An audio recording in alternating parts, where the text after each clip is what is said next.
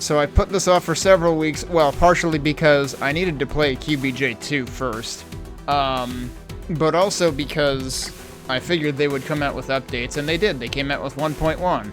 And then, surprisingly, they came out with 1.2 like a day before I was originally planning to play this, but then it turned out that 1.2 had some bugs in it. Like, the files were just in the wrong places or something. So they came out with 1.3 a few days later, and that's what we're going to be playing now, so... from my perspective, the waiting paid off. I will be playing this with native Linux Ironwail. There was exactly, I think, one pair of files that I have since renamed that somebody reported were not uppercase, lowercase consistently, that affected playing it in Linux, but other than that, sounds like it should be fine. So we're gonna go with this, and we're gonna see how it goes. Now, Quake Brutalist Jam 3 has panned out to be a much bigger deal than the first two jams. First of all, I'm pretty sure that this jam took place over a longer time span, because I'm pretty sure this was announced in like October or something, and it came out in January. Whereas I'm pretty sure the previous jams were like a month apiece or less. So I'm not exactly sure how that transpired in terms of whether it was expected to be that much longer to begin with, or whether it just kind of evolved into that. But the other thing is, whereas the first two jams are just your typical Quake packs that just use vanilla enemies and weapons, this is essentially a total conversion at this point. And I mean, like, to the point where you can download and install this in two different ways. I'm going to bring up the, this is qbj3.slipseer.com. You can download this in two ways. One is as a Quake mod if you already have retail Quake, and the other is standalone. You don't need retail Quake to play this. It literally replaces all of the assets. Hey, Aesopolis. Aesopolis, you've been playing around with mapping again, and I think you've been trying to use this as a basis for that, right? How has that been going? How hard has it been to get into? I don't know how much. It looked like when you were looking at stuff, it has it looks like Trench Broom has like a ton of built-in documentation for stuff or something, which seems pretty neat, actually. But yeah, so this is one of the most, not just the most ambitious Brutalist Jam for Quake ever. It's also, it turns out that this is basically one of the most ambitious Quake packs ever. Like, this could be the next big thing after Arcane Dimensions. I consider Alkaline to be kind of a big deal too, because it added some things to the mix. But neither of those were playable standalone on top of LibreQuake if you didn't have the id1 folder. If I recall correctly, anyway, I'm pretty sure you still needed the id1 folder for those. So this replaces all of the stock assets, pretty much. We're going to have new enemies, we're going to have new weapons. The balancing is going to be different because of that. I've skimmed comments here and there, so like I didn't want to get any super details on things, so I'll still be coming into this pretty fresh. I have rated a couple of QBJ3 streams, but I haven't paid too close attention to the enemies and weapons and stuff. One thing I found interesting, though, was I saw a comment that seemed to opine that the balancing of this feels like it comes closer to the Quake 2 side of things than the Quake 1 side of things, so I'm curious how that's going to pan out. Aesopolis says, Trench Broom is great, lots of videos and documentation. Yeah, I mean, I know Dump Truck has like a whole series, right? Robust community to help, getting back into it didn't take long, better tools now too. And I mean, you're even speaking from experience of just a few years ago, right? Whereas, like, the only time I ever tried opening an editor, a map editor for Quake was, like, 20 years ago? I don't know whether...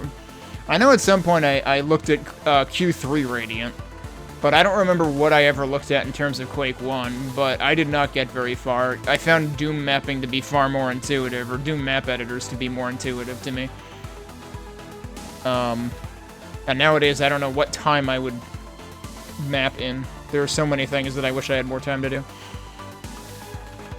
But yeah, so we've got this whole dedicated subdomain of Slipseer to download it from. Let's just confirm. Yeah, it's still 1.3. They haven't released another one. Hey, Zetabyte. After having completed the whole thing... You actually completed the whole thing? I assumed you were still doing it yesterday. I think I saw you streaming something Quake-related. You can say the difficulty balancing varies wildly. I know one time that I came to your stream, you pointed out to me that, like, the maps allegedly have difficulty ratings, but they're kind of a lie. Which, I can relate to having recently gotten back into DDR, or more specifically ITG. I downloaded the ITG packs of some of the old DDR sets.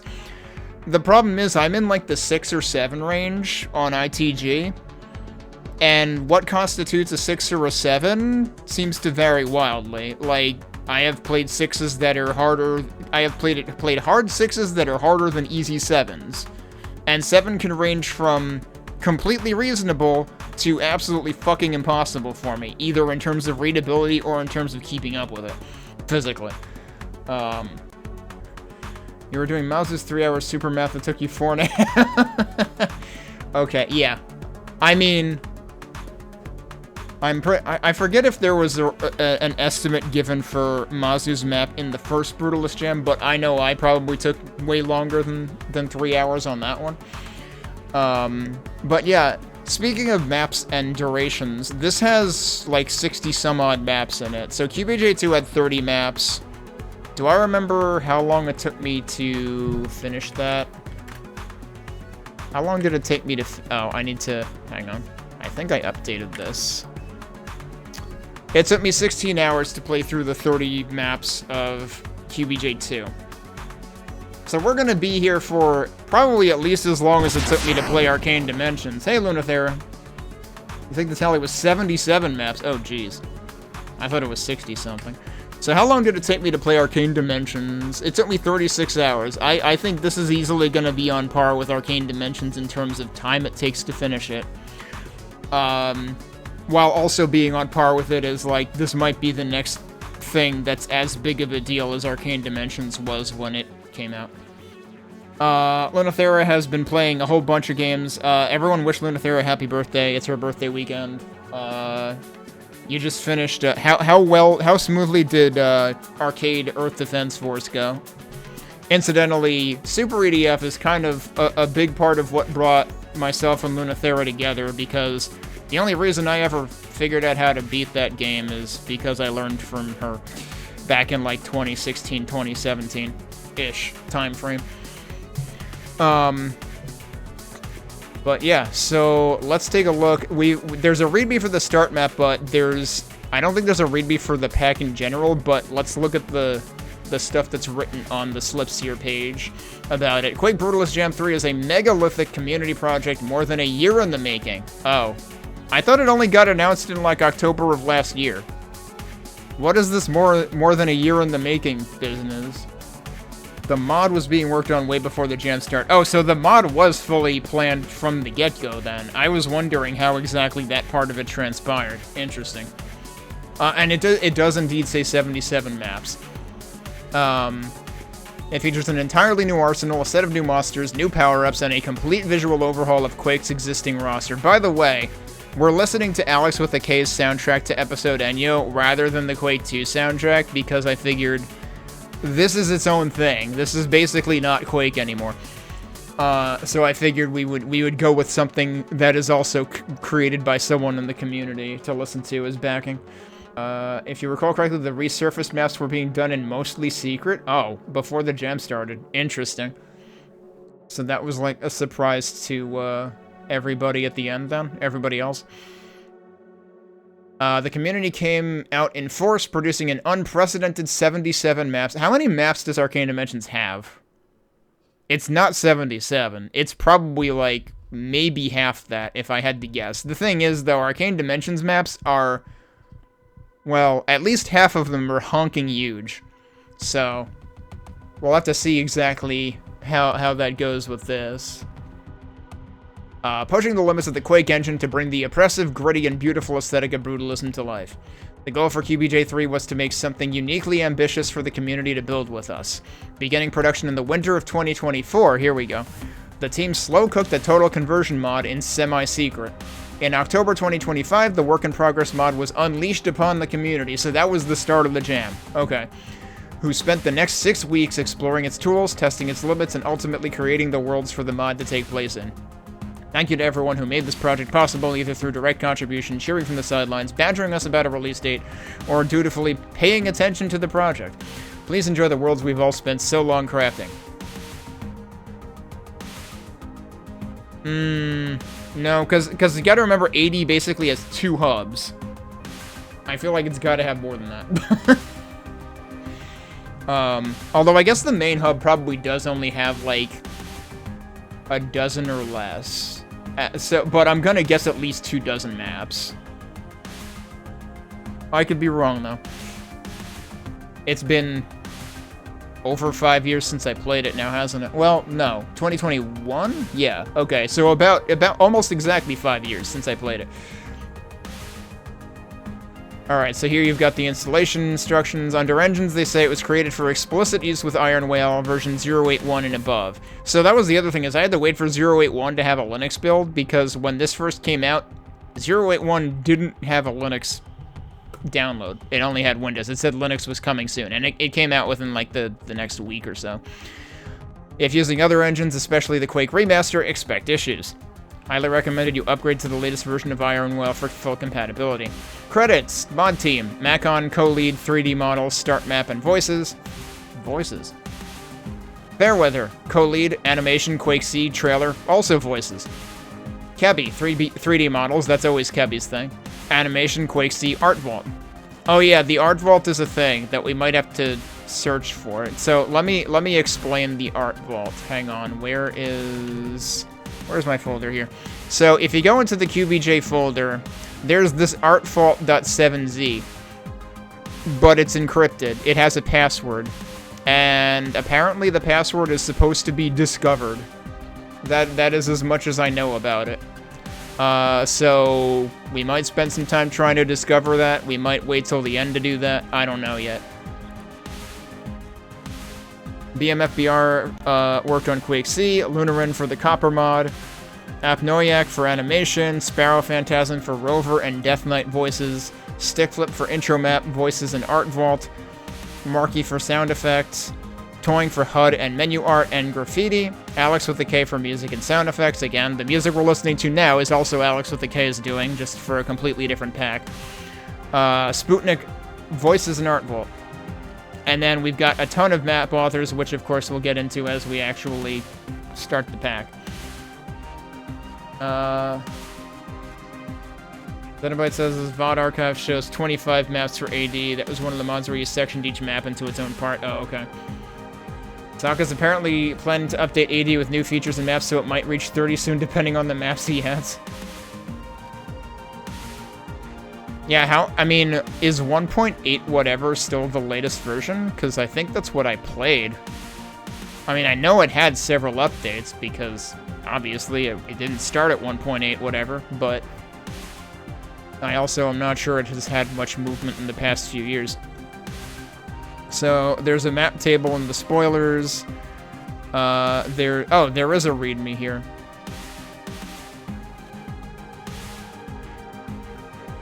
But it's basically what I already read up top. And then we've got some pictures, but let's actually jump into it. Or actually, let's look at the start map README first, I suppose. But I'll switch back to the game here, so I don't forget later.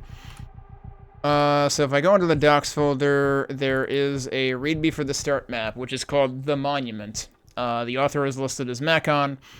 Description: the hub map for all 77 community map entries and an art piece.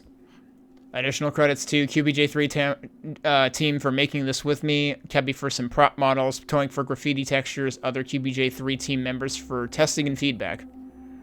Notes: my initial idea for this map was an oddly well-kept but empty earth scraper, inverted skyscraper, built into a desolate wasteland with miles of meat below the thin surface that was overtaking the interior. That kind of sounds like, whose map had the meat going on in QBJ2? Was that Draku's map? Am I remembering correctly? After getting over 70 map entries, that idea was no longer viable. I think you'll need more meat. So I went for more of a museum institution setting. Some of the meat is still present at the start and in a secret.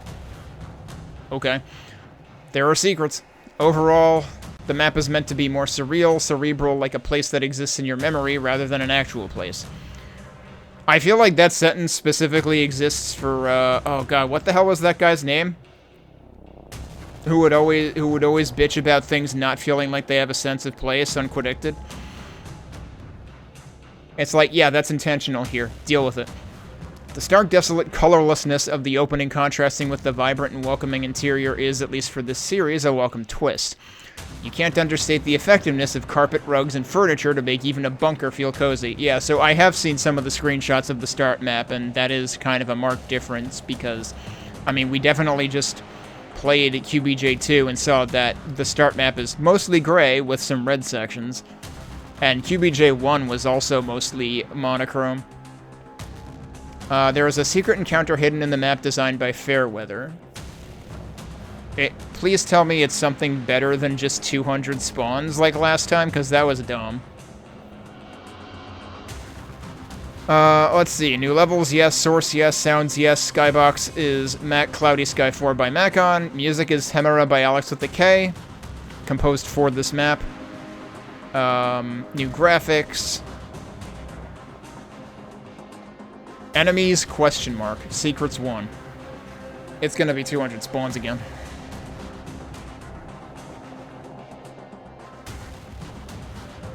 And that's about it for the readme, so let's jump into this.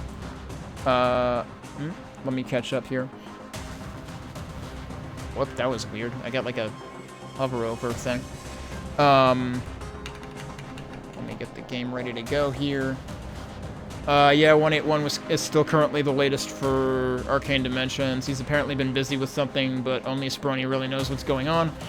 Only person I knew that regularly posted on QD and had some weird takes was... Yeah, Mike Taylor, that's what it was. I was thinking Mike Taylor was the name, and I was not sure if I was getting the name confused with someone else.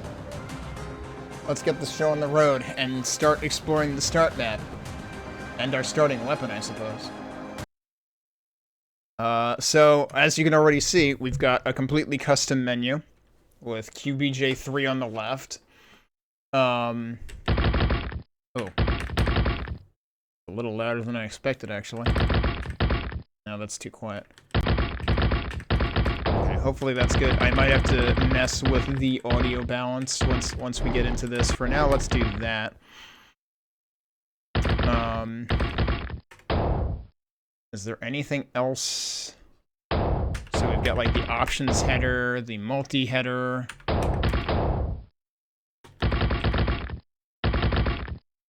You've got your levels menu. I'm just kind of checking out what the UI looks like. But this is what the start map is going to start with. Let me just finish looking at the menus. Oh, right. There's also this entire menu. There's a custom info menu, so let's look at that too, I guess. Welcome to Quake Brutalism Jam 3. Wait, is it Brutalism Jam 3 or is it Brutalist Jam 3? The site says Brutalist Jam 3, this says Brutalism Jam 3. Included is a full gameplay overhaul. Expect a new arsenal, new power-ups, new enemies, as well as refreshed visuals and mechanics for the familiar Quake cast. With over 70 community-made maps, getting to grips with everything new all at once can be overwhelming. Keep reading for an overview on what's new. Is that just background? No, there's actually like runes below that. So we've got our weapons. Skullcracker, heavy damage with knockback. That's a heck of a difference immediately from the axe. Stetchkin, fast infinite ammo and reload. So, let me just back out for a second. Notice that we have, like, I can't believe it's not Rise of the Triad bullet indicators at the bottom right of the HUD here. Actually, what does it look like in full screen? Oh, I have to go into the menu to actually switch it to full screen. But you can see that, like, the background of the HUD is different. The font is different. Where do I have to go? That's probably an interface. We've got classic and modern. Yeah, so modern just takes out the bars in the center and puts well, actually, it does keep the bar in the center for modern 1. That still has, like, the runes and the ammo and stuff. But I stick to classic. I like having everything in one place. You think it's the Malice pistol and how it functions, but not sure. Interesting. Malice I was never able to get to work because I was contemplating trying to play that, like, back when I started Better Quake Than Ever, because Malice is a very early, like, that was late 90s, right? That would have been an early installment in Quake's history in terms of things that were done with it. Alright, back to the info. KS-23 flak. Punchy ricocheting pellets. Ricocheting pellets? Okay, wait, and that literally says flak. It looks like a shotgun, but it's effectively a flak cannon, apparently. Twin nail guns, fire nails fast. Rebar cannon, rebar impalement. So that's your penetrator, or what was it called? That's not the right word, is it? It wasn't the perforator, right? I'm thinking of another game. I'm getting like Fear and Quake confused in terms of what the super nail gun was called originally. RG6 classic grenade launcher, MMML 8 rockets for the price of 4. Okay. Invoker, garbled stuff. And then we've got hostiles. Trench Knights, otherworldly enforcers dispatched to pursue targets of interest across dimensions. They manifest in 3 forms, armed with pistols, shotguns, or rocket launchers. Oh, yeah, so we've got rocket launcher grunts again, basically. Amalgam, not to be confused with Amalgam, which I was playing several months ago. A screaming nightmare of concrete, metal, and biomass. Vomits rebar caltrops at you. Holy crap, really? Which linger for a while. Shalkin, horrifying Shalrath offspring, sprinting at you relentlessly. Has a living bomb oh, God. Yep. It wouldn't be a Quake community mod if it didn't basically have Serious Sam Kamikazes in it. I've played Dwell v2. I know that's a thing that exists. Items. Vampirism, a powerful relic from realms unseen. Drains the life force of slain foes, replenishing your own. You get lifesteal. Okay, neat. I bet we'll have to capitalize on that in some fights. And Berserk, which I'm pretty sure... Zettabyte, I know I saw this when you were playing. Were you saying we probably saw this in Dwell or something, too? Fills you with frothing fury, driving you to disintegrate enemies with a single strike of your fists. Because, like, the icon for it felt very familiar when I saw it briefly when Zettabyte was playing. Alright, so that's your info screens. Let's actually start. I'll start the timer, and we'll start looking around. Yeah, I don't think... It didn't actually give you, like, fists as a weapon in Dwell, right? I feel like I would have remembered that. So yeah, sure enough, there's one secret. Right now it says kill 0 of 0, but the readme said question marks, so... And I know what QBJ2 did. QBJ2 knows what it did. Just have a look around the outskirts first.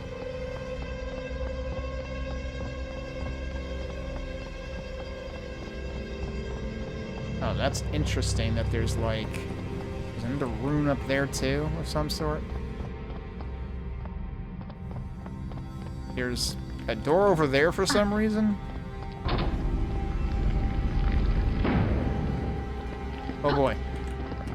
I guess you could... Nah, that's already pretty inset, though. I think that door is kind of just for show and would just kind of go all the way through. Be very, very quiet. So yeah, how would we get up there? Oh, we've got different character noises too. Do we know who voiced the character specifically? Because there were a few voice credits. Oh wait, can I just go up there this one? Yeah, look at that. Turns out that's actually easy to do. Like very different melee noises. Now, alright, here's the thing. Is there a binding to reload? Or do you have to run the gun out to make it reload? Because that would be extremely annoying. So that was one thing I was wondering.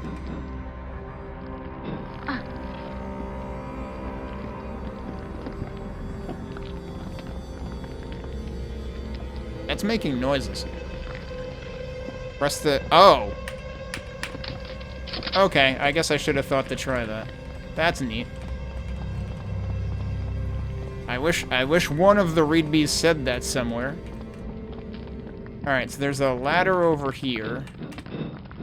But is climbing down possible? Oh, it actually is. Look at that. Usually climbing down is impossible. Well, never mind. Well, we're here now. Are we sure this isn't the Liminal Spaces Jam?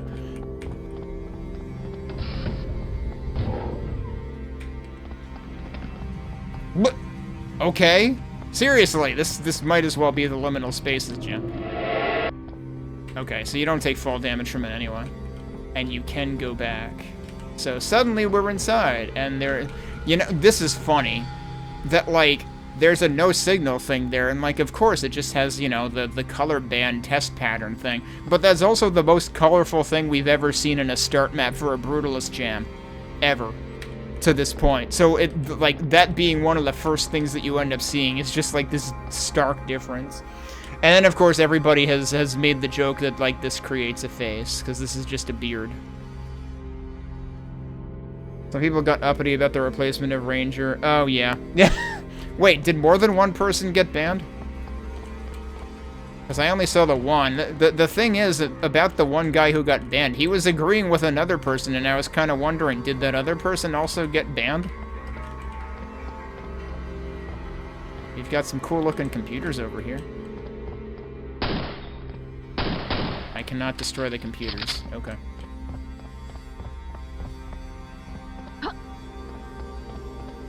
Oh, and these are the difficulty levels. Okay. Yep, it says it up there. Easy, normal, and hard.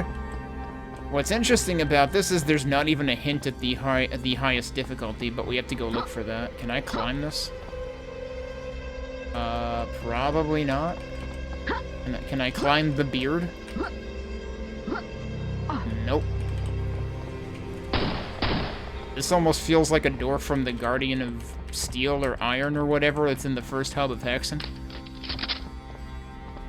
This evokes feelings of, like, fear or, Beyond Sunset or various other games that would have gates like that. Alright, well, let's go through and we'll see if we can figure out the secrets of the start map. We might be here for a while.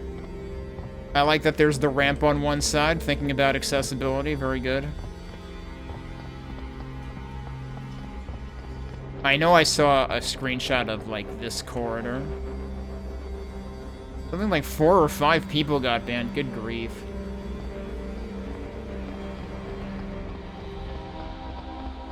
Yeah, I only saw the clear... Like, there's an annotation on one of them about them getting banned, so that was the only one that I knew happened. Can I jump up here? Okay, but I can't fit through the windows. Yeah. That was what I know I asked you to clue me in on, and I did go and try to see if I could piece it together on the forum, and I kind of saw what happened there too, and like, yeah, that's unfortunate. So I will probably be skipping that level on principle.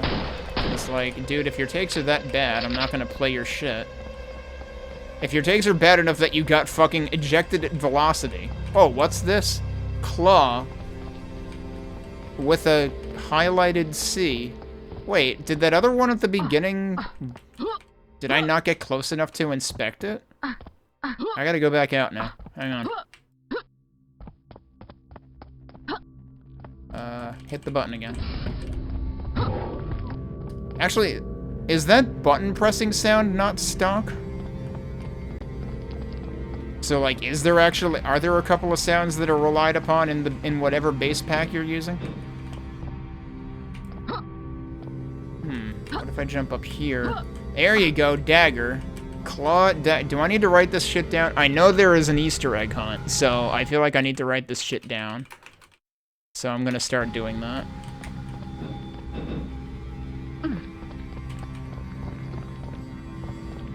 Alright, you know what?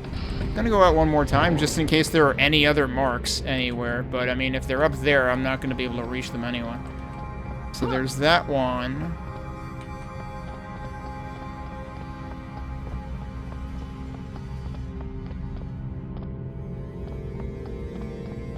Unless there were any on the outskirts, that's...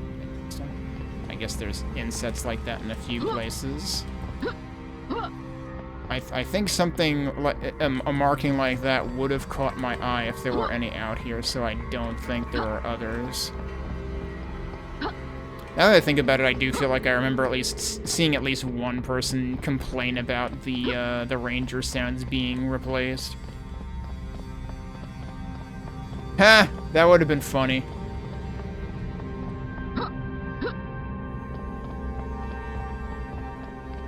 Yeah, I mean, you know, I would... I think I asked in your chat when we were talking about it of, like... I forget if I was... You might have been in my chat when we were talking about it. It was when I was playing QBJ2 or something else. I think I asked, like, is there a plan to, like, delete the map from the pack? But it sounds like no. But yeah, doing something like that at least would have been justified. Alright, well, we just gotta keep our eyes peeled for more stuff like that. So I've just been going down the sides, but, like, that's... This is the main event right here. This is actually really great, because, like, I know I've seen Macon post, like, sort of sample maps showing off, like, how his textures can be used and stuff, and, like, I always think to myself, like, I would like to actually be able to, like, explore that map. Like, just let me walk around that map. And this feels like one of the most notable times where we're actually able to do that. What do these say? If you're having a bad experience with a map, type "go home" in the console to return here. Okay. Is that basically like an alias for change level or something? Welcome to Quake Brutalist Jam 3. Left QBJ resurfaced, right new faces, forward main gallery. So I might save the left side for last. Completing a map will turn the portal black to make keeping track easier. Which, to be fair, QBJ2 also did that. I think 1 might not have done that. Yeah, that was the guy that I saw id0 reacting to begin with. He was getting people's packs put on Quaddicted without their permission. Are you serious?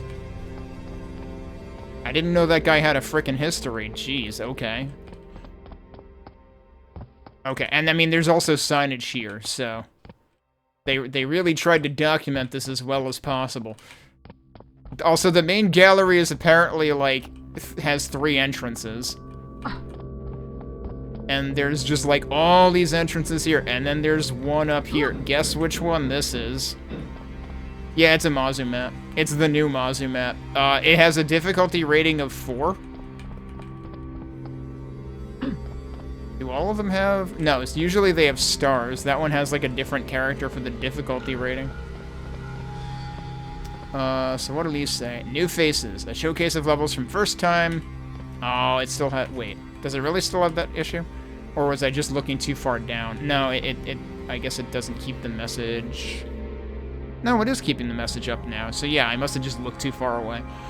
I was just trying to get it to a point where I could read it against the background. A showcase of levels from first-time Quake mappers and new community members. Actually, I could have sworn that this has an option to make that easier to see.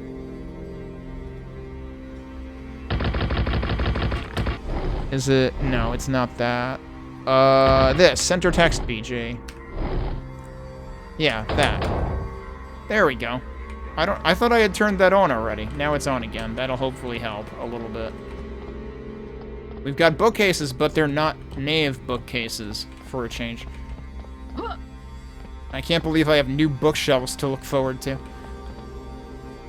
To be honest, Mazu's map... Yeah, I was gonna say, like, I usually find Mazu's maps to be fine on normal difficulty. Hey, Newhouse. Did you miss some drama?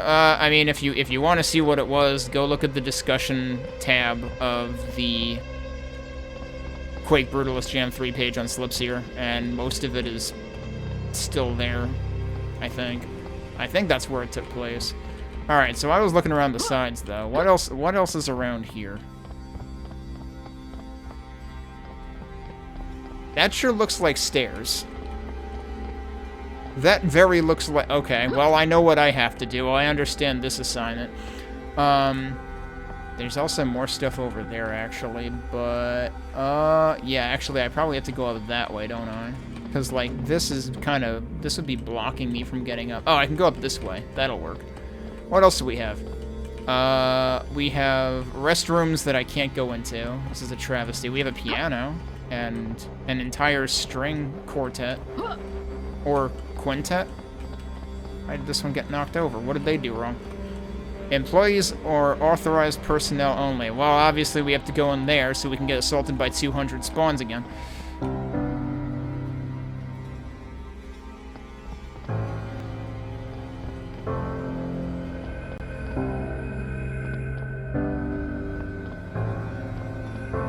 I can't believe they implemented a 4-chord song.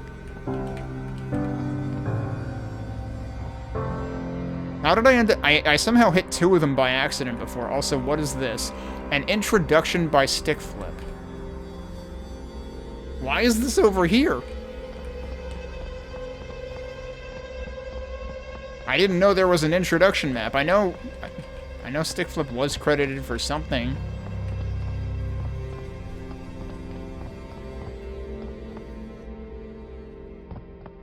They left like 90% of it up and added extra "this user has been banned" edits as an example. No, only some of it was because of that new house, but in general, yeah, stupid toxic bullshit that shouldn't be tolerated and was not tolerated. And honestly, that's kind of the sort of thing that restores my faith in the Quake community, because, like, again, I'll make no bones about I got the hell out of the Quake mapping Discord because I was sick and tired of dumb fucking elitists having shit takes there. And that incidentally includes Stickflip. Who tried to make out a comment I made about accessibility as me trying to start a debate. I'm like, I'm not starting a debate, I'm stating fact. I'm sorry you don't agree with that. That sounds like a personal problem that you should fucking work on. And that's basically... That wasn't the first elitist bastard that I saw in the Quake mapping Discord, but it was the straw that broke the camel's back. I'm like, well, if he's a mod, and he's fucking mouthing off to me as if I'm trying to start trouble when I'm really not, then I'm just gonna leave because I have no horse in this race. I don't actually make maps.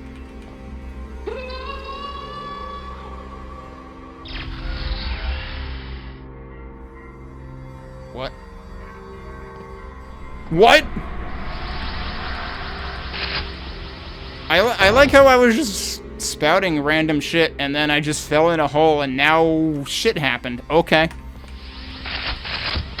Well, surprise, here are your weapons. Oh hey, it's basically a vor. And basically scrags.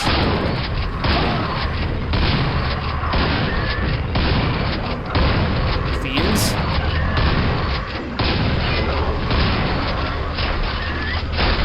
Okay, so this is your perforator thing.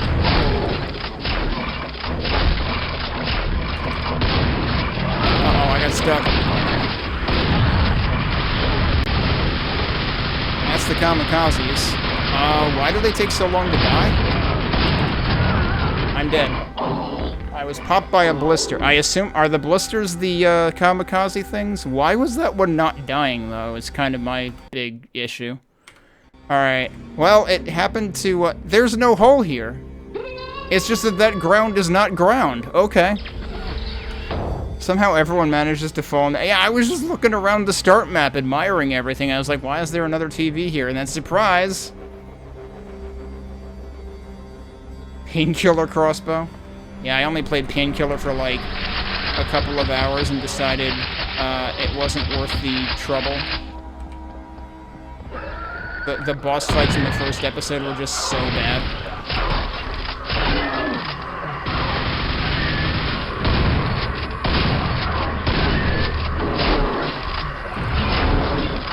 I gotta get used to the trajectory on this thing. Also, this can pierce, can't it?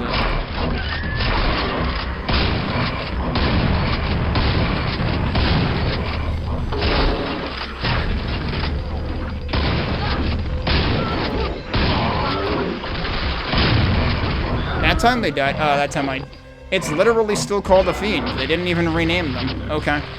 So I'm honestly wondering, like, I'm hearing a lot of sounds that sound like vanilla Quake sounds, so, like, does it actually still inherit a lot of the sounds from either id1 or LibreQuake, whichever one you're using? On the bright side, this isn't Oops All Spawns. It sure is still kicking my butt, though. I need to try the grenade launcher. Oh boy, the trajectory of this is different, too.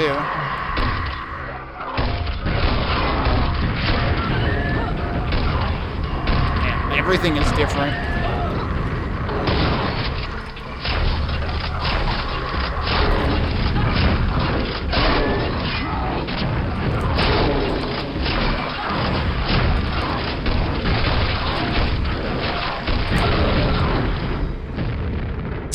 I got hit by a Vorball, didn't I? It's hard for me to keep track of everything here.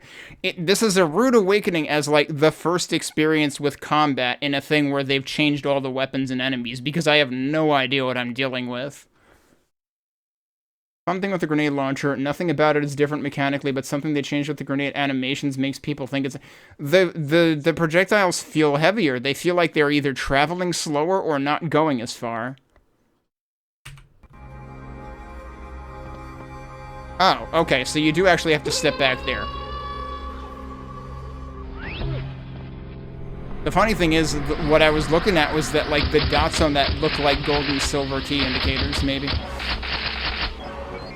Oh, I just wasted health, dude. I didn't realize there were, like, multiple mega healths until now. Yeah, those things have, like, twice as... Actually, no. Wars do normally take 4 grenades, so that is normal.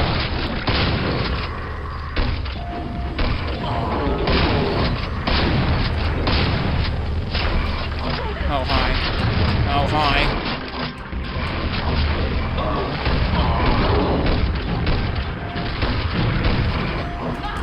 I got hit by... I got stuck on a railing.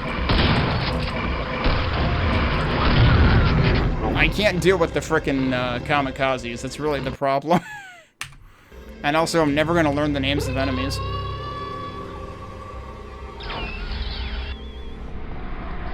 Alright, pay attention to the pickups this time. And don't pick up the other mega health yet. I guess it's just like the way that the grenade turns and the animation is different. Makes it look like a lazier toss of some sort.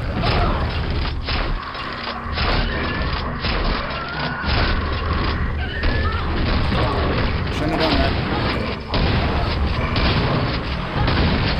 I cannot deal with those.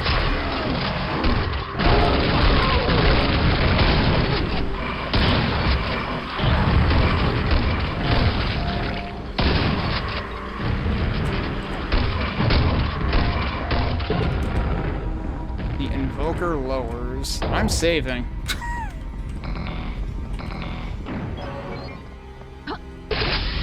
Infinite power.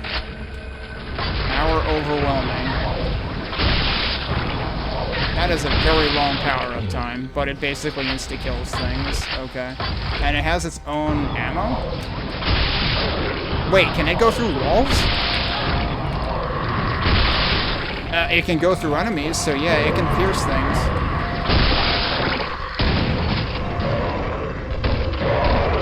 Where are these guys?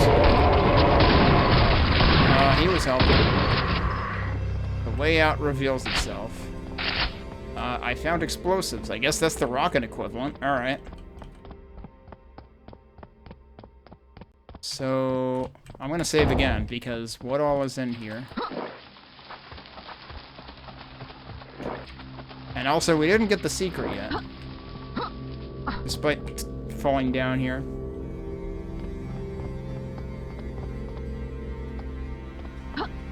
So that's the way out.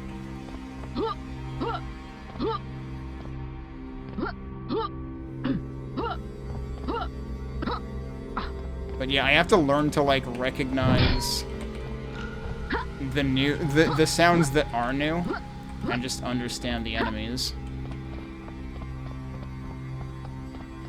Yeah, like, it feels like almost like a railgun, except that it does not have a railgun trajectory. It has an arc, which makes it much harder to use than a railgun.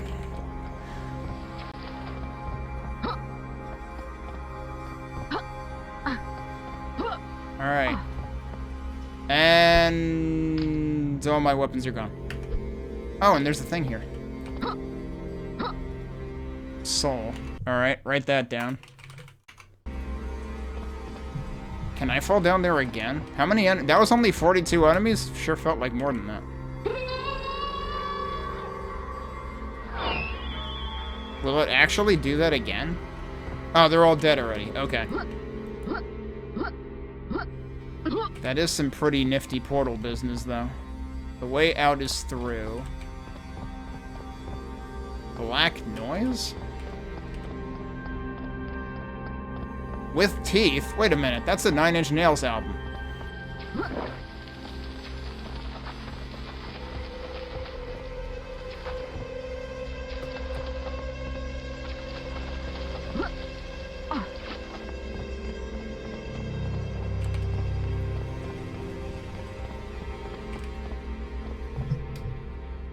Yeah, it's like, it kind of feels BFG-esque, but it's not a BFG, for sure. Oh, I didn't even mean to do that. Well, we're doing it again. Well, it took away the weapons now, so I can't get a better sense. Because, like, the problem with doing that, like, in the start map first thing is, like, I didn't really have a chance to acclimate to the weapons. Alright, well, we found the credits room. Oh, here's your graffiti. Sputnik, Plasma Trench Knight voice, and Art Vault. So this gets more specific about the voices. This is Alex with a K. And of course it says Hachama up there. Music and sound effects. Marky on sound effects. Toying on HUD and menu art and graffiti. Kebby, 3D models, animation, and Quake C, and Art Vault. Macon, co-lead 3D models, start map, Trench Knight voices. Almost died. What? Here's Fairweather. Yeah, I knew that without reading it. Co-lead animation in Quake C, trailer and Chalkin Blister voice. BMFBR on Quake C. Onoren for the Copper mod. Copper for life. Apnoiac on animation. Sparrow Phantasm for Rover and Death Knight voices. Stickflip for intro map, Grenadier voice, and Art Vault. Flip it. And that was the full set, right? Yeah, okay. What is this? Ah, this is QBJ3. And this is structured a lot like the other galleries, except without the moss or foliage or whatever. We found the sigil in there. I was kind of looking to see if there were any others in here, but it doesn't look like it. So, again, that fight did not count as the secret. But then again, there's something I know I need to check upstairs.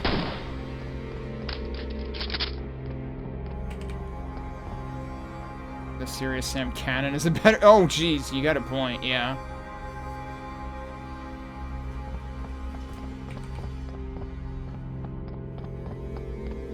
So, I guess we should play the intro level, but I'm not done exploring the start map yet. I need to do that before I forget. So let's go over here. Because, I mean, these even function as stairs. They're very obvious stairs. The ones over here caught my eye already.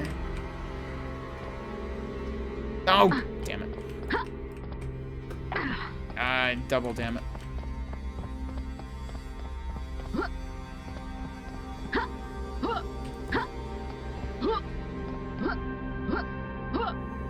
assume that this side... Does this side actually go... I need to check if it's, like, symmetrical at some point. Because that doesn't seem symmetrical.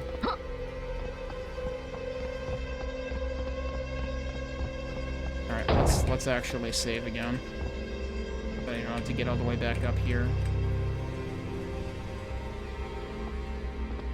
Alright, this is what I saw before. Where is this going? Or am I supposed to go across even? Oh, apparently I can just clip my head through that, so that's fine. Oh. That gets us up here.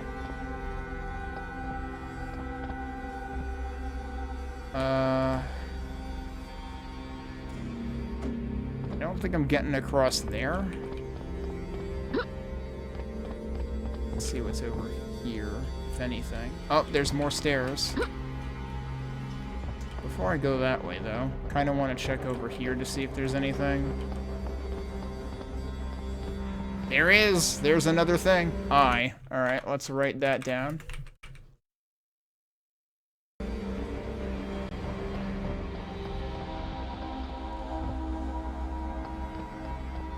Intro map is mostly aimed at mappers who would want to make something using the jam's features. Oh, well, I mean, which is now in its own separate dev kit, but it does showcase the arsenal and enemies, so it's kind of handy. I was gonna say, it almost makes it sound like sort of the tech demo maps in Serious Sam, TFE, and TSE. You found a bucket. Oh, well, we know what we have to do.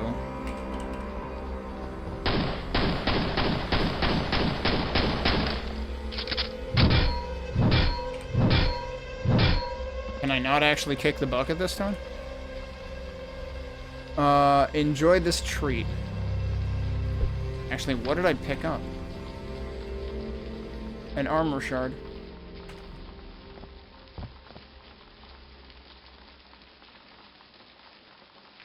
That just drops me back to the gallery, doesn't it?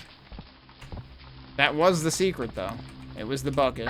So we found the bucket, we found the, Oh, and this is the other hallway, isn't it? Okay, which I hadn't been in. Which actually just overlooks one of the map wings. That's... Wait, there's two claws. Right? This isn't where I saw that before, I don't think. I guess I'm writing that down, too. I don't think I was in here before.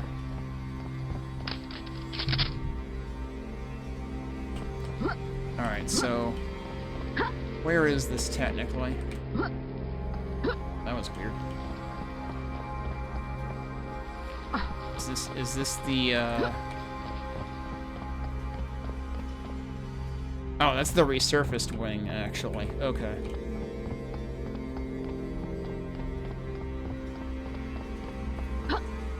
Actually say anything if we look at it? Nope, not really.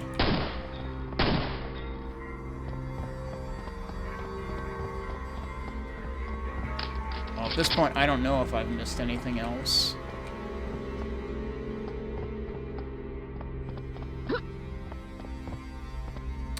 Wait, I didn't go in here yet, did I? So we still have to do this.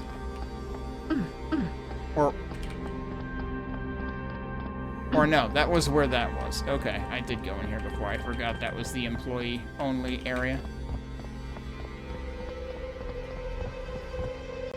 Can I interact with these?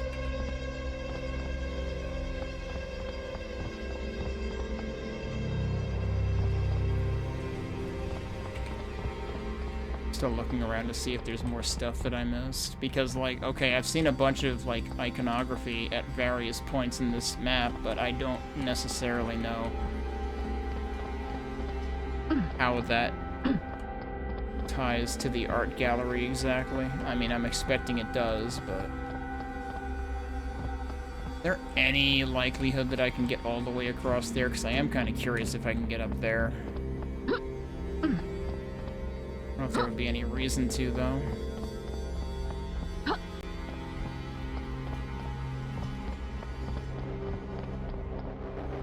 Doubt they would hide more glyphs in here. Oh, that's neat.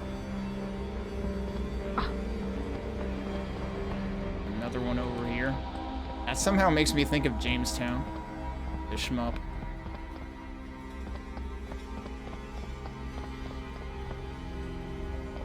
Was I up there before?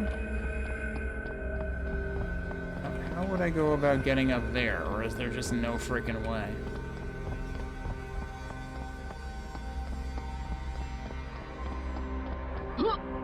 Or was that this? That was this, okay.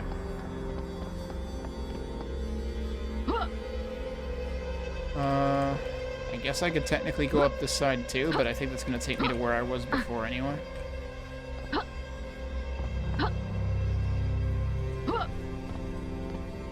think this should be where that other glyph was.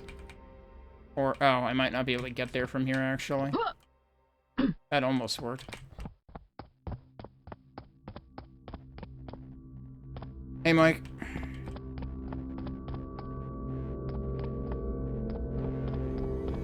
I don't know, we might have to come back to what exactly the glyphs mean. Let's check out the intro map. Hey, Dead Camper.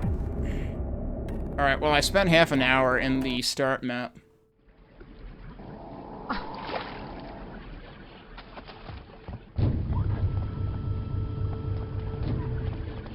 Okay, now since, you know, as Zettabyte said, this is an intro map intended to kind of demonstrate the features of the mod.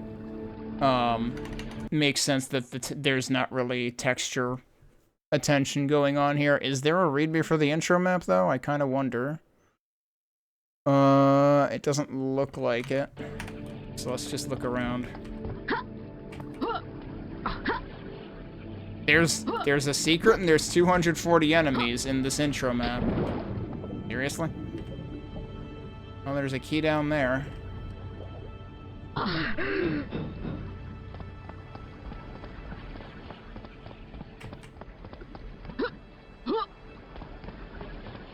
Oh, okay, we have text.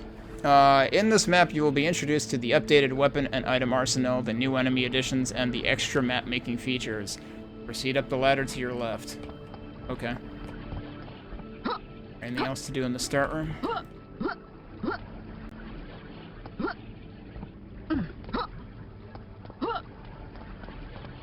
Ladders. Ladder triggers can be ascended by looking upward while moving forward, by jumping, or by holding your swim up key. Step on the red circle and jump to enter the wind tunnel. Okay.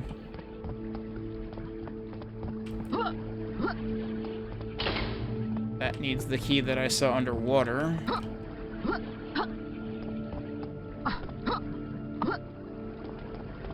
That needs a gold key.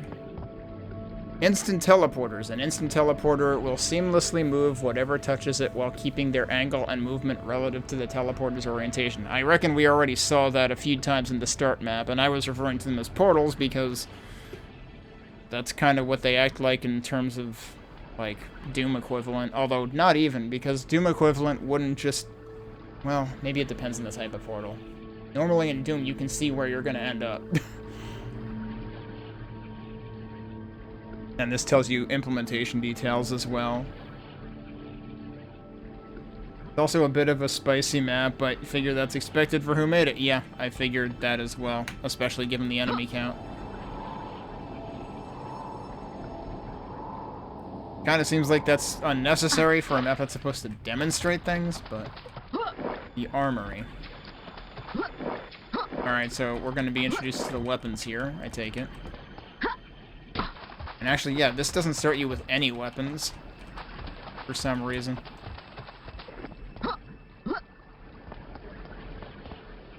Here you will learn about the new QBJ3 weapon arsenal and armor system. In each range, a terminal will detail important info about its respective weapon. Take down each target to progress. Range 1 unlocked. I mean, geez, there's like full-blown progression intended and everything. Alright, there's your Skullcracker. Aim here. Range 2 unlocked. Okay, so this has like a wide range on it, and also as soon as they gave me that weapon, they took it away as soon as I hit things with it. Skullcracker, a heavy-duty pipe wrench that lives up to its name. Dealing 60 damage per swing, it also features a small amount of knockback and can hit 2 enemies at once. That's a really friggin' hard font to read. Stechkin Pistol, a reliable and highly accurate sidearm that deals 20 damage per shot. It features infinite ammunition, but must be reloaded after emptying the 10-round mag. A premature reload can be... Okay, here's your documentation. This is what I was looking for. A premature reload can be performed by pressing the equip key whilst already equipped with the weapon. And obviously I should have played this map before I stumbled into the terrible area in the start map.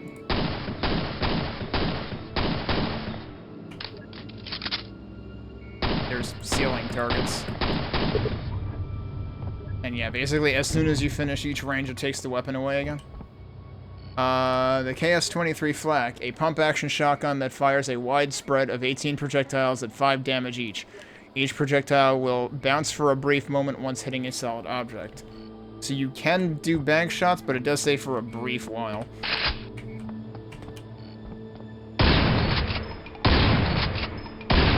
Oh, and they're making me do bank shots to hit these guys. Kinda hard to get the proper depth perception for that. Alright, this is the twin nail guns, a pair of fully automatic handheld industrial nail guns. This is the classic copper nail gun with a slightly faster fire rate. Yeah, I was thinking that this is probably not that different from Weapon 4 in copper. Which, like, copper did already make the nail gun faster, if I recall correctly. I mean, it certainly made the travel speed faster. Range 5 unlocked upstairs. Good of them to say upstairs, specifically. Does this also explain... Does that seriously say shards, but it wrapped to a second line for some reason? Oh, no. That's a 5. That's not an S. This font really could have been better thought out, because if you're trying to relay information with this font, try again. So it's light armor, which is plus 20. I also like that, like, they changed how it's relayed in the messages. Like, that's not the way that it used to be relayed, right?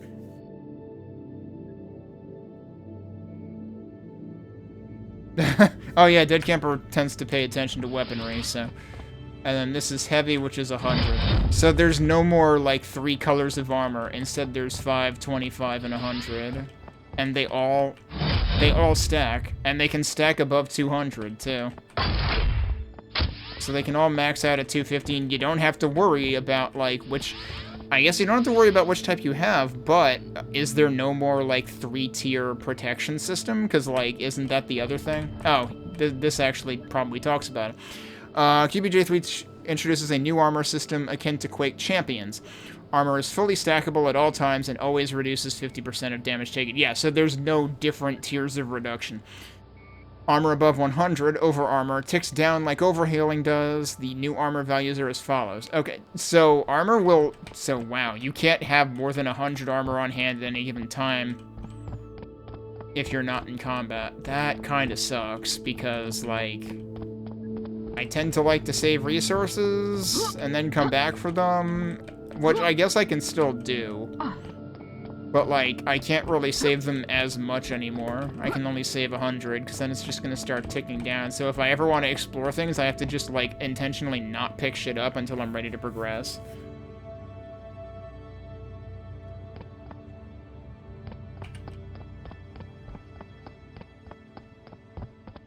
It did say to go upstairs. This is the rebar cannon, an industrial crossbow that fires a large rebar bolt.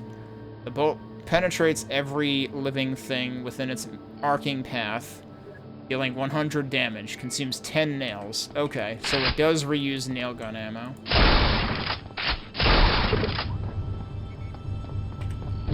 Next is the grenade launcher. The RG6 grenade launcher, a large revolver-style grenade launcher. This functions exactly like the default Quake grenade launcher. They even say it here to put that out of your head. It's definitely, it's the animating flip. The fact that it flips very slowly in the air just, like, gives this weird, like, hang time illusion. Oh, I gotta arc it higher. That still missed. What am I aiming for? Alright, we got it. We've got the multi-mini missile launcher, an octo-barrel miniature rocket launcher. It fires a barrage of 8 small rockets at a time, each dealing 55 damage, consumes 4 rockets. To Zettabyte's point, he was saying it's more like 4. It's the enemy territory Thompson effect, where they changed an aesthetic part of the gun and it makes it seem functionally different. So I didn't actually get to see this in that one secret, but not technically secret, right? Okay. Good luck trying to, like, make this... Like, basically I should only be using this when I know I want to hit a bunch of shit at once. And then this is the Invoker. The Invoker, an arcane crystal from a faraway world. I mean, like, the way that the weapon model for this works makes you think of, like, the Soul Sphere from Doom 3 or something, but that's not what it is. Taking 1.4 seconds to charge up, it unleashes 9 devastating beams in a 3x3 pattern that deal 666 damage each to anything unfortunate enough to be caught inside. After firing, it has a 0.7 second cooldown before you're able to fire again. So in other words, 2.1 seconds between firing. Yeah, it just obliterated everything. And then fragments are the ammunition for it. Actually, yeah, let's look at all the ammunition types. Yeah, so explosives are for both the rocket launcher and grenade launcher. That much is... Yeah, so, like, the shared ammo is still functions the way that it did before. The MMML is fascinating. It is both absurd and completely fine at the same time. I mean, I feel like it's gonna tear through ammo quickly. And I don't know how ammo drops are gonna be balanced in this. You know, like the way that copper halves the amount of ammo that ogres drop and stuff.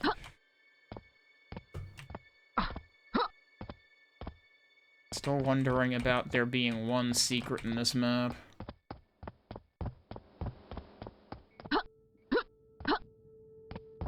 Alright, I should probably save because we're probably about to have a bad time. Although that might not happen until we get to the next area.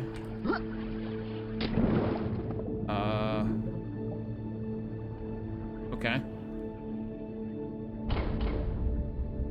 Hypnotic rotators. Rotators from Scourge of Armagon. Consult the FGD descriptions on each entity, blah, blah, blah, for in-depth explanations on how to properly set up a rotator. I assume there's nothing else in here. Okay, that was how I fell in. Okay, so the problem was I had no sense of direction because there's no texturing in there. I wasn't even... I was wondering if I went through another one of those freaking, like, insta-teleporters. Alright, so we know the weapons. Now it's time to learn the enemies, I guess.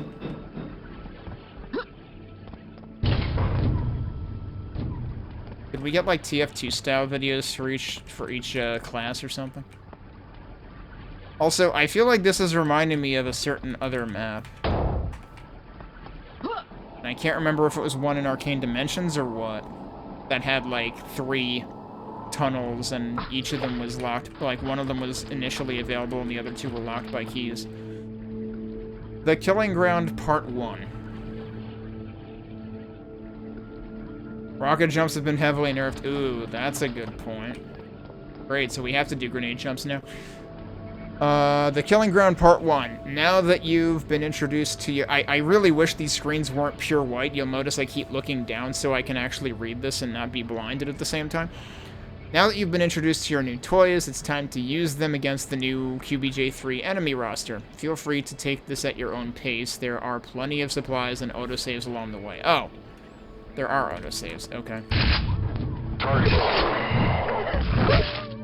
Oh, and they actually introduced the enemies, too. Shotgun Trench Knight and Trench Hound.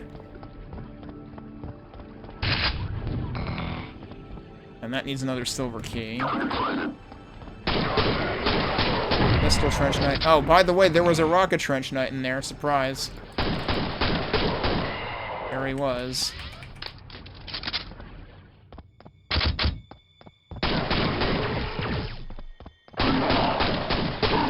Plasma Trench Knight. I'm still not going to remember these guys' names, but I really, really appreciate that it is actually telling me their names the first time that I kill them. That's pretty cool.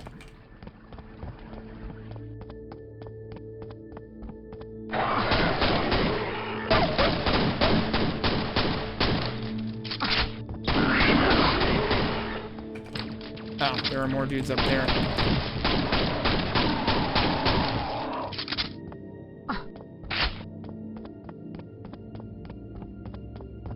That's the nail guns up there. But we're going down there first, I suppose.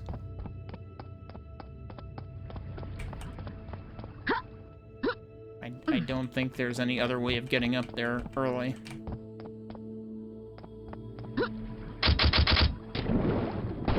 Hey, it's fish. Flesh worm. It's not a fish. They still make fish noises, though. These are kind of aggressive. They are certainly more threatening than rotfish.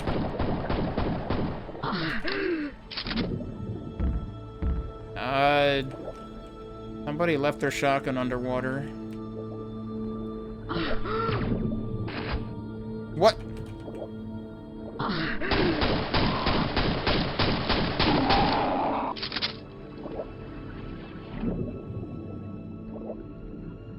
Yeah, the pistol is very distinct from the starting shotgun in Quake, that's for sure. That's shells, I suppose. Alright.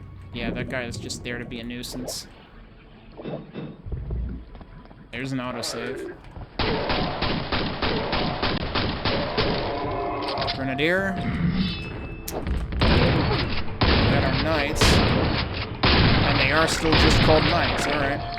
Got our ogre, which is the grenadier.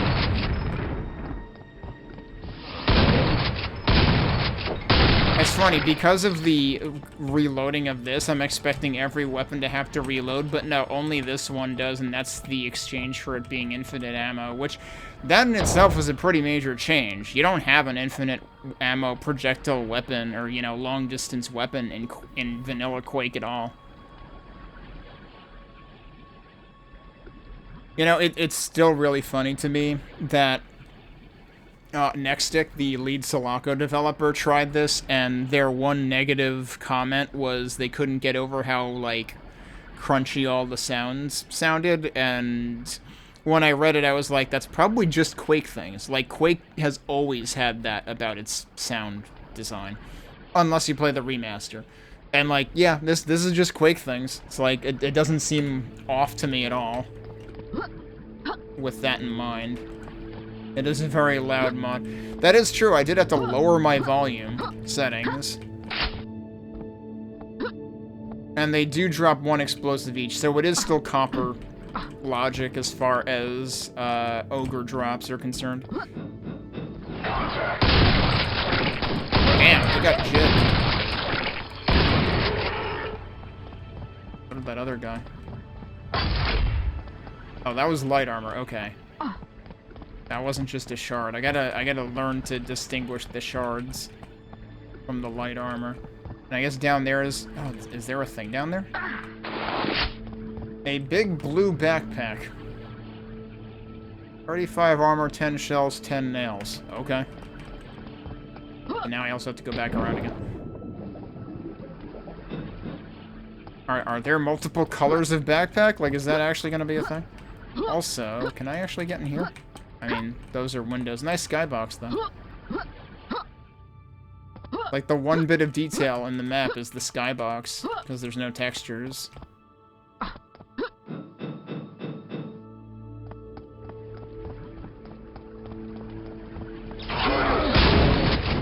was that jump about? Champion?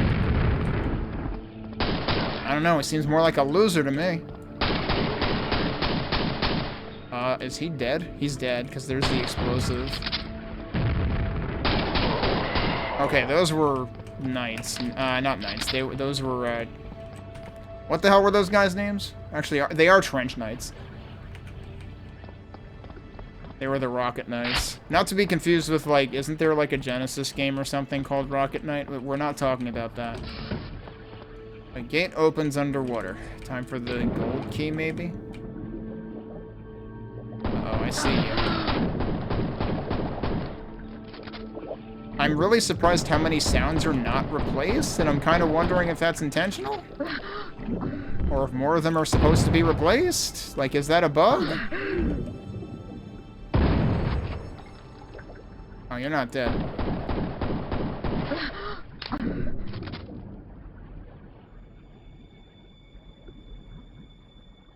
Like, should I throw this into Windows Ironwail just to see if it makes more of a difference?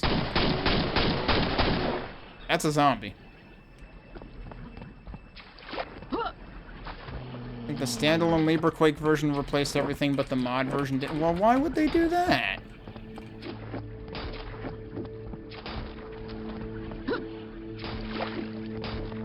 Their projectile sounds seem different, but their wake up and death sounds are not.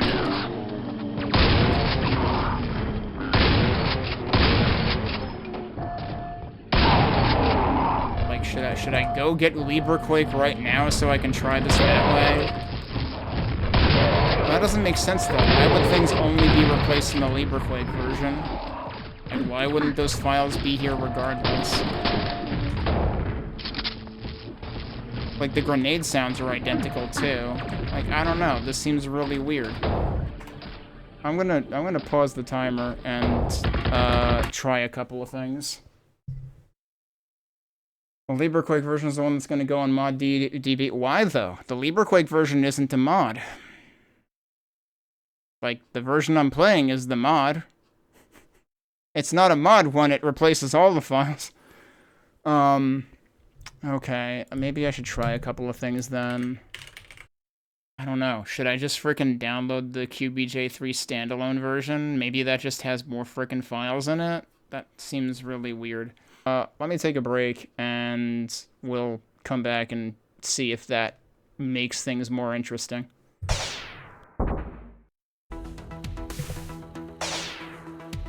Alright, we're back. Let's try this with the standalone version, which it turns out includes both Windows and Linux executables, so I might actually be in business. I've applied the same renames that I did for the mod version of 1.3 to one set of map files. It's specifically the syn maps. Map files, these two. They have a lowercase y to start off with, and somebody said to change it to an uppercase y. But okay, there's a Linux executable here. Let's see if this works. Oh, I'm gonna have to bring over my save file from this, though. Okay. Now the question is, are the sounds different at all? Yeah! Those are different sounds. I don't know if they're actually just stock LibreQuake sounds, but they're different sounds. So, alright, let's play with this then. It's still Ironwail, so it'll still feel exactly the same. Alright, let's resume the timer. After that, like, it feels like I spent half an hour just trying to get this to work the way I wanted it to, but... Alright, can I get an explosive weapon, though?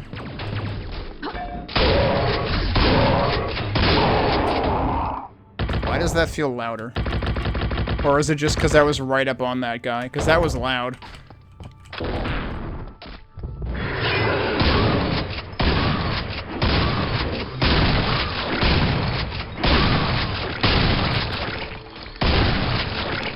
Man, you really do splatter a lot of dudes. Wait, did we get the name of the, Yeah, see, now that I reloaded, I lose all the names of the enemies that we got so far. Did we get the name of the Death Knight equivalent yet, though? Because I didn't remember shooting one of those before.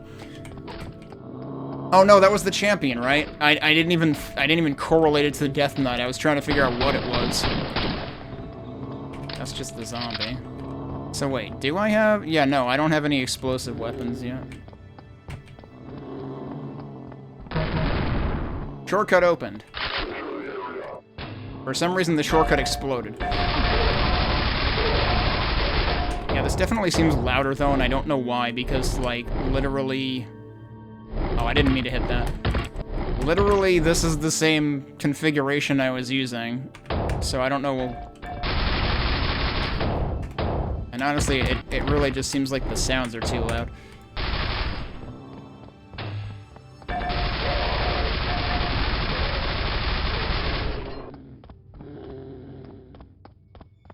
Was there a weapon near the zombies? Let me go look again. That would make a lot of sense.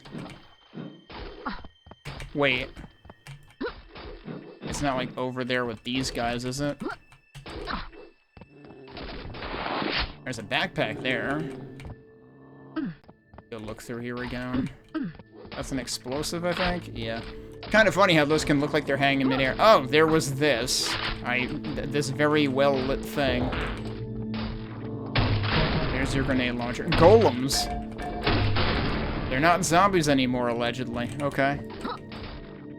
Yeah, I don't understand why those sounds wouldn't be replaced.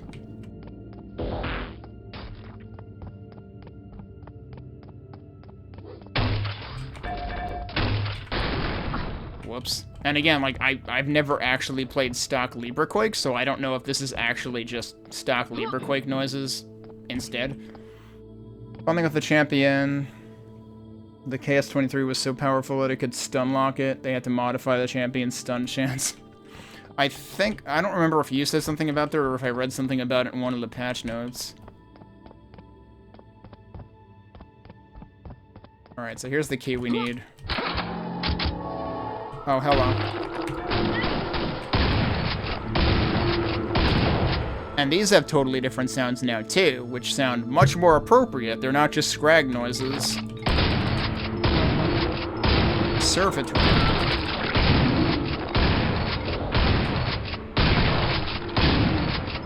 It's so weird to me that, like, why don't you get these sounds when you use the frickin', like, wouldn't you want both versions to give you all the sounds?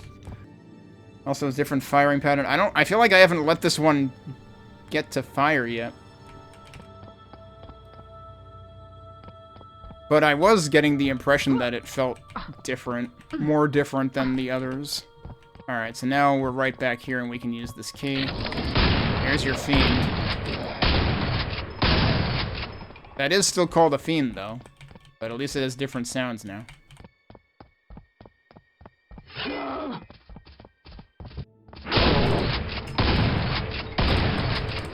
Oh, okay, yeah. Look at that. That's a much finer spray than the original Death Knight.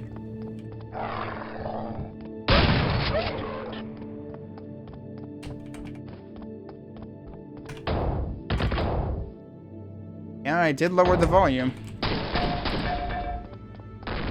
Oh yeah, there's different grenade sounds now, too.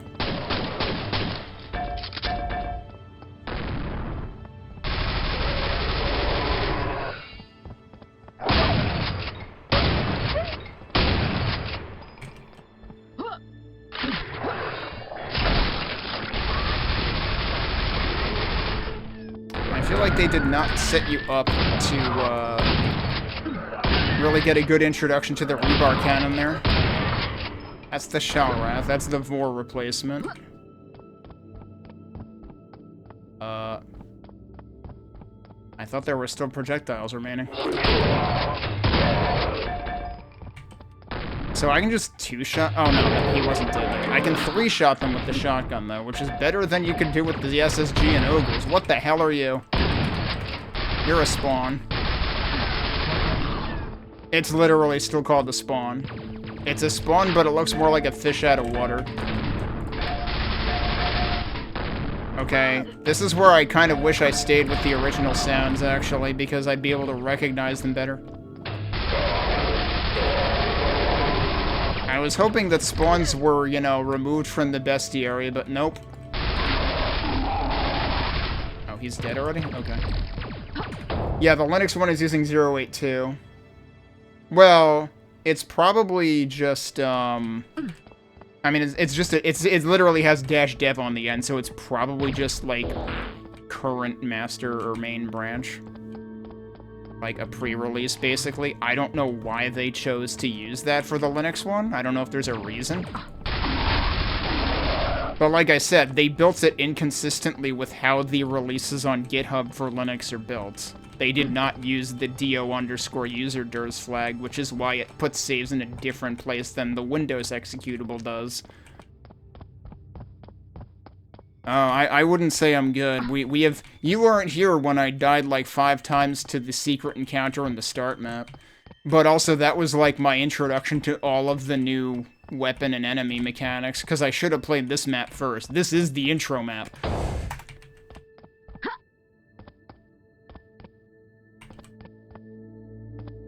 Spawns in Quake are the little blue blob things that bounce around like crazy and explode when they die. Episode 4 exclusive in the original game.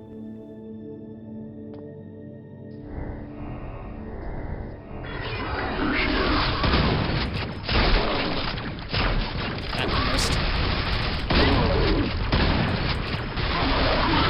Oh, we've got... Yep. That was the Ballister Shalkin, is that a K or an H? That's an H. The Ballister Shalkin, which is the, basically the kamikaze. I need health. Oh good, there's health. I need armor, too.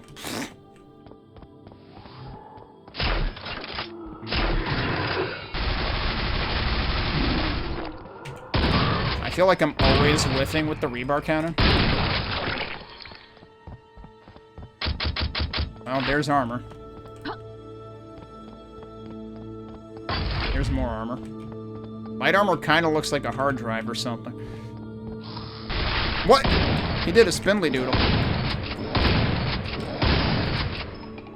Yeah, honestly, I might be inclined to go back to the Quake sound effects because, like, fiends need to be audible when they lunge at you because they have a tendency to insta-kill you, at least in vanilla. I have a feeling they still do a ton of damage here, too. And the fiend launch noise in this is way quieter.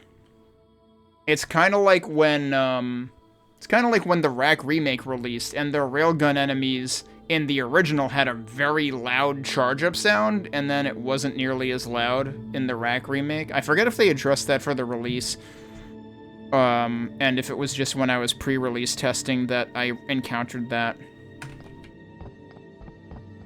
Which, speaking of Marky did the sound design for the Rack remake as well, Rack Reclamation. Alright, what's this switch do? It spawns more dudes.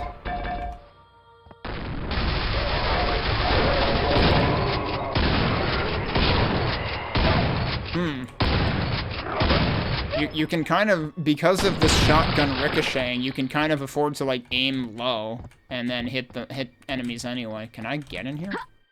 No. Wait, from this side, maybe? No, definitely not.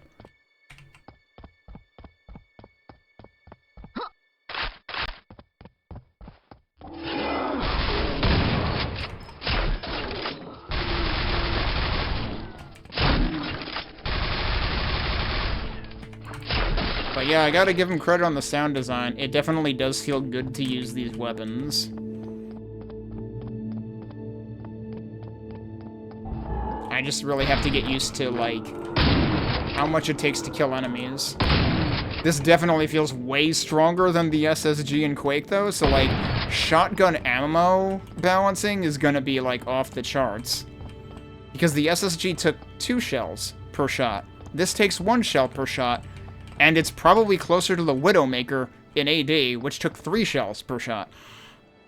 As far as you're aware, the Ballister Shalkin is basically a reskinned Dwell Kamikaze. I was wondering if it was essentially that. On one hand, you're glad we got a serious Sam Kamikaze in a mod that actually has a dev kit. On the other, you still think they're a bit too fast. The other thing is, like, these things, like, the same issue that I raised with the fiend sound being quieter in this version, I have that issue with the Shalkins, because, like, Kamikazes and Serious Sam and Dwell are pretty clear, like, pretty evident when there's one approaching you. These guys, I don't know their sound cue yet. The silver key has been freed. Ow. I just tripped over a grenade.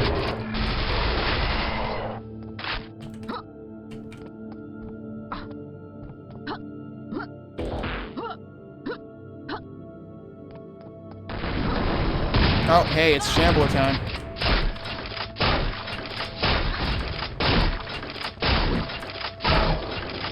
He's still called the Shambler. Okay. He looks very curvy, kind of like the remaster's Shambler.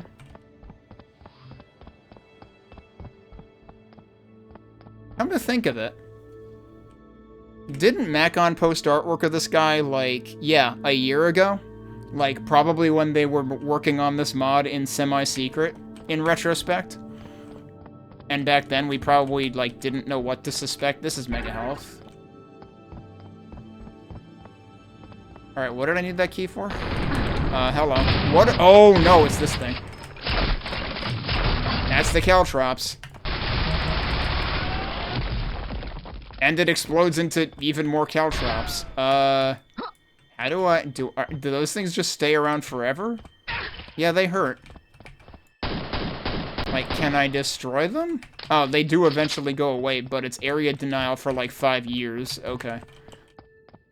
That's kind of terrible. So that thing's nasty. There's so many meme posts about the Shambler's ass. I mean, it's the new Cyber Demon ass, basically. Whoops.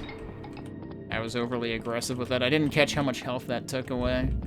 But I don't know if these fiends still have the issue where they can accidentally insta-kill you. What the... Oh.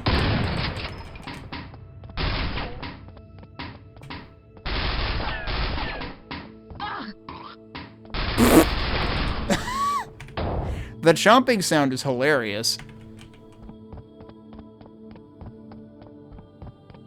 You think Copper fixed that? Yeah, I don't remember.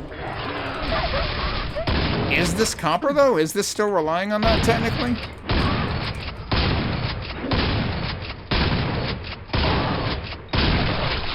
I didn't know if this was still Copper within, or totally its own things.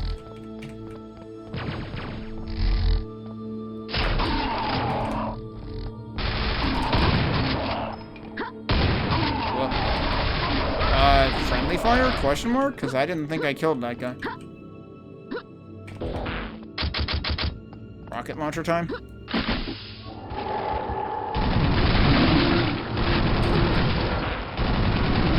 Oh, well, I didn't mean to do that. I think the Caltrops thing is dead. The amalgam. Yep, it's dead. And there are Caltrops all over the place.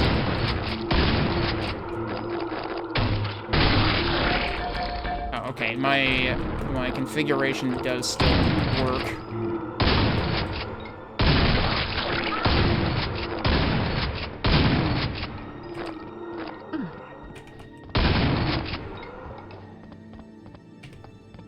Alright, this was the shortcut.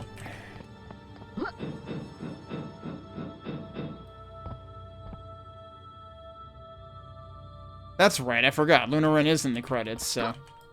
Naturally, it is using Copper. I should have remembered that.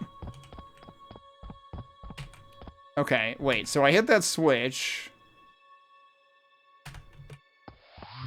I don't actually know what the switch did. I suppose they can afford to be a little bit brutal with the enemy balance in this because the health regenerates and stuff. We are, like... Oh, this is where we were supposed to go. What? We've got Swarmers, that's new. Well, they didn't spoil that one in the opening map. I would really like to have more nails right now. Oh, there's more nails. Oh, guess what time it is?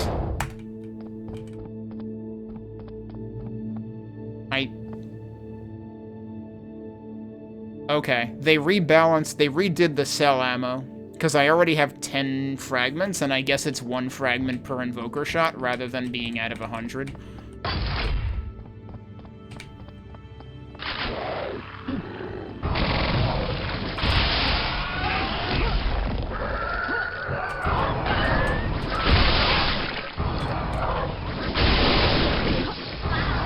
Well, yeah, good luck.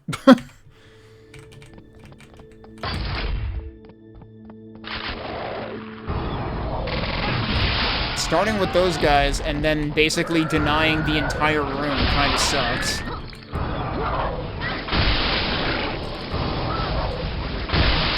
You may proceed. Okay, there were 3 shamblers that came in from there. The idea is to get them all at once. There's more crystals. Or fragments. That was 5 fragments, actually? Damn, okay. Oh, can I... There's a thing to, like, scale the interface text, right? Yeah. That scales everything, though. Can I make it scale? There's no, like, more granular scaling options? I'm probably thinking of GZ Doom that has the more granular options. Because, like, I would like the message text to be bigger. I don't necessarily need the whole HUD to be bigger. You want to like the amalgam more? It's a very cool enemy on paper, but... Yeah, the problem is the area denial is just like, congratulations, you're not allowed to move in this room at all for the next 5 minutes. Because, the toddler from the Netherworld exploded Legos all over the place, and you're going to step on them, and it's going to be a bad time.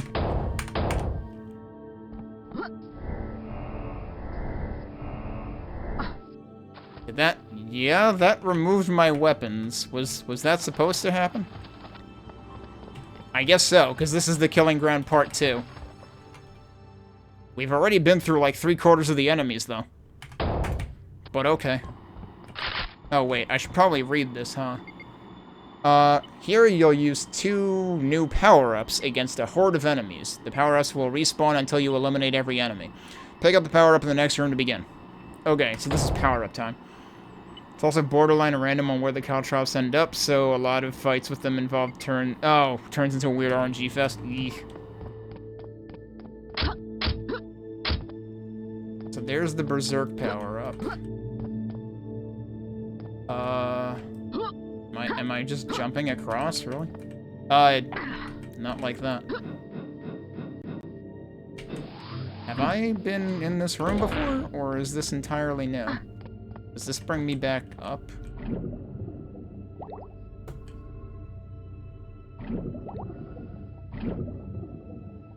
I'm trying to figure out if I've been here before, or if this is completely new.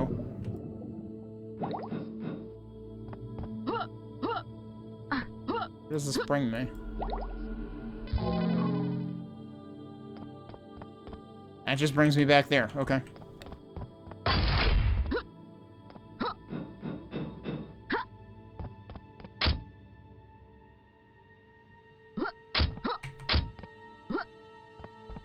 Berserk. For 30 seconds, gain 10x melee damage and 50% damage reduction. Yeah, I don't think you were meant to make that jump, were you?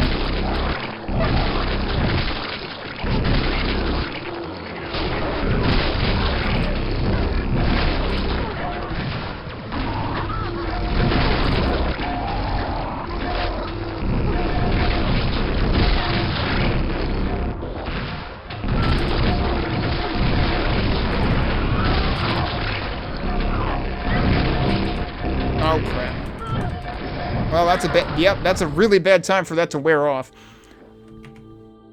Eviscerated by a fiend. That message has not changed.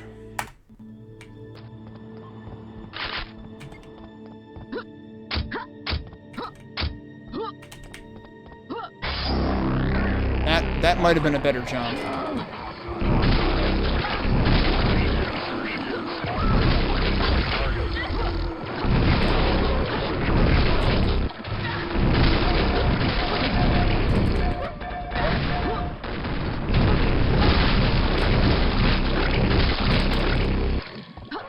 Taking a lot of damage there. Guess what? The damage reduction of 50% is not enough to deal with this room. Like, where's the fucking health, dude?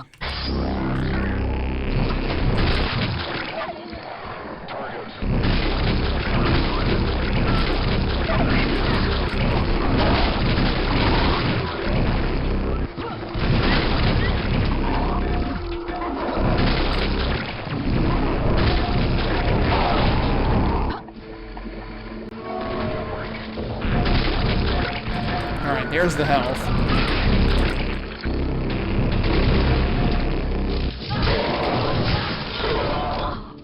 I basically have to be, like, ready to come back to the... I have to play this like an elite Quake 3 arena player, where I'm keeping an eye on the timer.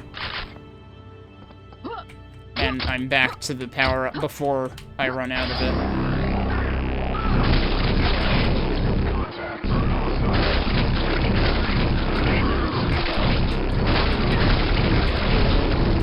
Actually, I say keeping an eye on the timer because I thought I remembered seeing... Am I remembering something else? I thought there was a timer on screen somewhere when I saw somebody playing this at some point. Like when you have a power-up.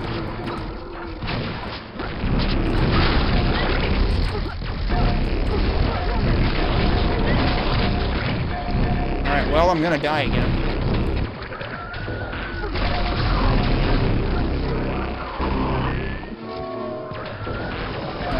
Well, they're infighting, I think, so that's something. Nope, that's not anything because I got... Oh, I got killed by a grenadier. Okay, I thought I was killed by the lightning gun. So yeah, this room seems impossible.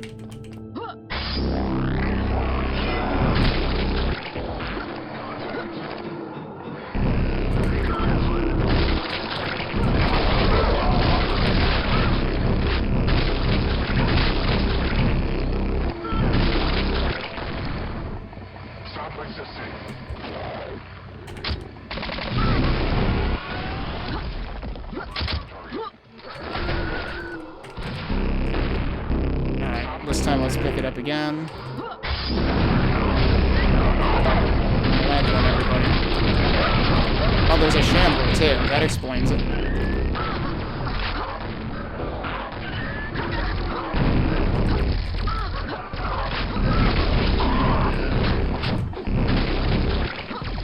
Probably still gonna die. I gotta remember there's a ladder over here.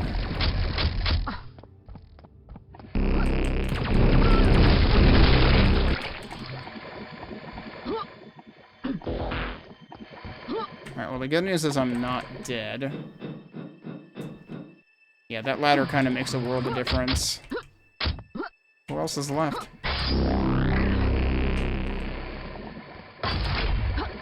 Oh, of course, there's shit in the water. I don't trust this.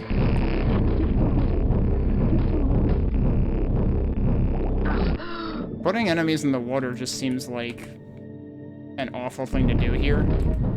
Because, like, you're not going to remember to check the water.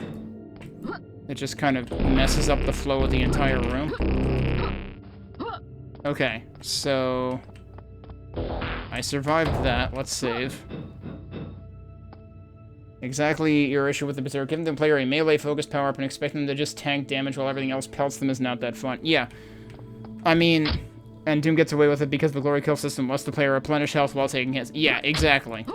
And it also helps you zoom to enemies, which is the thing I was thinking in the back of my head while doing this. Is like, this would be cooler if I could zoom to enemies with it, like glory kills. Okay, and now there's no longer the power up in the room. Now, where am I going? Am I actually going through the portal now, or are we going over here? We're probably going over here. There's an autosave, so yeah. Why are they giving me that? And all of... Wait. Okay, Vampirism is next. For 30 seconds, enemies drop +5 health pickups when killed. +5, though. That doesn't really feel like much, but that seems like it's specifically supposed to, like, hard counter the, what do they call them? The frickin' Zerg Rush enemies. I already forgot their name. That should be... Actually, no. Did I restart since I fought them?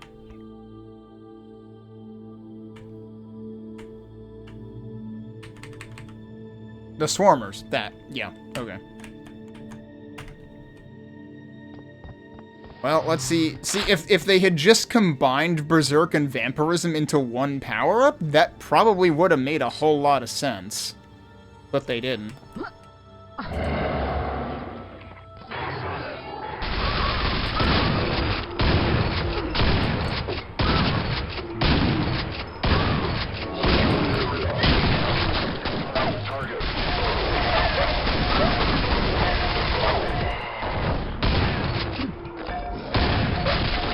Well, he's dead.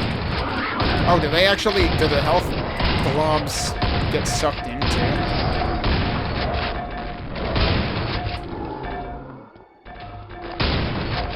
Oh, those are golems. I need another... Do I have a grenade launcher? I do. Where was the vampirism pickup? Also, I have this, I should be using it. It was about to fire, it didn't get to fire. Yeah, so, like, they just gave me, like, every weapon. Okay, I have that on that key, right.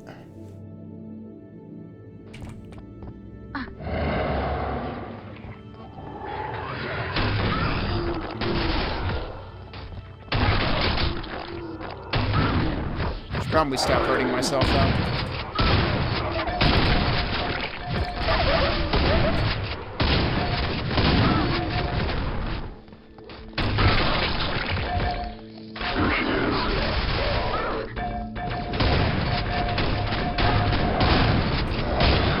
Well, the fiend got me.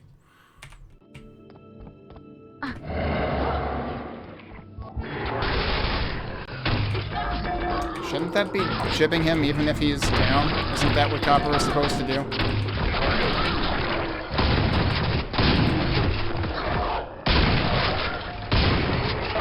And they will overheal you, which makes sense in the heat of combat. Oh shit.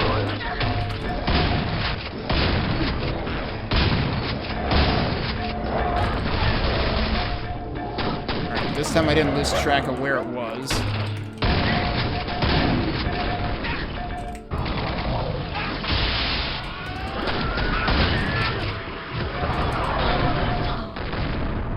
Surprise! Kamikaze from I don't know where. They have... So here's the problem. They have a sound effect, but it's like... It feels very muffled, so it's not nearly as clear as the sound effect of Kamikazes in Serious Sam and, well... The Kamikaze needs a clearer sound effect, because you have no warning. It does not stand out whatsoever, and it needs to stand out. So, I'm already worried that I'm actually not going to enjoy this very much, because there are some, like... And I don't get it, because, like... I don't know if Marky did all of the sound design in this, but, like, based on what I've seen, like... I have sung the praises of the Rack remake, in how the sound design in the Rack remake, for the most part, is just leaps and bounds an improvement over the original Rack sound. But the thing is, I feel like Marky should know better if that was Marky's doing in this. That, like, you can't make the fucking kamikaze enemy that will just kill you in one hit, and also the fiends that will also do a ton of damage. You can't make those stealth enemies, and they sound like stealth enemies in this. That's a fucking glaring flaw. Seemed like a split effort between a few people. Yeah, like, the fact that that has not been addressed in 3 patch releases, and I guess maybe no one has brought it up? I don't know. Seems pretty glaring to me. Seems like it should be pretty glaring to literally anybody who has ever played a Serious Sam game, or Dwell, which is also a Quake mod. Like, hey, kamikazes are supposed to make noise that makes it clear that, hey, there's a kamikaze coming, and you should probably, like, get away from it / deal with it. In this, their sound just gets drowned out by everything else. The kamikaze sound is the least notable sound effect in all of the mess that was just happening here. That's not good. That is, in fact, extremely bad.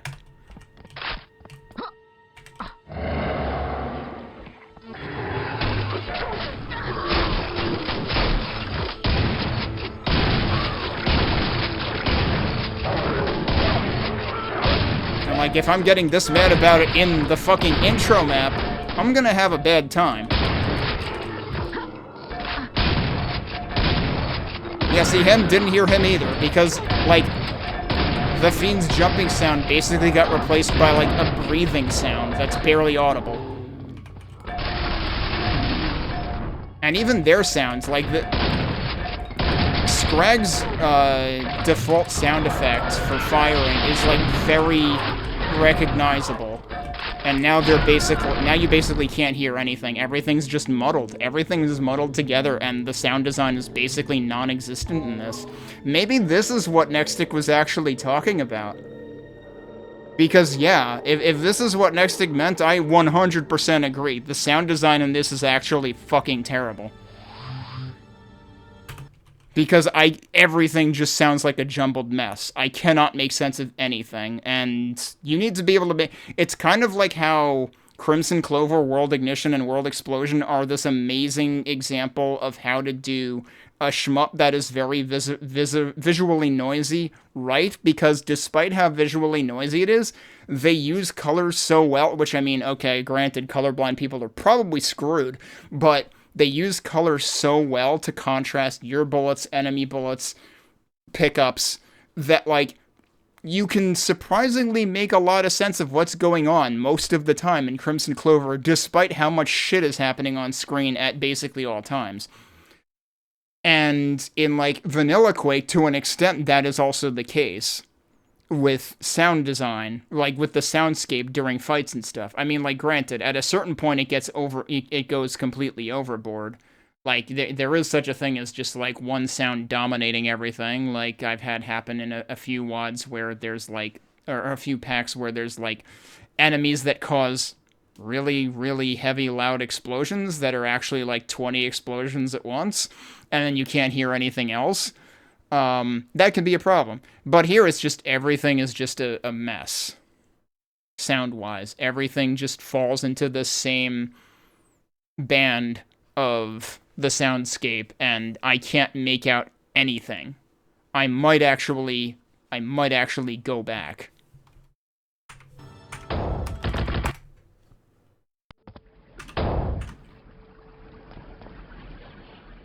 Wait, this isn't the right save. Oh, was it? It was the autosave, wasn't it? All right, yeah, we can fix that. That's fine. I just need to walk through the door again. Yeah, that was the autosave right there. Something that's helping that Stickflip generally leans more toward the hard side of Quake. I mean, the funny thing is, until the round one, I was mostly okay with. It's only the round 2 room here.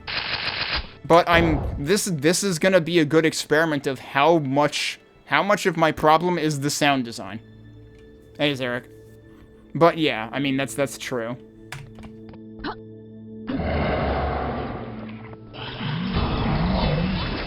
That was a waste, but hey, I might as well test that works.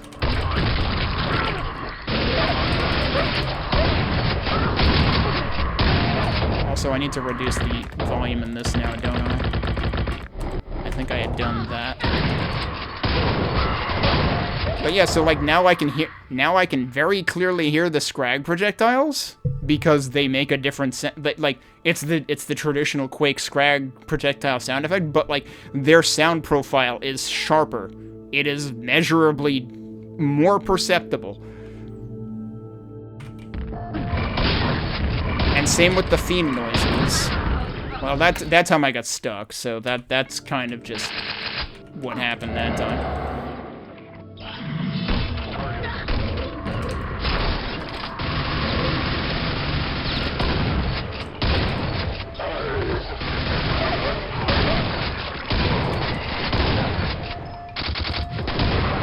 Oh, you mean these portals? I haven't really experimented with those. Where does that put me? They really are spawning in bloody everywhere, huh?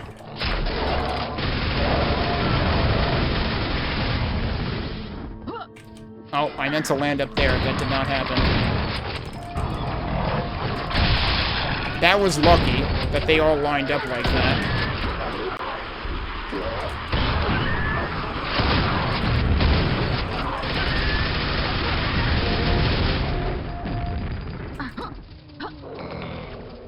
Shambler noise is also stock. Oh shit. I really have to get used to that.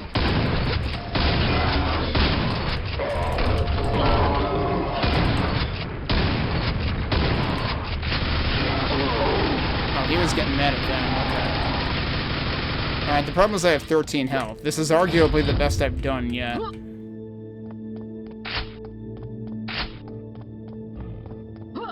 But yeah, stock Shambler noises. There's also a dude there. Is that a... That's a zombie, isn't it? Or a golem? I don't know where the Shambler is. I actually hit him. I can't believe that hit him. And also, this is about to respawn, so I'll take that, sure. Is there health anywhere in here?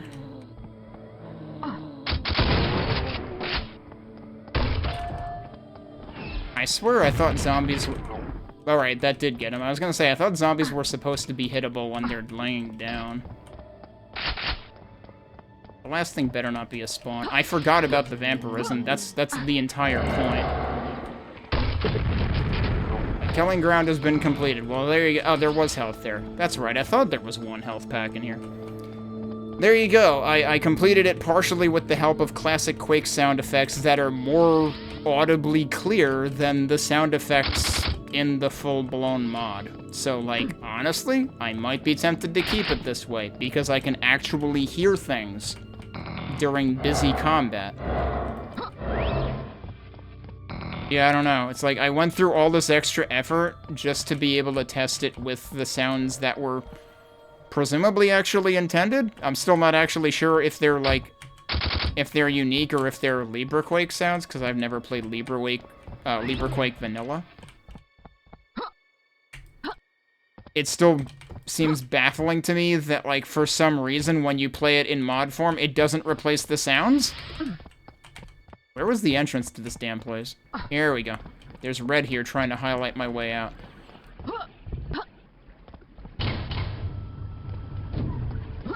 That was also a vanilla sound. Okay, hang on a second. I'm kind of curious about that. Am I gonna just be flipping back and forth like forever here? Where did I save? Did I not... Did I rely on the autosave? I relied on the autosave.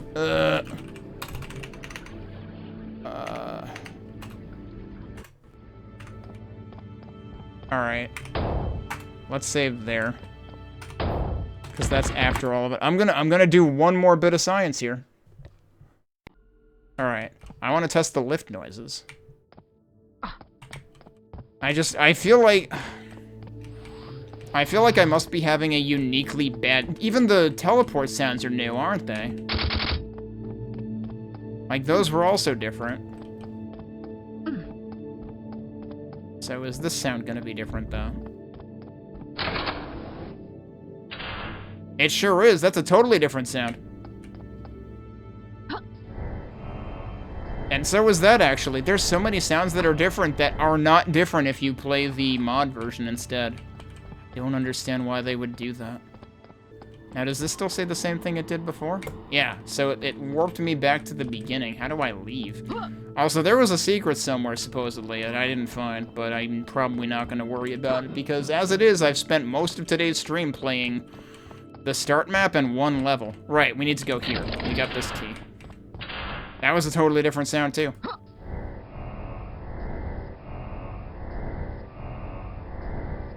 It's kind of silly how that sound repeats. The gallery. This section showcases the new models created specially for QBJ3. Each display has a placard that will tell you the monster, weapon, or item name and entity class name. For enemies, the placard will also detail the enemy's health and the unique ability gained on brutal difficulty. Oh, that's true. I totally forgot about finding brutal difficulty. That's the one thing I didn't do with the start map. So you got the Invoker, the Multi-Mini Missile Launcher, MMML, the RG6 Grenade Launcher, the Rebar Cannon, Skullcracker, which is Weapon Wrench, the Stetchkin Pistol, KS-23 flak. Twin nail guns. Mover. Player oh, that's what our player looks like now, apparently. Alright. Ring of Shadows, which looks quite a bit different, too. But it's still called the Ring of Shadows, surprisingly. Quad damage, which is, like, very clearly outlined, interestingly. Your Berserk. Your Vampirism. Vampirism's a pretty cool power-up. Just, like, the way it's rendered. Pentagram of Protection. And they changed the biosuit to also be an icon.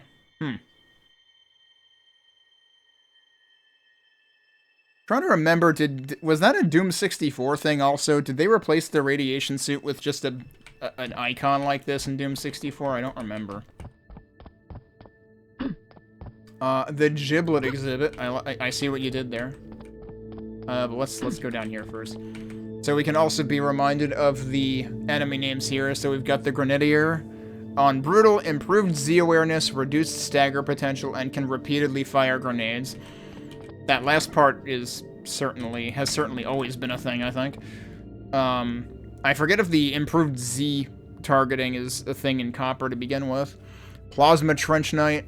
On Brutal, fires a 2-round burst and has reduced stagger potential. Also, I need to pay attention to their health values. This one was 80.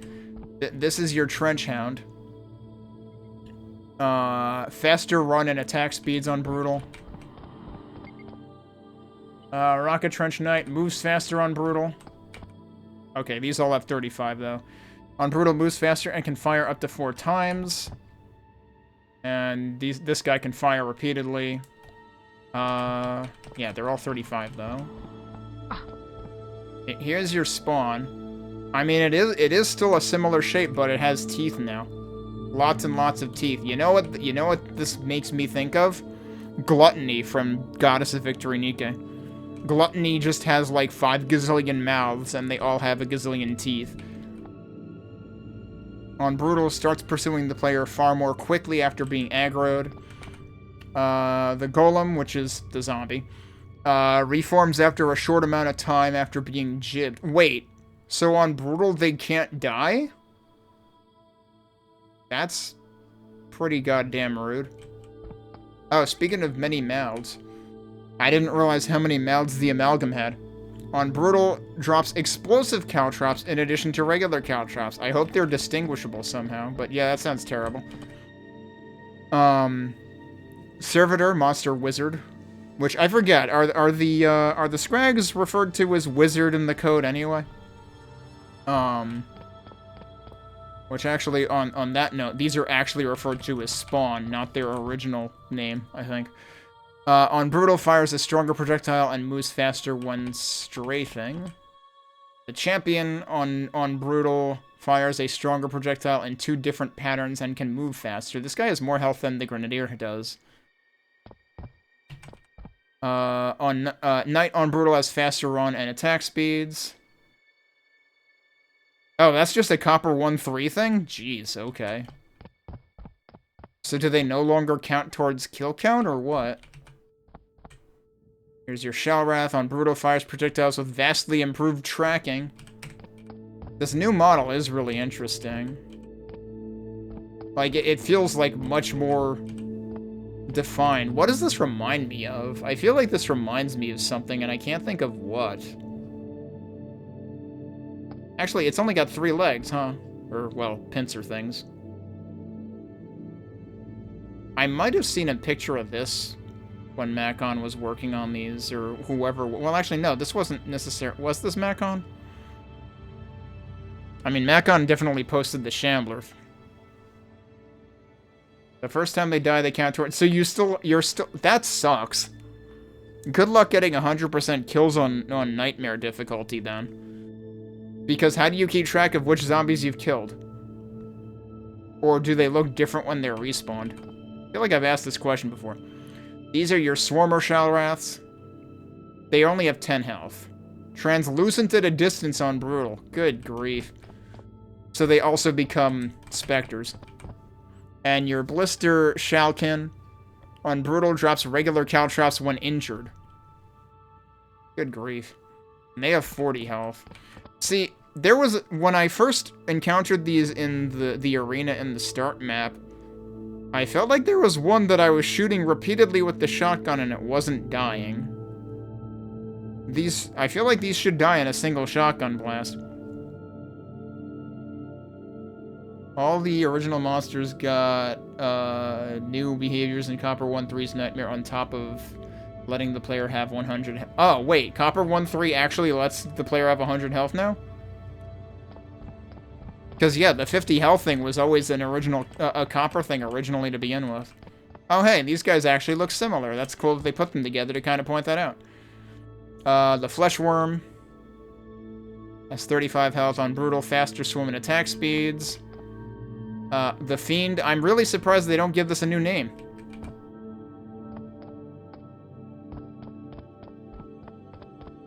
They could have called this the Land Shark or something, given that it looks like the Flesh Worm, which is only in water. On Brutal, faster run and attack speeds, and then the Shambler, 600 health on Brutal, can now shoot lightning repeatedly, which I kind of thought that was always a thing on, well, it kind of turns into a turret on Vanilla Nightmare.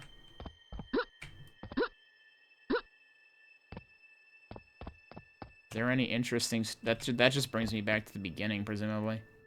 Go map! Because, of course, this would... Please do not climb the displays. Oh, well, too bad.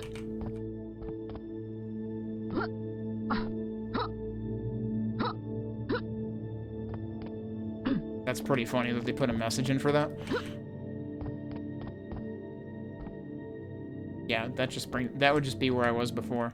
Alright, going in the back is not the secret. I don't know what the secret is. There were also... Oh, I forgot about the side rooms. Right. Did it autosave me anywhere close to that? Yeah, it did. Okay. It autosaved me trying to climb the displays. I can't believe it. Oh, did I read this? Each monster has an alternate skin that can be viewed by pressing the button to your right. Wait, what? Why did when did that happen? Did that happen when I saved and reloaded? There it is. I guess the window title changed enough to fool it? Alright, well, what you missed when the window decided to stop capturing was me continuously fiddling with the alternate skin button, which gives us red spawns, apparently. And dark blue, all of these things, which worries me a bit.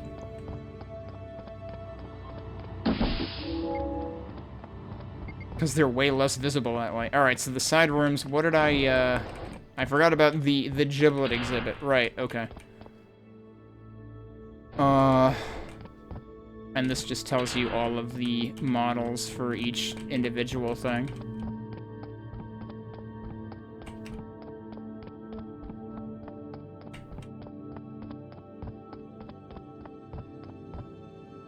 Oh, that's actually also a Shambler jib. Okay, these are presumably all Shambler parts.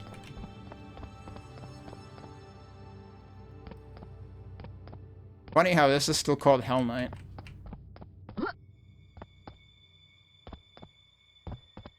Got the different grunt models. What does this say? Like the monster's giblets also have an alternate skin that can be viewed by pressing the buttons on the right. Okay.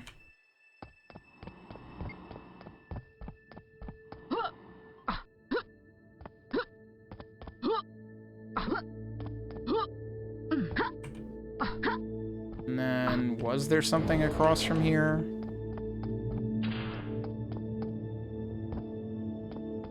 The resource exhibit. Why is there an underwater path here? Is that supposed to be the door closing?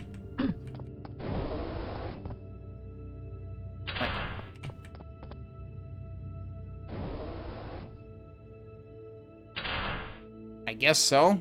Why is the door closing sound, like, the most perceptible sound in the entire overridden sounds?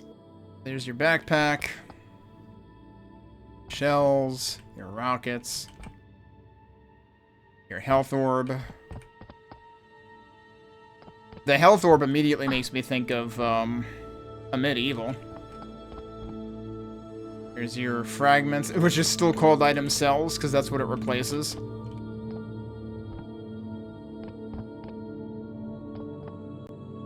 So that's 8 shell. Oh, so they do change the shell ammo, because remember I was saying, like, it seems like shell ammo would have to be completely rebalanced.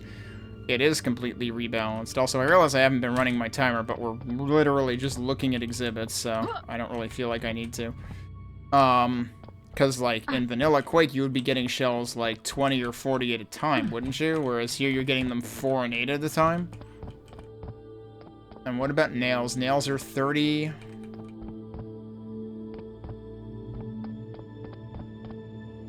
Oh, there's also 16, and then nails are also 60. And these look like specifically like the rebar ammo, but I mean, it uses the same ammo.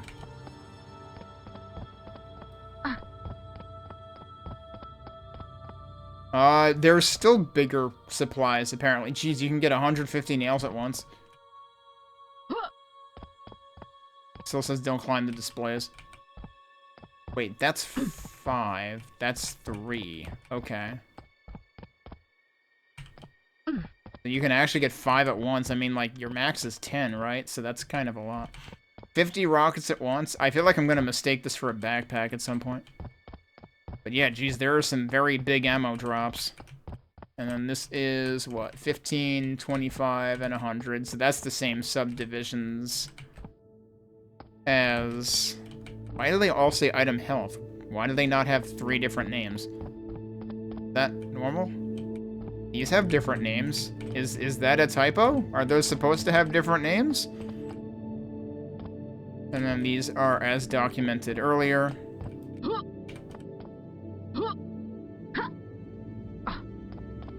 Well, I got over here. What does that do for me? Probably nothing. Oh, it uses flags instead. Okay. So then that's expected. Alright, there has to be a reason that there's water here.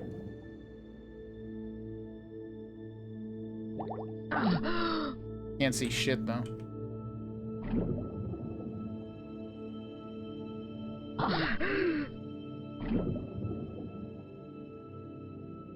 Did they give credits for the player voice somewhere?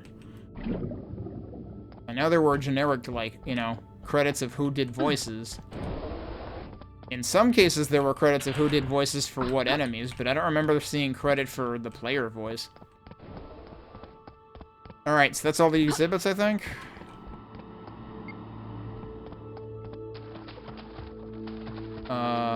Oh, right, we exit the map down here, right? Now my problem is I might have time for playing one frickin' map, but no, we have to go find brutal difficulty. Rover is the new player character. Apparently it's someone named... Oh, that's Sparrow Phantasm. Okay. I did see that name somewhere. And I had no idea who it was.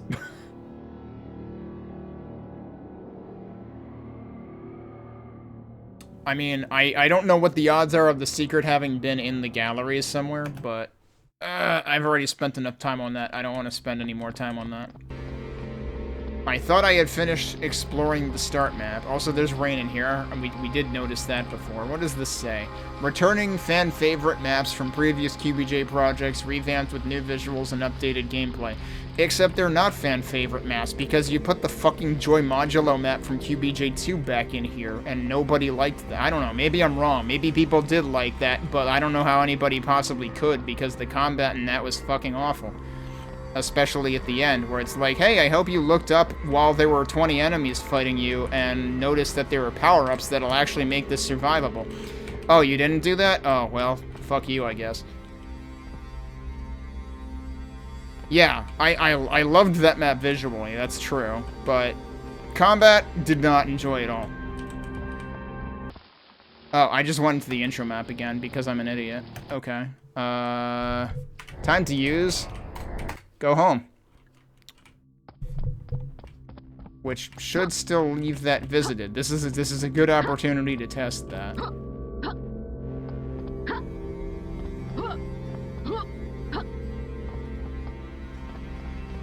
Yeah, okay. Actually, it would be a good idea to have the intro map have, like, an early exit, too. So I have been wondering if I can get to any other places up top, so I do kind of want to try that again. That would involve going over here.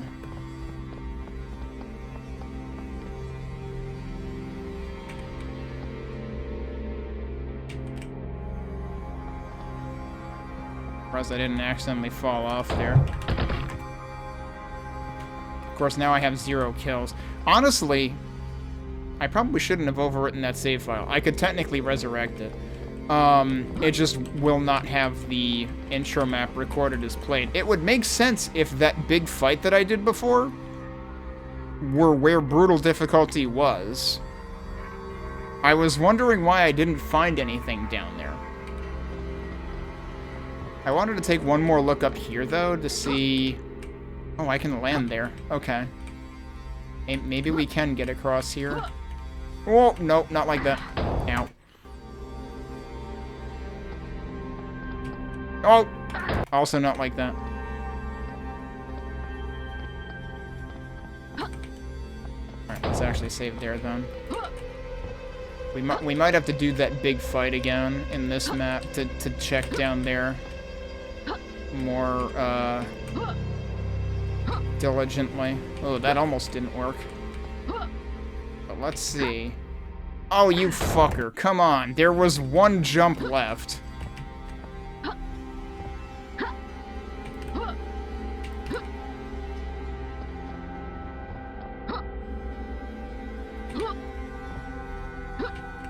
Let's save here so I don't do that again. Why do I keep psyching out on this one? Oh god, that was weird. Wait, where did I land? Huh? Okay. What? Oh, well that makes sense. I don't know where I landed before that, though. There we go. That's really all I wanted, was to get up here. Hey, there's something over there. Maybe this is actually the ticket. I'm surprised that worked. I wonder if there's a way over there without having to do all these jumps. But there's a blinking red light. That seems promising. Oh, you jerk. Alright, well, let's see if I can get up there from here. Oh, that doesn't actually protrude enough. Wait, what about... Nope, that's bonking. Alright, let's try it again.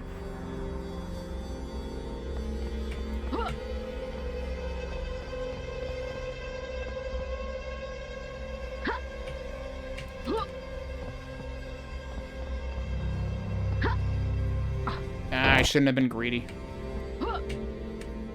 I say that and then I'm immediately greedy again. I feel like that's gotta be doable. Not like that. Alright, we'll just do it. Nope, we're just never gonna jump over there ever again, apparently, because now I'm just rushing it every time. There, that worked. Why didn't that work the other times? I did it again! I have no idea how this is happening. Oh, come on. I'm just gonna save here so that we don't have to keep doing this forever. Okay. That is brutal difficult. It's literally just a switch on top of Mazu's map entrance. Okay. Well, we found it. Now I have to go select normal again, because there's no way in hell I'm playing this on brutal. Hell, I might regret playing this on normal. Alright, now we're back on normal.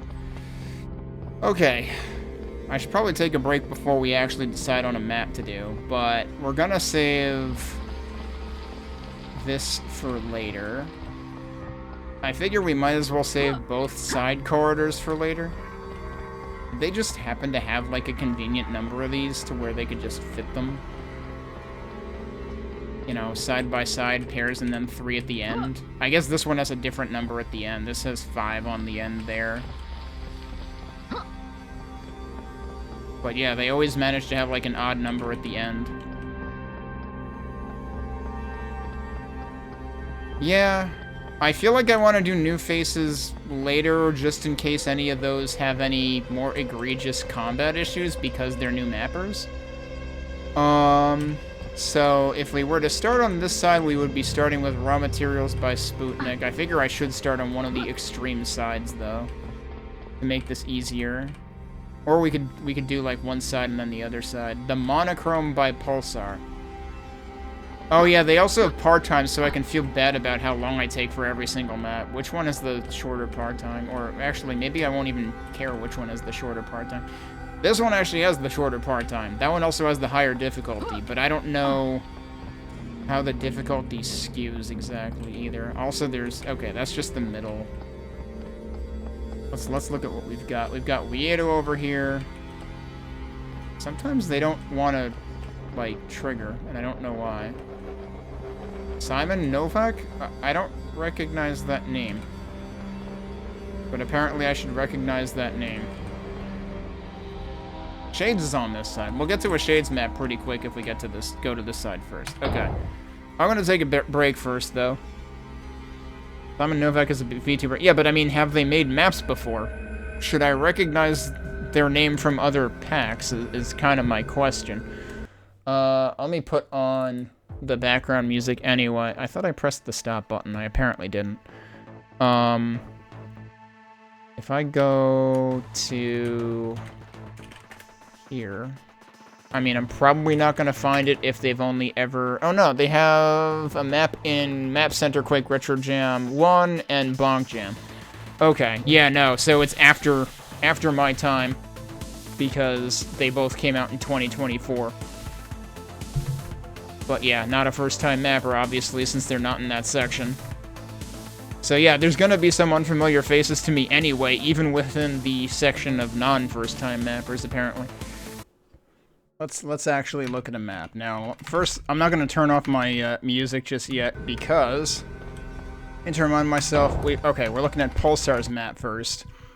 Let me go find the readme for that. I have too many windows open. Okay, there we go.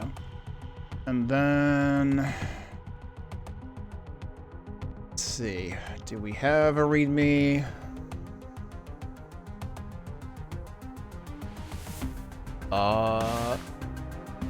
Oh, this is slightly confusing because there's QBJ3 readmes and then there's QBJR readmes.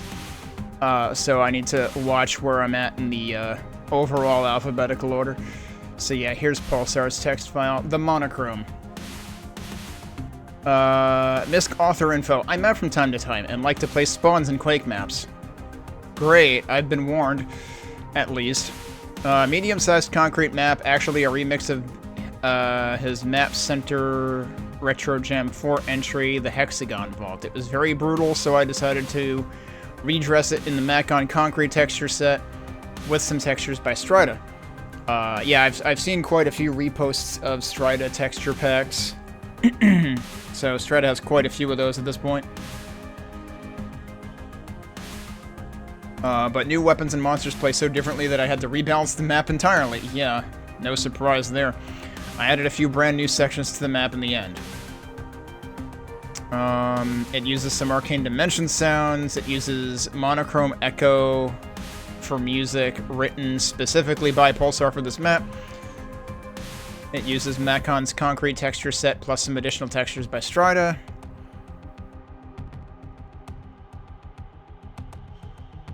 It has co-op starts and additional co-op only scripting. Tested solo. It does have difficulty settings. About 1.5 weeks spent building the original map and then around 4 weeks to remix it.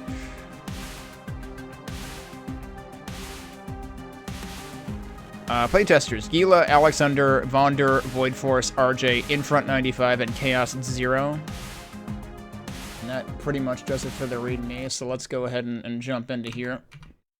And see what we've got. This is our first non-intro, non-start map. Let's see how this goes. Just want to make sure I'm actually starting from, like, this side, because this is the separate thing, right? Right, okay. Of course, New Faces is presumably also supposed to be a pun.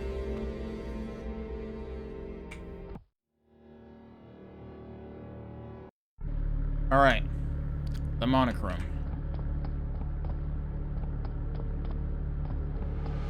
New Slipgate-ish textures, too.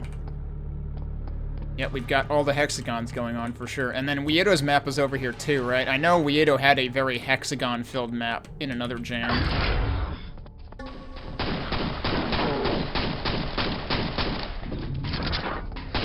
Well, immediate spawns. It's the red one.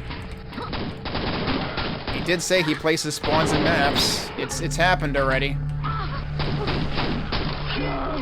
Could you get mad at them instead? Yeah, that would be great. Kind of got stuck there. Well, it got killed by the ricochet. Fascinating. Oh no. And those are basically worse than spawns. I know there were 1 or 2 complaints about the kamikazes in the reviews and or the discussion thread as well. Because yeah, they're basically like spawns, only worse.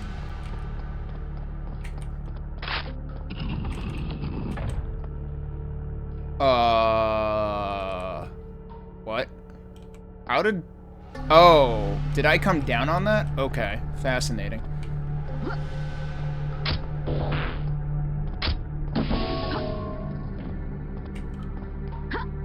Did that... No? What did that do? Something tells me I don't want to go across this again. Alright, it did just autosave.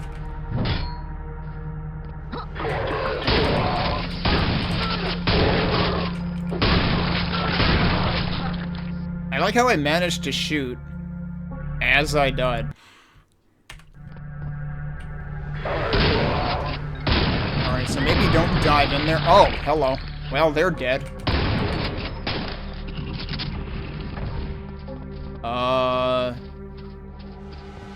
I don't know what made that come down. And now this guy is very lost, because he doesn't know how to make it come down either. I would very like to know how that works. Oh, hello. Yeah, did that just 3-shot him? Seriously? Oh, did that bring it down? I guess that answers my question. Did I accidentally shoot it before, or is that actually what happened?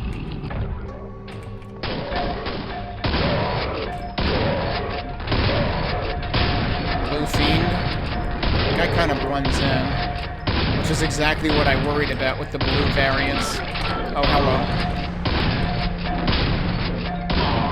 Yeah, this is playing kind of like hard difficulty, in terms of I'm always at low health.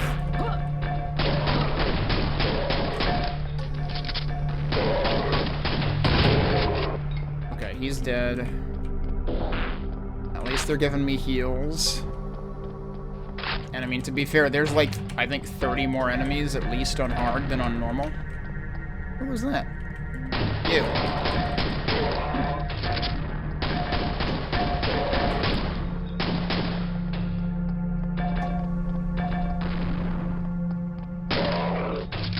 I need to pay attention to that and remember to reload.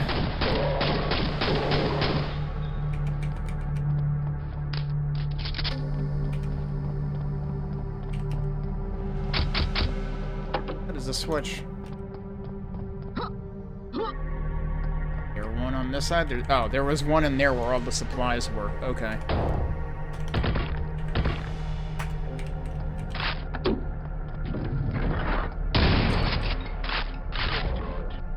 Okay.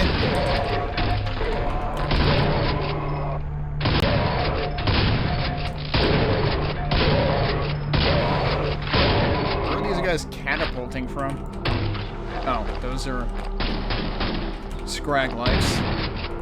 See, when enemies are coming from one direction, it's kind of fine, but like if you were in a big battle, these projectile noises would be basically impossible to hear.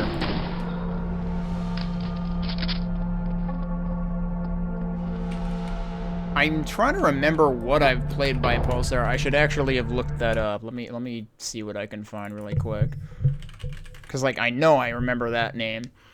Explore Jam 2, Retro Jam 6, Funk Map Jam 9, Arcane Dimensions, I don't remember which map or maps. Both Explore Jams, actually. Something in the Retro Jam 4 DLC, I think I played that also. And in Retro Jam 4 itself. And there was Arcanum. I feel like I remember that name. I might have played that. Menkalinon was PuLSaR's. I want to say I played that too, but it's been so freaking long that I don't remember it.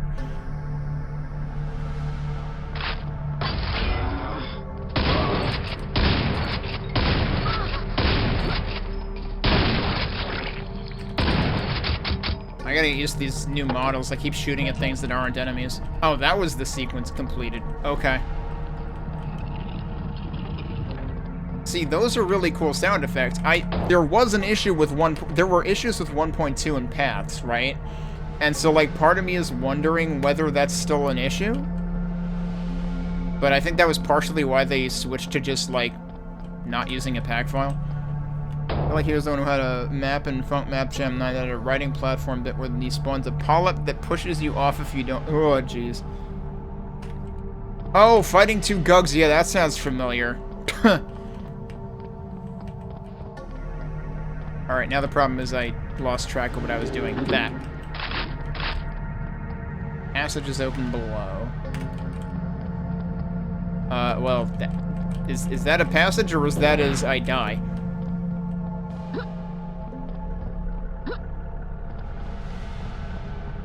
But there's also that, which I presume might be the passage it's actually talking about. I am curious, though. What happens if I go down here? Is that death? That is in fact death.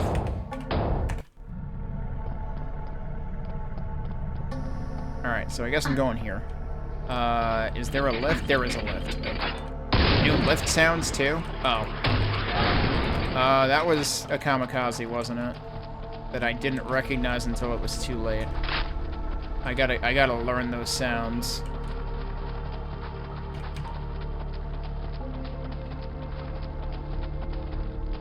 I was honestly expecting that switch that I hit that lowered the elevator before to be a secret. Immediate. Oh, so the health packs are kind of glow in the dark like that. That's kind of good. The explosives not being glow in the dark at all might not be so good, actually. That's a really cool lift sound. See, like, this is the thing. I want to play it with the intended sounds. But playing it with the intended sounds might be impossible in the combat department. Although in the case of the kamikazes, they're gonna be a thing anyway.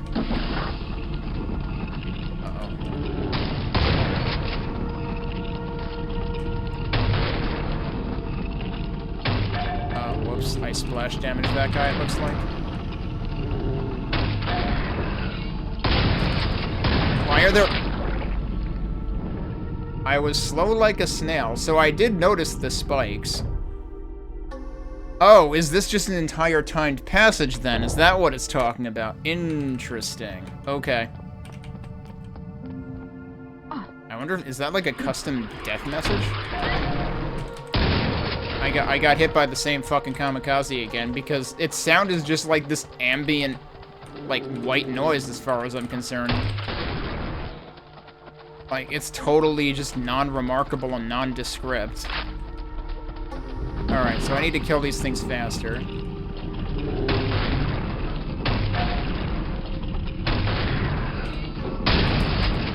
I go down here? No? Oh, there we go. Okay. Is this going to do the same kind of shit, though?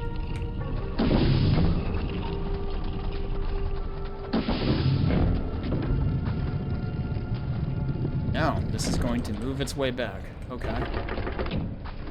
Oh, I don't like that either.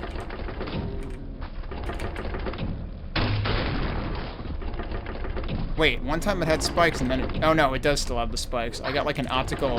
What? I didn't mean to move that way, but I apparently moved that way. Okay.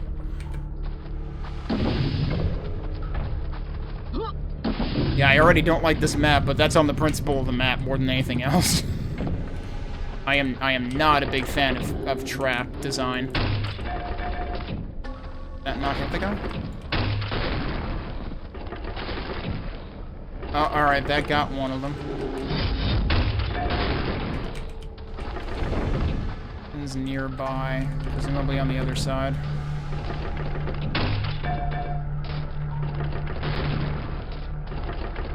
Thank you. Oh, there's another one though.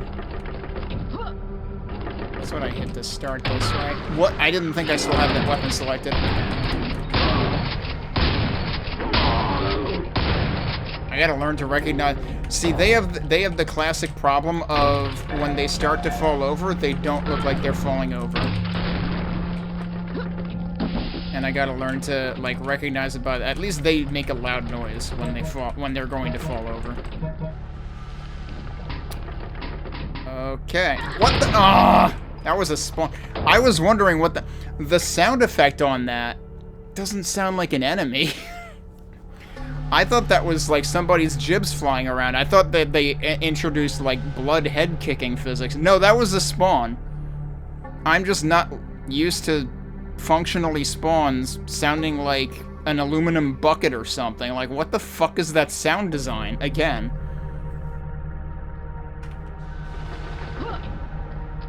On the one hand, it's good because it's actually, like, audible.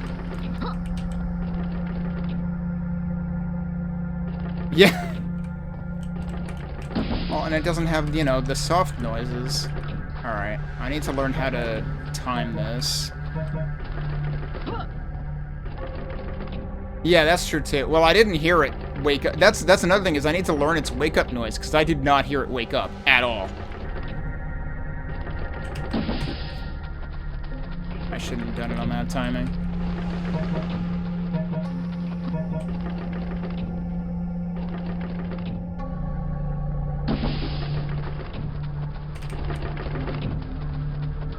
Okay, that's not too unforgiving. Okay, it did autosave. I really wish I had a nail gun. Wait, what hit me? Oh, you jumped down? Okay.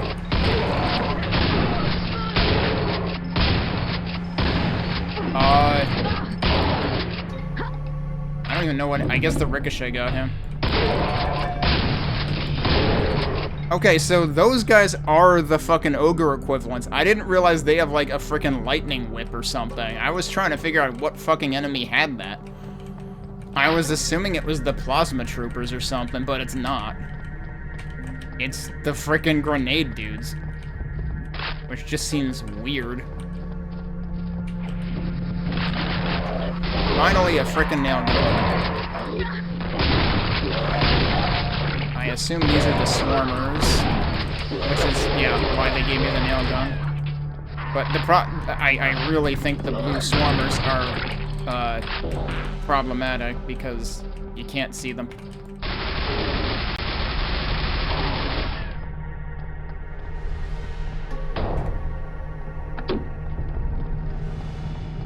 Okay.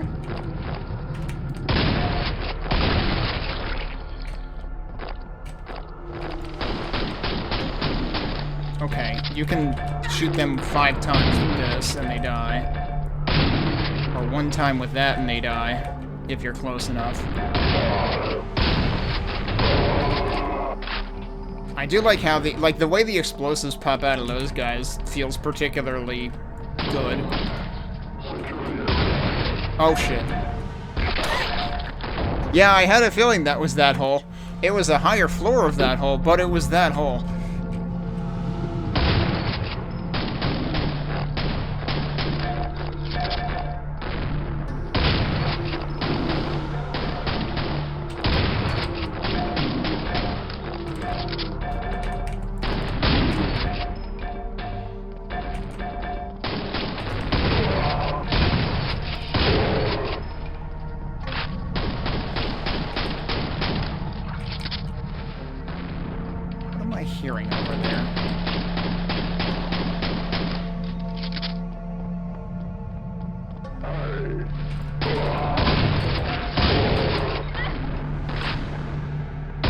Oh, okay, that's a rocket launcher, dude. Alright, I seem to be doing slightly better now. I'm hoping that it's a matter of me acclimating to the, like, the enemy noises and stuff. Is that a portal? Or, like, what am I looking at down there, actually? Like, is there a shortcut to get back up here if I fall down? That's kind of what I'm wondering. It looks like it.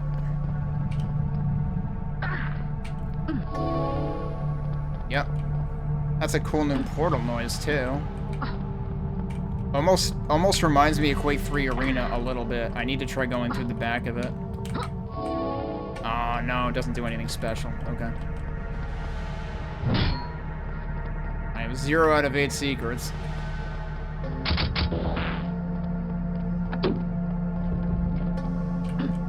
Okay, that was an autosave.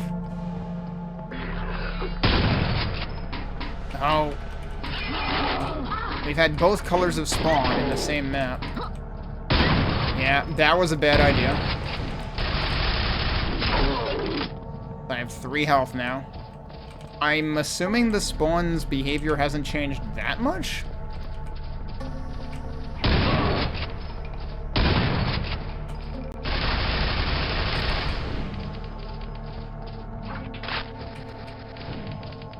I'm probably redoing this.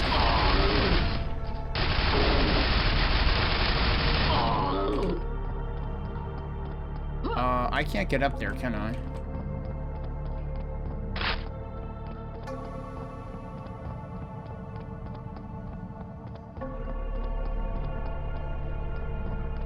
Oh, I'm supposed to be going down there.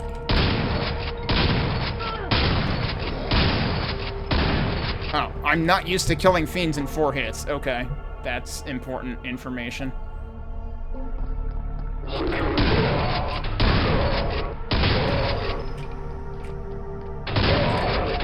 Nope. I have double KO'd at least twice in this map so far.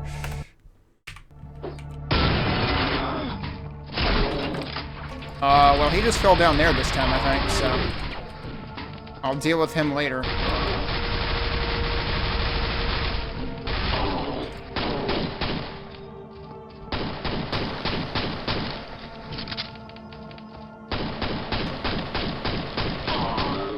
Yeah, this pistol is kind of powerful. I do have grenades. I don't know where he is now. And I didn't hear him wake up at all to begin with. I don't know what the wake-up sound is. Oh, your maximum for nails is 300 now. He must be, like, underneath here, which is probably not going to turn out well. Okay, they do still have, like, the sliding around noises. Hi, could you get him pissed off instead? Any one of them? Yeah, there you go. Nope, he's still alive.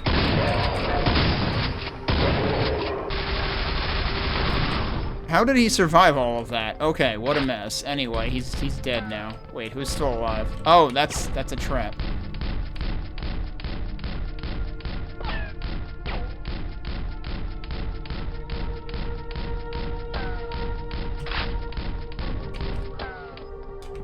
That trap doesn't exactly leave you much room for leeway.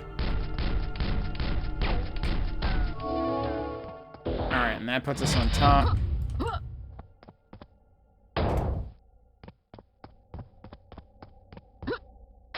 Like, I expect that trap is fast enough that some people would find it basically impossible to time it.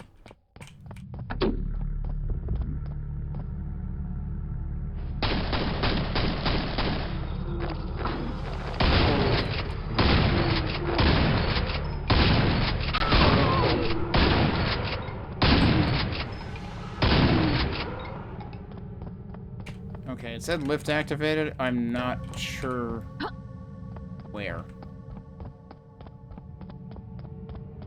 I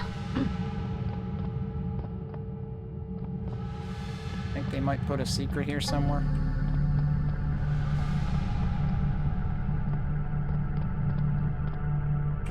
Ooh, what about there?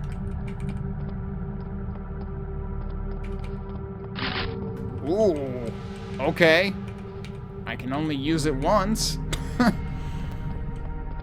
But that's important. That's effectively picking up the Thunderbolt super early. Well, Actually, no, not super early in the map. I've been through 2/3 of the map, apparently.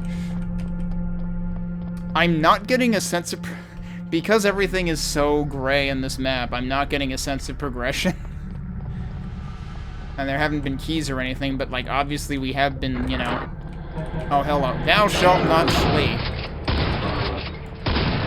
So, lift activated, but also just kidding. Oh, hello. Where did you guys come from?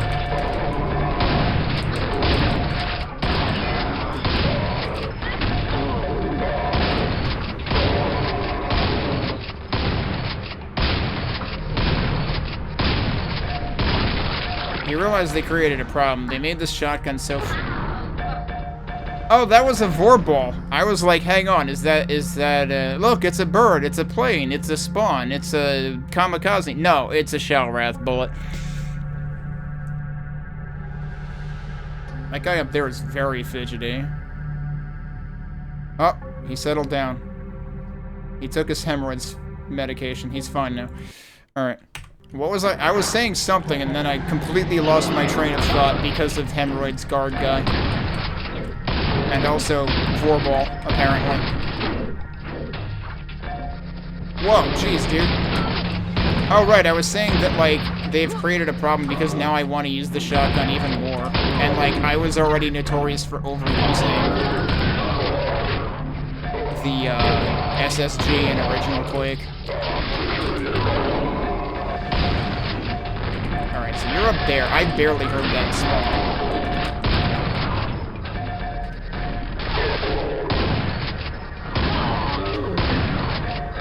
See, that's another thing. Oh, I tripped on the grenade after the fact. Damn. That's another thing is, like, when Vors fire, their wind-up noise is very, very clear. And these guys blend in too much, again. And, like, part of it is getting used to it, but part of it is, if a game's sound design is actually competent, you shouldn't have to get used to it. It should be painfully obvious, basically, as soon as you are introduced to the enemy.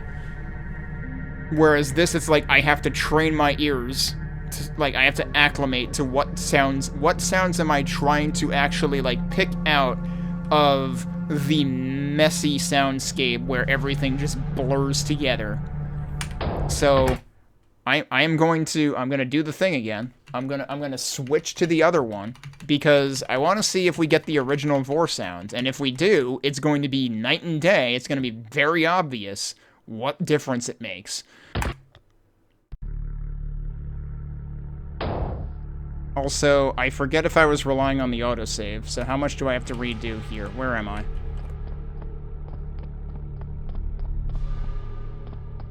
I might need to copy a different save. This might be the wrong place. No, this is it. Okay, we're good. Alright, so, let's compare the sound here.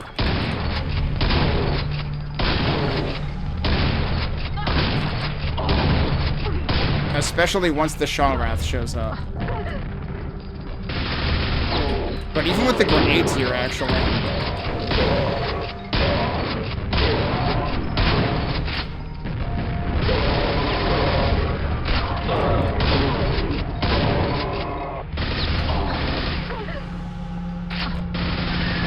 Oh, they did replace the sounds.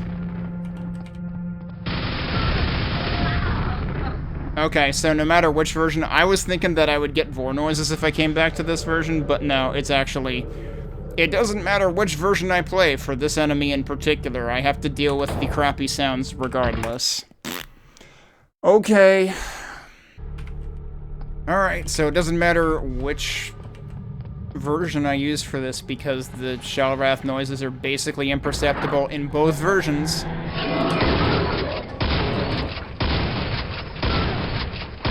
another one behind me.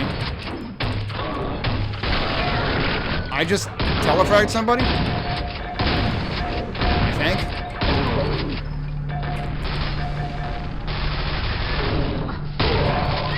I am stuck. I'm dead. I have 5 health. Oh, I think they were mad at him, actually. Or her, rather. Because, yeah, the Shalrats are definitely a her, by the looks of it. Alright, no, wait, it's not dead. I thought I heard a death sound. Oh, there's a fucking Shambler. When did he show up? Also, it's the blue version, which is basically invisible. Yeah, I really don't like the blue versions. Because guess what? Blue is gonna blend in with, like, 90% of the fucking Brutalist textures.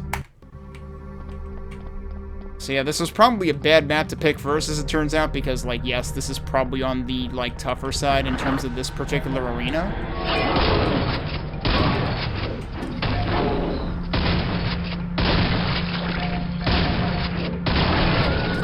Oh, I didn't manage to telefrag him this time.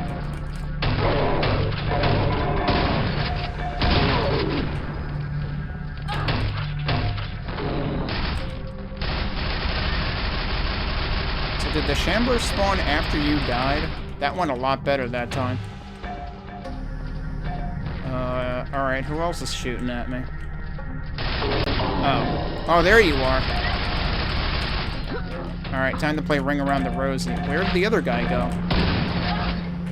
Oh, you're over there somewhere?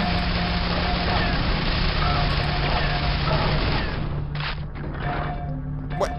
I guess the other guy died? I have 14 health, which is not particularly great. Did I leave a... I did leave a health pack up there, didn't I? Hang on, can I go get that? I can, but I have to not die to this. There we go. This might be... No, we're not even close to the end of the level, actually. I might not even finish... I just wanted to finish one level excluding the start map and intro map today, but because of how much frustration I have experienced in this pack so far, I haven't even done that, and I'm gonna run out of time. Oh, that's fair. Yeah, great. Just shoot me in the face as I come up the lift. Lovely.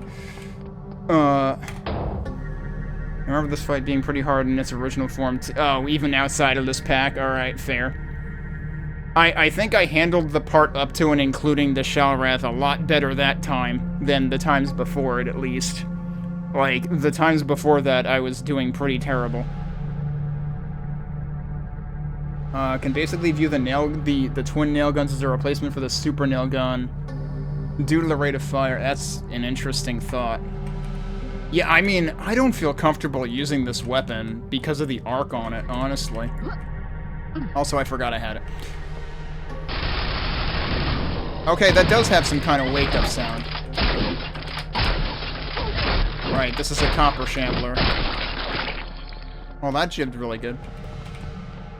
You can't bait the melee consistently because of the, That's armor, that's not an enemy. I would like health, though. Have you heard of health? Could we have some health from this map? That would be great.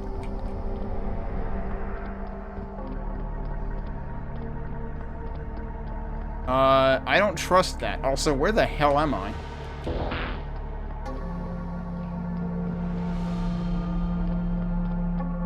Like...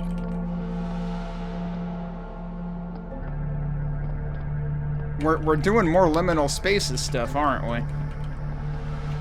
Also, I found one of 8 secrets, which is not particularly great. I forgot, I do have exactly one of these to use.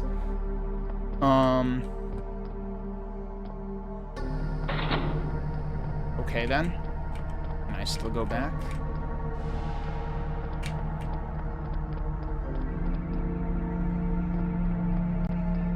What the...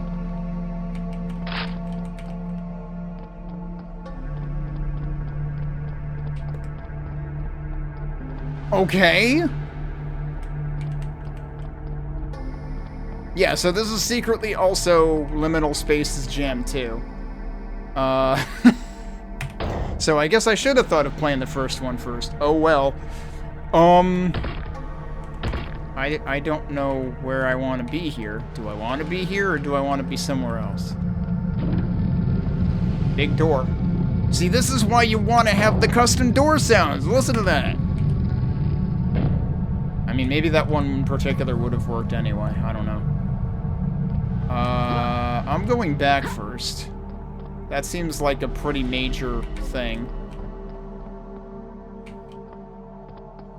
And I heard something... Yeah, what about this? You found the unholy altar. Will you risk to take the relic? What is the relic?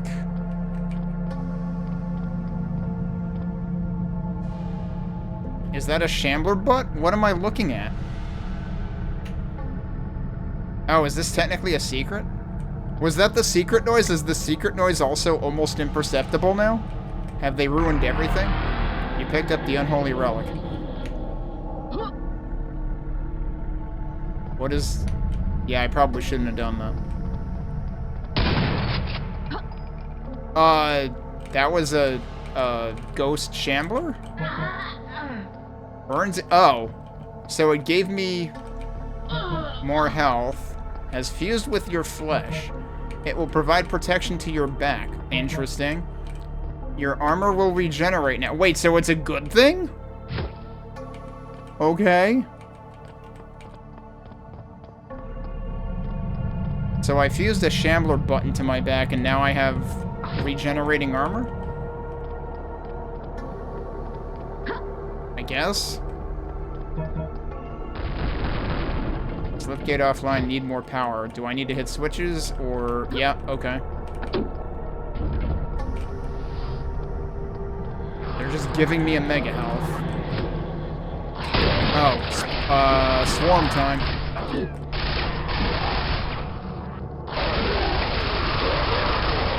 What do these things remind me of? Oh, they can still flow on their ass, too. Okay.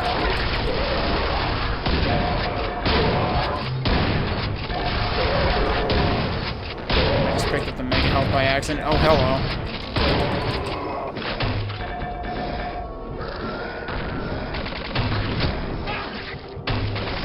Oh, wait, we got one of these too. Alright.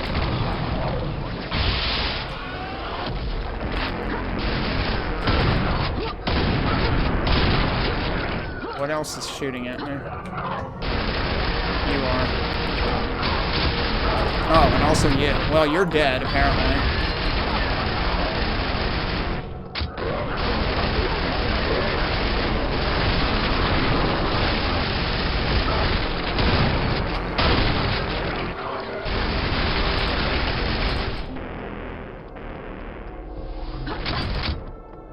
God, there's still that many vorballs on me. The vorball explosion sound is also way, way, way less satisfying than it is in original Quake. The bass is gone. Like, all of these new sounds are just painfully mid. Like, literally mid-range, but I'll use the slang, the vernacular, mid. The sound design is painfully mid in this. Where are your highs and lows? Where the fuck did they go? That's what made them actually perceptible in the original Quake. Alright. Does that mean I guess I killed everything except one enemy. Oh, you. Okay, so I'm guessing that was a blue Shalrath. Either that or the lighting there was so bad that it was basically invisible anyway, but I'm guessing it was a blue one, and that's why it didn't stand out at all. Alright, I survived. We got to the end of the map. I still don't know if I want to continue playing this, because the sound design has me so horrendously bummed out. I also didn't bother looking for secrets, but I'm gonna be honest, I don't have time to today.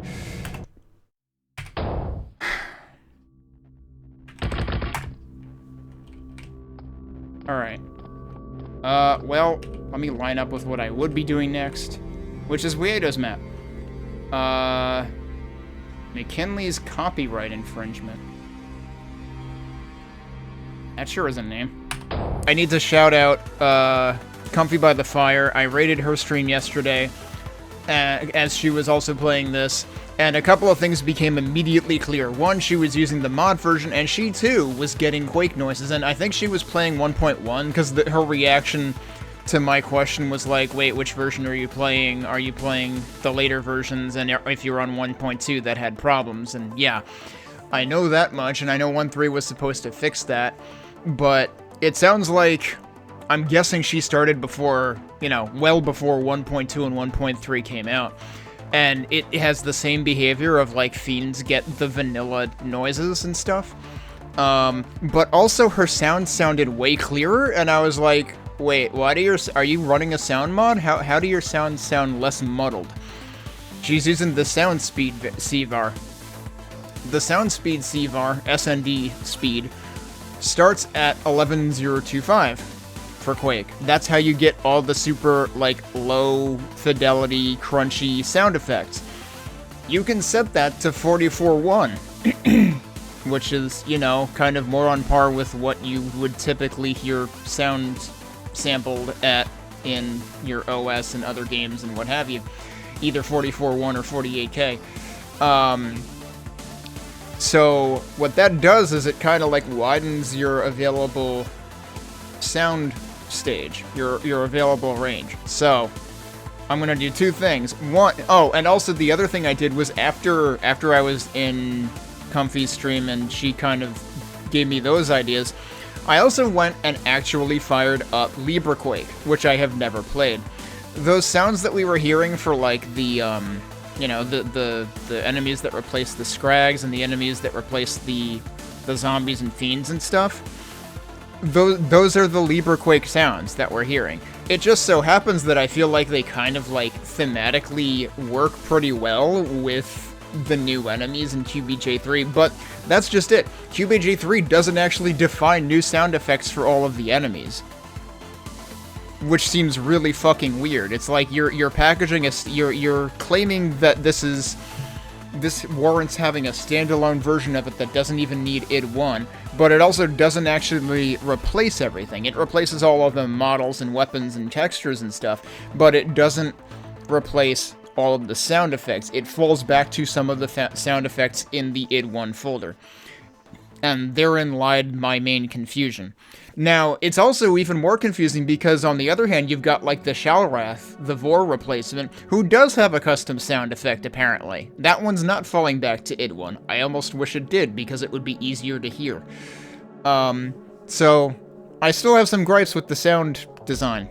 But I'm also just, like, blatantly confused now as to, like, why did they add custom sounds for some enemies but not others? I thought this was effectively supposed to be a total conversion now, but it sounds like some things were not replaced, and that was like a feature, not a bug, I guess. I don't know. But for that reason, we're gonna use the mod version from here on out. We're gonna get the Quake sound effects for stuff like even like the grenade pings when the grenades bounce. That was also falling back to id1. And what you're hearing, even if you play the standalone version, you're hearing the LibreQuake grenade bounce sound. So it is falling back. So we're going to use Quake for the fallbacks, not LibreQuake. At some point in the future, I should actually go and play LibreQuake 0.9 and just, like, see what that's like, because it's very interesting to see, you know, the textures and models for that, too. But yeah, so we'll play with Quake for the Quake id1 folder for the fallbacks. We'll go back to my typical Ironwail Linux setup. We won't use the standalone QBJ3 version, and we're gonna play with 44.1K sound sample rate, in hopes that it makes the sounds that I find blend in too much a little bit. I hope it gives them a little more room to stand out. So we'll see how that works. Now we're going into Wiedo's map next, I believe. Actually, I want to check something really quick. Yeah, I remember Exabyte having this complaint that once a map is completed, you can no longer see its difficulty.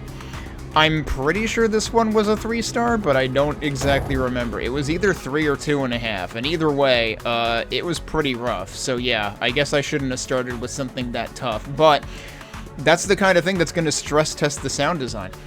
So let me bring up Wiedo's README, and this is a 2-star map, right? That's what we just saw here? Yeah, it's a 2-star map. I forgot, he's also got a QBJR map, so I need to make sure I'm looking at the right README. This is gonna happen to me so many freaking times. I just looked at the title of it and I was like, that's not right. Yeah, here we go, okay. It's a remix of the OG CTF1 maps. I figured that's where because wasn't McKinley remembered a CTF map or something in Quake 3 Arena? And I don't even remember where the hell it started. Comments. This map has been in the garbage bin for a while. Should have finished it 3 years ago, but I couldn't make progress. For this jam, I decided to remove most of the interiors I already made for it and start over Brutalist style. It was still a slow and painful process, but I think it turned out to be a fun little map. It does have co-op starts. It has deathmatch. I mean, I would hope it has deathmatch if it's based on a deathmatch map. New graphics. Yes, from my personal texture set I used before, and a lot of Macon textures. It uses music from the Quake Music Jam, Blood Instinct Eradication. And let's see, obviously Trench Room for editing. Build time was about 40 hours. For texture wads, it uses Prototype 1.3, wiedo Hive, which, if you remember yesterday, I did say that I remember wiedo having a map with a lot of hexagons in it. It's probably that one. And almost all Macon texture sets. Let's see. We've got some technical details, and that's about it. Alright, and we're at the end of the song, so that's a good time to jump back into it. Alright, let's see. McKinley's Copyright Infringement by wiedo. I should have the timer ready to go. Yeah. Okay. They're giving me health right at the beginning, but I have to drop down a hole, so that seems like not very useful help. Yeah, so like you can already tell that the sounds sound quite a bit more defined. Oh, it's water. We can come back out. Whoa, hello. That's not a good start.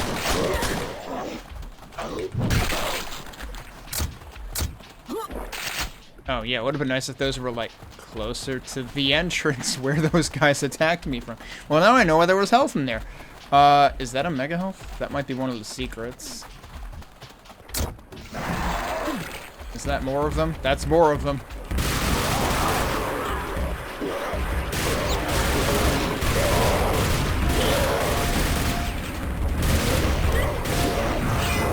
I heard a zombie?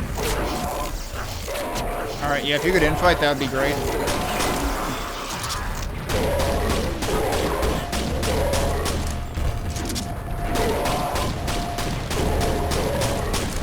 I wonder if the little Zerg Rush guys, I wonder if they make zombie noises if they jib or something.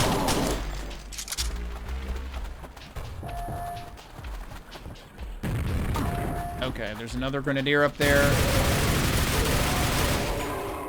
Yeah, I see what Zettabyte means about this basically being a super nail gun in terms of damage output. Holy crap.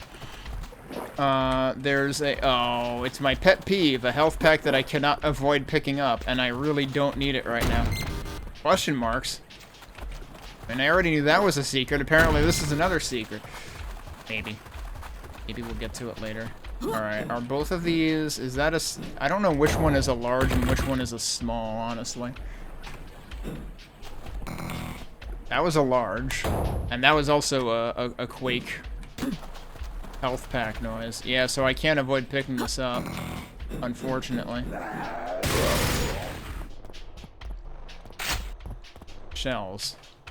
I don't have the shotgun yet. Am I supposed to have the shotgun yet? I don't think so. I don't think so. Okay.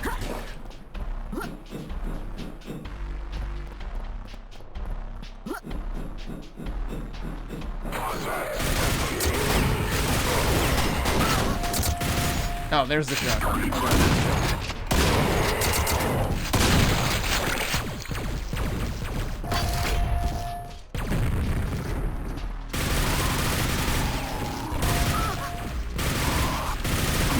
Those guys are effectively like copper enforcers.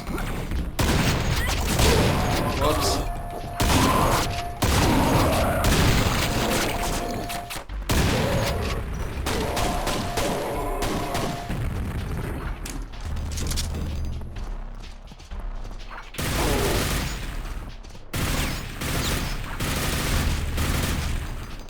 Oh, that's champion. Okay. Gotta learn to recognize their footstep noises. Was it only one of them? I guess it was only one of them.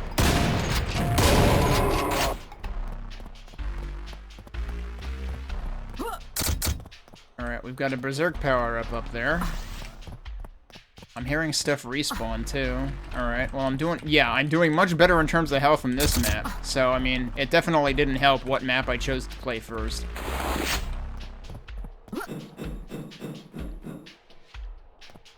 There's a mega health here? Or is that a large health? No, that's a mega health. Alright, well, let's take this. Oh, I missed.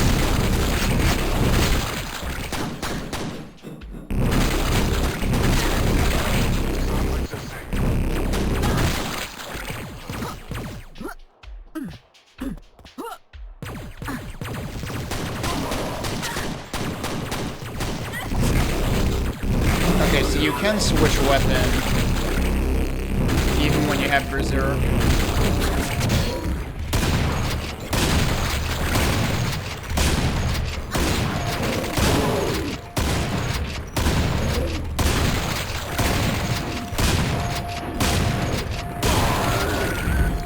Sequence completed, but there's more dudes. Oh no, that's not a good dude to have. Hang on.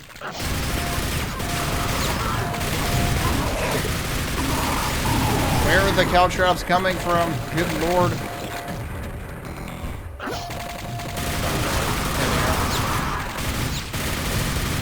There's two of them. That's not nice. One of them is already bad enough.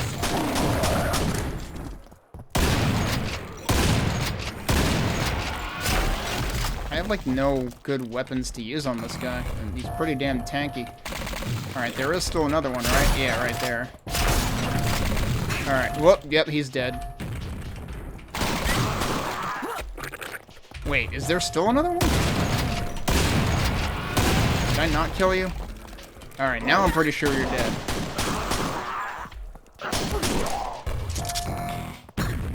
Okay, here's a problem that I'm just realizing now. Caltrops and health are the same color. That's not a great idea. They should have made them a different color. As an invite, the 2-star maps are kind of wild cards. Some of them seem rated properly, some seem insane and probably should have been 3. I mean, like I said, that's like my experience with 6 or 7 rated DDR to ITG converted charts.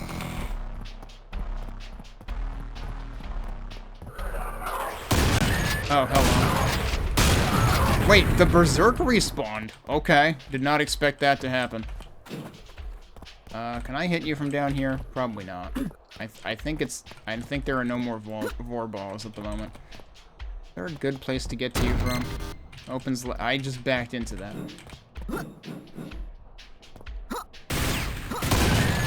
I ran out of nails. Oh, that works. I think it's dead. So Zettabyte, I have, to the thing you said yesterday about copyright and whatever, I don't know what you thought you read, but based on, ComfyByTheFire's experience with 1.1, it sure just seems like some of the sounds weren't replaced. So I went back to using the Quake id1 directory as a base. Seems really weird for something that's, you know, largely built as a total conversion that has a supposed standalone version that is relying on fallbacks in the id1 directory. That kind of seems like it defeats the point. So the other sounds we were hearing yesterday were legit were just directly from LibreQuake. But the other thing that Comfy does is she plays with sound speed 44-100, which is what I'm doing to see if it makes any of the sounds easier to stand out. I assume it's not going to spawn more dudes this time. There's some armor over there. Oh, I see. Where am I now?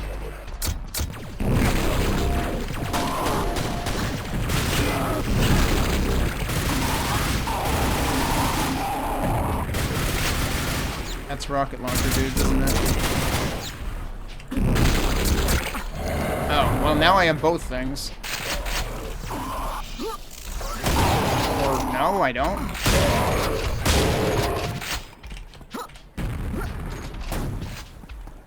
Wait, who did that?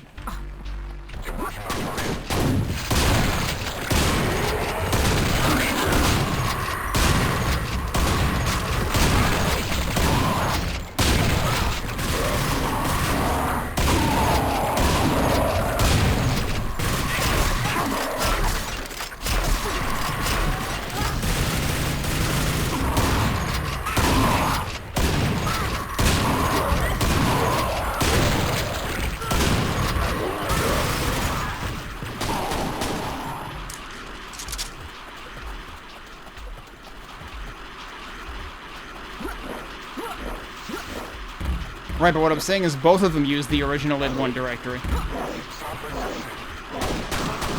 Because either your id1 directory is LibreQuake or your id1 directory is id.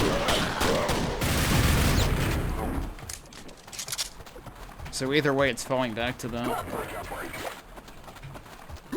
Okay, now we're back at the beginning. So we came from up there. And now that's open. That was the thing that was question marks before.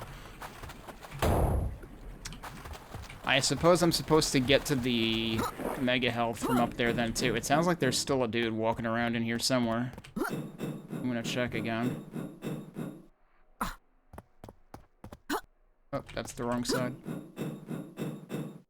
And also, there was the matter of the thing in the middle here that I would like to try to get to.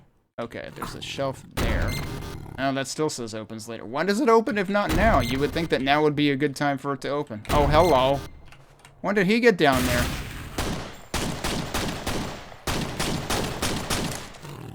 Yeah, even their growling sounds are the same.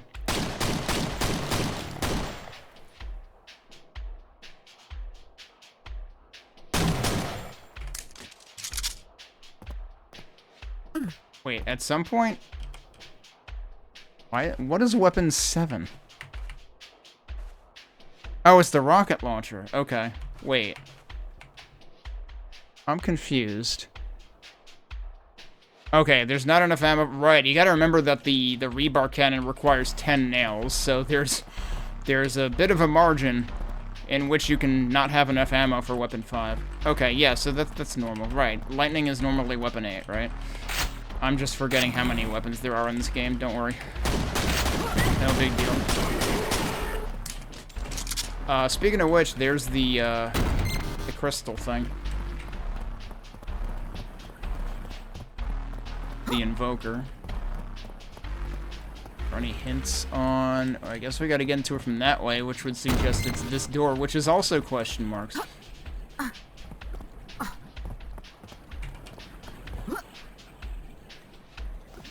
Right, so LibreQuake basically provides its own id1. I did not mean to do that. I forgot the other side is where the mega health is. I want to see if getting to that counts as a secret. There are 2 secrets in this. One of them is presumably where the invoker is. Why do I keep going on the wrong side of that? Because, yeah, I can literally just substitute the LibreQuake id1 directory for the, like, in place of the retail one. Now that did open. Wait, why didn't that open before if it opened now? I'm really confused. Like, what did I do differently? I don't know. We're going that way next, but there's the mega health. That is a secret. Okay. And this is probably also, yeah, a shortcut. I didn't remember to try going through there. Turns out that's a lot faster than going through the entire level again.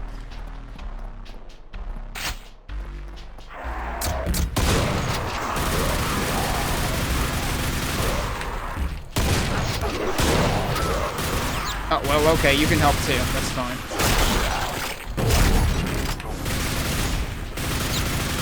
Actually, that's really convenient because these boxes block the shambler attacks, but I can still fire over them.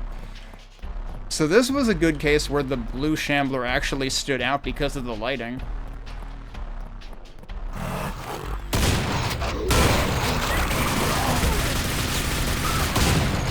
See, that time I heard the enemies coming from behind. That was good.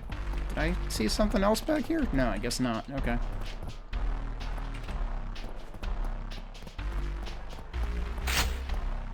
That is also a portal. Okay. That's the exit? Oh, well, oops. I didn't expect to be done with the map that soon. Can I reload, like, the autosave or something?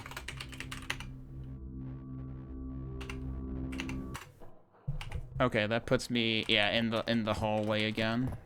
So I did not save. Alright, that was before this. Did that guy, like, plastered himself onto the wall there? Yeah, the shotgun in this is scarily effective. That's interesting. Yeah, okay, that definitely... I haven't even been thinking about, like, does this remind me of any deathmatch level I can remember playing? And it really doesn't. So yeah, I already killed everything. There were, believe it or not, there were 134 enemies in this, although probably half of them were the little swarmers. It does not feel like I killed 134 enemies. It's actually, like, ridiculous how different this experience felt than the map I played yesterday. So there's got to be a way to get that to open. Do we have a switch hidden anywhere up here or something? What about... That's not a door. Okay. Is there any likelihood of there being a switch on, like, one of these platforms?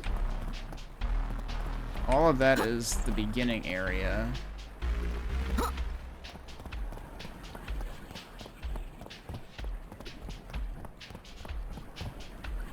Looks like there is clearly something over there that must lead from that side, but I have no idea how to get that open.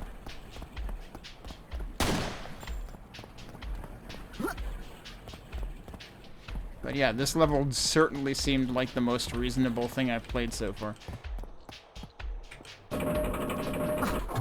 I don't know how I managed to fall through that, actually. Oh, because it's just that's...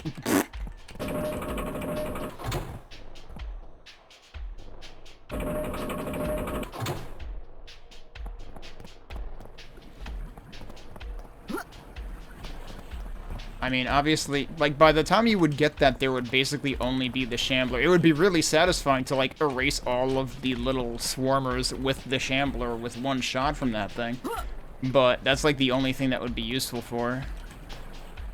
So we got the Mega Health, but I don't know. It could be that the switch to open that could be basically anywhere. Oh, whoops, I forgot it was down to begin with, right?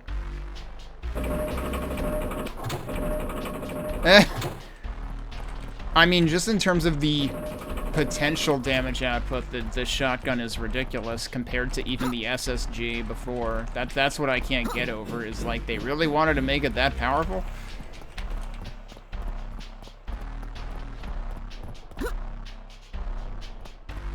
Oh, I didn't mean to do that.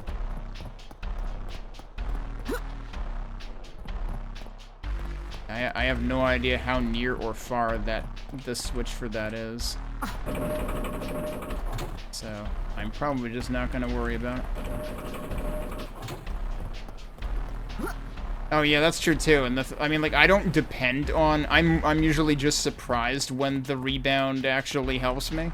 I'm not, like, depending on it to help me. I mean, it wouldn't make sense for the secret to be here, because that would be too late. Like, once you're here, you're at the end of the map.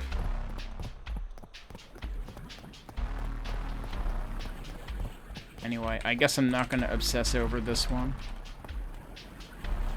I say as I look around one last time, hoping I'll stumble across what I missed. I did not mean to do that. Anyway, yeah, I guess we'll move on. We got 1 out of 2 secrets. The one was basically a freebie that was obvious since the beginning of the map, though. I did not expect the exit to just be there, and that was it. Okay, so that was Wiedo's map. Next, what do we have? Now we have Save Your Machine by Simon Novak. This is supposedly wow, actually, yeah, I wasn't looking... You know what we're gonna start doing? We're gonna start keeping 2 save files in the hub so I can go back and check. Yeah, okay, that was supposed to be a 5-minute map. I should probably actually pay attention to that. And actually, that is really useful for my purposes, because now I tend to have, like, a bit of a harder stream stop time. So that gives me a good reference point for that. Anyway, let me look for the readme for this one. And let me pause the timer while we're doing that. Map is a bit unreasonable. It's 3 stars, so yeah, I wouldn't be surprised if it were. So yeah, we've had 1 reasonable map sandwiched between 2 unreasonable maps. Which honestly, I mean, it was mostly one specific part of PuLSaR's map that I had a hard time with. Where is this gonna be under Simon? Yeah, it is, Simon N. All right, save your machine. Oh, Simon Novak. Well, yeah, I think Zettabyte mentioned that Simon is a VTuber, so Simon_Novak is their Twitch handle. Description: you're sent to investigate a broken fuse. You're going to leave wishing you had taken up software engineering instead. Hey, I resemble that remark. Additional credits to Macon and the Dwell team for textures and DevSeb for music. I know I've seen DevSeb mentioned before, and I don't remember where. But I think I was seeing multiple mentions of that when I was looking for music credits in here. Because I always look for that up front just to see if there's anything that's likely to get me in trouble on YouTube because people decided to put 9 Inch Nails music in or something. That happened in QBJ2. That is actually a subtweet. No multiplayer stuff in this. It does have difficulty settings implemented. Build time was 7 weeks on and off. Using Trench Broom and Tex-Mex. Monster counts are known bugs. Monster counts are not accurate, and I can't find where they ran off to or why some won't spawn. Okay. So don't expect 100% kills. Apparently. Alright. Timer back on. The map is so unreasonable that even some of the monsters decided, you know what, I don't get paid enough for this shit, I'm on my union-mandated break now. Alright. Yeah, that's a lot of enemies. I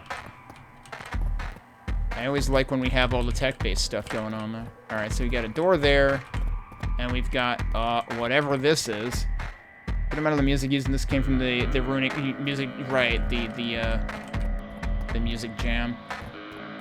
Well, this seems probably bad. More liminal space stuff.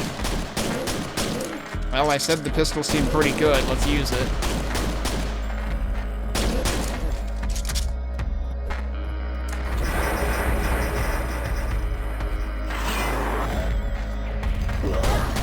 Oh, well, this is bad.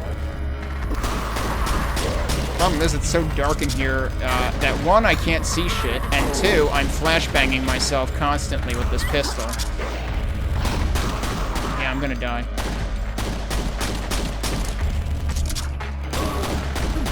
What else am I hearing? Where did the scrags go? I mean, you know, whatever they're called now. I forgot already.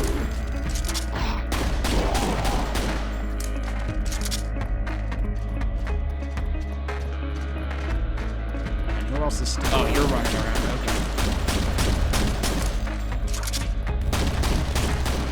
The funny thing is, that guy is making a sound that sounds like an AD enemy. It sounds like the little, like, 3-legged Vorling dudes. Oh, what did I do now? That seems like it's probably bad for my health. Oh, sudden wind tunnels, apparently. Did I get some health?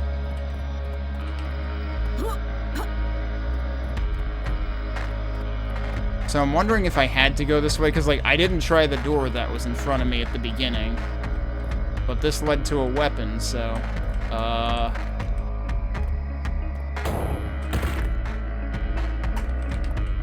does this hurt? No. Why is there... Oh, well, now I'm back here. Okay. Well, that answers that question, I guess. Of course, the problem being I have 18 health, which seems like a bad start. Alright, before we go that way, does this kill me? Or that just goes to the same place? Oh, that was a health pack. Surprise. Also, I didn't even see what happened there. Oh, that just always does that. Okay, but somehow you don't trigger that when you fall in there.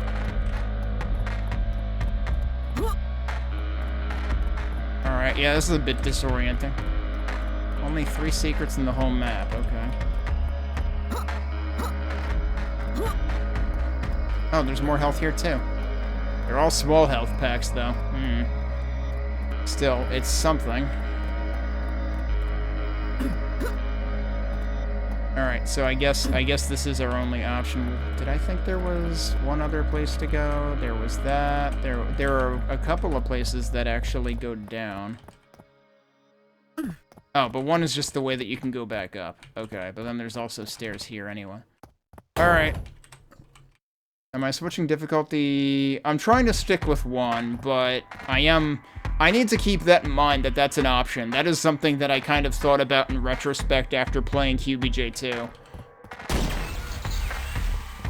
But no, I started on normal and I've been on normal so far. But the thing that I had a hard time with starting out is just understanding the sound design and how, like, not all of the sounds for enemies are replaced. Which type of enemy was that? I got stuck on the wall.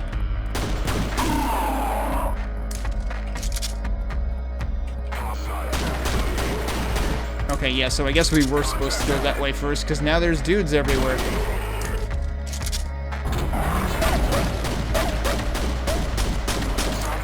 This suddenly feels very Quake too.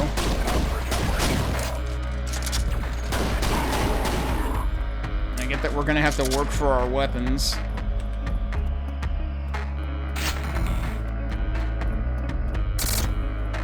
Oh, speaking of which, there's one. Oh, I thought oh, god damn it, that was stupid. Okay, he is dead. Need the gold key for that.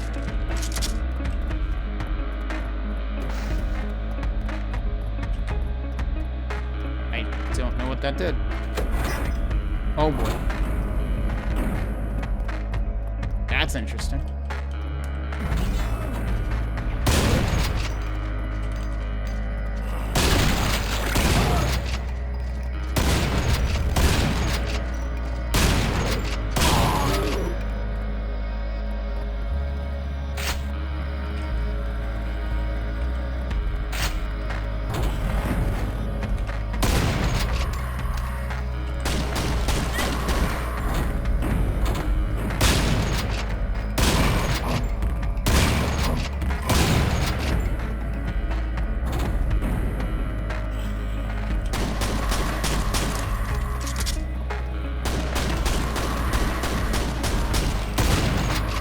I need to check something. Yeah, that's stayed. I'm just surprised that, like, apparently the scrag noises are always kind of low fidelity. Kind of surprised they're telling me exactly how many enemies are left in here. Although I guess the reason might be that it looks like there's none. Oh dear. I'm stuck.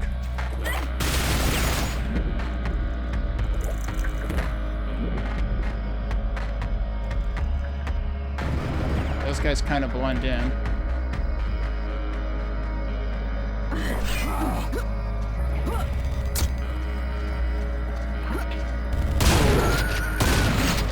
Guy basically blends in.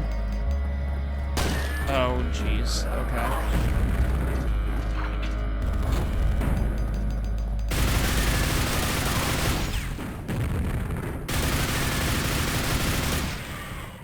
Okay. Yeah, see, like, I know exactly when that died because of the message. Gee, thanks.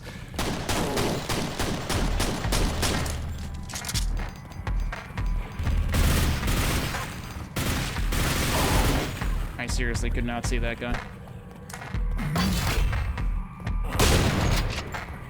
We did it.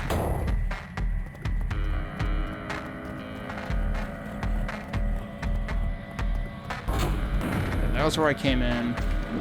I'm kind of surprised I didn't miss another dude down here, actually.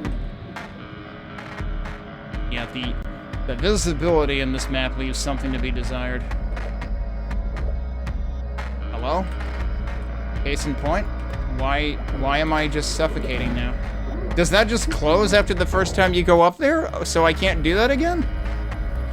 That seems dumb. I wanted to retrace my steps just to make sure I didn't miss anything up there. I guess I can get up there from the back way here now, because I can jump across.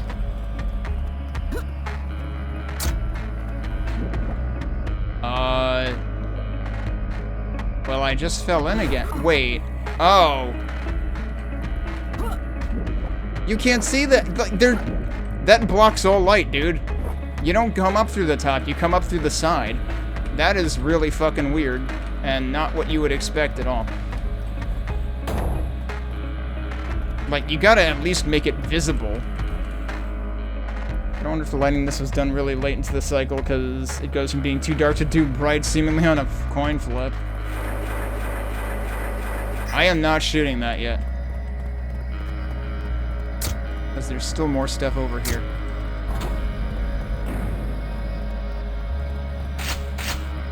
Okay, so we've got ammo over there. Now I guess I'll shoot this. Notice lighting on our testing comments. Guess it wasn't really that important to relay, or the mapper was okay if someone did. Yeah, right. This actually did have a testing pass. That was part of what made it. Wait, did it? It did, right? I think I'm getting my comments confused, because I think Zettabyte was saying that the Quake mapping community Discord does test passes on everything. This sure looks a lot like a different passage I was in.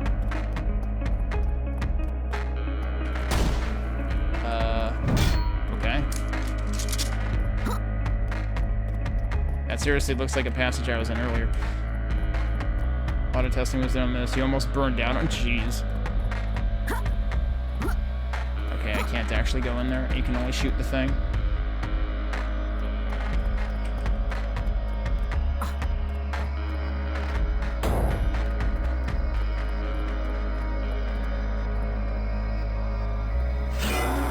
Well, okay.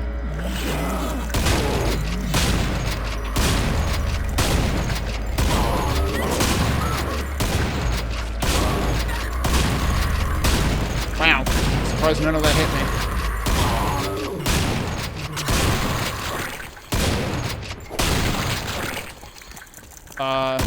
Hi. It's like I can kind of see you there. Someone else is running around upstairs, I guess.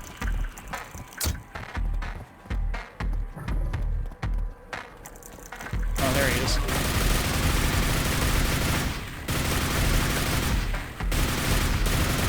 You still have to deal with travel time from that.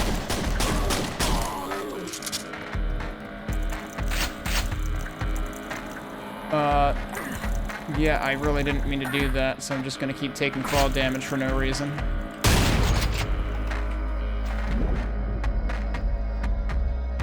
Hey, there's health down here.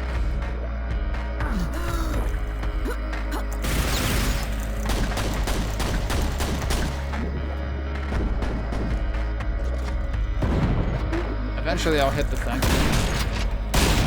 There we go. It's actually connect to that? Yeah, I guess it does. Okay. So I need to hunt down one more enemy. Oh, hey, Rabbit. Rabbit, I really liked your map in the first Brutalist Jam. I'm saving the R maps in this, like the replay maps for later. There we go. Oh, hey, wait, can we go up 2 levels from here? Oh no, that's a solid wall. Alright, never mind. Oh, there's the last guy. He is no longer the last guy. I have bad news.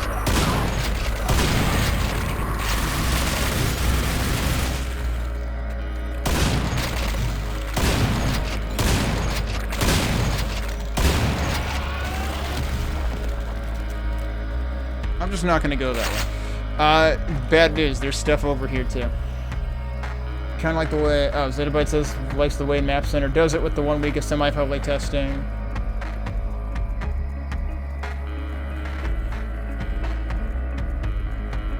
Yeah, right. Oh, if it was done, I was hoping there was like an actual separate testing phase, not while everyone was busy making their own maps, because yeah, that kind of seems like conflict of interest.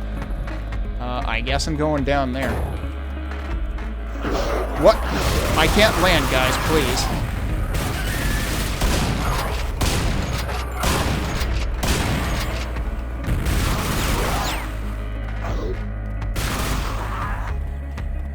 Is there another guy terrassing around? Yup. We're here.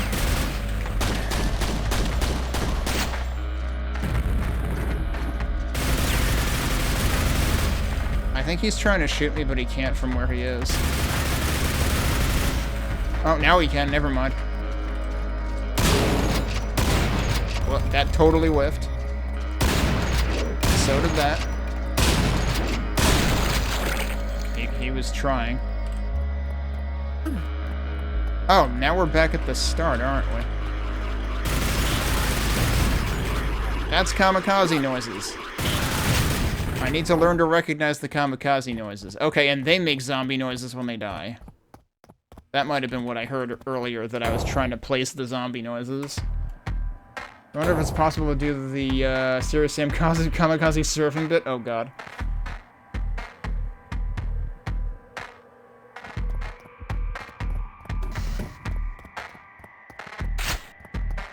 I mean, it does make sense to not... I mean, like... Obviously, you can't have the map editing locked before the test deadline, but, like, it feels like there should be, you know, a creation phase and a bug-fixing phase. Oh, that's a lift. Okay. Whoa, hi, that's a rocket.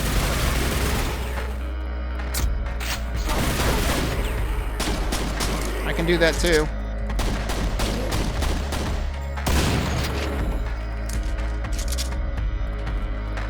Those are just doors. I thought I heard somebody else.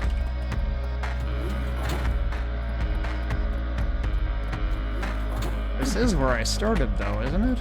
Or is it just another room that looks a lot like where I started? No, it should be where I started.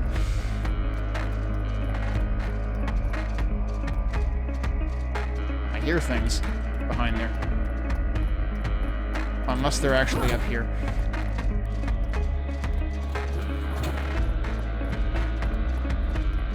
Oh, bug fixing was the month after. Okay.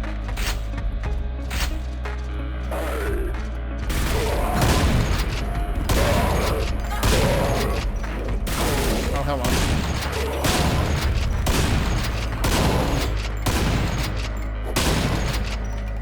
Were you dead yet? No. Now you are. And of course I can't quite reach up there. But if I do that, I can. That was a good boy. Yeah, so obviously I was supposed to go around that way. Oops.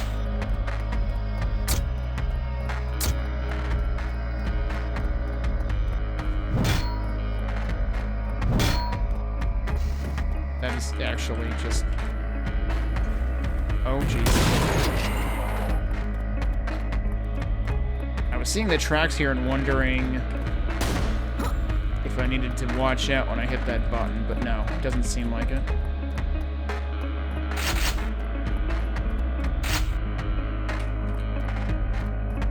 Okay, interesting. This probably needs... No, that doesn't need a key or anything.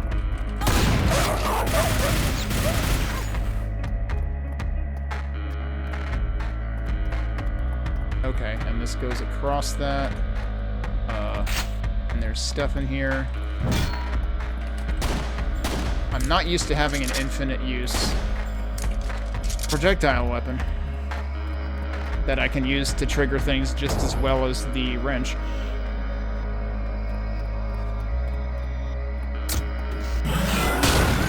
Oh, okay then. Oh, there's a biosuit in there? Oh, somebody's having an argument. I shouldn't have interrupted them. That was rude of me. They're also having an argument. Alright, cool. You guys have fun with that. Vaguely reminds me a little bit of a room in Doom E2 on 4. Shouldn't have done that. I underestimated how much health the fiends still had. Okay, no, they're dead. That's fine.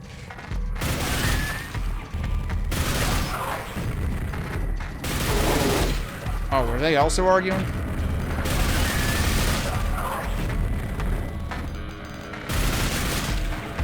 No, I don't think they're arguing. They're both champions.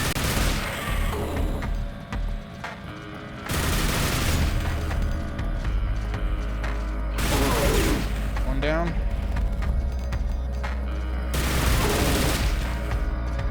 Oh, he's not down. Alright, I don't think I have to worry about any Vor balls anymore. Or Shalrath balls, I guess. There we go. I will say the very sudden teleports in this are kinda rude.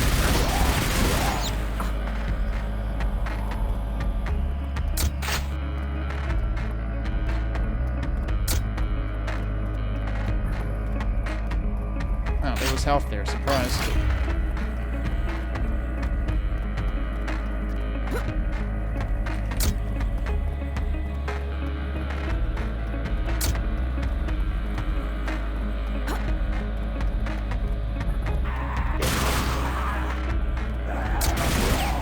I still have the nail gun out.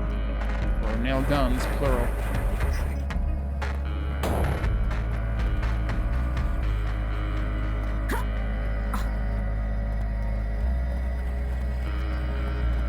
That's the rebar cannon, right?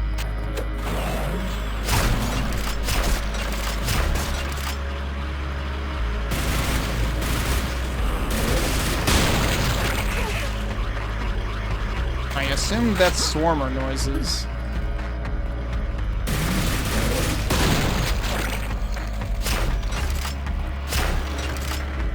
Alright, that's dead. I don't know what I'm hearing. I'm hearing a whole lot of something. Oh, it's kamikazes. They're actually busy little critters. I thought there was like 20 of them. There was like 2. Oh, I think I staggered him. Are you busier on the other side?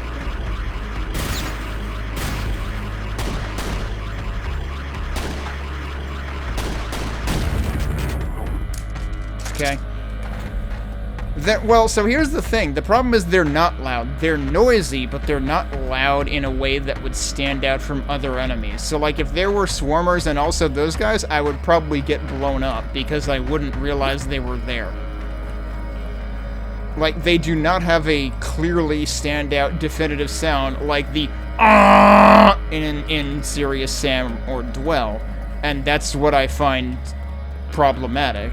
It's like, you kind of need the standout sound so I actually can hear what I'm watching out for.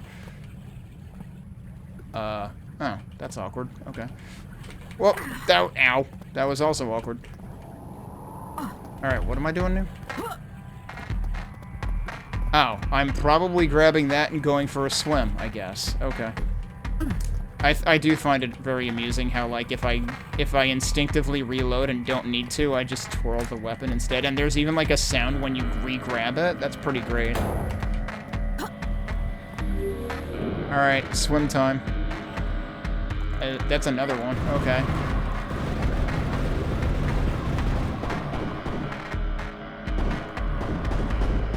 They were having an argument. Anybody else still here? They're all dead.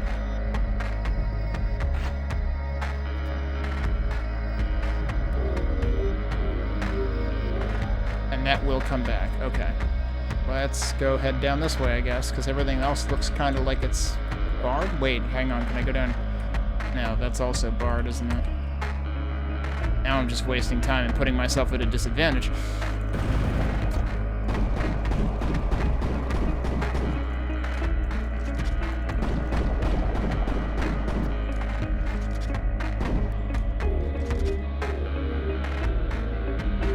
Alright, now let's head down here. This kind of feels like, what if the sewer level in the first episode of Gravelord were actually good? Oh, I do still have to... I thought that was just going to open conveniently, but it didn't.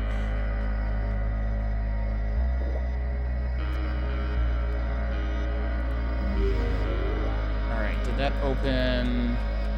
What did that open? That's all still closed. Wait, this wasn't open before?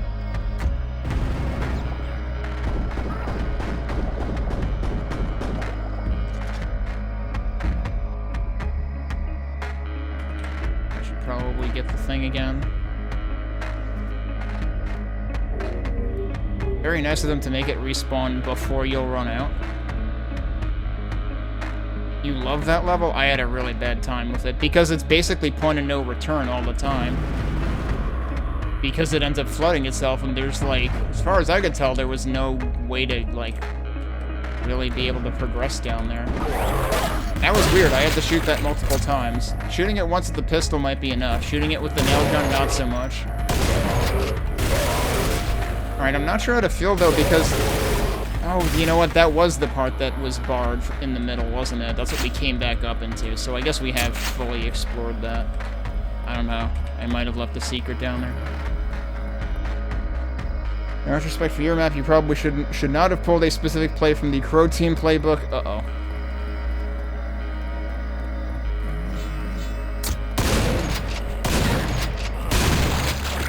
And they're both dead. Somebody spawned behind me? No. Oh, they spawned in there. Okay. They really like bouncers for some reason here, rather than, like, ladders. I mean, there have been some ladders, I guess. Ow.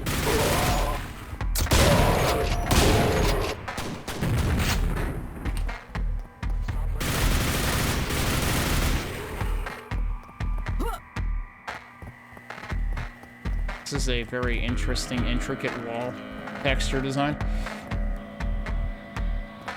Yeah, I kind of, like, really soured on, like, the entire second half of the Gravelord first episode. Although, I think my main problem with, I think it was E1M6, was that there's a lever at the end that's basically invisible.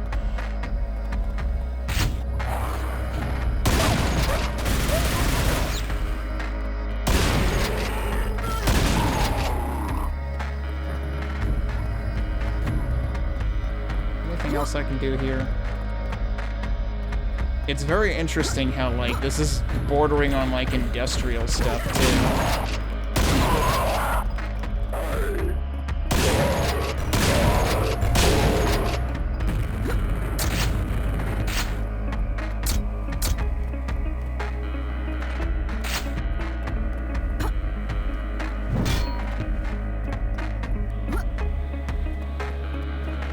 Actually, this kind of feels reminiscent of some Doom textures. If I go down there, I'm probably not coming back.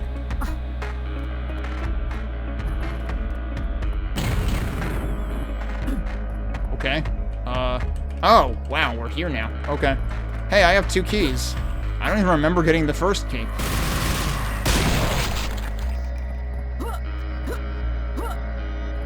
I assume we want to go back to the beginning. Is that this way?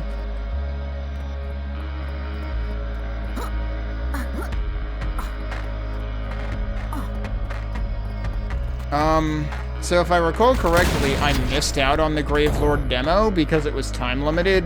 P.S. Devs, don't do time-limited demos. They immediately make me suspicious that you have something to hide. Why are you doing that? But I played the Horde Lord demo, and I thought that was pretty damn good. So I figured, alright, what the hell, I'll get... Oh yeah, the other suspicious thing they did was they made Horde Lord a separate purchase, but if you get Gravelord during early access, then you'll get Horde Lord for free. So I was like, alright, what the hell, I'm interested in trying Gravelord anyway. You know, based on the gameplay in Horde Lord. So I was like, fine, I'll try it, I'm good for it.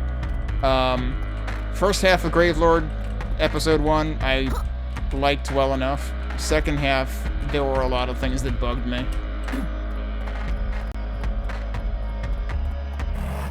Alright, yes, we're supposed to be down here.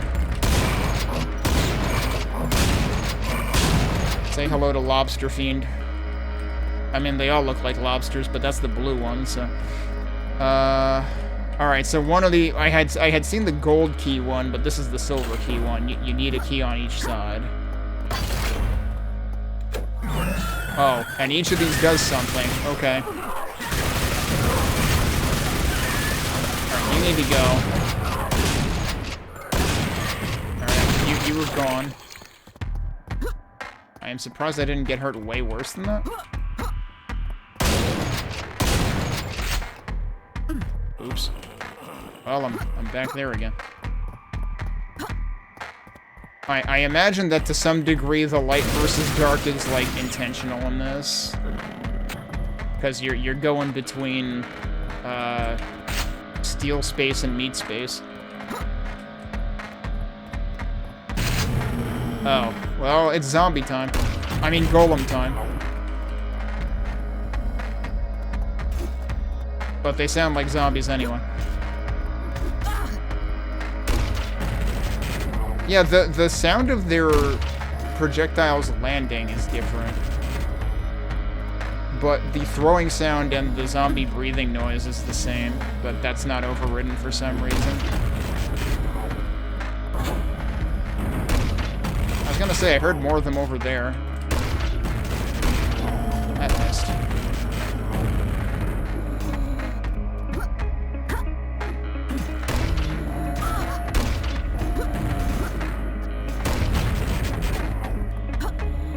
How am I repeatedly missing these guys? There we go. Is there another one back there? What was that?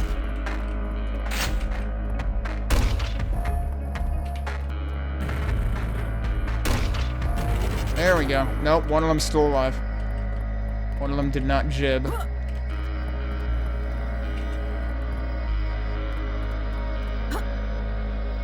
Oops.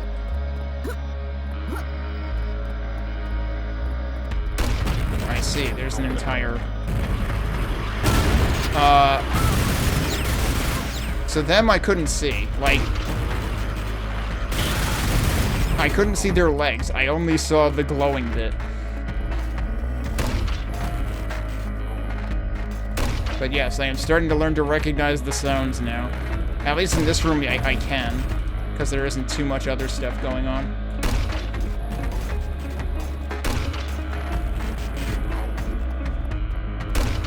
Oh, I missed. There we go. Oh, I thought that was health. It was not health. You remember? You remember a good amount of back spawning. Heh. Incidentally, Sacrilege kind of seemed to have a little too much of that.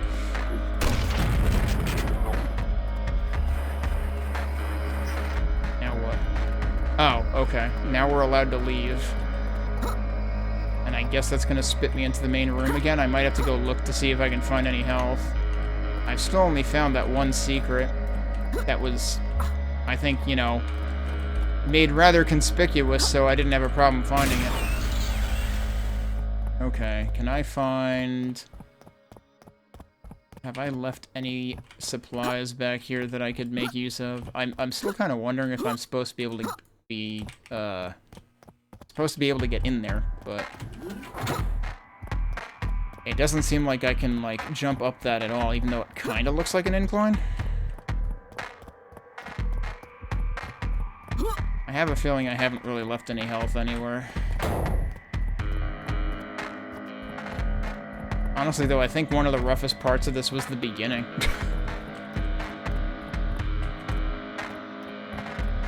I'm still suspicious about that room.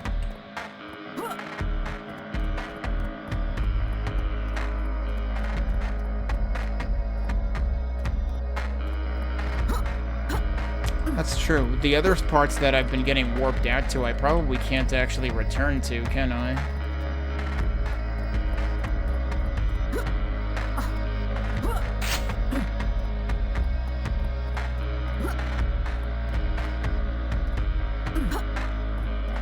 I'm realizing now that I can jump to that bridge. Oh, that's health. Well, there you go. There's stairs on one side? There is.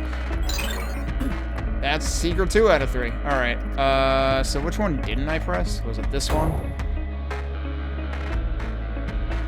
Something about monster regression being high and player not having good basic mobility makes Gravelord not feel as good as it could.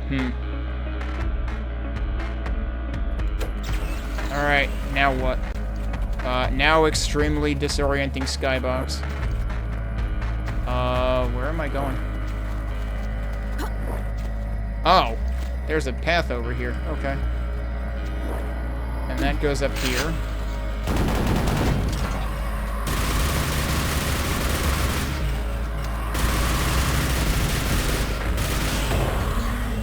Okay, that's more like it. I was about to say, you misunderstood the assignment. If you give me a rocket launcher, you need to spawn at least 5 scrags in a row. And that was only like 2 and then another 2, but I think we're getting more now. Yeah, there we go. That's more like it.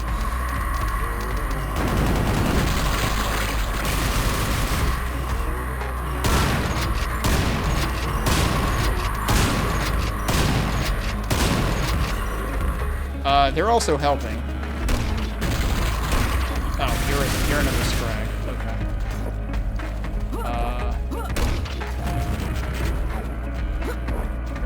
path I should be taking. So, oh, hello.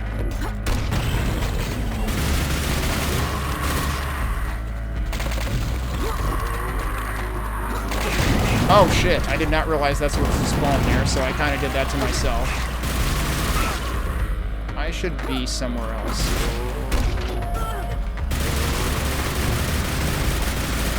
Problem is, because of the lighting, it's like hard to tell who I need to hit with what right now. More to go. I've kind of done myself in health-wise, though. I missed again. Thank you. There was health right there. I was literally this close to picking it up, and it said, no, you're not allowed. If you're gonna put consumable resources in a place that you can't get back to, you need to give me a chance to actually get them.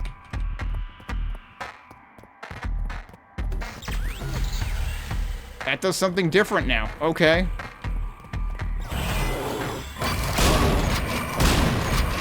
Oh no, it's more lobsters. Alright, well he got crossed up. Oh, I see. This is actually supposed to represent the room we were just in. I wonder if that was actually supposed to be the idea each time.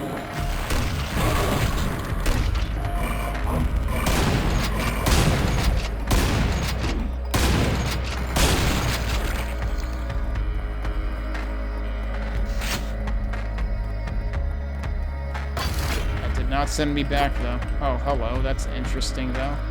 Wait, what? Yeah, it's like glowing down there.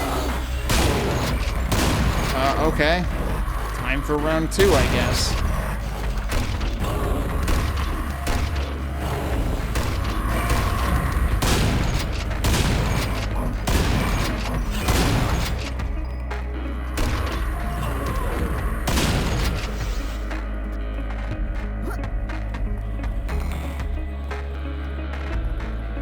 Also, like, outskirts here that I feel like I should be looking at.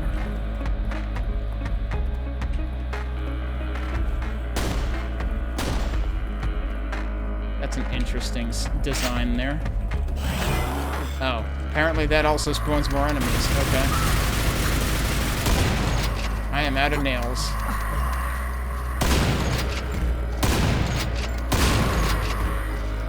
Who else spawned? There's a dude over there. Oh, of course, there's more lobsters.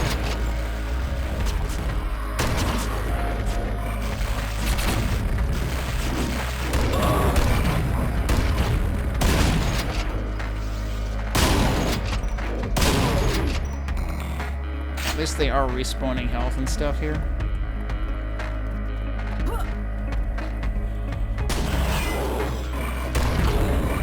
Is there supposed to be an end state to this, or are we really just supposed to be fighting these guys over and over? I wonder if this is why they had problems with the enemy count.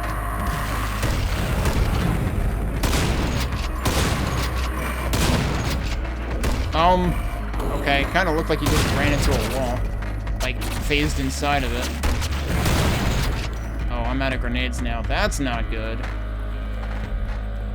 This is where I went up before, isn't it? Yeah. Can I get up there? It would be really interesting if I could get up there. They just keep spawning, dude. But maybe it is actually intended that way. There's supposedly 333 enemies in here. But let's see if there's another... Yeah, there's another switch. This side looks exactly the same as that side, though.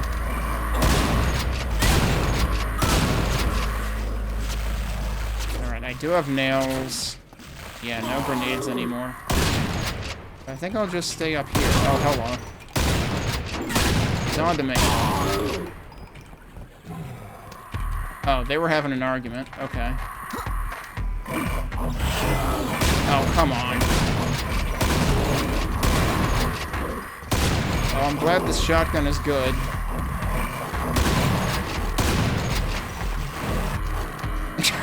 He's just getting crossed up all the time.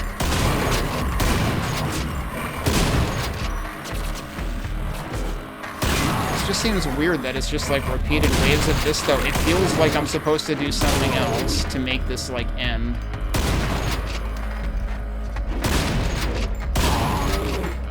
Yes, it's spawning health, though. I can't, like... Wait, can I? No, there's nothing in there.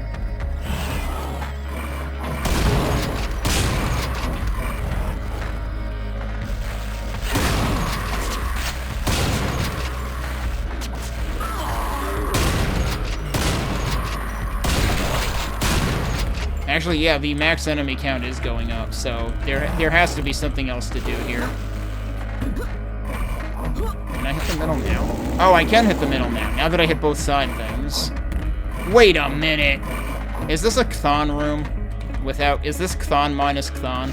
This is Chthon minus Chthon. What the fuck are we doing here? They did Garfield minus Garfield with a Chthon map. Can't fucking believe this.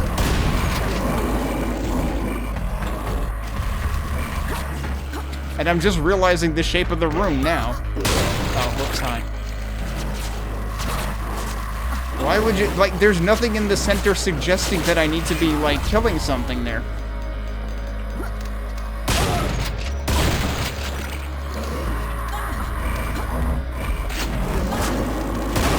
Alright, that's 3.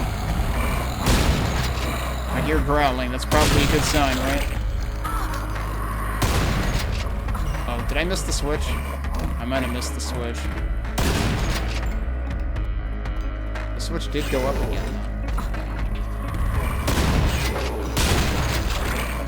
Whoops. What am I doing? Oh no, I didn't miss the switch. Okay.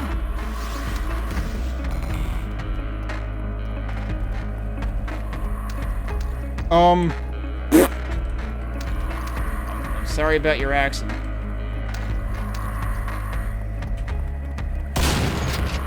Do I actually just need to kill everything now?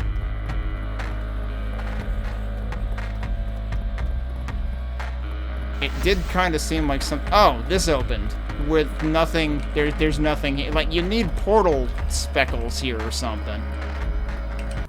That's the end of the map. Okay, weird. Yeah, there were a couple of places there where you really needed lighting on an aperture. Somehow Chthon finds a way. I can't believe the most memorable thing about that map is going to be the Chthon that didn't exist. So that was weird, yeah, okay. You know, after enough times of the same enemies spawning in, I was like, I think I need to be doing something here. And I was like, oh, there's switches on the sides. Okay, so what? I guess I'll hit this middle one after that? Hey, that sounded like it did Chthon-like things, but where's Chthon? So, yeah. I don't know if that was sort of like not quite finished business or what. But let's see what we have next. A 1-star map. Interesting. compbluewiz does Fullmoon Brutalism. I'm gonna check something in the options. I really hate that these are full bright white things that I don't want to look at when I'm trying to read the text on them, but then when I look away, I can't read the text because it goes away. But if I leave it there, it stays there. It's like I always try to look away from the doorways whenever I'm trying to read this, but then it doesn't stay, and that's really annoying.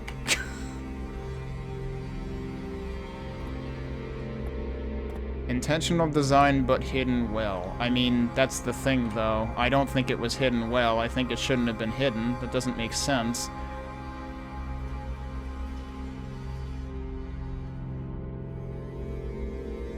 Alright, let me find the readme for this. Fullmoon Brutalism by compbluewiz. Do we have a readme? I don't think we have a readme for this.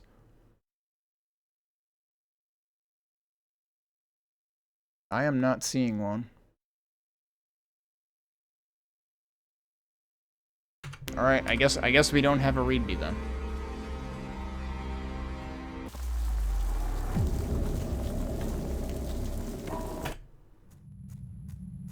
Oh dear.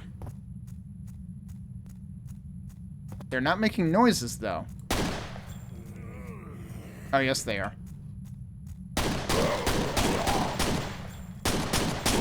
Are they really normally that quiet? I'm right, I'm gonna try to clear the way before I go down there. There was shove under the button, which was... Oh! That was what was under the surface? I didn't see shove under the surface. That makes a hell of a lot more sense. And yeah, also, I didn't have time to examine under there because there were more enemies that kept spawning.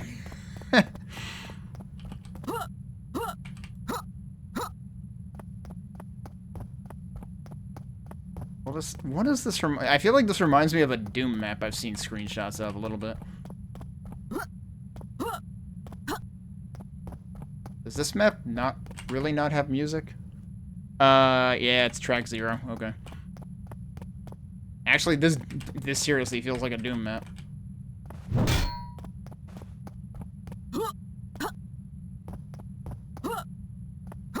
So, actually, I forget. How many maps has compbluewiz made? Where have I seen that name before? I meant to check.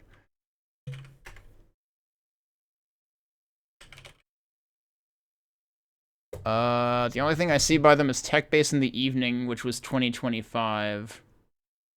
So I don't know. I mean, obviously I'm using Quack, which can't really search through authors in Slipseer packs because, you know, it's inconsistent how they're reported. Sometimes they're in a table. But, like, this feels like a first map. But they're not in the first-time mappers section, so I don't know what else they've made.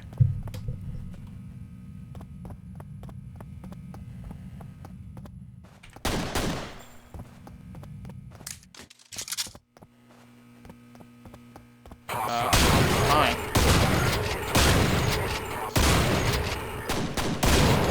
These guys were so absorbed in their, I don't know, their planet side game or something that they just, like, were glued to the screens and did not notice.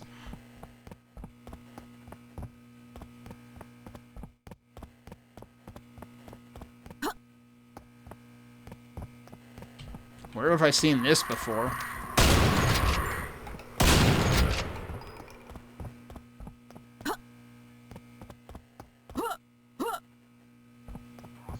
We've got, like, all of the set pieces going on. This is like a department store without elevators.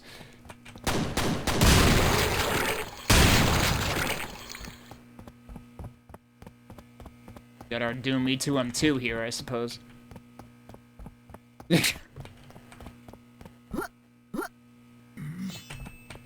Now we've got the server room.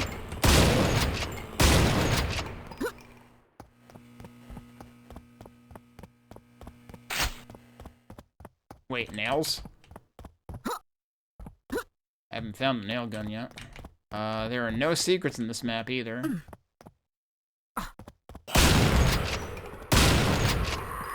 Oh, we got a key.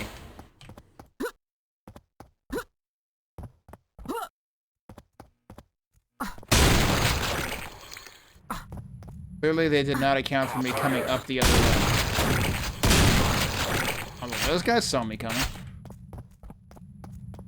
Yeah, I guess I could see that. Is this... Surprise, more of them. Presumably they spawned when I got the key. Okay, so I can run at the same speed as them, so they cannot outrun me. That's good to know. Yeah, this was that door I couldn't open, wasn't it? Oh, hello.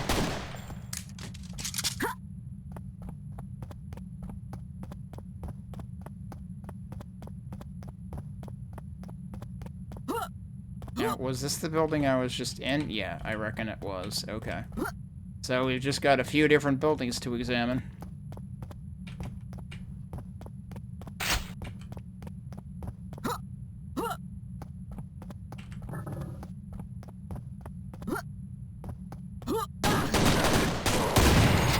Did they just spawn on the spot, or were they there, and I didn't see them because they kind of blended in?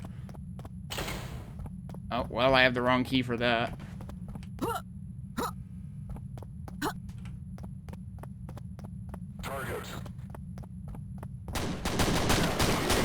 In that case, he probably just blended in, because it was dark here anyway. Stop resisting. Did he say stop resisting, or did he say stop existing? Because that would be pretty fucking rude, dude. Stop resisting. about you stop existing? Ungrateful piece of crap.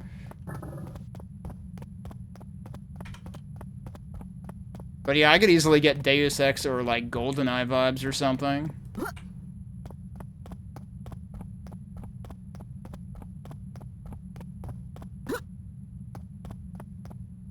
That's probably the exit door for the gold key. That was the one with the gold key you needed on the front, right? I don't think there's a rear path to this. Oh, wait, maybe there is, but that's also... We gotta find the front door again. You would think that you would want to go in the back doors, because the front doors would be locked, but I mean, like, I do have a key now. Yeah, there you go.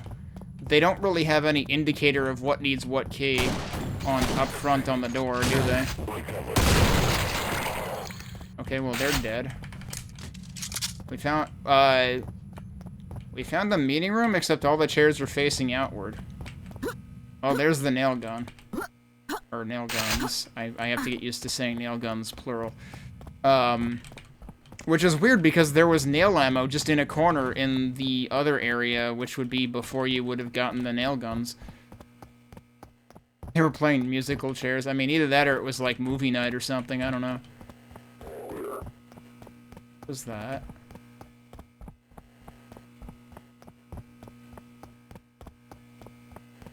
Somebody woke up. Are they up here?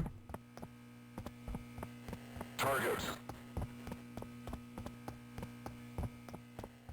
Lighting here is kind of all over the place. There's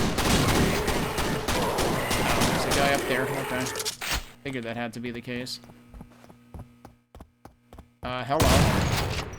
So many enemies that are just not facing the direction that you would expect the player to be coming from. Is there another dude up there? Oh, there's another fiend. I like their clawing animation. That feels like it works really good in this. It looks a lot less awkward than the original Fiend's clawing animation did.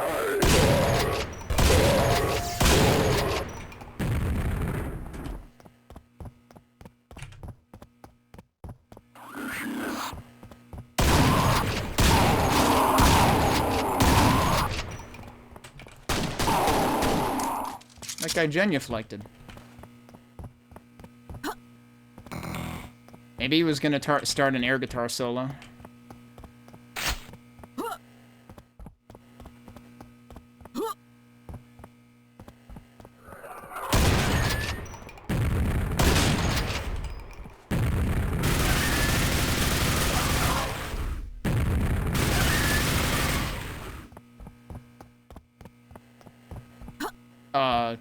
The servers have fallen over.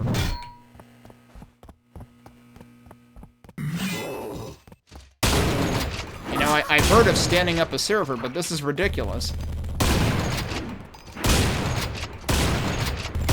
Surprised I didn't walk into that one, actually.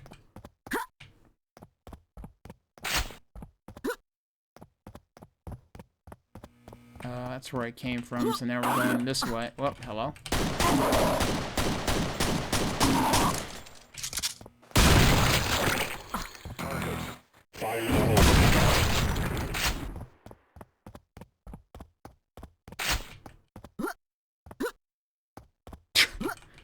Now we're really playing musical chairs. So where's the back door this time? I assume there's a back door this time, too? Oh, I didn't go down far enough.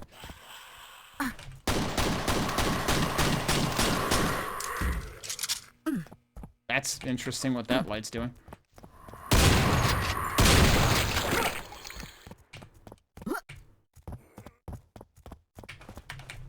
I mean, now that I have a nail gun, this is easier. Dealing with the, Swarmer onslaught, which I kind of expected. Oh, that one got stuck. His alarm didn't go off. Alright, now I don't remember which room was gold locked, but also, like, elsewhere. So that's probably the last place we go then. There are still like 100 some odd enemies left, or 99 actually, I guess. Right? Yeah, 62 out of 161. That might have been the gold key door. Yep, okay. Gonna need to give me a weapon to deal with those guys. Yeah, because that does not work. I have been wondering if that would work, but it does not work. You're not actually giving me the weapon in the first room this time? Because in the other case, it was in the first room.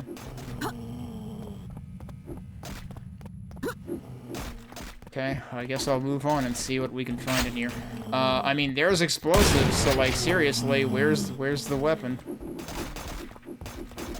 It seems surprising for this not to have given us the weapon up front. Target. Oh, hello.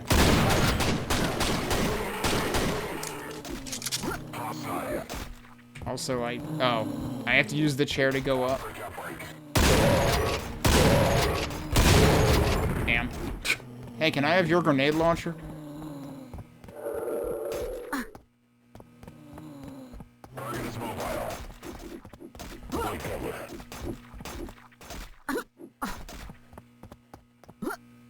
Like, this seems wrong. This seems like I should have found the weapon already. It feels not viable to go in there, to the crate maze in particular, without being able to clear out zombies. But I don't know where I would have found that weapon.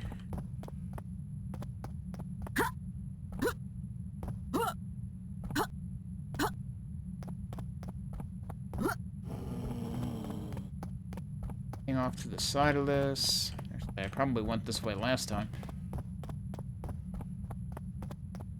Checked all the small buildings. Yeah, I did go this way last time. Hello? Got a little stuck there. What? Surprise! This isn't a secret. This isn't marked a secret, but that's definitely a secret. Oh, there's that.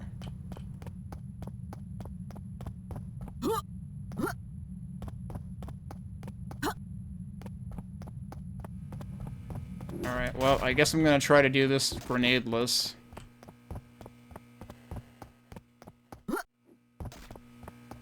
Even though that seems probably not as intended.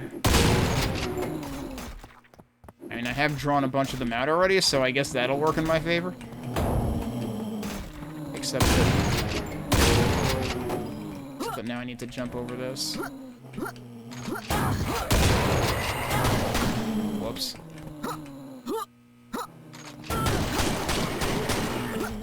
Use the mega health to my advantage.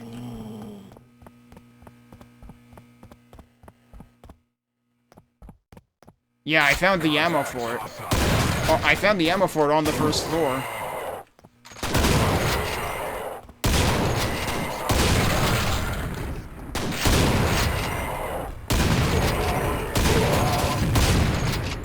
Enough of these guys have explosive weapons.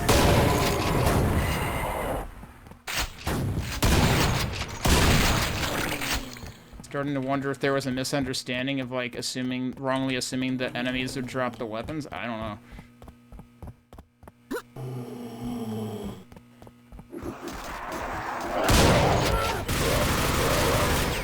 And another mega health? It sure seems like another mega health. Supposed to be that's supposed to be arranged like a failing air conditioner unit.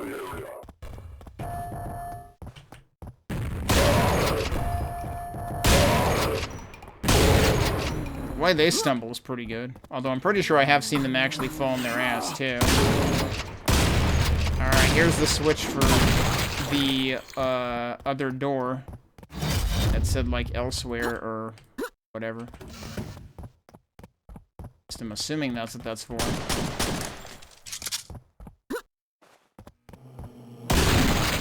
Okay. He was caught sleeping.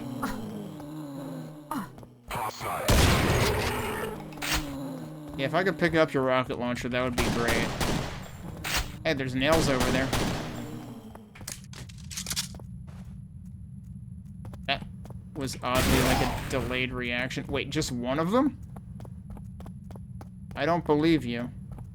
Oh, no, here's a couple more. Those guys really are oddly silent, aren't they? That's pretty nasty that they only really make noise when they get up to you. Alright, yeah, now this is just open. Oh, there they are. Maybe they were supposed to come out of here and just didn't. Alright, what's going on in here? I guess. There's an explosive weapon. I don't know what that does.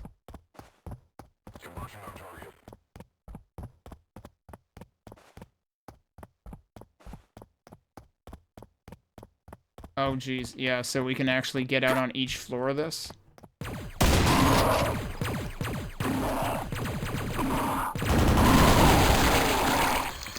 Yeah, so I kind of have a lot of... I guess I probably have to hit that to open each level. I have a lot of rocket ammo. Like, if I go up here... Okay, yeah, each of these is closed. I mean...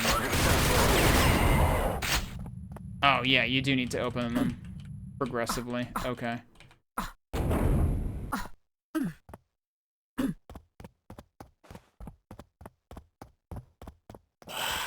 Oh, hi. I totally did not pay attention.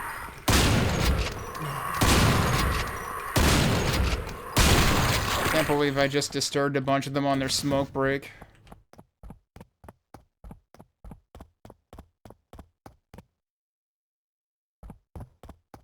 He just went back to see if he could show B boxes for the GL and wow. Wait, so you found one? There's supposed to be one in there? Like, it's technically there?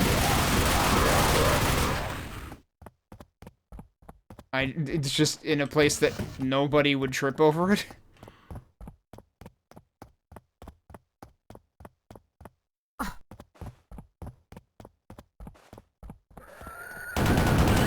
Right, I'm thinking this is the grenade launcher, it's not. Alright, you're dead.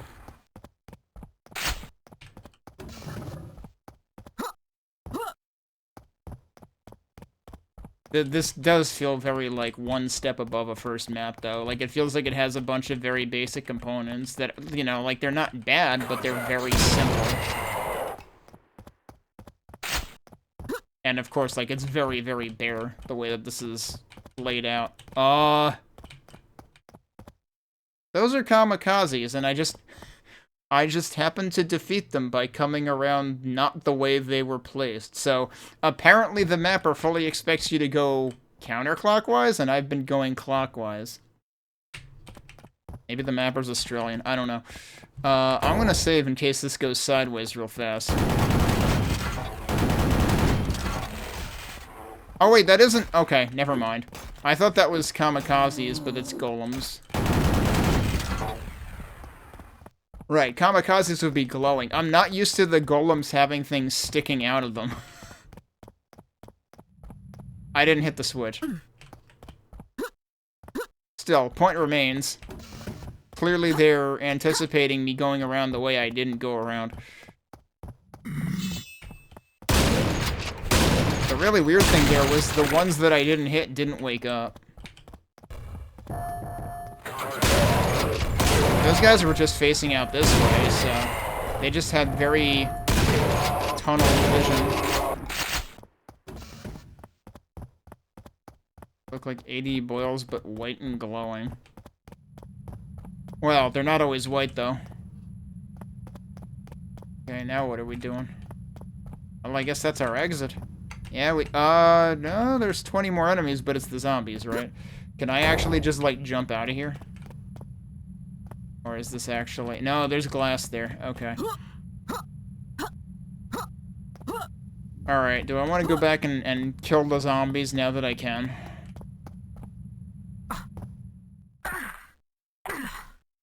And kill myself falling downstairs? Alright, do I ever remember where that was now?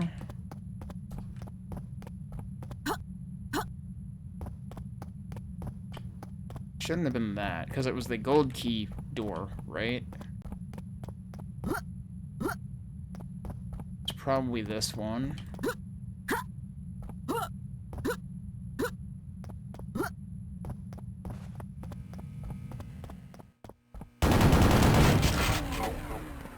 Yep, it was that one.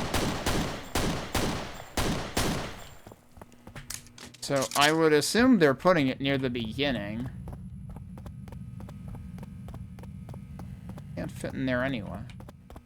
It would be really weird if they did not put it on the first floor. Because we got the ammo for it on the first floor, even. It would also be really weird if they put it, like, not inside the building.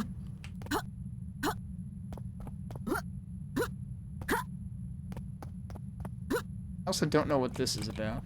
Or is it really just there for show?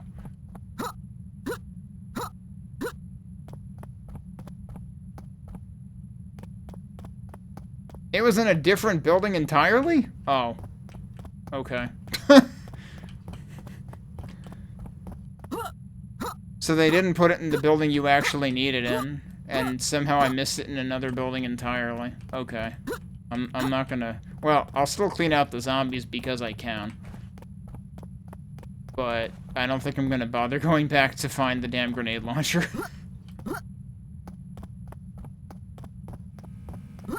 I'll just clear them out with the missile launcher now that I have that.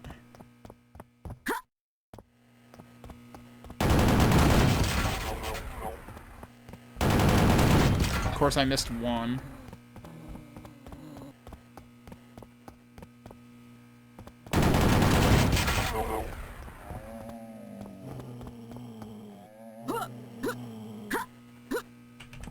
Okay, now the problem is if I'm still hearing noises, is it coming from below me, or to the side, or above me, or what?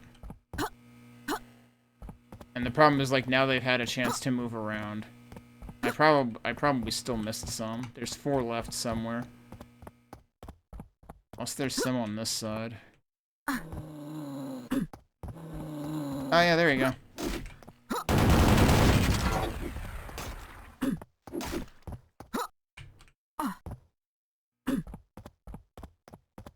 I heard another one, but I don't know where they were.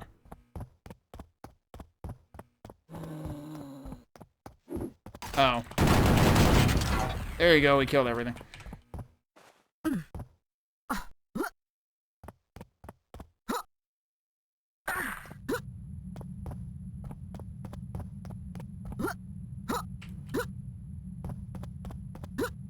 Alright, so I would guess it was probably in the silver building. Which is not this building. But I guess I'll check this one again anyway. I would be surprised if it were in this building. This was the first one. So, like, we didn't even have the nail gun yet at this point.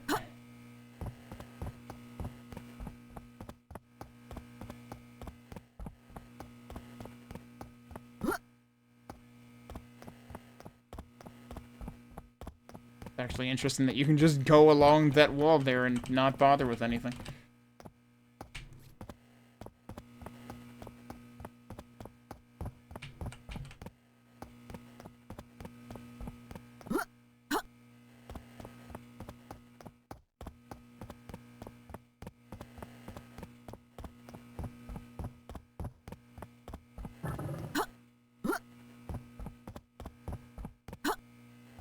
Also, I haven't mentioned, but I noticed, especially when I was looking through my VOD from yesterday, I appreciate that there's actually, like, custom crosshairs per weapon in this. I don't know if I can't remember if I've played other Quake packs that did that. I don't know if Alkaline did anything like that. But I know I remembered I remembered seeing somebody asking if there was a way to turn off the crosshairs. It's like, no, must be a Quake purist. Must miss off all of my shots because I can't see where the center of my screen is. Alright, let's go recheck the silver building. Oh, maybe. Yeah, that would probably make sense. Alright, so this should have been the silver door building.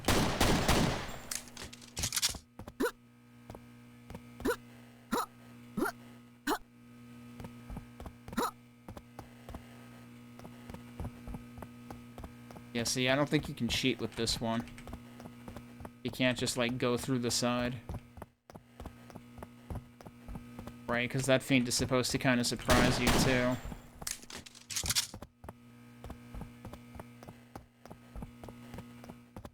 Also, the fact that you actually drop a magazine, and, like, depending on which way you're turning when you do it, like, it actually, you know, it actually drops. You can see it, you can hear it. That's pretty freaking awesome. Oh, it's freaking right here. Okay. It was in the room with the servers that are literally down.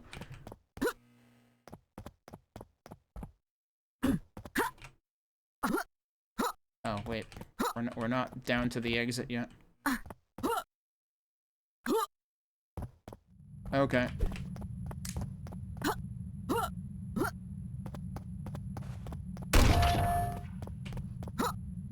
Oh, no. I can't time that for my life. I didn't wait nearly long enough.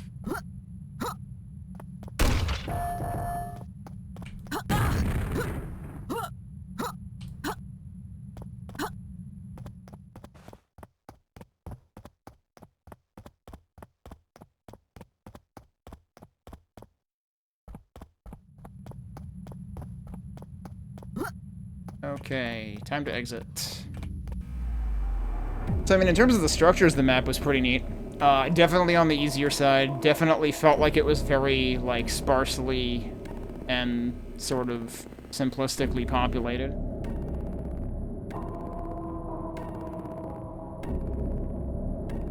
Right, exactly.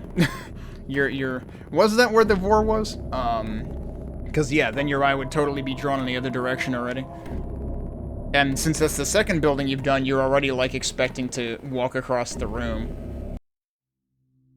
And since you got weapons at the beginning of buildings before that, at least that was definitely the case with the nail gun. I forget if it was also the case with the shotgun. Like, no, the shotgun was right at the beginning of the map. But yeah, you were, like, kind of expecting, oh, I'll probably get one of the beginning of the next building if I need it there. Alright, next is Shade's map. So we've got Foreshore Moor. I bet it has a vor, because that would also rhyme. Let's see if there's a readme for Shade's map.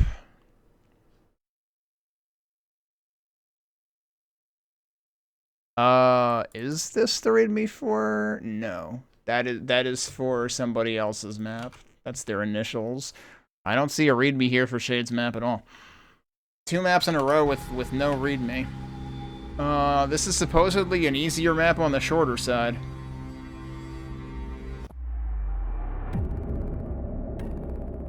I believe you wanted to rate this difficulty too, but you... Yeah, I was gonna say, given the experience I had with, Sacrilege, I would be very surprised if this is actually on the easier side.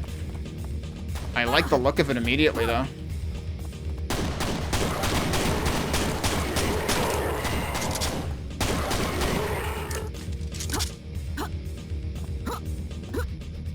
Wondering what music it's using.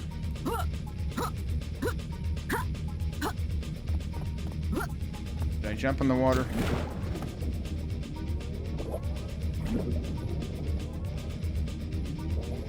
I wish there was a readme so I can know what this music is from.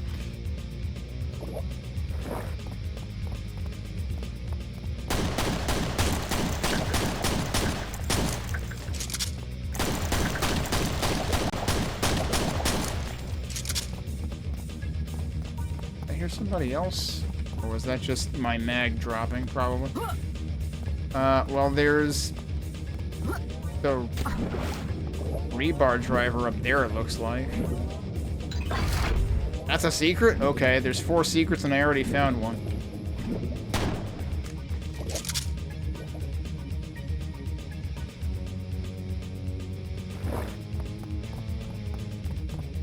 I think the track might be custom.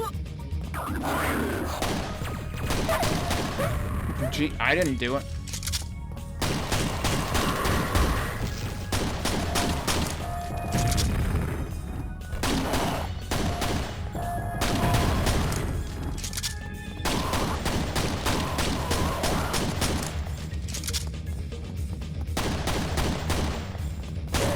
go back there. Okay.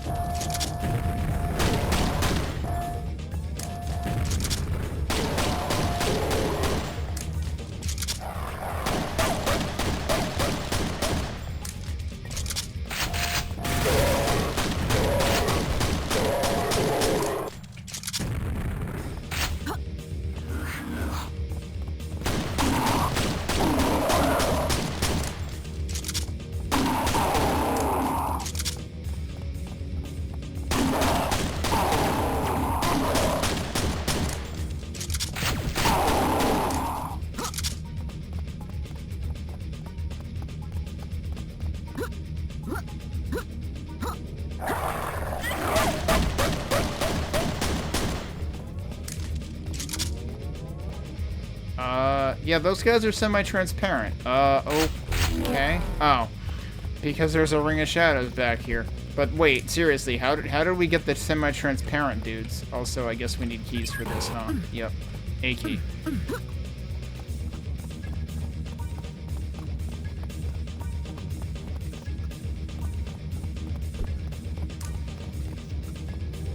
Well, there's the key. Probably gonna regret this.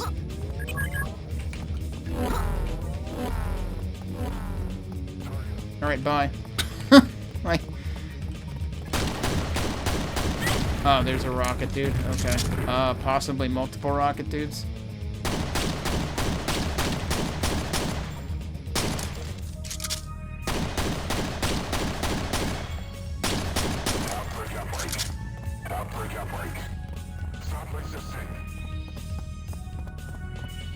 Where was the rocket guy? Yeah, there he is.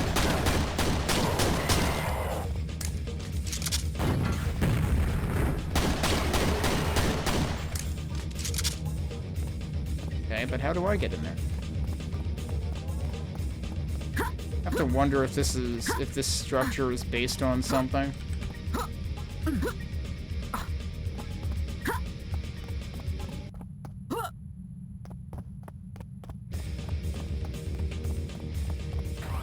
Oh dear. A lot of dudes who just randomly spawned in.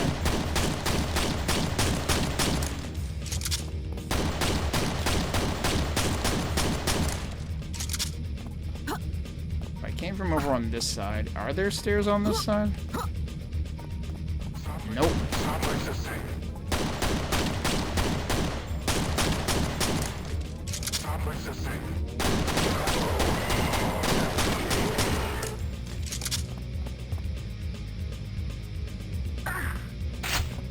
Shelves, huh? I haven't found the shotgun yet. Kinda thinking I should, like, go back and see if there are other paths I could have taken that I should have. Oh, yeah, like that. Alright, don't fall in the water there. Bad idea.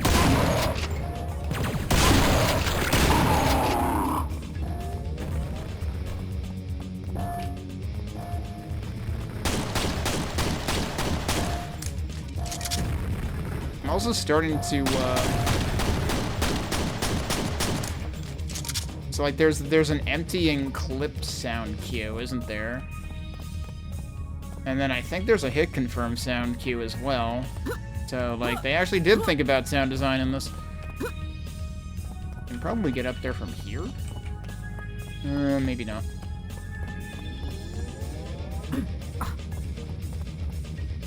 Oh, there's one of those right there. I swear I pressed jump.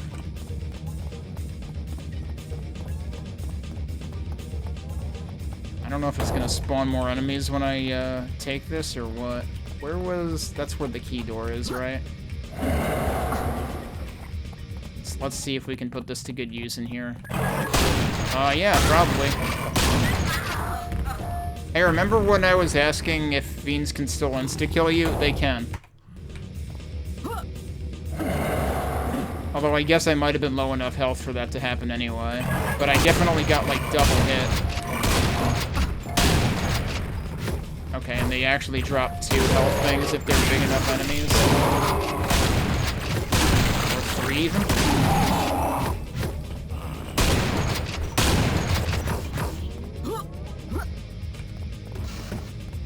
bulkhead doors open. Okay. Yeah, having that for this room was actually a pretty good trade-off.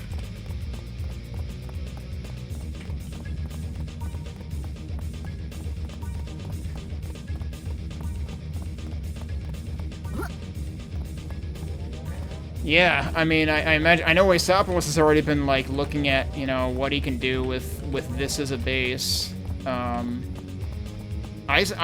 spent a lot of yesterday being very confused about the situation with the sound effects, because some of them are still stock Quake. Like, they're not replaced. Some of them come from id1, whether you're using Quake or LibreQuake. And I don't understand why, like, given that, like, all the enemies are fully custom, why wouldn't they have replaced all of the sound effects? That seems weird. But on the other hand, some of the sound effect replacements, like for the Moor equivalent, don't stand out quite as easily as the originals, and I'm not a huge fan of that. Can I do anything crafty over here?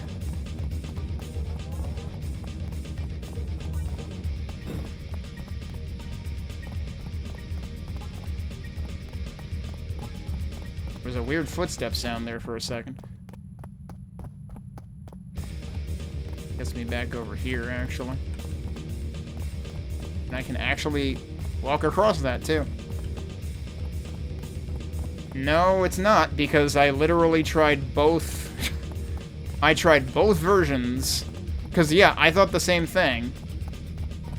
But it's also the case, like, Comfy is playing 1.1, I think, and she has the same Quake 1 sounds I do for, like, fiends and scrags and stuff.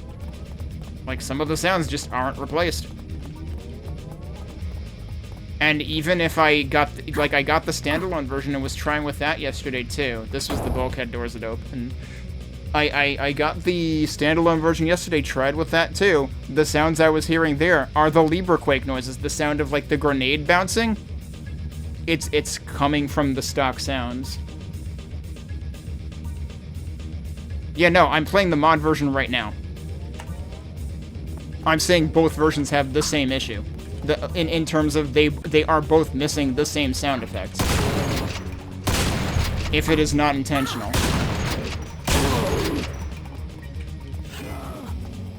I even tried loading it up through, because, like, the other thing is, like, it could be case sensitivity. Oh, speaking of vor sounds. Oh wait, no, that's rocket launchers.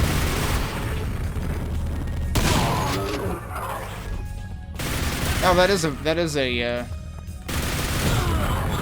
well, that is a Shellwrath up there. So that was a back spawn, wasn't it?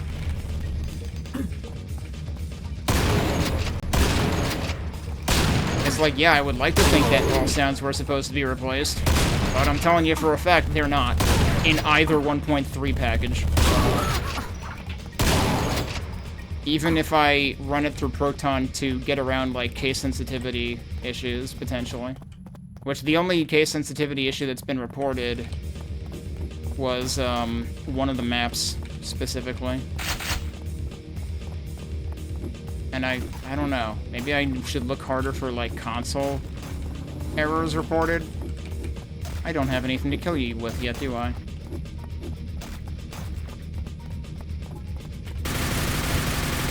I guess those guys are supposed to give you a hard time on your way out. So I came in and then backed out a little too soon.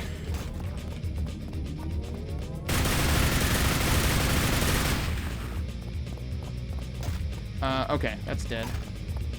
You guys can just stay there for now, I guess. Now what are we doing? Well, that seems like a waste.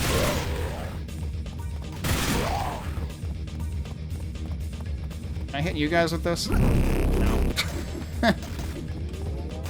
I don't understand what the point of that was.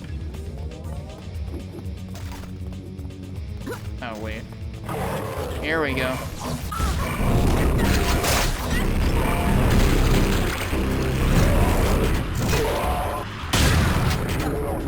Yep. Did not realize what was coming at me first. Should not have done that.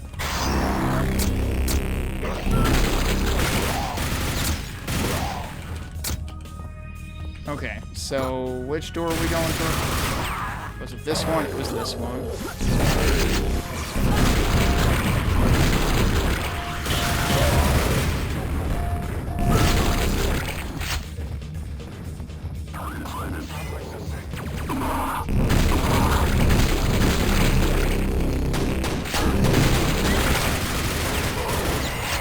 Alright, that one a little bit better. Yeah, that is not a difficulty 1 rating.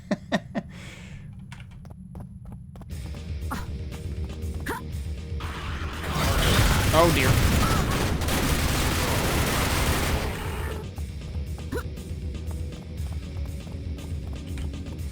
Yeah, I mean, the funny thing is, somehow I didn't remember Shades maps being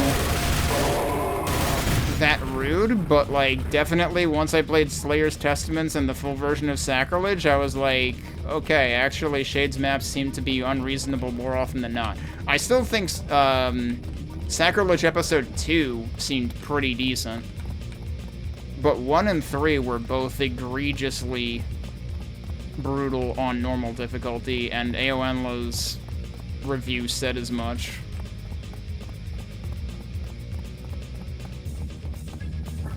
So I ended up not enjoying that a whole lot, and I probably should have switched it. That was what I was thinking, I should have switched the difficulty down on.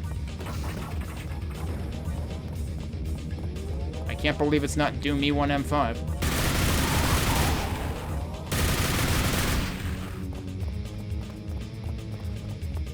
Alright, I want to check if I've missed anything else.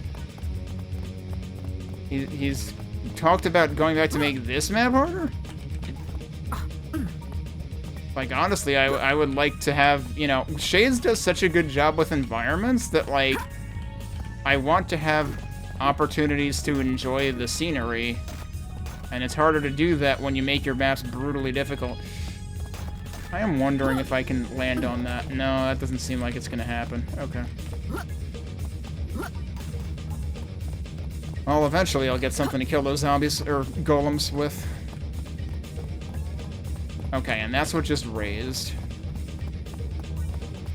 Which just happens as soon as you go through here, pretty much. Well, once you hit that switch, right? Oh, I probably didn't need that. Oh, did not expect that to just open, actually. But yeah, like these noises, the projectile noises on the, remind me what the scrags are called in this? Because I have forgotten. And I know it's not Invoker, because Invoker is the weapon.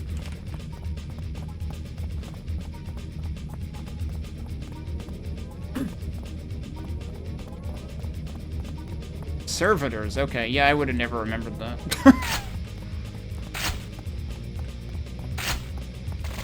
Somehow Servitor sounds like it should be something mechanical to me.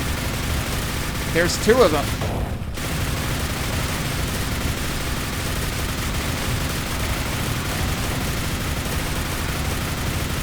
At first I thought it was like one of each color scheme, but no, it was just the lighting was hitting them very starkly different. But these do eventually despawn, right? It just takes a while. Who else was shooting at me?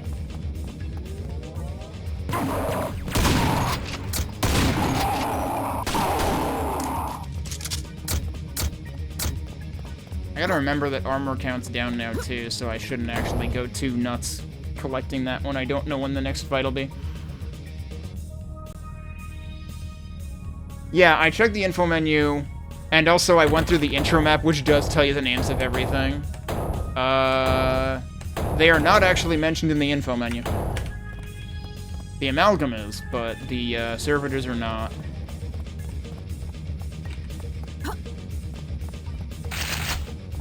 Okay, now we can go fry those golems.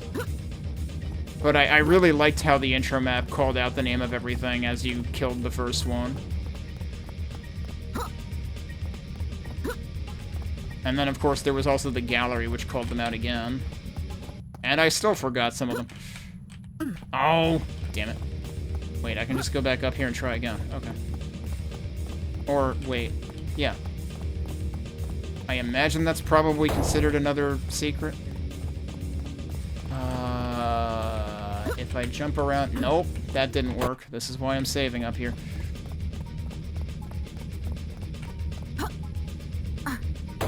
Maybe I'm supposed to come up here from a completely different angle. Or wait, what if I just do...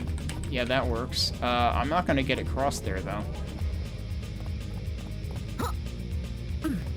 Yeah, no. Open house? This is like some kind of I can't believe it's not Rubicon logo. I do actually have that key now. I feel like there was something else I wanted to check again, though. Oh, there's more armor there. So I suppose I could pick that up before going through that door. I wanted to go kill the zombies. Kill the zombie, kill the zombie, kill the zombie. This is not where the zombie was.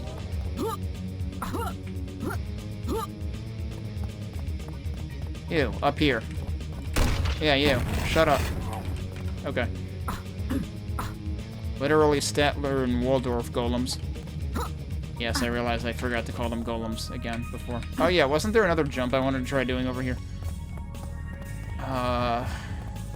Well, there was this, which I'm still not sure I understand how that works, and that might actually be the answer to everything.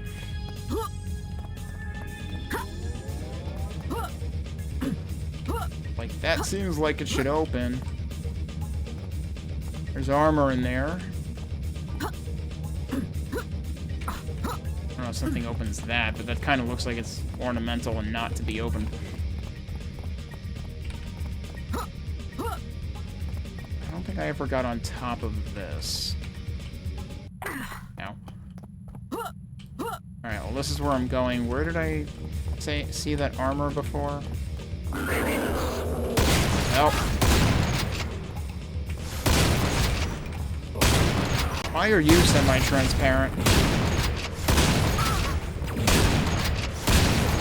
Like, I thought only certain enemies were supposed to be semi-transparent, and I thought that was only on Brutal. But this map is just telling me that things can be semi-transparent whenever you want them to be. So that seems kind of nasty.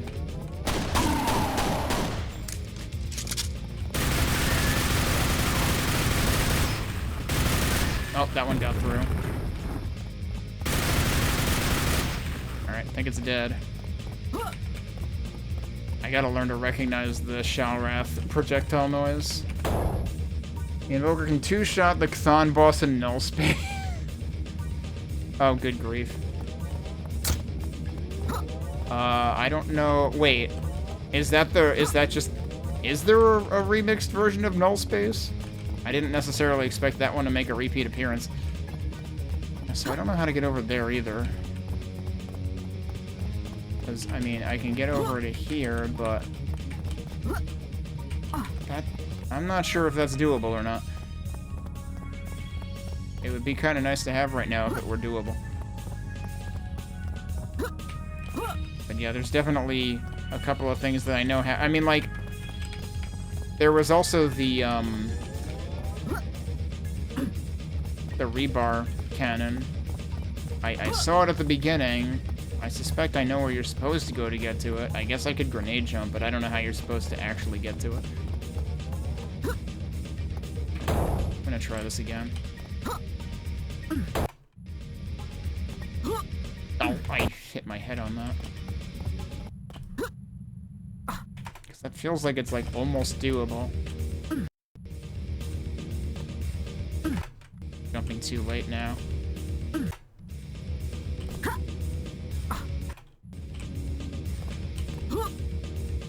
I don't know, dude.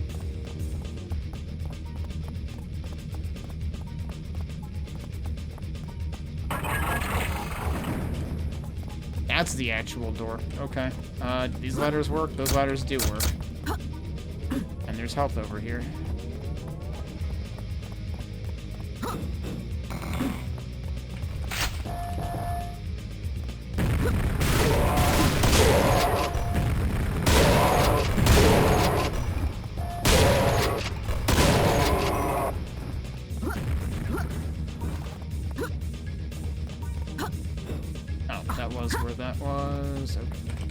Anything else around here?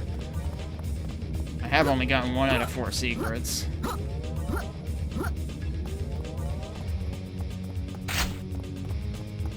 don't know if anything's gonna, like, close behind me here.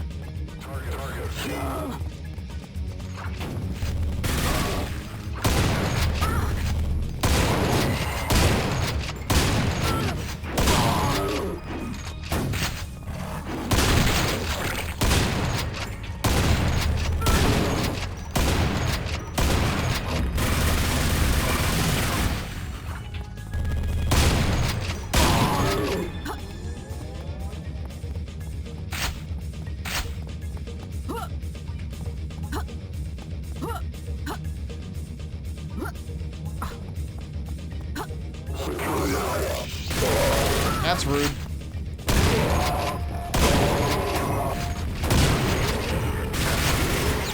I feel like those guys, the shotgun guys' reload sounds like potentially stock Quake.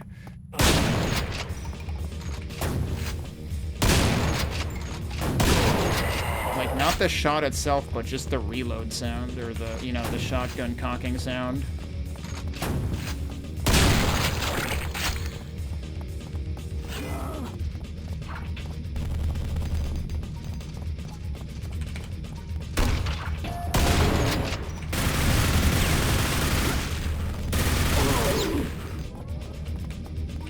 Oh, well, I suppose this would be one way to get to that.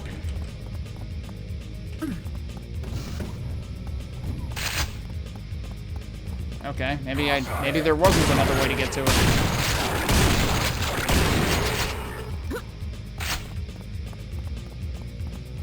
And also, it's not a secret either.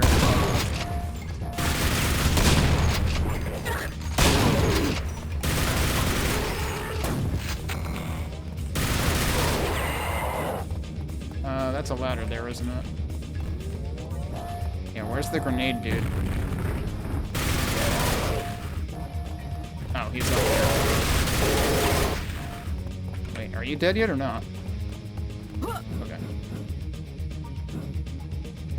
That almost looks like a wall texture, but no, it is technically a separate surface.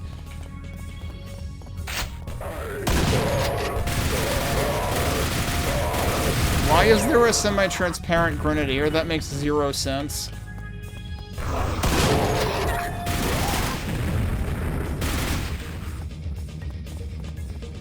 Okay, he's dead.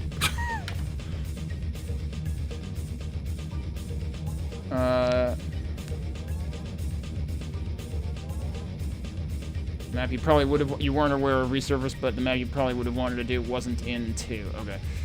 Would have been very funny to attempt your original idea of merging the entire null space episode into one upward climbing map.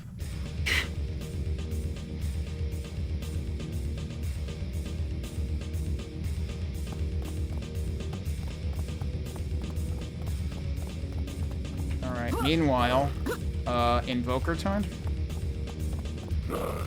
Oh, that was frickin' spawn sounds. They are more aggressive now, aren't they? But they also use stock sounds, which, like, the stock sound in LibreQuake is very confusing. Did he fall off? Like, is he down there somewhere now? I don't know where he went. I hear him. But if he left, I'm fine with that. I gotta get used to what the spawns look like. The lightning noise is new. He has like a charge-up sound that's much more obvious. So that's kind of nice. That's kamikazes, isn't it? Yep. Was it actually just one? Shit. Yeah, get mad at that guy instead.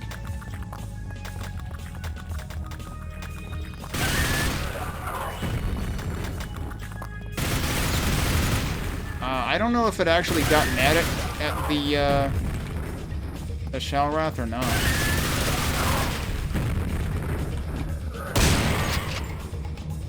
If it did get mad, it was very stuck.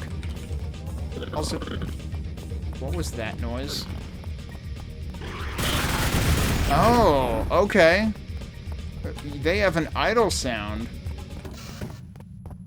Piston lowers. What? Oh.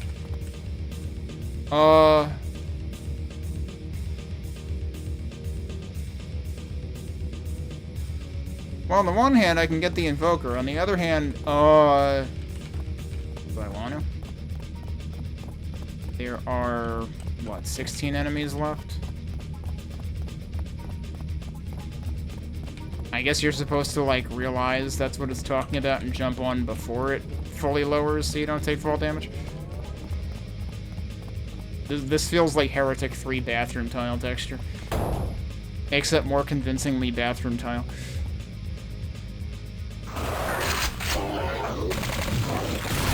I can't see you.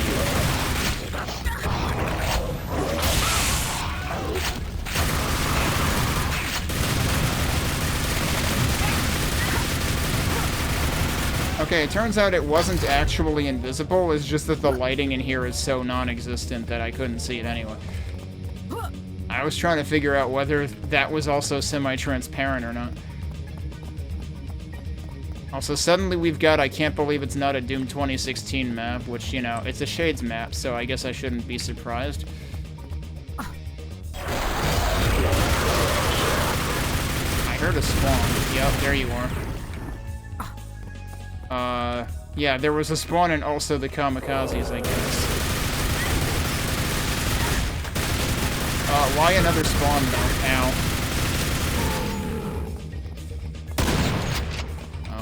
I'm kind of disappointed that you can't take out the windows, because, I mean, it's a Shades map. So that exits, so then does this actually go back?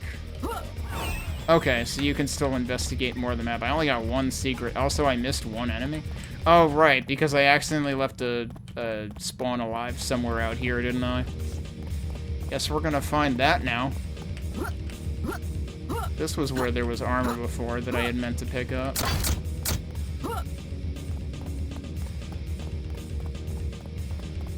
Yeah, the spawn's gonna be over on this side somewhere. Probably. Maybe. Yeah, so there's still gotta be a secret to get that open. But I don't know what it is at this point.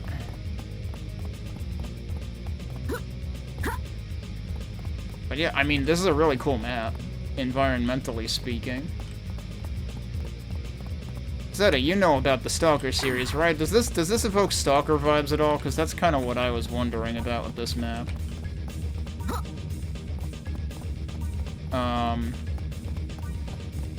I feel like at one point in this map, I got like a particular vibe of some other game, and now I can't remember where or what. Oh, it was this stuff. I was thinking of, there's one specific map within the first episode of Beyond Sunset that I was thinking of. Kinda, but not really. Hench's map definitely does? Okay. Forget. Where did that whole sequence start?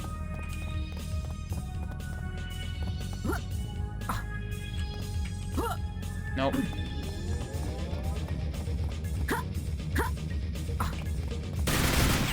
That's a corpse, not a spawn. I swear, the spawn models in this just mess with me.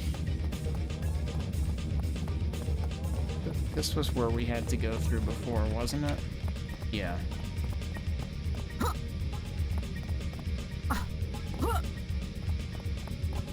That was just that.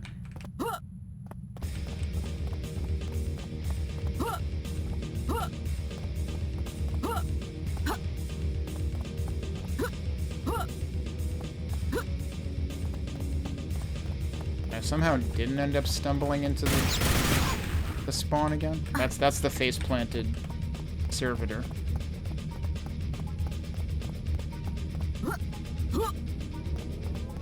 Obviously that's got to be a secret, and I'm guessing you're supposed to jump to it from here, and I just can't. Until now, right when I said that. Alright, cool. I tried to jump it from the opposite direction that I thought wouldn't work because of the corner cutout, and somehow that worked anyway. Alright, well, we're 2 for 4 now. Hang on a sec, there's a ladder on the back of this that I don't think I went up at all. Oh, I wouldn't really... Wait, there's something over there.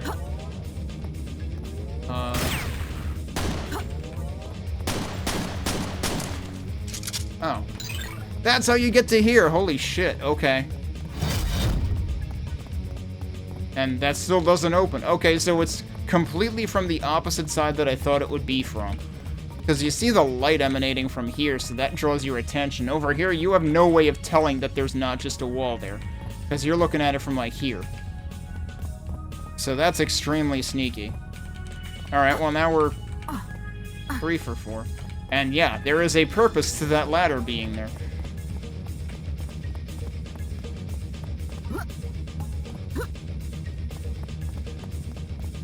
I'll take 3 out of 4. Anything else I can do from here that would be interesting?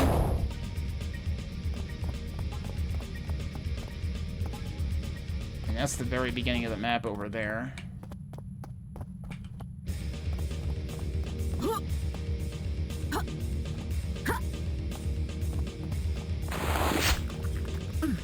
Oh. Well, I found the other spawn.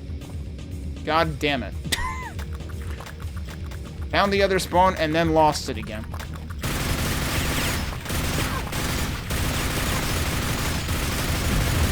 There we go. Got him. Right as I ran out of nails. Perfect. We've got all the kills now. I didn't realize it only fell down to here. I thought it fell, like, further back in the map.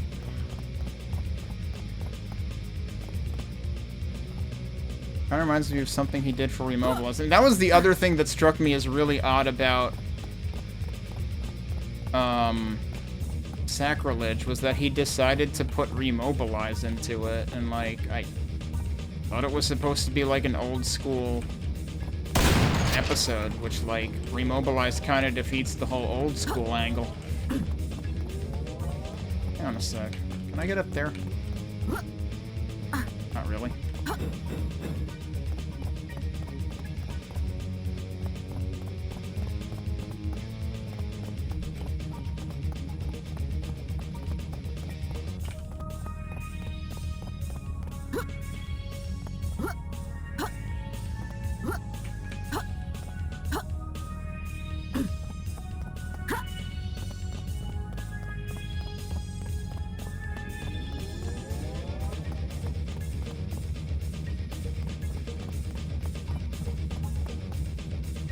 Alright, well, I'll take 3 out of 4. Unless there's something down here, which I doubt.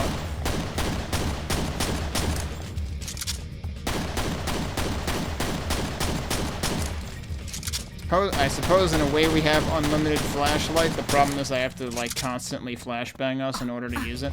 Yeah, suddenly this turns into I can't believe it's not a nave map at the end. Alright, and then the pit is actually the exit, so we'll save here.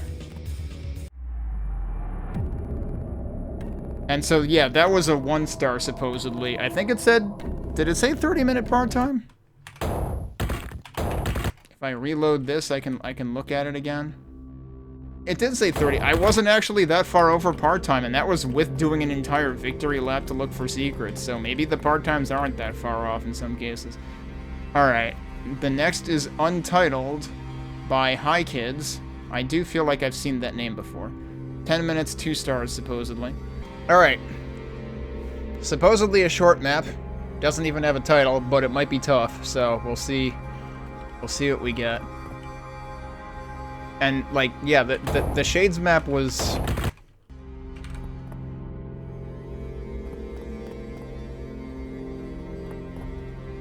supposedly 1 star, but not entirely sure about that. What I should probably just do is just, like...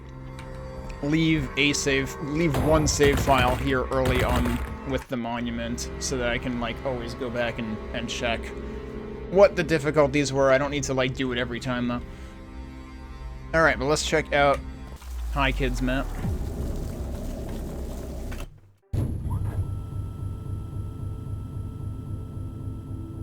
Three different textures going on here. Oh, this is actually a fence. Okay.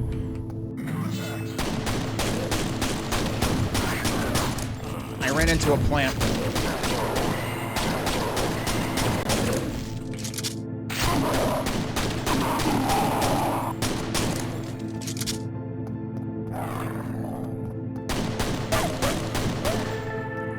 It is kind of crazy how, like,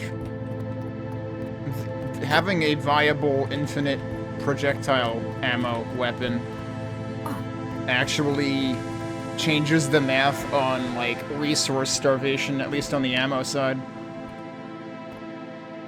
Map is kind of interesting because if you recall correctly, in the first version of the jam, it didn't have proper lighting. Jeez. Certainly seems to have lighting now. This immediately makes me think of Titanfall 2. In the whole, like, past versus future section, or past versus present.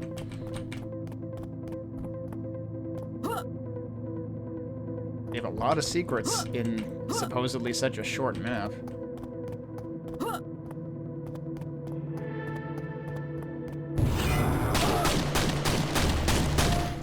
Can I get a weapon, though?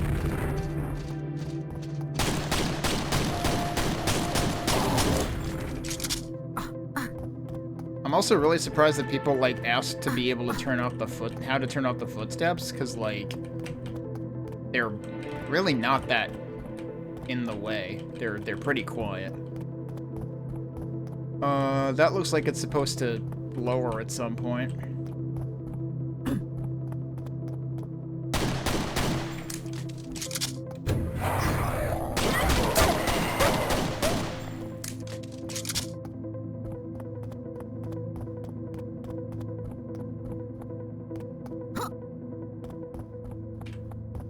Imagine we'll have to come back here at some point. Oh wait, that did lower that.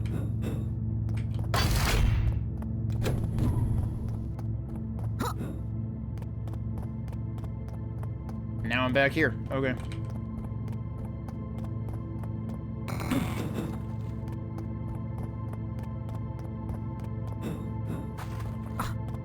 This is also very slightly reminding me of one of the maps in QBJ2. The one that had, like, the holes in the wall and floor. I can't remember whose map it was now. The oil and sand one, right?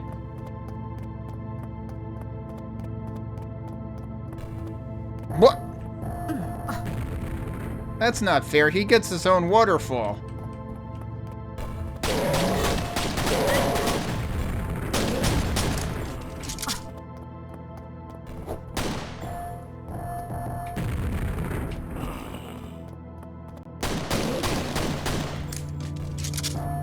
Wait, did he jump down?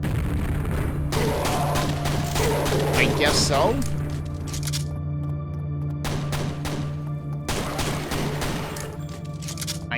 I guess he jumped down. For a second I was thinking, hey, is this remobilized wall? No, it's not. I never played the first one because it was multiplayer only, and I have no interest in that. What you heard is they're kind of a security risk. Oh, that does sound kind of familiar. I mean, I played it one of the times that it went for sale for $5. I played the second one. I mean, the campaign in the second one's pretty short, but, you know, it's not bad. Can I get up there? Maybe, sort of? Nope, nope. Not really working. Wiggle, wiggle. If I can get past that point. Yeah, there you go. Does that do anything for me, though? Probably not. You get kind of stuck on the edge anyway.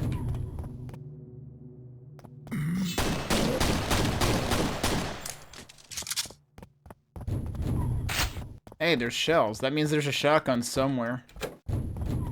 A door opened. A dude showed up.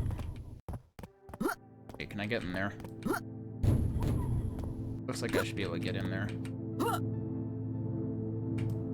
Oh, but it sticks you. It doesn't actually let you jump. There is something in there, though. What about the other side? That might work. I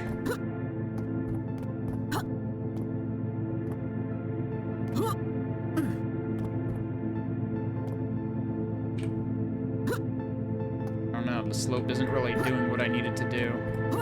There we go. What did that give me? Nails. Right, that was the rebar pile. Got all this ammo for guns that I don't have. It's great.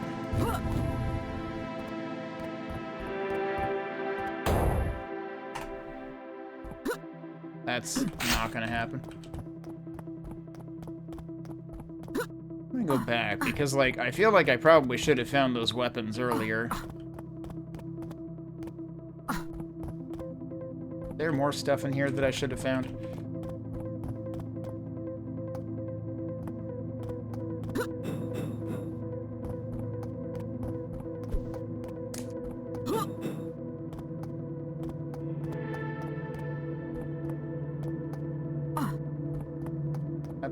interesting. Like, should I be able to get up there at all?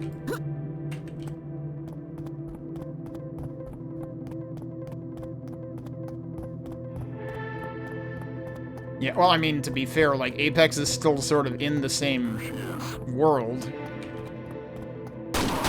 But yeah, it would be nice. It would have been nice to actually get new Titanfall games, too. I mean, to be fair, like, from what I saw of Apex a few years ago, like, they were doing a fairly good job with it. Like, I liked how the UI was done and stuff. What the? Okay. Falling rocks in a video game, and they fell on somebody else? Holy shit. I can't believe it. Of course, they're probably gonna fall on me next. Also, there's just water on the same incline that the stairs were.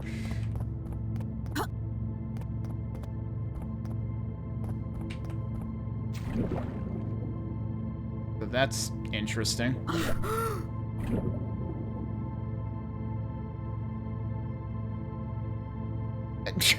And the dude's head is down there, too. I have to go back up this way, I guess. Oh, there's a ladder here. Have we ever seen water on an incline before?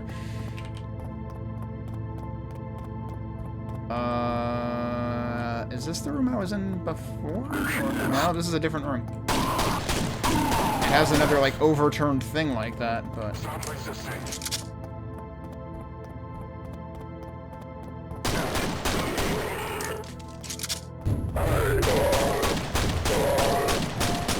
I'm still thinking I probably should have had a weapon by now, other than this. It's like, because of this I can get away with it, but...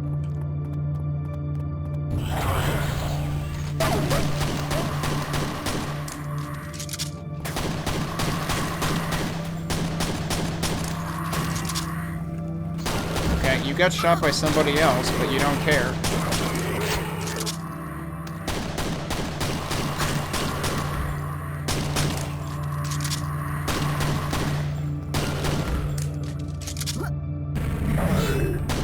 Okay. I almost tripped on that.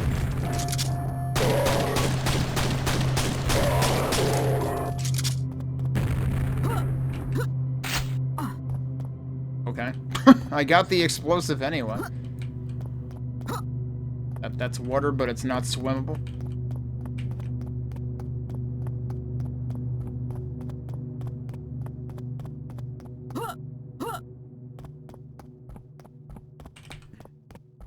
I'm wondering if I'm supposed to jump on this.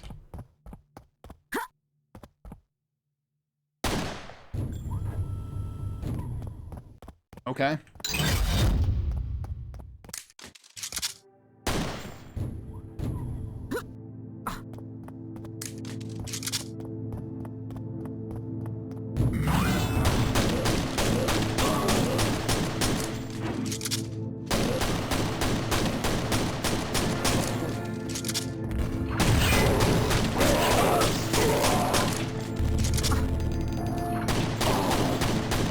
Those guys' projectile sound is still the same too, isn't it? Whoops.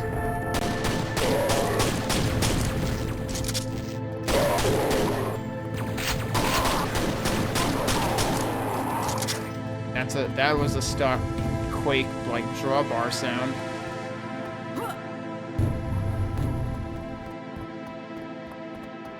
Alright, do I maybe not want to go in there quite yet? There are other stuff going on. So this is the other side of that. Just had to come around the long way.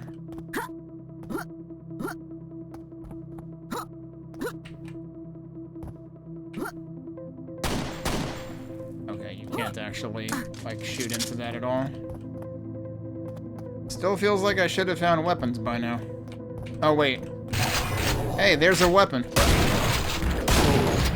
You know what that weapon needed? Lighting.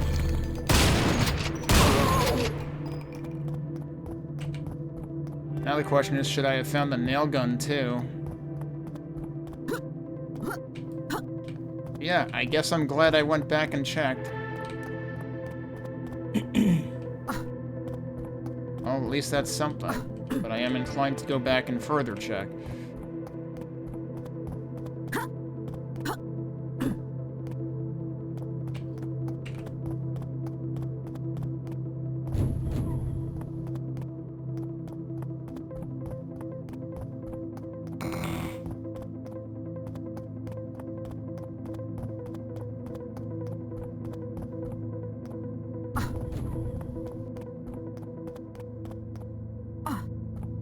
But on the other hand, what I found was the shotgun, and the nail gun is probably after it.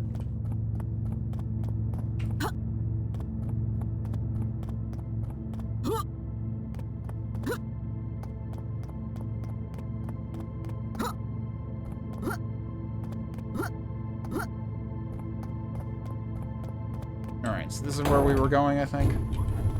Yeah. And that needs a key.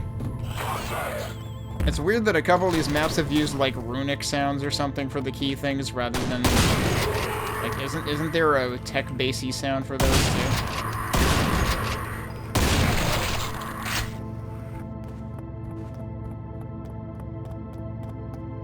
That does not open. That does open.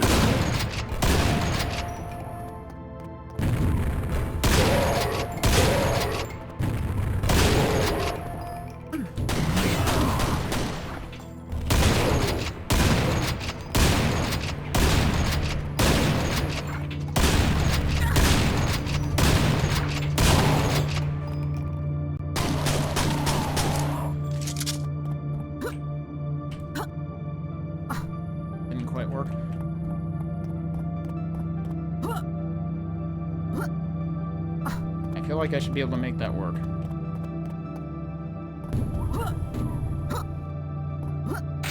There you go.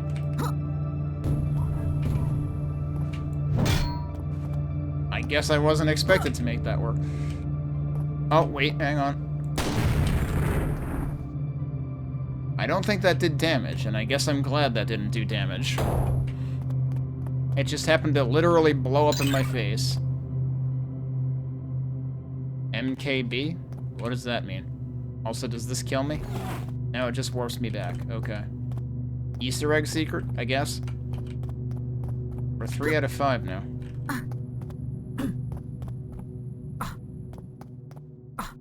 Well. The door is stuck. I think that's an understatement, buddy.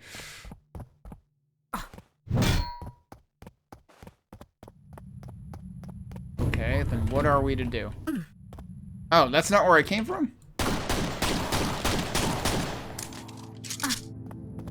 No, and there's the nail guns, plural. That I keep needing to remind myself. I like how that I got the nail guns and then the dog just frolicked across the screen.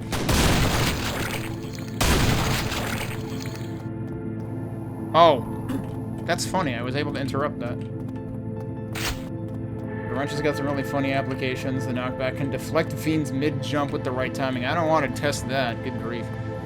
So I was able to interrupt that. That was interesting. I didn't really mean to do that, but that's what I ended up doing. Hello. I guess this is going to get brought up by that switch. Also, wait a minute. This was untitled in the start map, but it's actually named here, Pumpstation F103.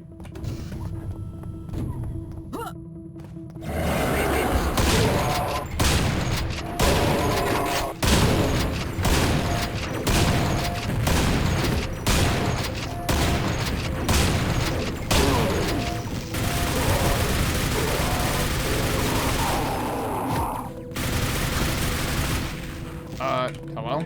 Oh, I was stuck on that. I was like, why am I not, I was like, not moving forwards. Wait, what? Where did they go? Oh, that seems like a bug. Dudes just spawned in there because I walked up to this door, but it's not open yet, so they shouldn't have spawned yet. They needed that spawn point to be slightly later.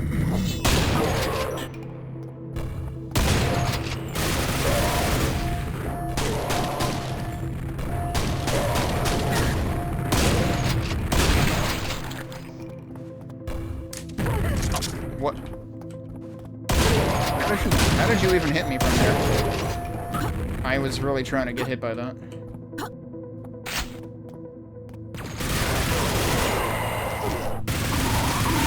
Alright, I walked into that one.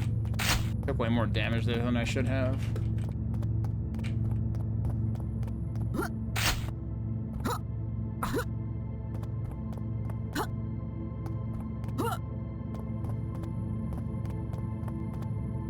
You can... Wait, so champions still have a bug, basically? Okay, so now we're up here. Does this do that? Yeah, okay.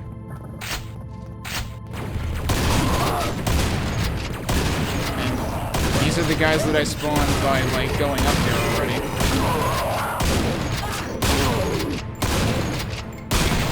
I keep getting stuck. Why? Shouldn't this just be a step? Like, that's a step. This you get stuck on. That doesn't seem right. That seems like it's just supposed to be another step. And those are both steps. That's very strange. So I feel like this map has a couple of bugs that could stand to be worked out.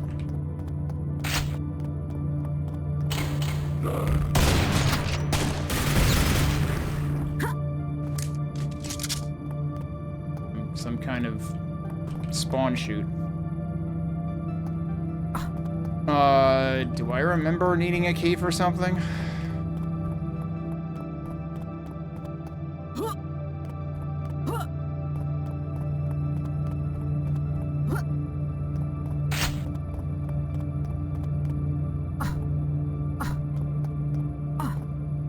Oh. I needed it for that. Okay. I didn't even look at that yet.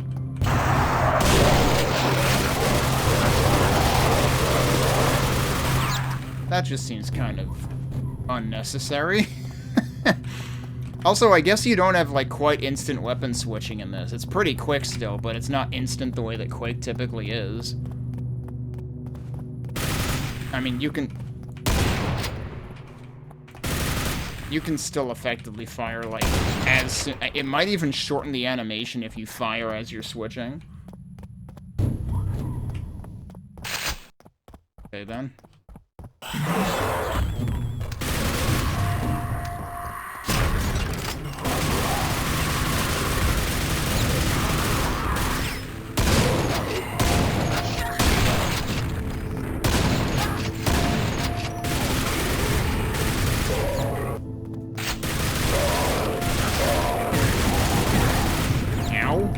Tripped over the things that were behind me. You dead yet? Okay, good. Ow. I swear, I feel like I just never want to use the rebar cannon because I always mess with it. Biosuit in there.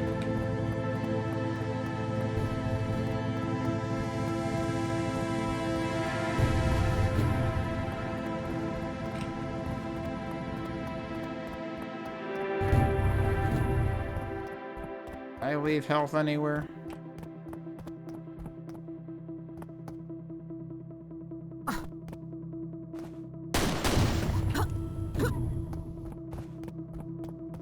What did that do?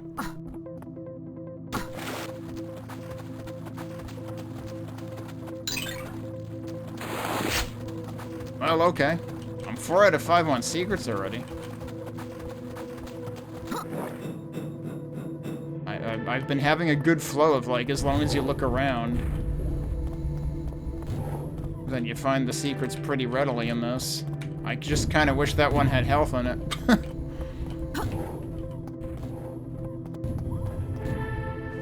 You mean the one if you're already reloaded? That? Because I commented on that. Oh, hey, there's health right there. Because I definitely commented on that earlier, because I keep habitually trying to reload, even if I don't need to.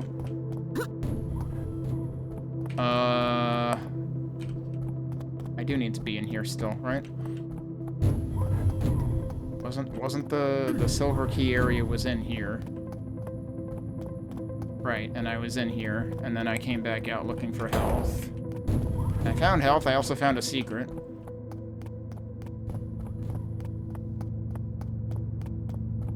Oh. Oh, that's hilarious. It just restarts the animation, it looks like, right?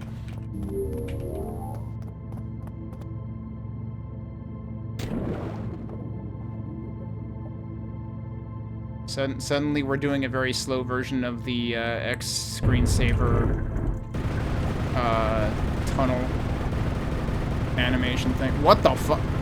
Never mind, we're doing a fast version of it. I hope I killed all the things there.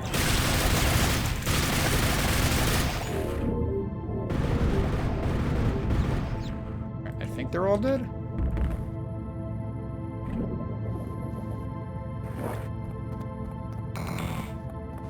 Target.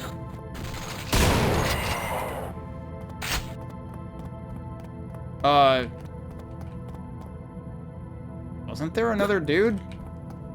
Was there ground here a minute ago?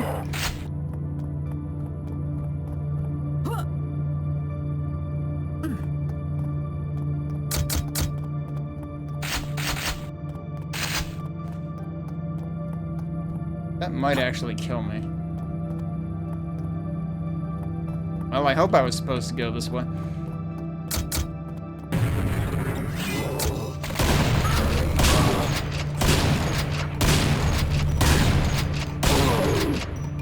I see you over here.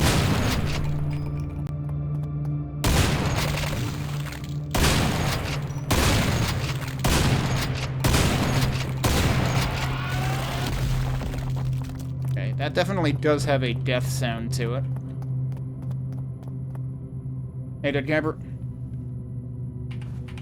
Oh yeah, that would be cool if the wrench had an idle animation. Well, not an idle animation, but like a if you press the button again.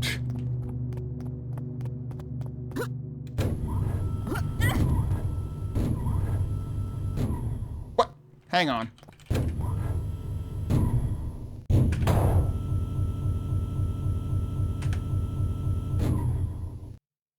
If you caught that, I made the lift bonk on me. First of all, that's a terrible idea, is like, put the lift behind the switch where I came from, where I am naturally going to run back to as soon as I hit the switch. Second of all, though, the lift bonked, it returned, the little two side supports didn't, so they returned separately. I accidentally disassembled the lift. Yeah, this map has some bugs. Wait, hang on. Oh, that's probably just where the other thing broke out of.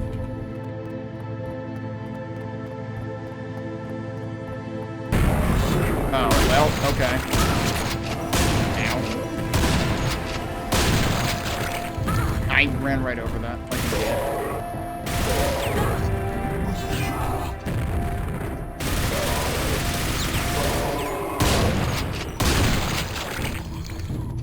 I think he's dead.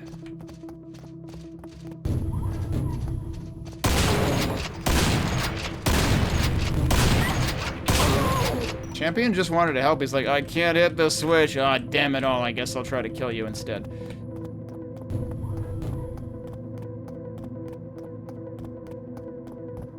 Oh, I see. I need to get that open first.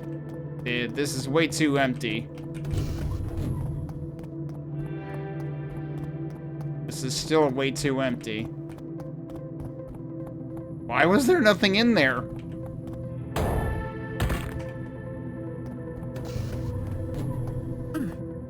And now we're on the other side, I guess.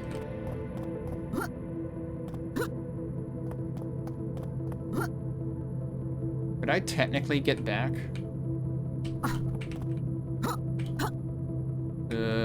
I don't know about that. I was kind of wondering if I'd be able to get back from over there, but I think we might be stuck here. Alright, what happens if I go in here? Does that kill you?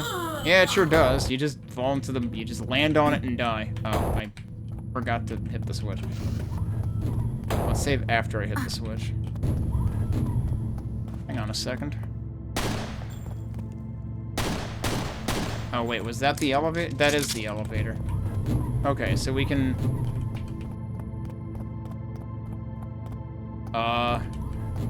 Right, the lift broke down here. That's what it was. Okay. So yeah, no. This is probably point of no return territory.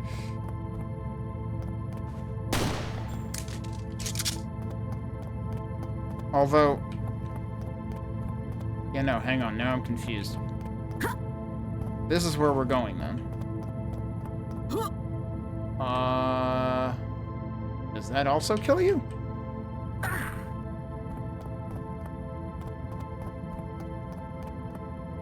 No, but also I live here now. Kinda seems like an oversight. Unless I'm missing something. Kinda seems like an oversight.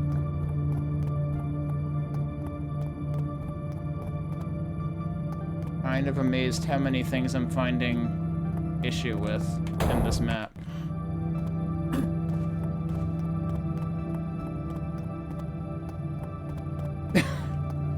Wait, the half-finished part? I didn't find a readme, so I wouldn't know if this was half-finished. Oh, it's time for... Okay, that one just warps you back instead of killing you. Okay.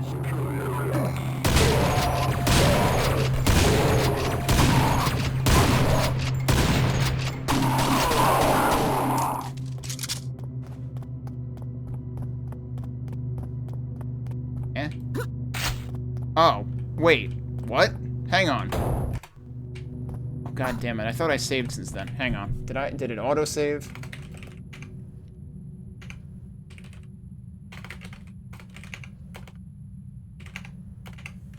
If I could stop typoing, that would be... It auto-saved in the pit. Great. Alright, no, we're doing it again.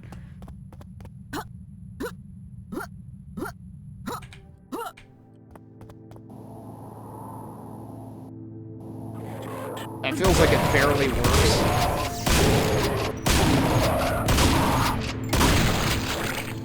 Alright, let's actually save here this time.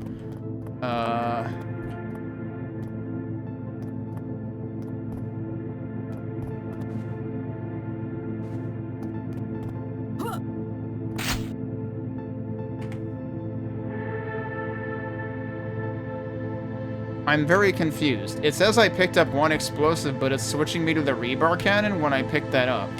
Huh? Oh no, that was the explosive. I just pick up that piece of paper and it becomes the rebar cannon? I don't know what's happening there. That doesn't make any sense.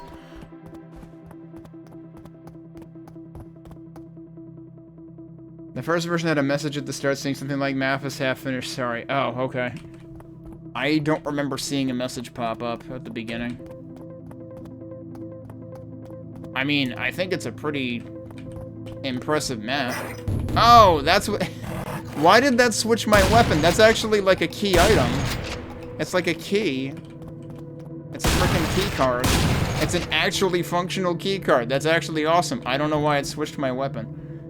Had a bug with ammo touch function, which was used to make funny item pickups. Oh, so I should expect that to happen in places. Alright, there's a button over there. Was there anything else? No, this was just where I got to from the bounce sequence.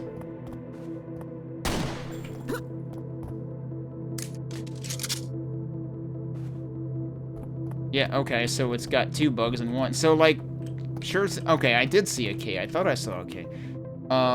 Sure seems like, they need a 1.4. If there are these issues that still exist.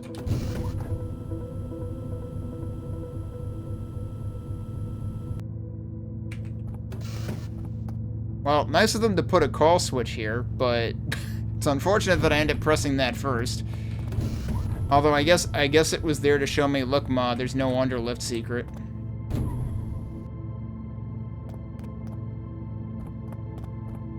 Quake code is just bad. Oh, yeah. You mean like that? This is that other door. Okay. Now we're back here. Okay, so that means if I wanted to, I could do that whole sequence again if I wanted to, like, see if I missed a secret or something. But I'm 4 out of 5. We'll see if we find one in the room. There's not much of the map left, I imagine, if there's only 2 enemies. What difficulty rating was this? This wasn't a 3-star, right? Because this shouldn't be 3-star, that's for damn sure. This is easier than one of the 2 stars so far. Oh, this might be the end right here. And all of a sudden we had a push switch. We have the requisite slow diagonal lift. That's the end of your map. Alright.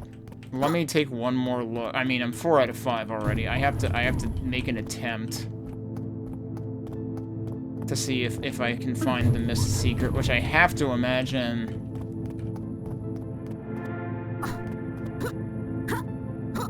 would be in this later area. No, I think I looked for stuff in here already.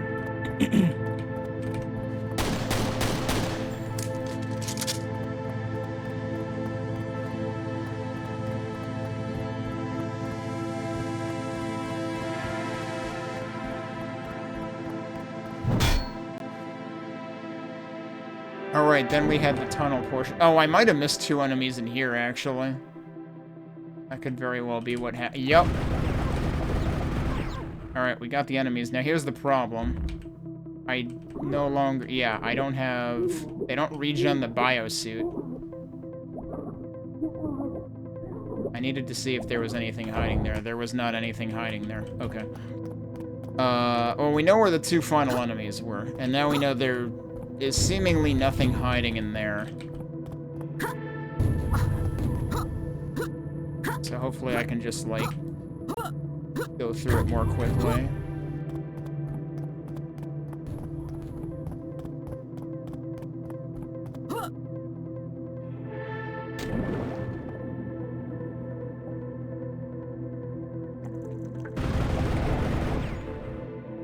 I don't know if I have time to go through here even quickly, though, but at some point it starts pushing you.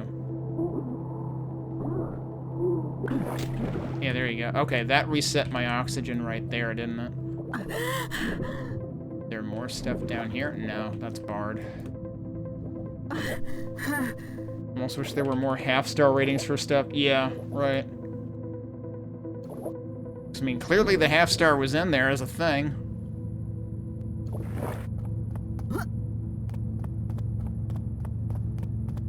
Alright, so I am curious if there... Actually, there's one thing I really want to check, which is this.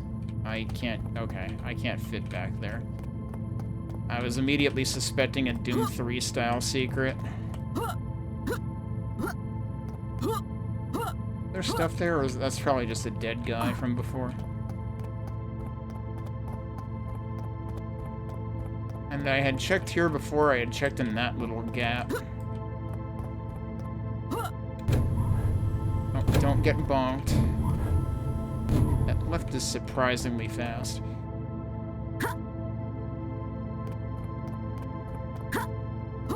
Oh no, I just meant that, like, I know there have been things with the half-star used on, like, 2.5-star maps and stuff. No way I would possibly get up there. And this is where you had to go around. This was the oddly empty part, because these 2 rooms had no enemies in them. I'm not seeing any secrets jump out at me either.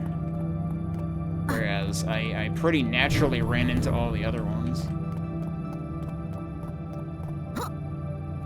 And then this opened, and then we go over there from here, but is there anything else interesting to do from over here? Like, obviously I could get over there again if I wanted to.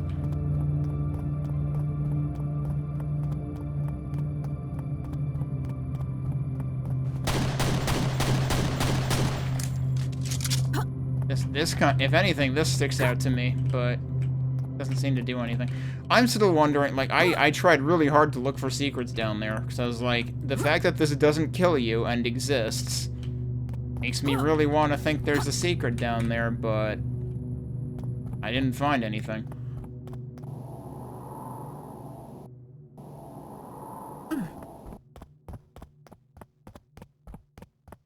And this had, right, this had the key thingy.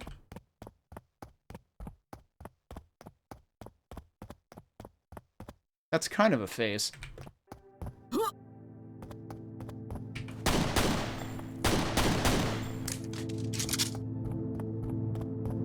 Oh, I need to call this again because I went back around. That's why there's a call button.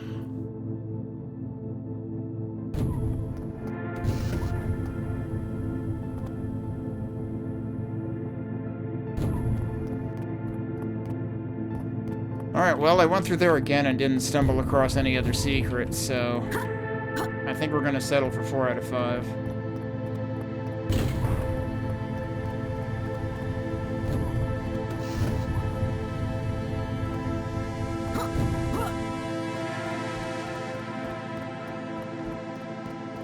But yeah, I don't know. I thought this was a pretty good map.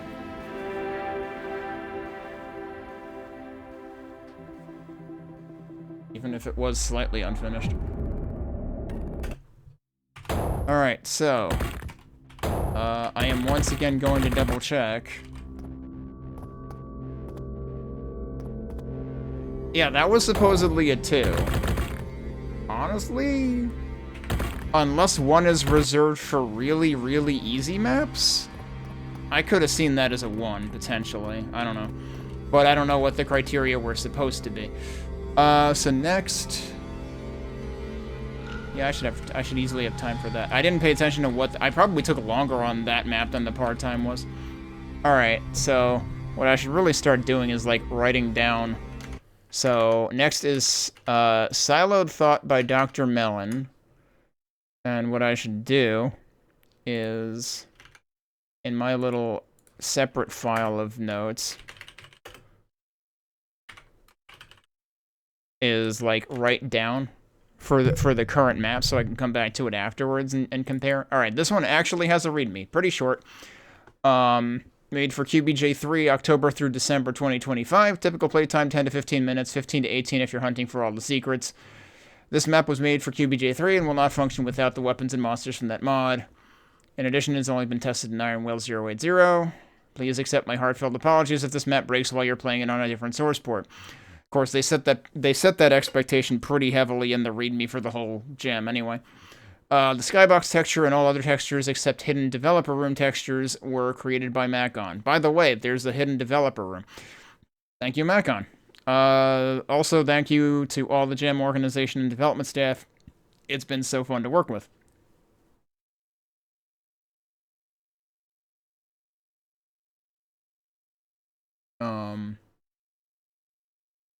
Map was harder on previous versions. Updated versions didn't get rechecked from meta things. Okay, where the heck are we? There we go. Alright. Siloed Thought. Let's see what we've got here. Also, actually, have I played other maps by this guy?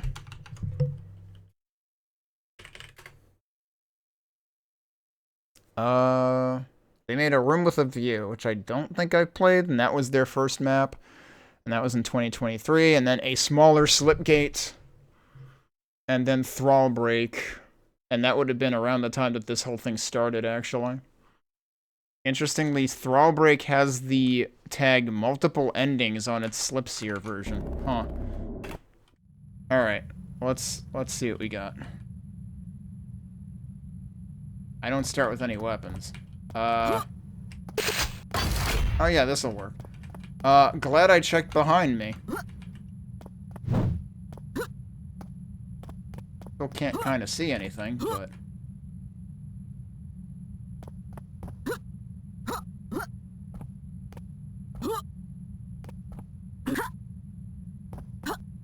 This is reminding me of something else I played that had like a, you know, a sort of like cracked ceiling in the back in the beginning. Might have even been something from one of the Halo games.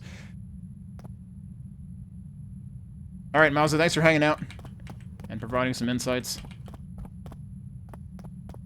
Interesting. Very big door. Oh, they force you to find the wrench so that you can open the door with it. You can't just walk up to it. Okay.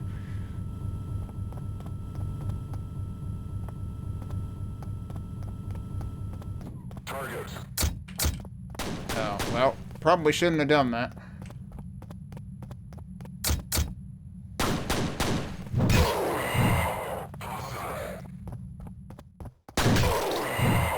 Well, they're forcing me to get a crash course in the wrench.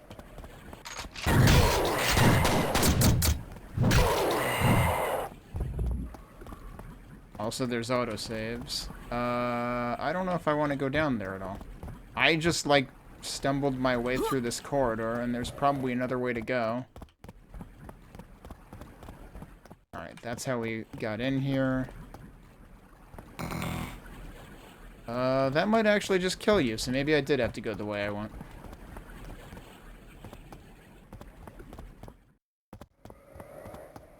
Why are there portal noises here?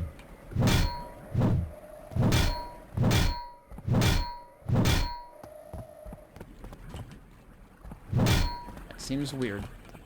Also, this looks like a screen. Is this actually going to be a redux of, was it Gru's map in the first jam?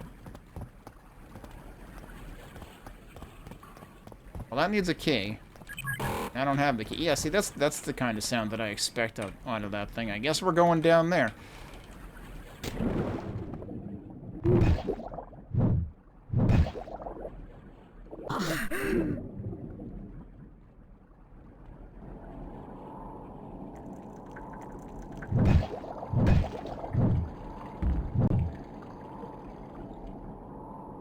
It was weird how I was getting wind tunnel noises even when it didn't really seem to be pushing me that hard.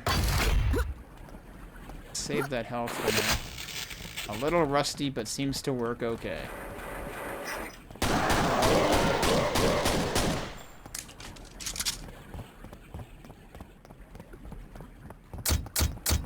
Well, this map definitely seems to have a lot of progression thought put in.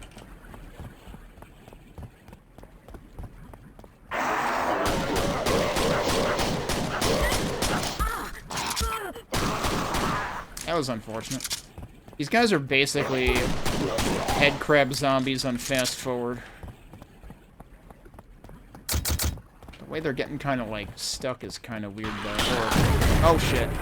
Surprise, the last one wasn't a head crab zombie, it was a kamikaze.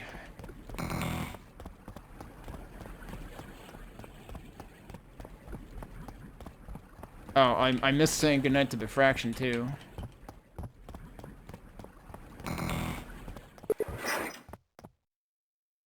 Well, okay, if you say so. I haven't saved at all on this. First thing I'm gonna do is that one. Where did it save me? Probably before the last guy. Yep, that still hurt me even from that distance when I knew what to expect. I kind of wanted to maybe check for any secrets before I go to point of no returns. Also, actually... Okay, no, that's where I climbed out of. I suppose this was already a point of no return. It kind of blows you past it, which is kind of problematic. You can sort of fight it.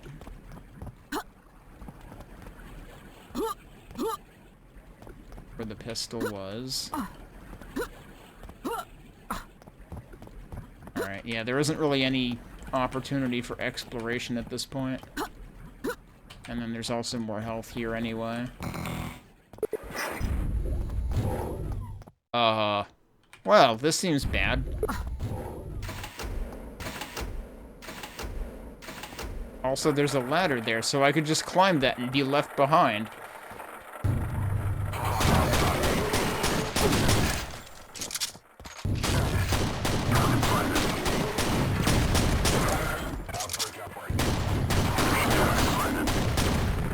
I mean, okay, I'm basically gonna skip all these guys.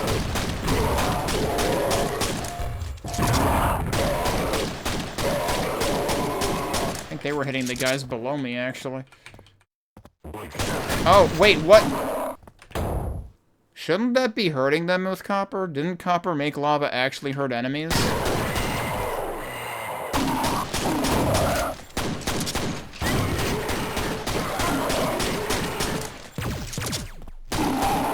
That seems extremely flawed.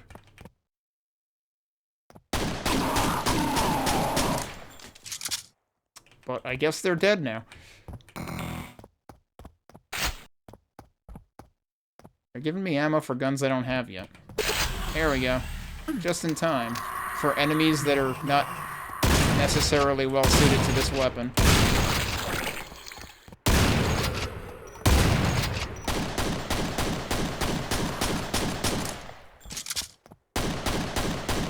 Why can I not hit you?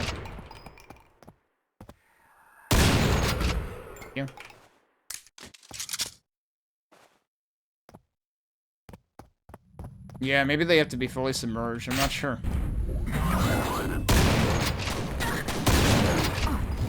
I probably don't want to be down here.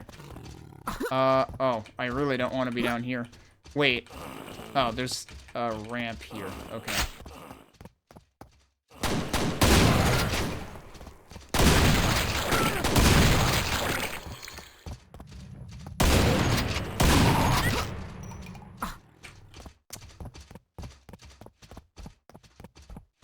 Not the greatest experience here.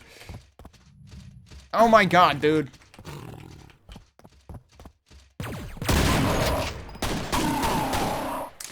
Five more to go, are you kidding? I do think these high counters are kind of weird. Oh, that's actually a champion in there.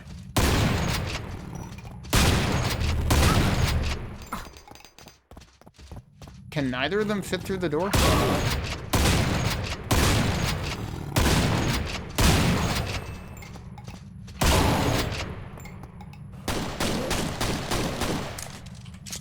That sure seems extremely flawed. Yeah, I mean, I can barely fit through this door. I have to go directly through the middle, otherwise I get stuck.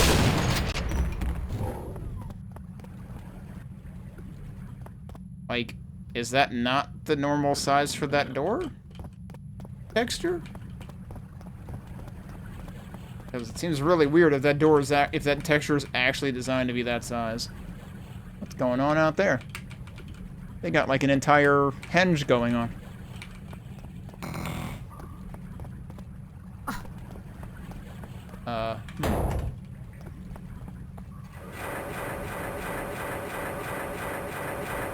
Yeah, I mean, we can't go in here yet, right? So I guess that's where we're going. Oh boy, now what? More shells.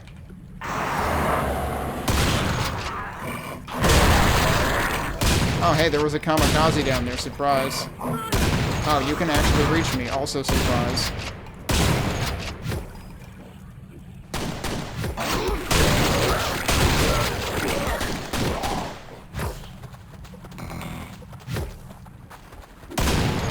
Oh, those are zombies. I mean, golems.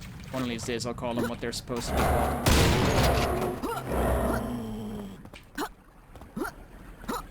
There's the key.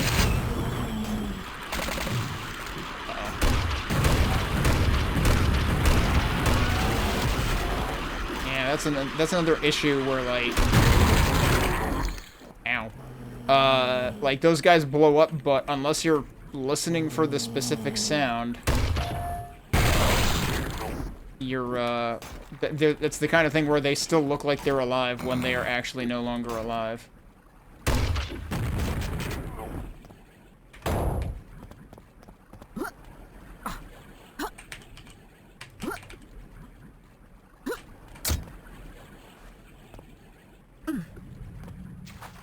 Okay, well, I think everybody in here is dead. Oh, this does go back up. Okay. That was just a short diversion. Hang on, what's this? I guess dudes came out of there. I don't know. There are 5 secrets and I still have 0. I'm not sure if I'm gonna do any well at finding them in this map. Oh, hey, Squeeba. Yeah. The swarmers in this are meant to be fast. They're one of the, brand new additions to QBJ3. Along with I call them kamikazes. I know they have an actual name that I have forgotten because they're functionally kamikazes, except they're harder to hear than kamikazes. Which is not something I like. That's very bright. Yeah, there are things that I'm definitely not sure I'm a fan of in this. Is that mega health? No, that's just a big health again. Okay. Is that 2 nail guns? Like 2 sets of 2 nail guns? No. It's nail ammo. What is up with this room?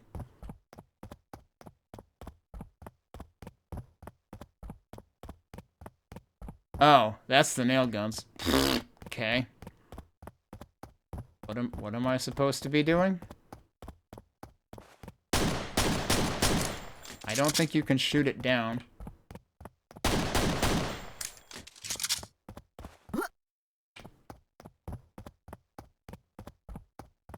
Okay, so do I live here now, or what?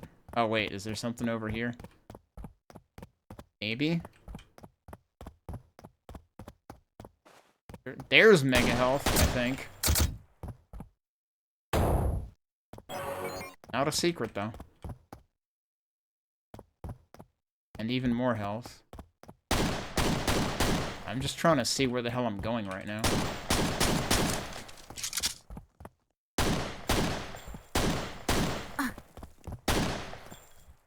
Okay.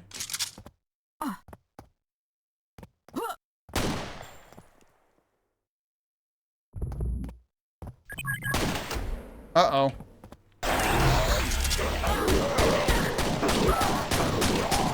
Would have been nice if you would give me the nail gun before that. And now I can't see anything while these guys are coming after me.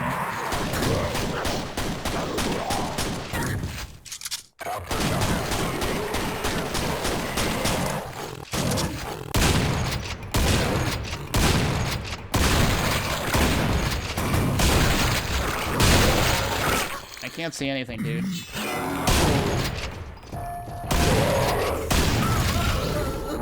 Shouldn't have done that. At least in that part you can see things, but boy, this suddenly turned into a Ensoi map, apparently. Alright, well now I know what I need to do at least. Maybe I can preserve... Oh wait, that was the wrong direction.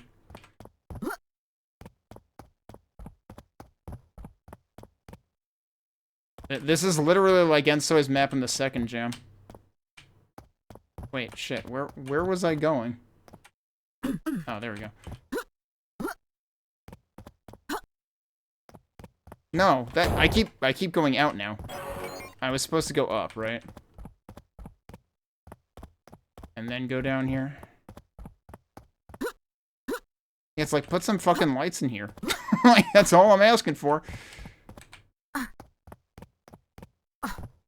This practically feels like how you get to, like, part of the secret area in QBJ2's start map.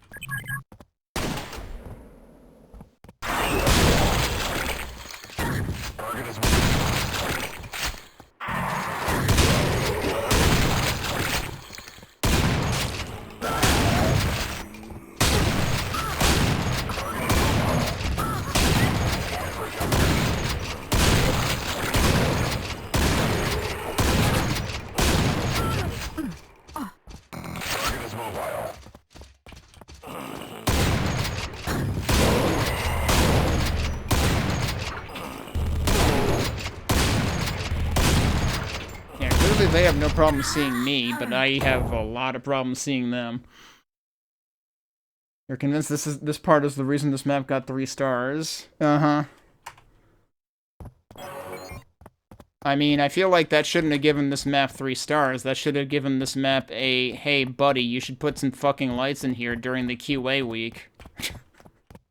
Or somebody should have just gone in and put fucking lights in.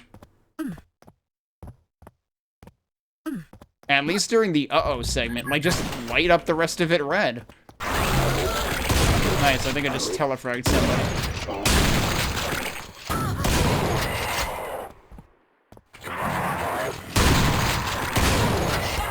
What if I just wait down here for them? Stop resisting breakout break.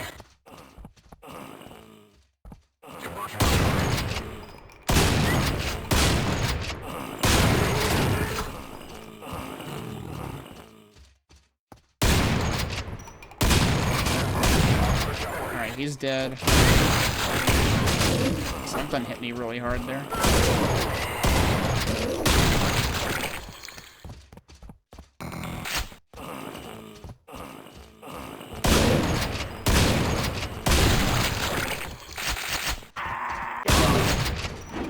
I just run past that guy.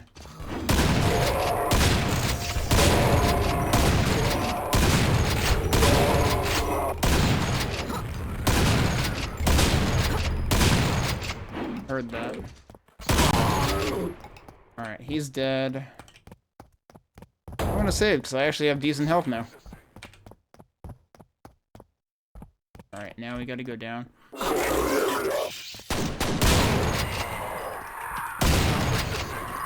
They actually did light this part right now. Like, it actually did change the lighting here. That's a lot of dudes. Remember when this was well lit before? Also, remember how there was supposed to be a nail gun somewhere? Yeah, I need that now.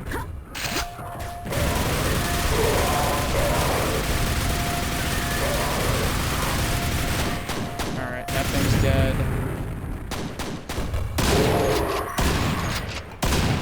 At least I can see the servitor. Guess it's like a flying Jawa. Oh, well, I'm out of nail ammo. Are they all dead? I think they're all dead. Did I leave any health? Yeah, you can't see anything in here. How did I get into that section before? Over here. Pretty sure I left at least one health pack behind. There it is. Maybe I even left two. I did, because I didn't need this one before. Okay. That's better. But yeah, boy, that is a bad experience.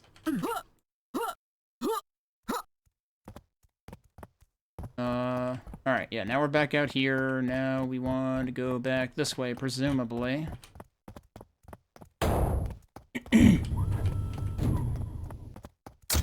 Oh, they even give you more health on the way out.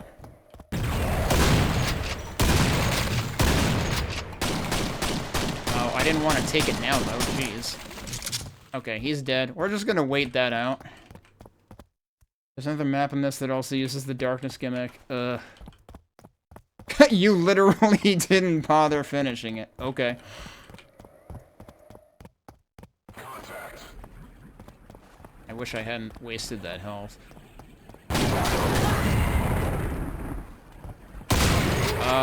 You had an accident. Okay. Can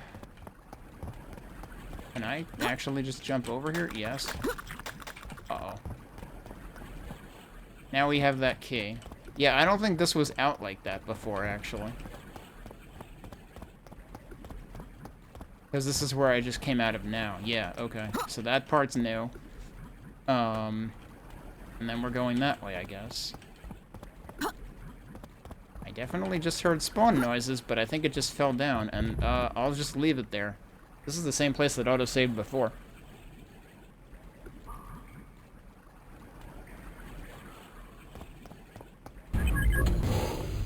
Okay, I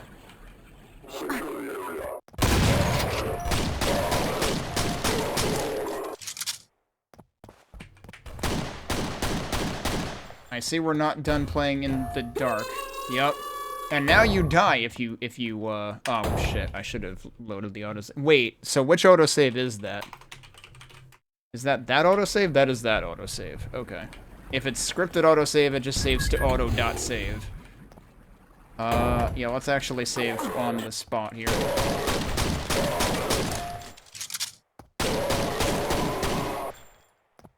But yeah, good luck seeing where the path is here. It's there.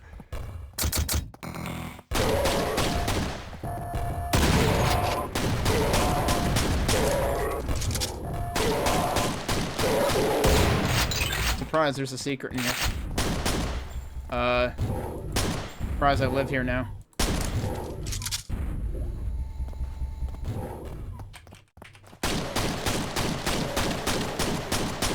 You can't reach me now. How do I get back? I guess I did go from here. Okay.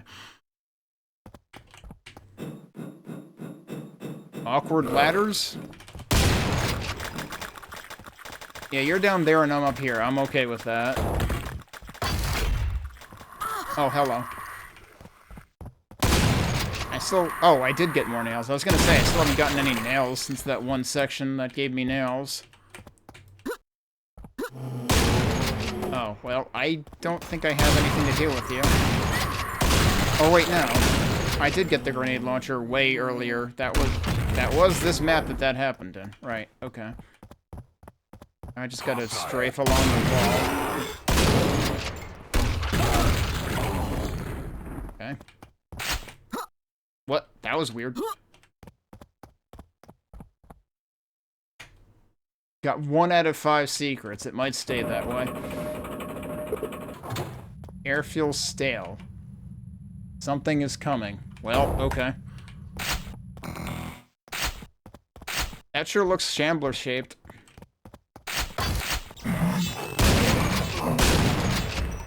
I mean, there is a pentagram up there.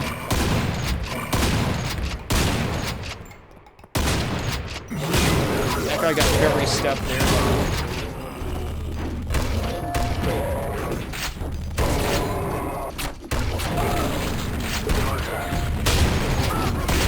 Whoops.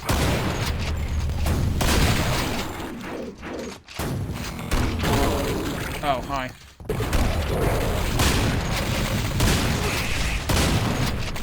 Something beckons me from the far wall, something or other. Yeah, so you need to know when exactly you should go for the pentagram. I assume that's what it meant by that. Either that, or you're just supposed to leave. We are pretty close to the end, presumably.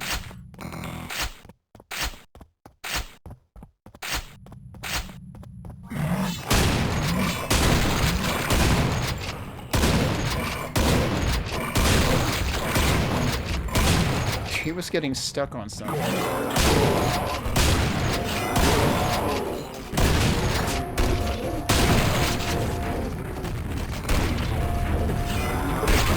Whoa.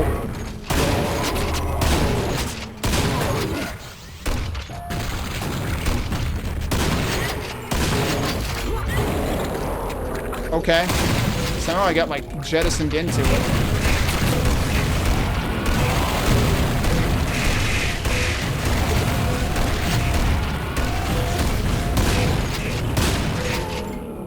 Alright, they're dead. Oh. They also give you that. That's what was in the far wall that it was talking about. Well, either way, we survived it. I mean, because they do just straight up give you fresh air at last. Hey, look at all that stuff. Now we can see it all. Go up here. Why does that look like fingers? That looks like a very large golem is, like, clinging to the edge.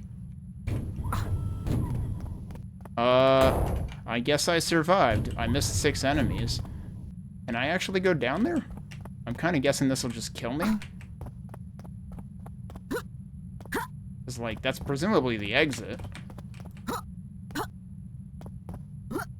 There's a whole bunch of stuff out here. Oh, yeah, I think it's all an invisible wall. Yeah, you're not allowed to go down there. Actually, how do I get back up from here, even? They allow you to jump down here. Oh. Surprise, that's a lift. Alright, well, that's the end of the map. Kinda wish I could actually explore down there. That would have been interesting. I only found 1 secret out of 5, but, I'm okay with being done with that. So that was 3 stars. Oh yeah, how long did it say I took? I didn't pay attention to that. I saved right at the end, right? I think I saved right at the end. Yeah, because I had 134 out of 40. 20 minutes. The part time was 15, wasn't it? I think I wrote it down this time. Yeah, it was supposed to be 15.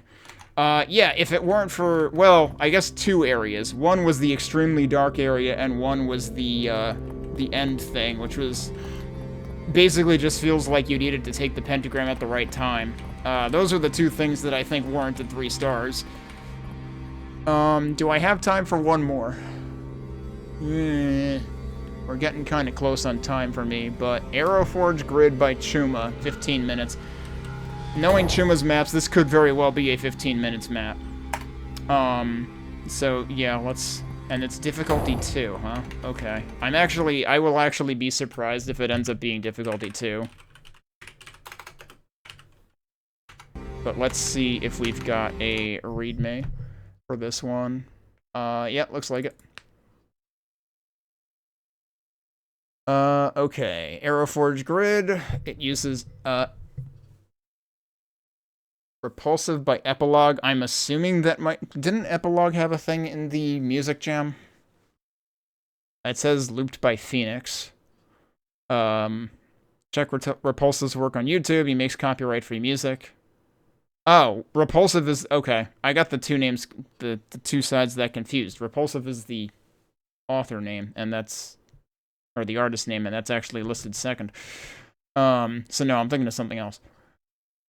General information / behind the scenes. There's a lot of writing here. Originally a map named A Fairly Ode to Destruction. That already doesn't make sense. The lore had some references about a lost planet and a queen that was overthrown by the Strog Dark Ones / Dark Ones, keeping the gray horror theme. This was around 2024 when Brutalist Jam 3 was pushed back.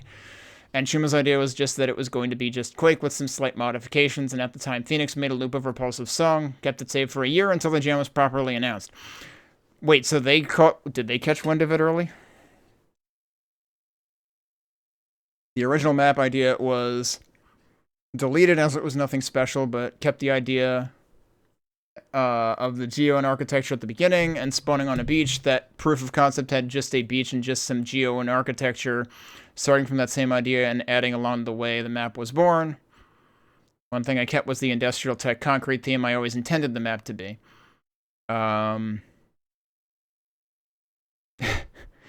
I used all the enemies in the mod. I had more plans of using the exploder, but the main problem is I play in Nightmare mostly, and I playtest in Nightmare mostly. In this difficulty and skill, the enemy is a high-risk insta-kill enemy. Overall, I kept it in some sequences of the map, however.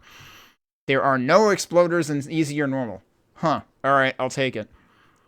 I also stuck in switching skins of the monsters at times. This is one of my favorite features of QBJ3.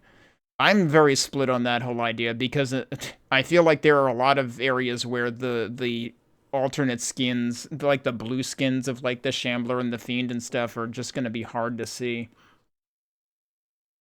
Oh boy. I didn't realize they were from Venezuela.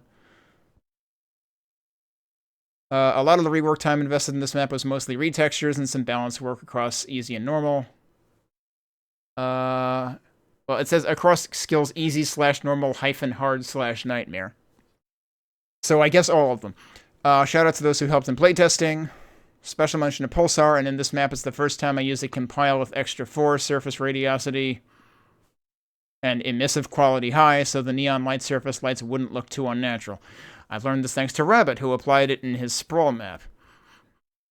Final fun fact is there are a lot of references to the Sunlust Doom WOD. I have not played that. I will probably never play that, because that is a Horde WOD.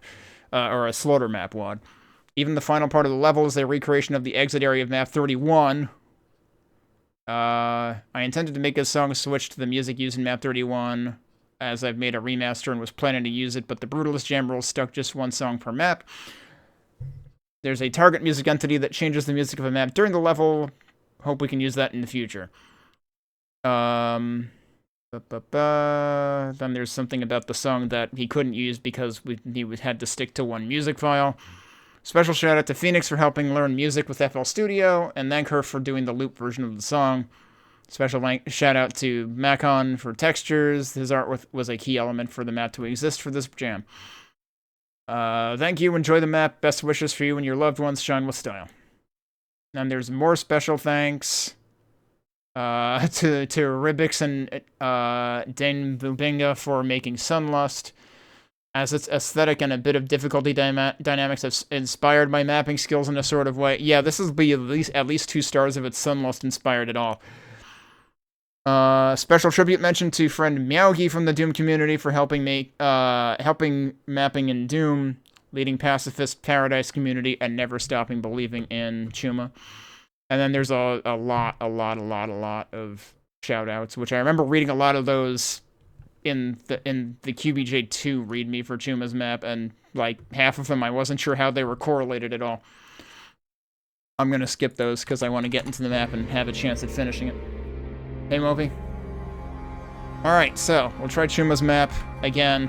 2 stars, 15 minutes, supposedly. Hopefully, I finish it in around that much, because that's probably all the time I have. Oh, well, Incision? I will probably never play that game. It's like I went through phases of like thinking I'll never play it and then thinking maybe I should play it, but then I saw like I forget what a lot of the reviews said, but the reviews said something that made it seem like it did not take a good direction. Alright. We have to pick up the wrench. Oh, is there lore text in this? SIA, rover killing one of the highest members of the Emperor and escaping alive is quite an achievement for you. Being a beginner space warrior is quite a deed. However, security alerts in the city are quite high. Regardless, the Arrow Forge has a portal called Phoenix that will... called Phoenix, I wonder why. That will ascend you to a sunlust dimension. It's your easy way to escape. Regardless, count on me to help you. Follow the path and fight the soldiers and monsters defending this corrupted monarchy. Your favorite singer... if in your original dimension exists, SIA, Slipgate Incursion Assistant. Alright, we've got some armor. Oh, that was weird. I was bonking on that, actually. Why is this the first guy I'm running into with only a wrench? You can't be serious. And yeah, I'm actually supposed to do that. Alright, being able to jib those guys with... That guy just, like, immediately backspawned, I guess. I almost telefragged him. I want to go back to the bottom, though, because wasn't there another direction to go down here? Yes? Oh, you could have gone either way. This would have been the smarter way to go, as it turns out. There's a pistol in both directions. So there's 2 pistols in this map. You can't actually have 2 pistols at once, though. This isn't Rise of the Triad. Incision doesn't allow for player-made saves. Yeah, that was probably part of it. Or it's a bit of a difficult game. Yeah. I mean, I fully expected that all along to begin with.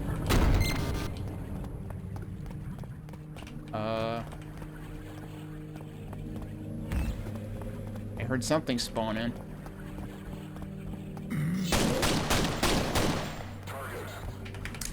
It's actually interesting that the same number of shots from this kill a knife as the shotgun in Vanilla Quake.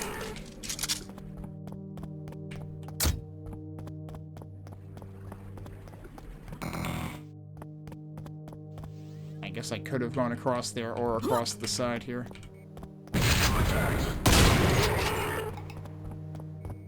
That's a heck of an entrance. A ladder, okay. 6 secrets in this map. If I go hunting for secrets, I may not finish this in time. I'm taking a risk trying to squeeze this in at the end of stream.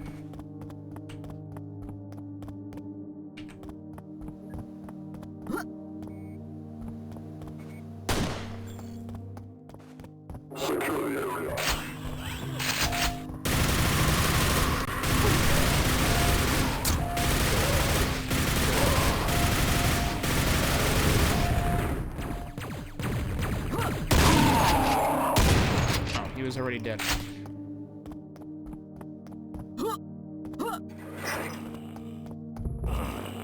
Wait, this is an autosave? What's oh, that needs a key. Okay, yeah, then I guess we are going that. Oh, that way. Saved it.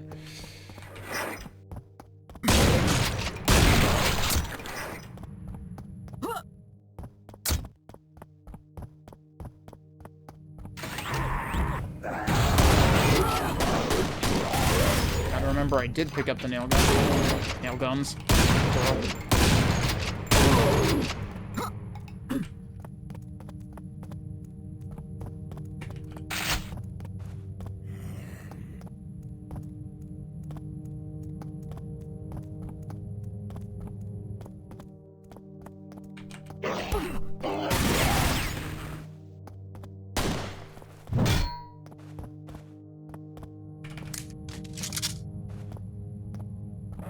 Suddenly purple.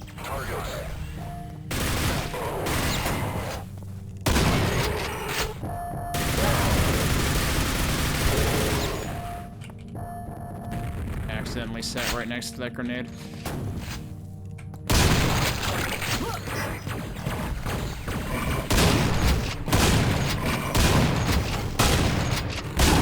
Well, okay.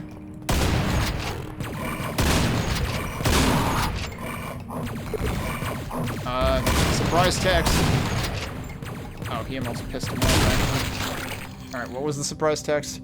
Over my radar pointed that the closest exit was here. Regardless, it would have been useless, as we are not even close to the Phoenix. Only warning I may tell you is that going down these sewers is the way to go, and be careful with the zombies. But they're not zombies, they're golems.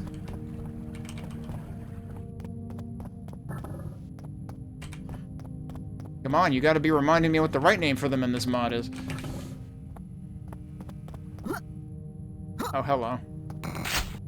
I'm glad I looked around, because I was definitely supposed to get this before going into the sewers. Which are... Button... what? Oh, button bound hatch. I misread it as sound. I was like, wait, what? 2-button sequence bound door. Alright, so I need to find a button anyway.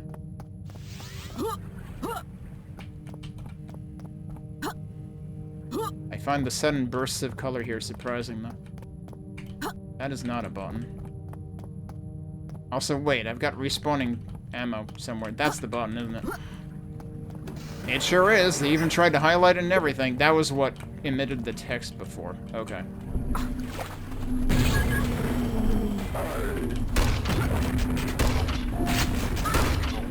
Oh, hi.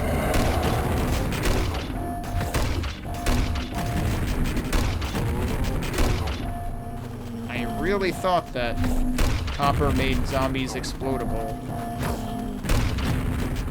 while they were down.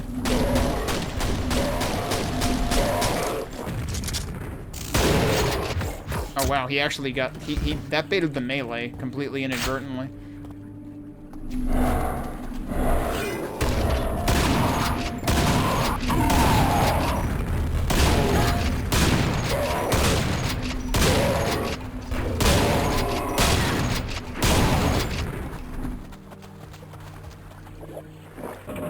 Alright, I expected worse when I heard there was going to be a sewer, honestly. This is a relatively concise sewer. A really interesting, like, combination of textures, though. With all of the light accents and stuff. Doesn't feel particularly brutalist when you do it this way. But it does remind me of... It reminds me a bit of... what,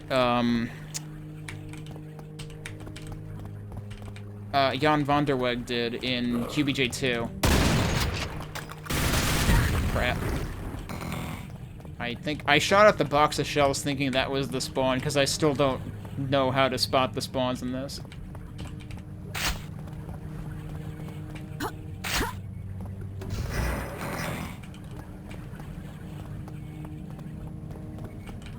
Oh, okay.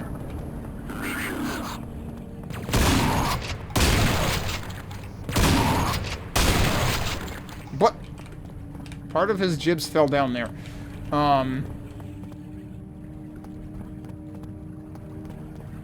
I feel like this mod in general could have easily... Wait, was that armor there before? And because, like, wasn't I in here earlier? No, this is... Yeah, no, this is where I was earlier.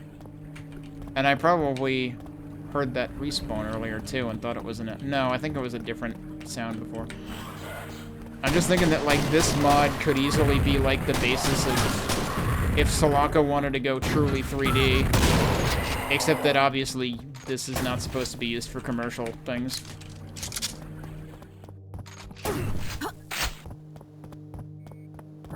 Somebody is above me doing shit. Also, where is the elevator that I supposedly unlocked access to? Okay, he's dead.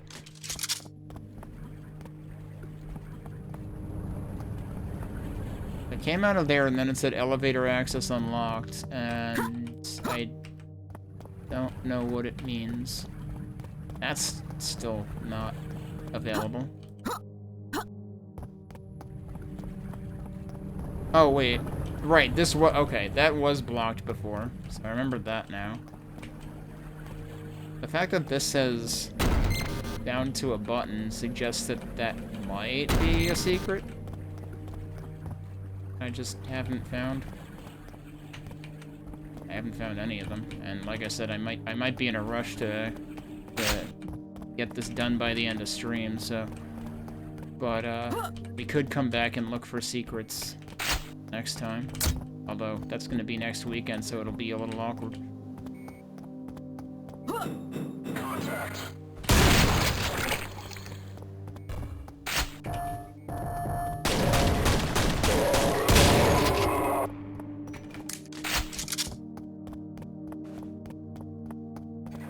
Right, that's where I went through last time.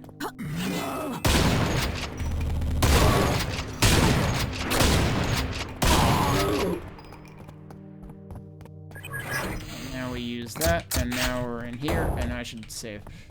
And there's immediately another locked door. Lava noises. I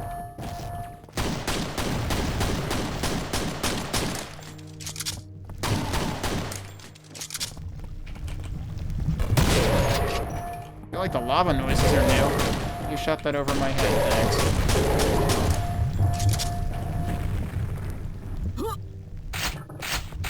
Figures that's too obvious to be a secret.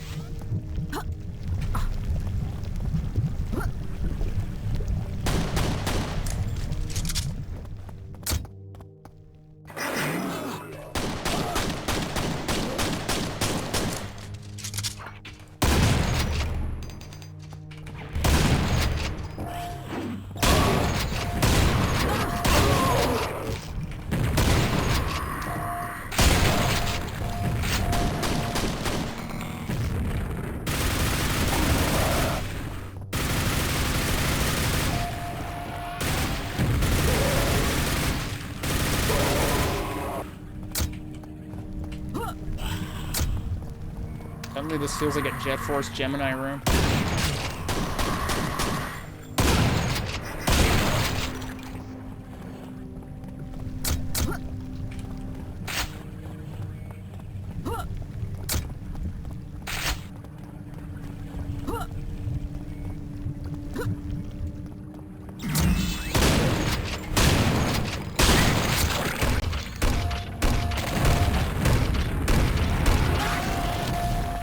See, I need to learn to recognize when that thing's already dead. Huh.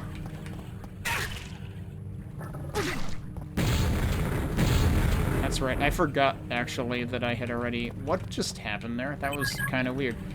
Oh, did that just... Oh, no. Did this just explode open? Where does this go? Right back there. And now we have the key for here. I'm probably missing secrets left and right. And yeah, I totally forgot that I picked this up. I still don't know when is a good time to use it, and I don't trust myself with it. We're not done. We're not even close to done. Oh, well. Okay. Well, he's giving me what to deal with. Opium? Why? Oh, hey, there's lore here. My inner feeling, as long as I can feel, was true. The reason the Aeroforge has Eldritch Force influence is because they were experimenting with the Dark Ones, also called Strogs. Why are we calling them Strogs, though? That's Quake 2 territory. These creatures are dangerous. Whoa! These creatures are dangerous! I can't believe Barry is the SIA. They are capable of destroying universes to feed the energy to a very dangerous monster called Shub, right? There's not much to do right now. Our universe has defeated Shub, but apparently she's still alive. She's like Jeff Peterson on the Craig Ferguson Late Show with Craig Ferguson. I'm still here. Where did I leave off? We will come back to this universe later, but for now, let's help you escape.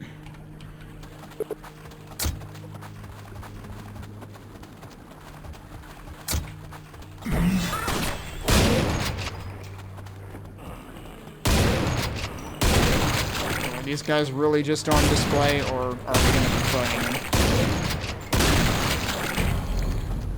Well, that's not unsettling at all. I'm still never expecting the freaking spawns. God damn it.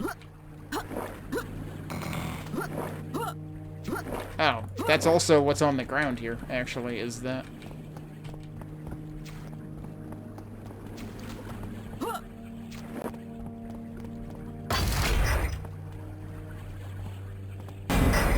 Oh, there they are. 2 of them at once. I was kind of hoping they would stay together. Oh,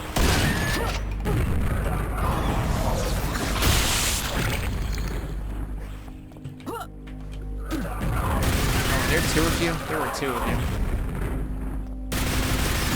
Whoops. That actually might be a good route to take. Alright, that one's dead.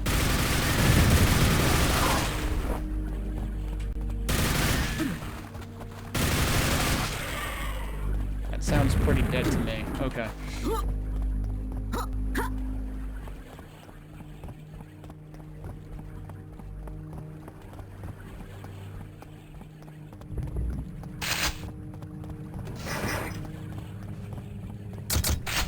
Okay, I recognize that room.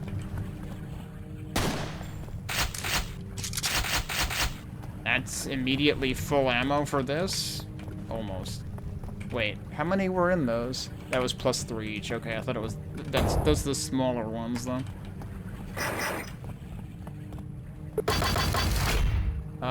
There's 2 things in here.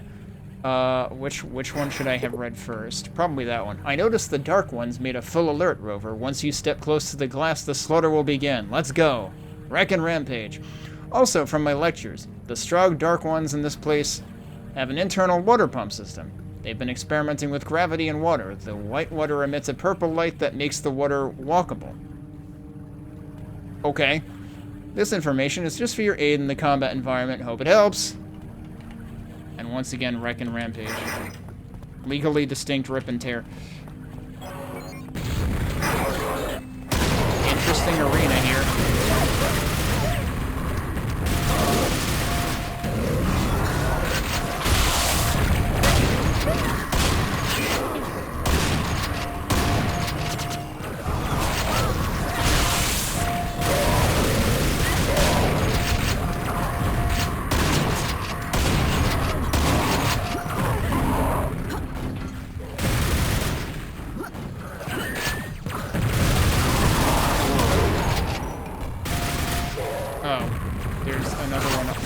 Seems bad.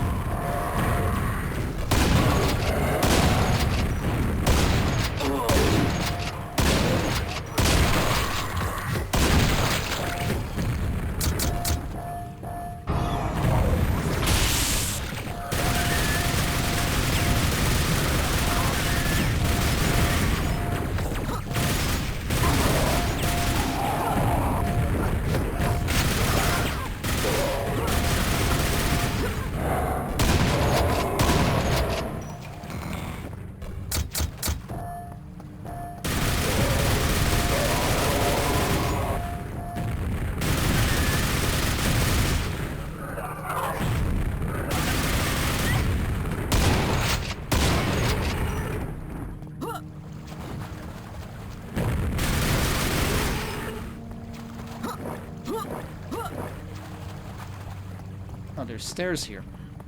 I feel like I should probably save.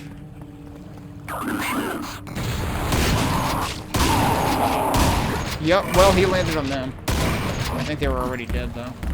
He landed on me, but I didn't die, so that was good. Even the death animation on the Fiend is really good now. I definitely really like the animation upgrade to it. Look at all that stuff in the middle. Is all of that secrets, or is that actually supposed to be easy to get to?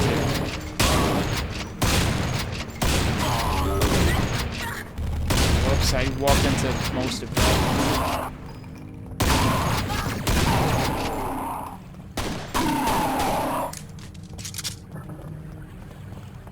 Okay, well, they're telling me to go into that next, I guess.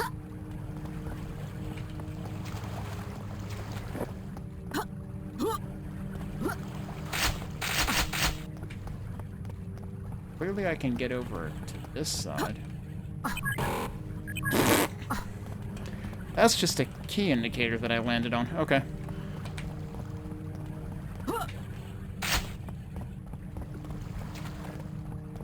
Target. I think he shot his buddy.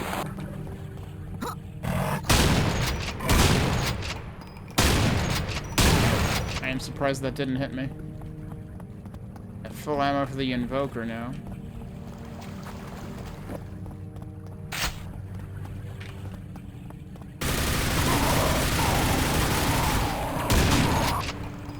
Okay, so there's 2 of these pools.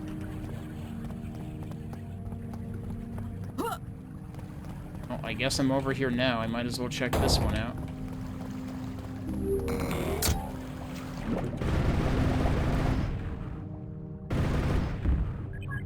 Oh, okay, each one has a key in it.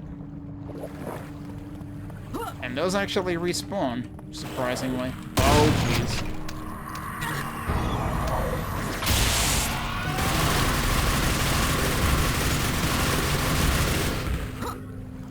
They seem to split into... Well, maybe... Nah, they kind of still split into a gazillion pieces. I was wondering if jibbing them made it less problematic.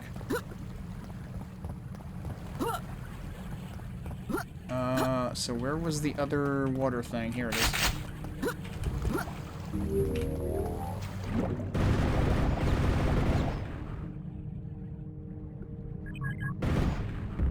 Looks like they're making a bigger deal out of this one. Seems really weird to involve... You don't really need a biosuit for that. Like, there's gotta be a reason for that.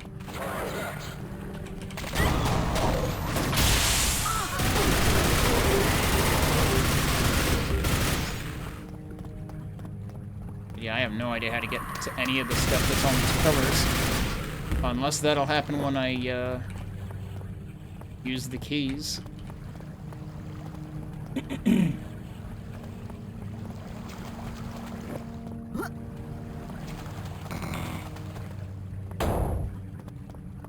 Oh, here we are.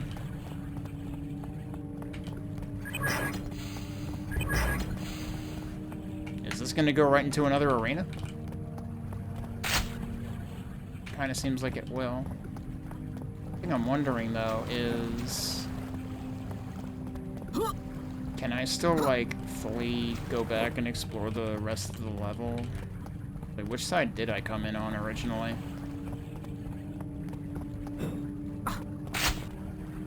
That was probably a waste. Oh, wait. This is where I came in. Yeah, so I can go back if I want to. I can't believe I haven't found any secrets. Obviously, I've been kind of fast-tracking it, but... Oh. Once you cross the other side, you can't go back. Well, there you go. It happened. There's a point of no return. But there's also this. Welcome to the Phoenix Portal. The flame of the Phoenix will burn with you forever, as you will fly safe to another universe where me and Ranger will pick you up. A sunlusty one, I'm afraid, but I promise you will be okay. Activate the 4 buttons so the lift can lower. This is an important one to read, apparently. So the lift can lower, and you can teleport to the Sunlust Heaven. Good luck, Rover. See you on the other side. Your favorite singer and interdimensional AI support, SIA. We will come back and free this universe from the Strog's dark influence. It's time to ascend. Alright, I think I'm gonna run out of time here, though. Oh, and even there it says press the 4 buttons to ascend. As you, like, walk across, I guess. Well, we'll see where I get. If I have to take a break and come back, we'll do that. Oh, now we've got the, swarms.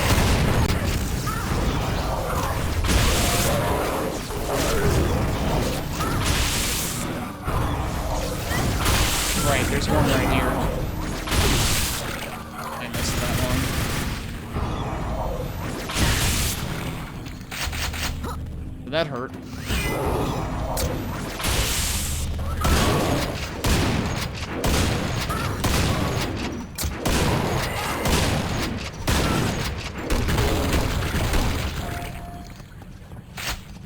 I need health really bad. Okay, there's health.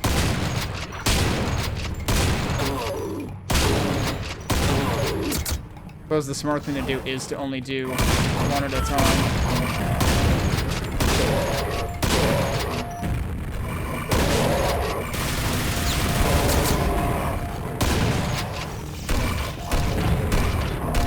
Ah, crap. That was a bad idea.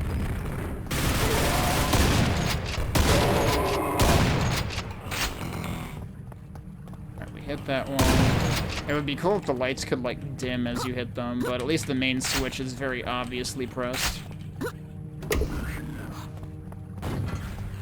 Wait, how many seconds? 5.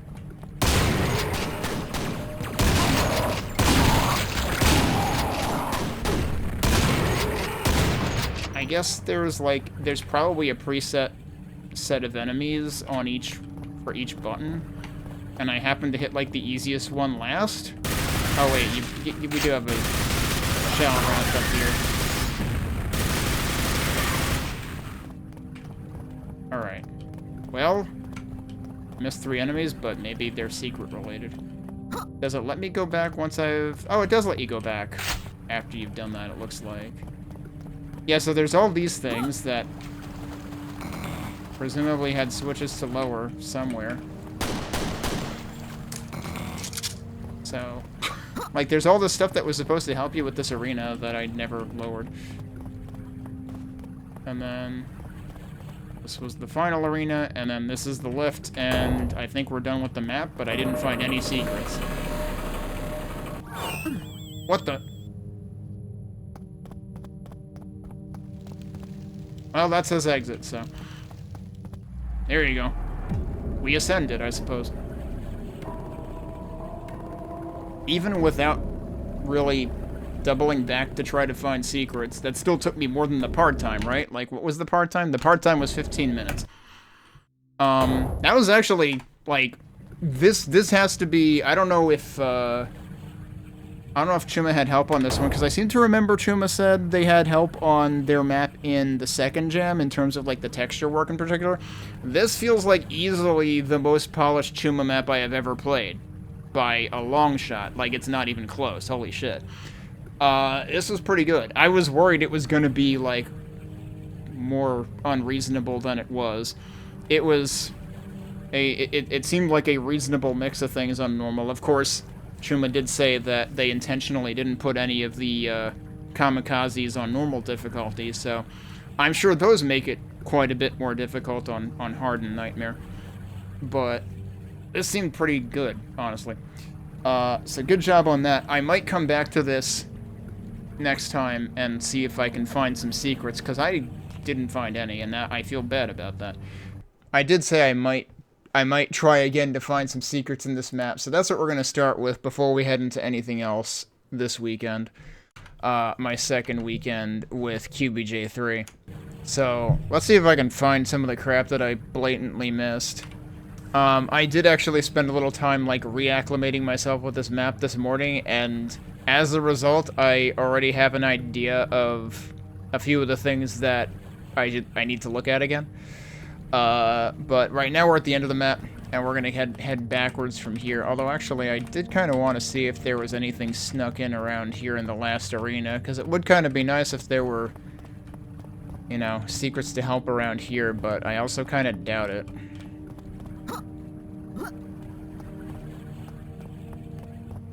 Let me make sure of one thing. Yeah, I did just...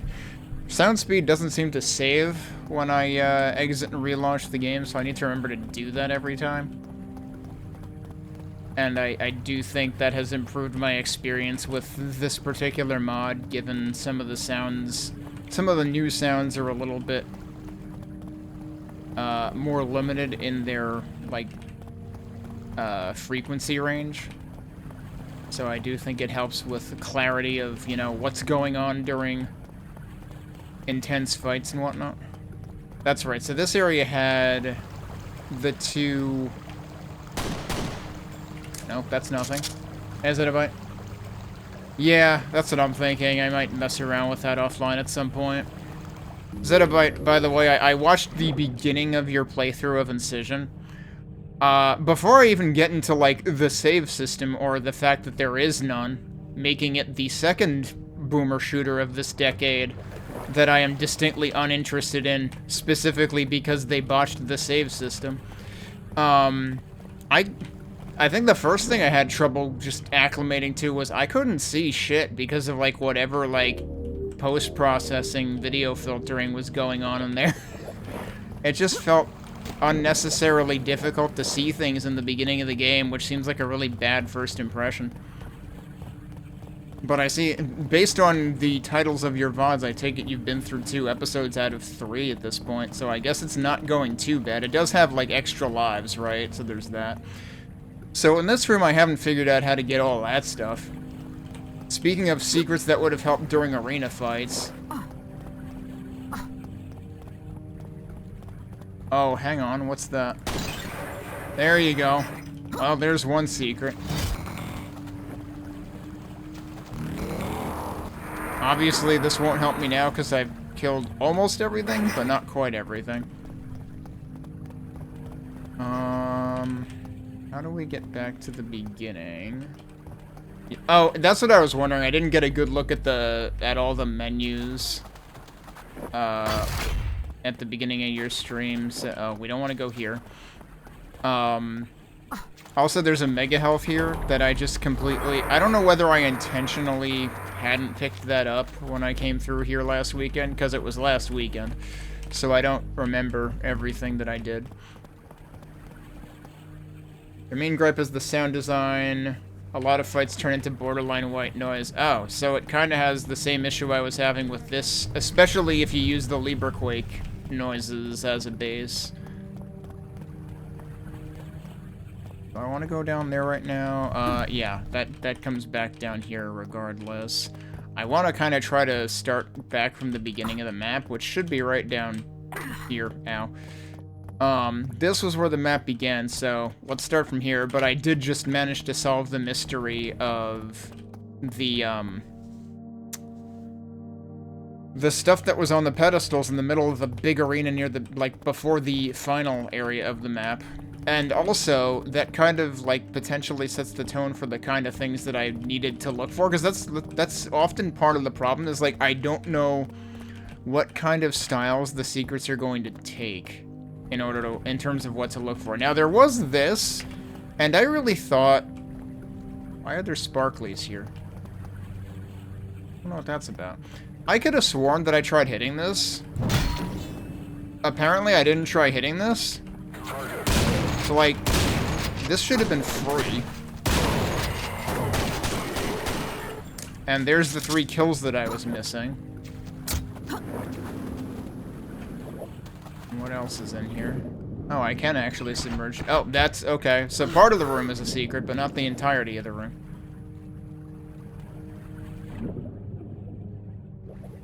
So yeah, I definitely should have found that, like, at the beginning of the map. I don't know how I didn't manage to open that the first time. Now this I remember, and I never did figure this out. And I'm sure I tried shooting various things around here. But there's nothing that stands out as being switch-like, but it does say it's bound to a button. There is the fact that there's, like, trimmer, you know, there's these gaps around the stairs here.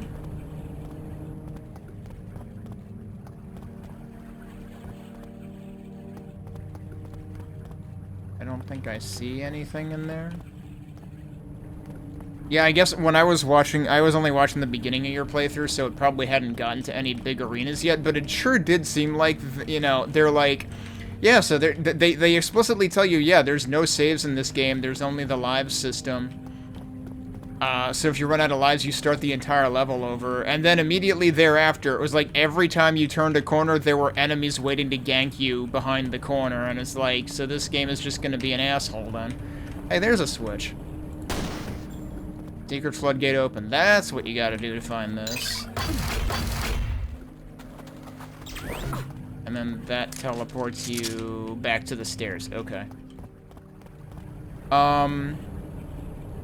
Yeah, that was up there the entire time. Never looked up there. Okay. What else was back? This was like the return trip from the sewer, I think.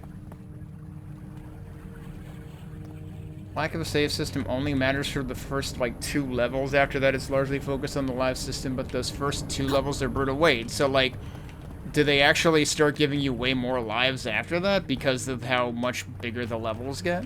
I know I definitely saw at least one Steam review that was kind of critical of it in terms of, like, yeah, well, if life happens and I'm in a 40-minute level, I can't save anywhere, so I just have to redo the 40-minute level.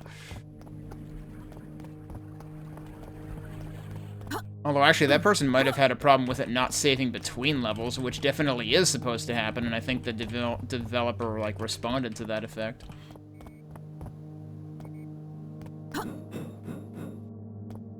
But, like, I think I also read in some of the reviews that some levels do have, like, instant death pits, which is going to consume an entire life right off the bat. As opposed to, say, Meow Gun, which only consumes, like, a set amount of health per fall into a pit, seemingly, or at least in the one pit that I managed to find in the first episode, since I played the shareware of that this past week.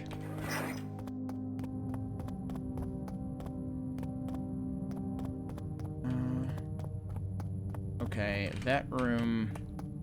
There were a couple of places that said they had, like, button-down things, and I think that room had another one. Thing in here.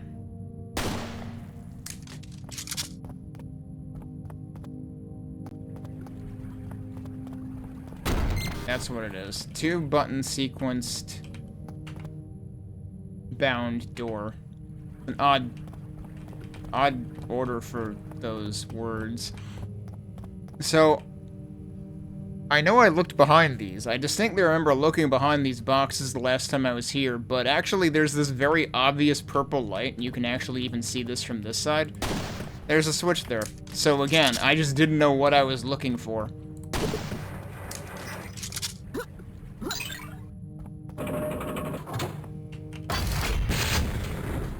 Okay. So that would have given us the rebar cannon, presumably kind of early or something. So now what are we up to? We're up to 4 out of 6.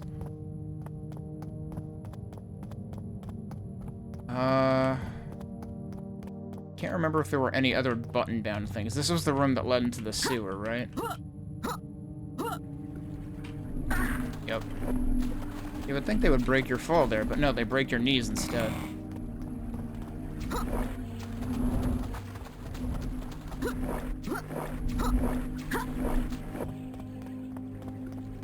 I don't remember if there was a secret down here. Well, no, I didn't find any before now, right? So... I don't think there's really room for one, though.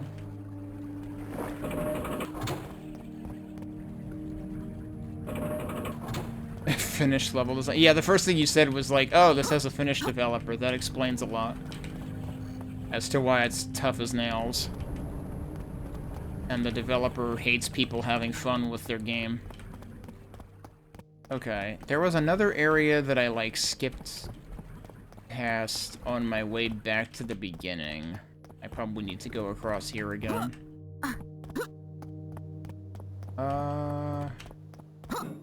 Here. Through here? I did go through here last time. What else? Now I'm going in circles. I'm not going the right way.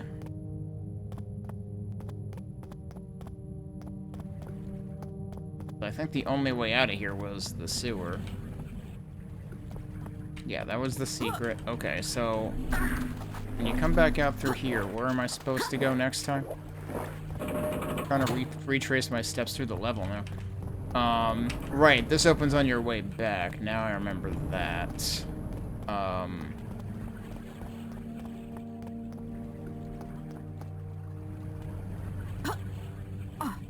And this is the beginning of the level again. There wasn't anywhere else to go here, right? Other than that, which was a very obvious secret, apparently. That I still managed to not get my first time through the map. What else am I forgetting? How do I get to the rest of the level again? Something else had to open up here, and I forget what. Oh. I didn't double back this way. That's what it is. Yeah, this is where we want to go again. So that leads to where I was later. I already tried finding stuff in there, and there wasn't anything, really. This room I need to look at again, because there's stuff down there. And actually what happened was, like, when I was retracing my steps earlier today to remind myself of the layout of this level, I stumbled into that, and the thing is, that's an elevator, and it's like, okay, cool, but that lava's gonna kill you in like 2 seconds, so why is there an elevator in it? It's because there's stuff down there. So you're actually supposed to drop down here, get that, and then that's your way back up. So that's 5 out of 6. What the heck is left? 5 out of 6 ain't bad, though. It's a hell of a lot better than 0 out of 6, which is where I was at last weekend. Drops back to the beginning again.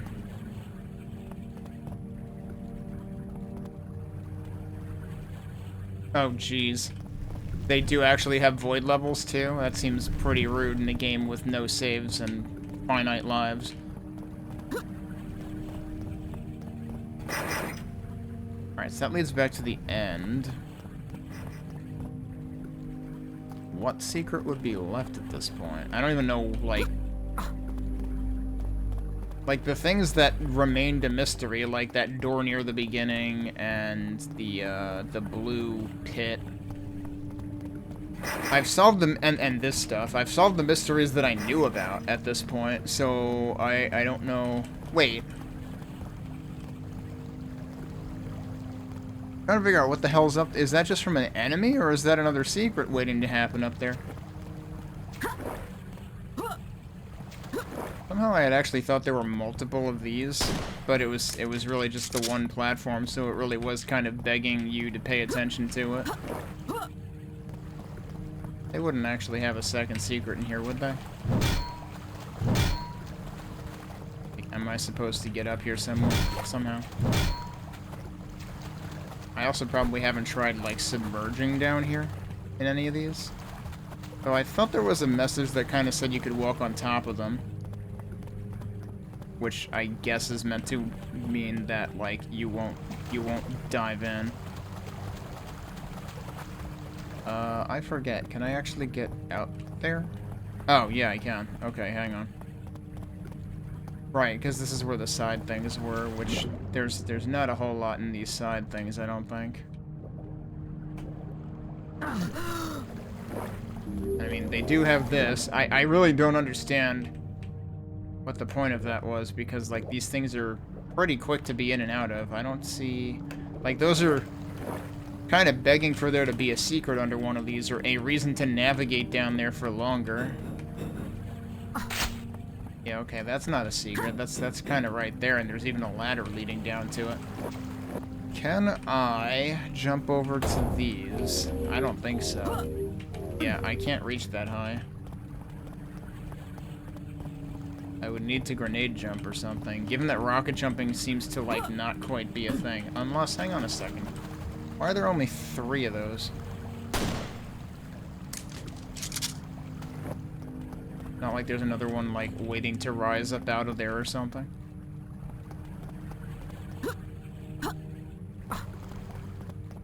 Oh, I don't know. Should I settle for 5 out of 6?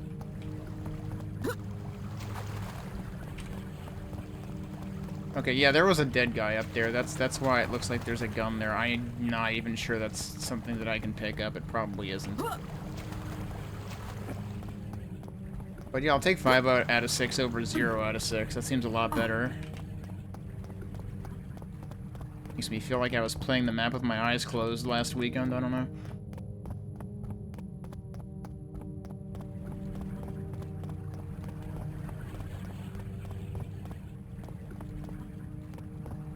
I don't think there's anything hiding in here.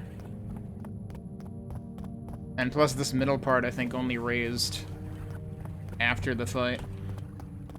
Alright. I think we'll go and move on.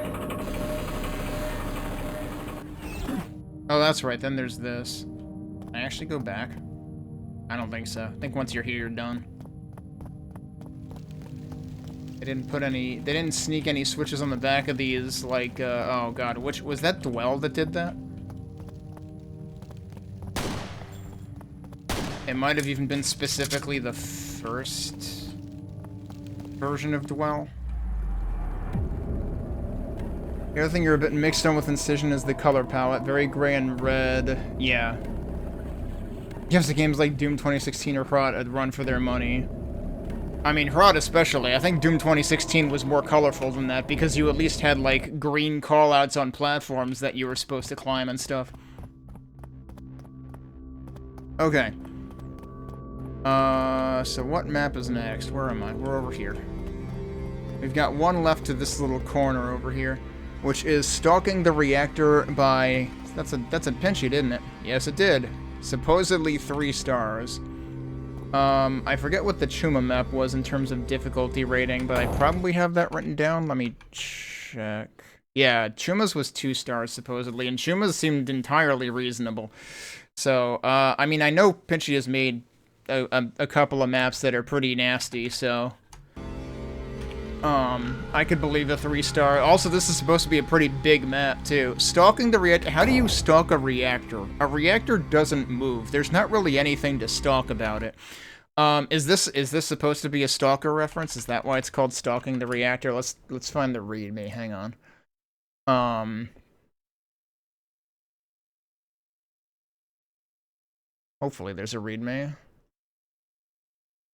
Oh wait, I'm in the R section. That's not what I want. Yeah, there's a readme. Okay. So let's see what we've got here. It has co-op spawns, though they're not tested. It does have different monster counts for each difficulty. The lore, there was a lore blurb that says, many believe only those who are living and in the zone with a capital Z can be stalked. That is, unless what you are stalking has a special presence of its own. It has an apostrophe, but it shouldn't. Which needs to be switched off. Can you really switch off a presence, though? Thank you to everyone who helped with the map, including Macon, Kebby, Sputnik, Mazu, Fairweather, Jimmy, James Paddock, and GSC Game World. I wonder what Jimmy did on this. Was he doing some testing, or did he do, did this use music by him or something? Let's see. There's a lot of WODs used for this. Liquids V2, Mac on Building, Mac on Concrete, Mac on Industrial, Mac on Liquid, Mac on Nature, Mac on Stone, Mac on Tech, Mac on Urban Interior, Prototype 1.3, and Solids 3. The Skybox is also Mac on Night Sky. There's a whole bunch of custom sounds being used. A lot of them are from Freesound. Oh yeah, Jimmy did do the music. It's a Jimmy track. It's Atlantis. Of course, he's jamespaddockmusic.com. He's also on Bandcamp.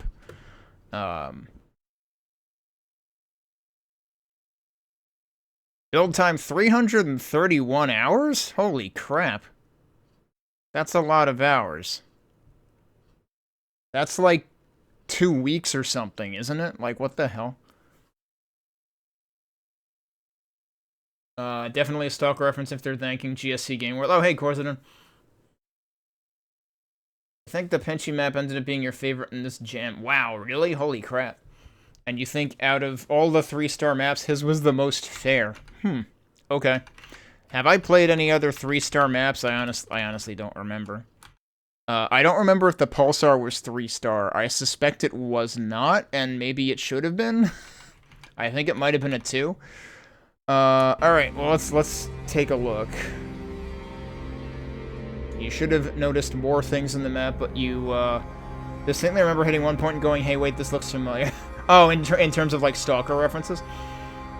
Alright, well, nothing is going to look familiar to me, because I have not played that series at all. But let's see what we've got. Alright. Yeah, this is immediately big, and looks pretty, ambitious.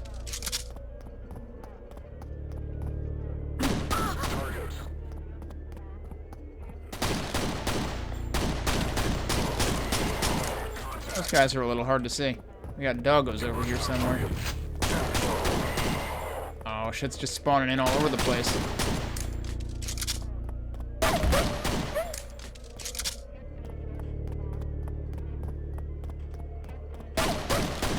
I take it this is one of Jimmy's more modern compositions, because he's been doing a lot more, like, non-MIDI, like, not just MIDI stuff.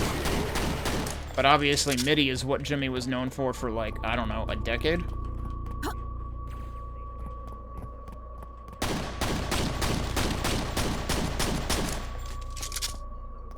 He's just hanging out there. Trying to figure out what that is. Oh. It was a servitor that was not looking at me. Okay. I was like, is that one of the horns from the mission pack? Where's the oh, there you are. Okay. There's also a pew pew guy up there.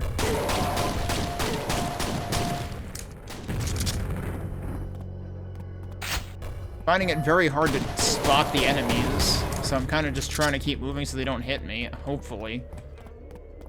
Because otherwise I could see you getting hit scanned to death almost immediately on this map. Why is that up there? I think the dude must have been up there too. Oh, did he die? Okay. Alright, that guy sounds dead.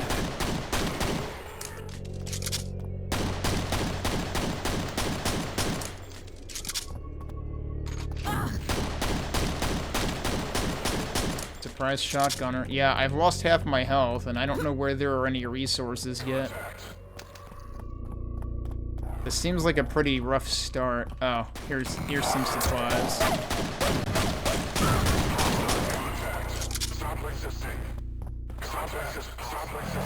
Look, a fiend? Really? Hello? I would like any weapon? Oh, hey, look, it's any weapon.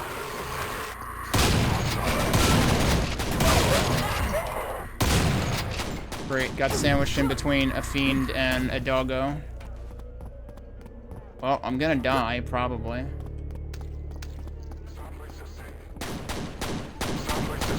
I'm just trying to find health. Like, hello?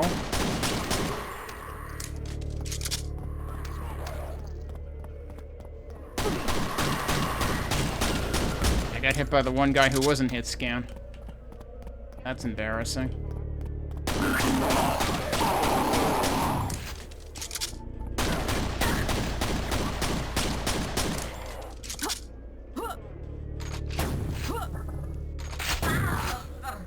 Picked up health, didn't fucking matter. So far, I'm not liking this map at all, because all the enemies are fucking invisible, and where the fuck are the resources?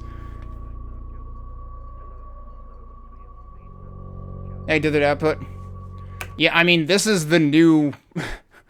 this mod is kind of made... Oh, okay, at least it autosaved for me, back when I was not in rough shape, because I hadn't laid down any saves myself, so Ironwail bailed me out on this one.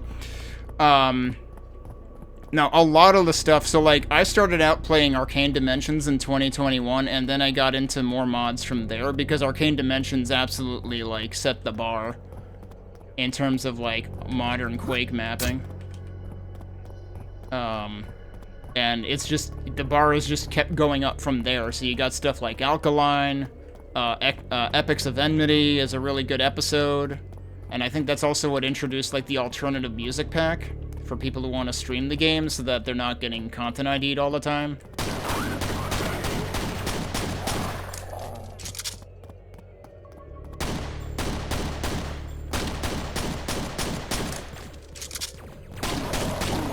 You know, this suddenly reminds me that Meowgun has a dedicated zoom key,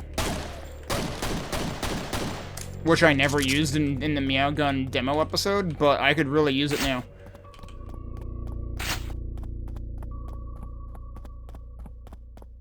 There's the fiend again. I'm just gonna be sniping things for a while. Fortunately, this pistol is rather powerful. You're in Doom modding, what's possible here is leaps ahead. I mean, yes and no, because, I mean, honestly, Doom modding has gotten pretty freaking impressive, too. I mean, case in point, Sulaco. Also, since Korziden's in chat, I need to shout out Relentless Frontier, because that has some very interesting movement mechanics, and a lot of, like, Metroidvania aspects on top of GZ Doom. And there are plenty of others. Supplice is more like classic Doom, but it's like... I like to think of it as what if Doom and Blake Stone had a baby, in terms of aesthetic.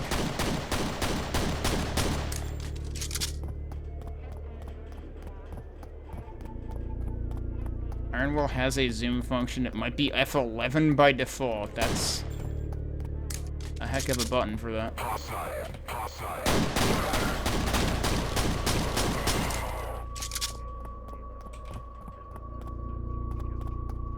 I need to find where I got that shotgun last time. Probably in there.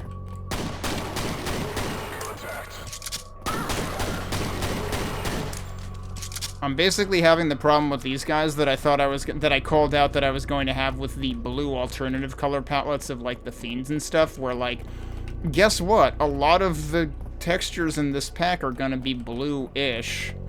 And these guys are also gray, so yeah, they also blend in.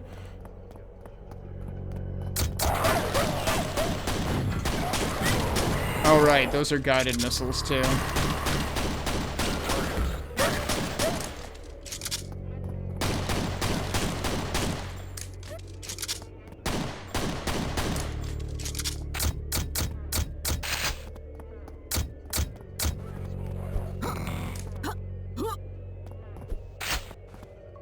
Nails, huh? Alright, I should probably save now that I have the shotgun.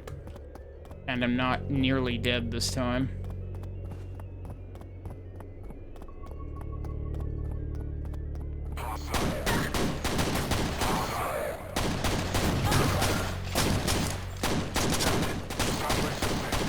But yeah, the fact that they're all like behind grates and stuff, or, you know, fences, that also makes it slightly harder to see them. Plus it's darker in there than it is out here.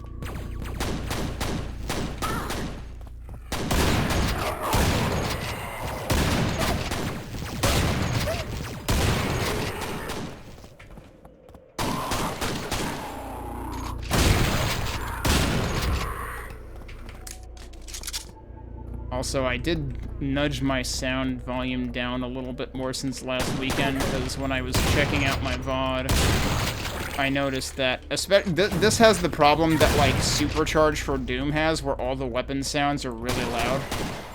Like, your own weapon sounds, that is. I have 23 health. I'm pretty sure there was more health in here, though. To be fair, Stalker is a very great game. It's also very differently paced.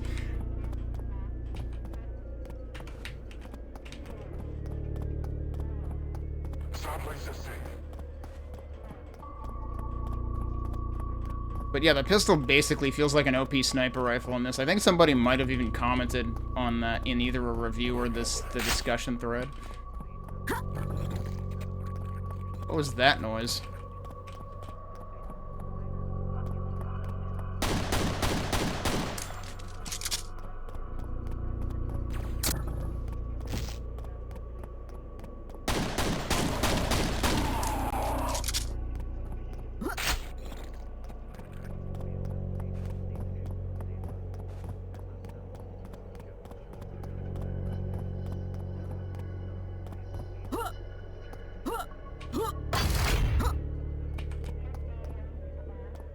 Yeah, I still remember one of the big pinchy maps in, like, I think it was Prototype Jam 3, maybe. But, like, I've definitely seen some impressive stuff from Pinchy, but I've also seen some rude stuff from Pinchy.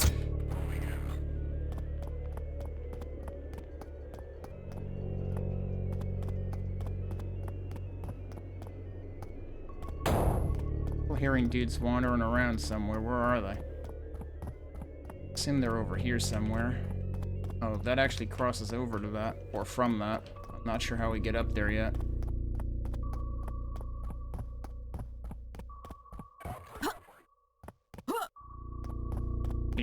Clear Sky is actually pretty run and gun.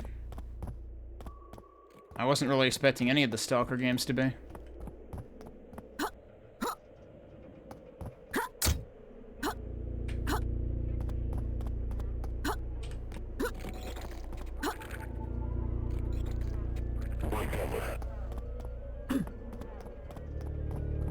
I'm wondering who the hell I'm hearing around here.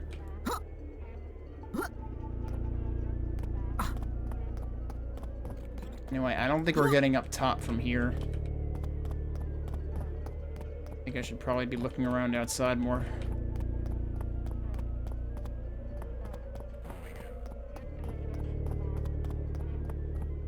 Yeah, that's the thing, is like, I thought there was a little more stealth element to Stalker, which is part of why I never played it. I mean, I thought it was a little more situated like a survival horror kind of thing. That's where we got the shotgun.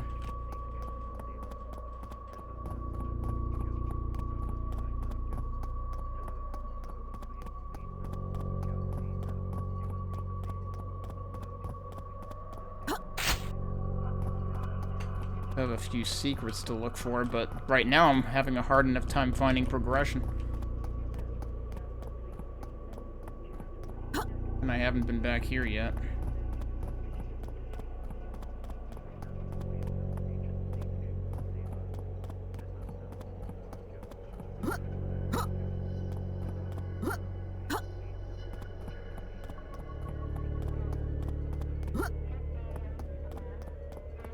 It does kind of seem like that one. Oh, wait, no, we can go in here, maybe.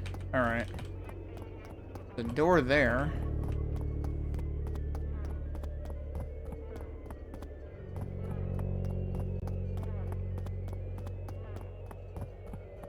Let's see if that works. Yay, butt spawns. Who the hell doesn't like those?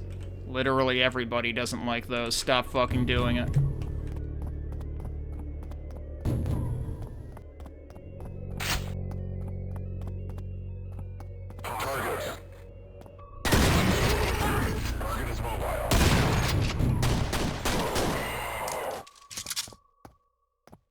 Check if there was anything down here.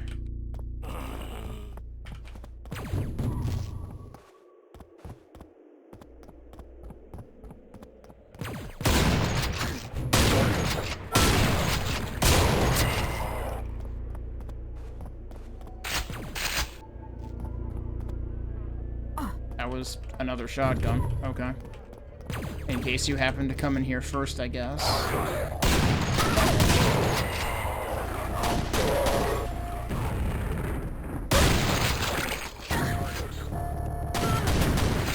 Wait, hang on.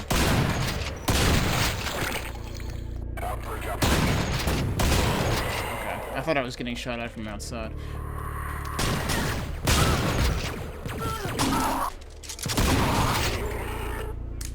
How are you not dead, dude? If I shoot you point blank with the flak, you should be dead.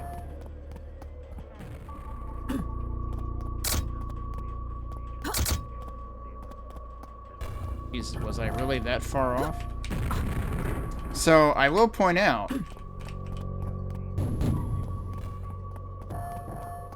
the brightest thing here is this thing, so I instinctively went to target it, but of course, it's not actually active. It's not posing any threat whatsoever. What's posing a threat? Literally everything else that I can't see.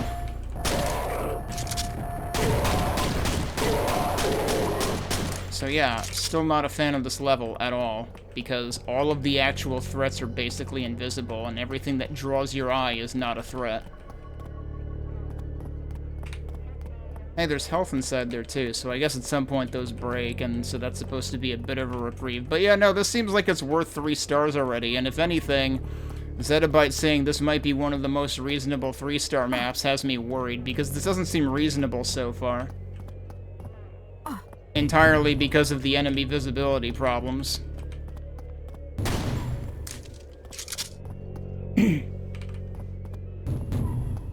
I mean, it's a crush in multiple senses, though, because to be fair, there are a couple of reasonable reasons why you would teleport enemies into a Quake map, but you shouldn't need to do it in a way that is blatantly in the player's face or ass. It's like, if you're gonna reuse terrain in the map, then it makes sense to, like, teleport enemies in later to populate the parts of the map that you're intended to get to later, or if you're intended to backtrack, I've seen them done as effective breadcrumbs. But I mean, you could argue that monster closets could accomplish that easily well, and Doom has been doing that for decades. The other thing is just, like, resource limits. A lot of older Quake packs would, like, despawn corpses and warp in enemies, sort of, you know, almost like a lazy loading mechanic. I guess those aren't interactable, huh? I have 20 health. I don't really like this. I have 18 health. I really don't like this. I suspect there's supposed to be, like, getting over there seems like a thing. I don't know if there's a reason to get over here. Doesn't really seem like there's a point to that right now.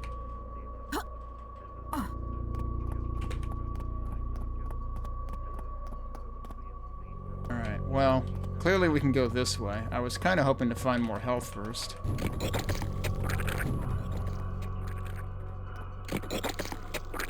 What the hell is that? Oh, it's one of those things. That's what makes that sound. Okay, well, I'm gonna die if that thing gets out.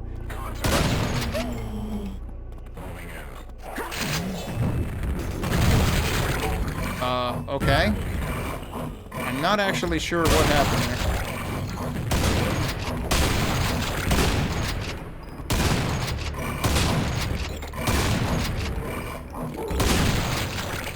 I don't know if the rocket guy saved me or what.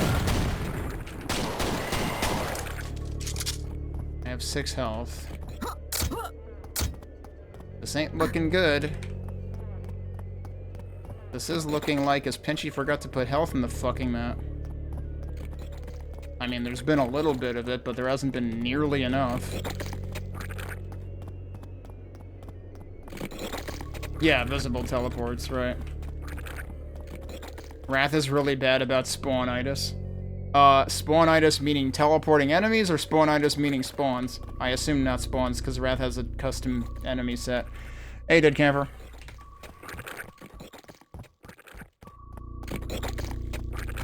There's health right there. He did place health. Look at that. Now I'm only mostly screwed. And then a dog just ganked me around the corner.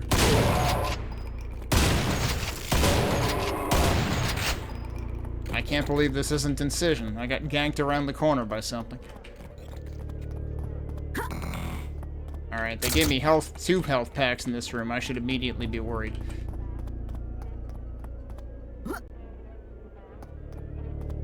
That's where the rocket guy was, I think.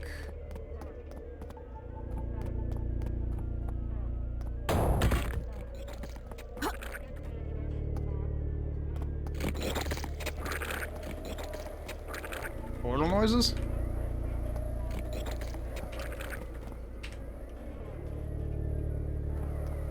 Portal noises, and I don't know quite where or why. Doesn't seem like there's anything up here.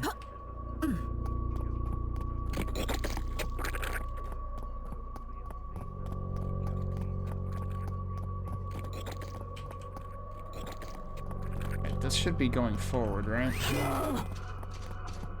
Hey, look, another ass spawn.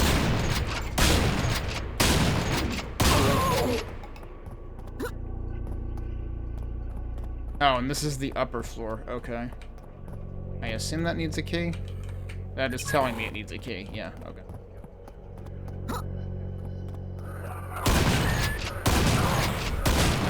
Why is there just a frickin' Vor equivalent here?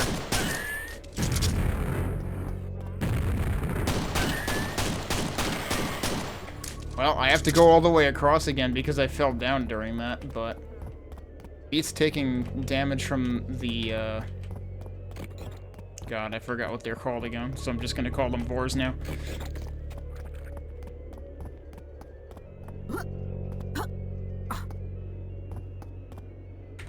It's there to make you fall down. Yeah, pretty much.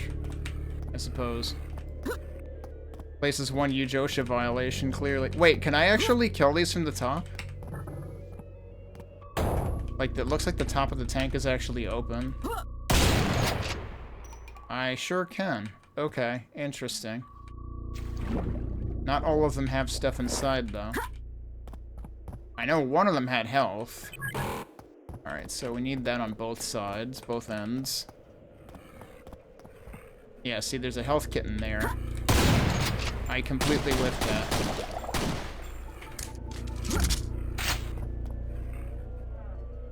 What else am I hearing? Definitely hearing something.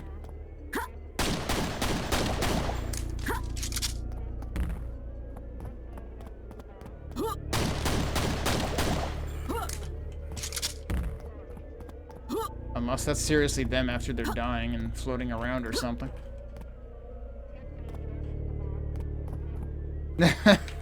Yeah, I was gonna say, this place is full of OSHA violations, because look at all these things that really should have railings, but don't. Hey, look, more back spawns. Boy, I blatantly whiffed that one.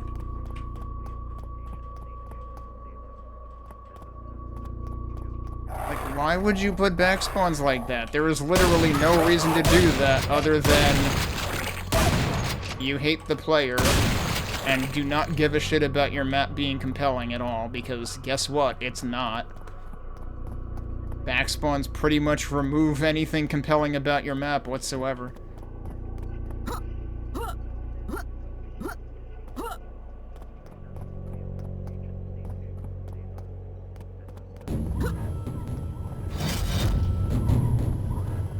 Now this, on the other hand, is actually, you know, believable. Whoops, didn't notice him come up. Oh, finally a nail gun. And now I'm stuck. Okay, so he came out that way. Oh, he can just frickin' throw those, like, through things, practically. There are a lot of those. And I have 14 health, so yeah, we're gonna die again. Yeah, there shouldn't be that many of those at once. Straight up. Like, one amalgam is enough. One amalgam is more than enough, and this is like 4 of them. I'm also gonna run out of ammo for this, like, immediately.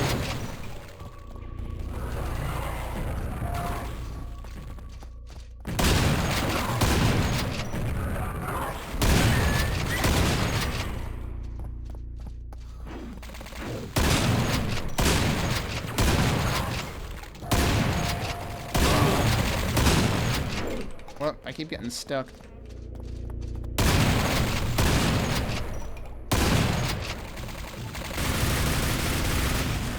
I thought one of them died.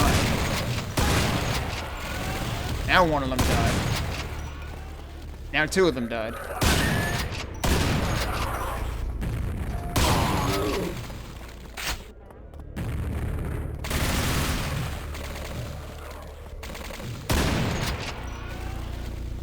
That was another death.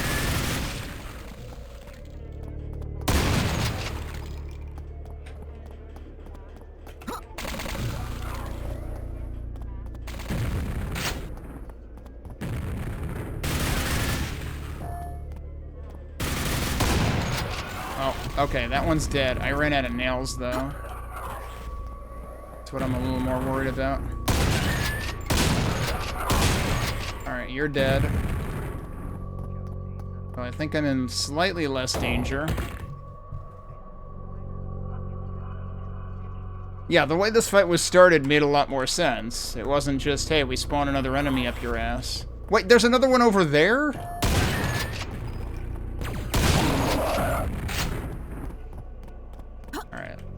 I climb up this. Some damn health. But I have no nails. Oh wait, no, I guess I picked up more nails somewhere. There's the key. There's some more health. Now the question is, am I gonna get penalized more for picking up the key? But no, it seems like it was entirely up front.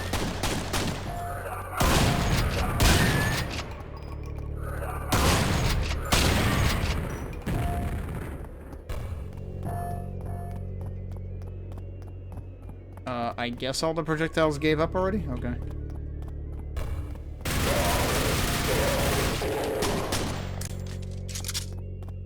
There's a door here. Is this actually where I came from, or is this new? I reckon this is where I came from, yeah, because it's where all that stuff was, which I could actually go down there and... I mean, this is where we have to go anyway, but I want to double check if there's anything else up here. Right, so we walked across to get to that fight. Are they hiding anything nearby here?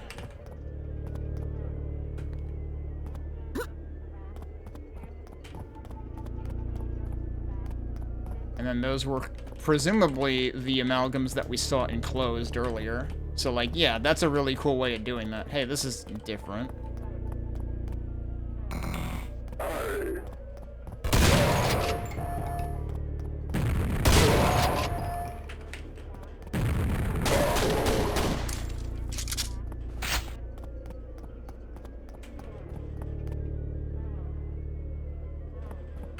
This is a completely new area. I should probably go back and do gold key things first. Although actually,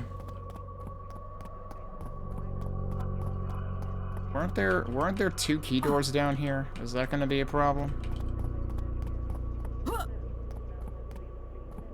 Let's save here and try this first. Okay, yeah, no problem.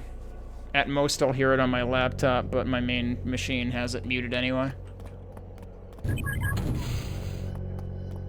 Oh, there's another one in here to open the other one. Okay, so that's good. They did account for that. But also, why am I here? Maintenance systems overloaded.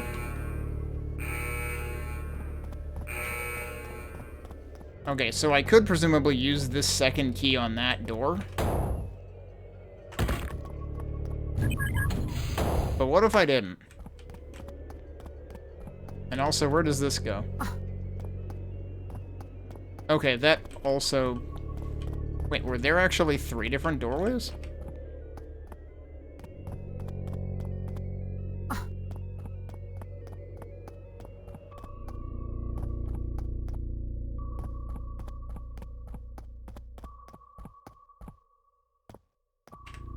Alright, well anyway, apparently there are multiple maintenance systems, so yeah, we're gonna be in this a while. Let's go to that other place that I was seeing that there was to go to.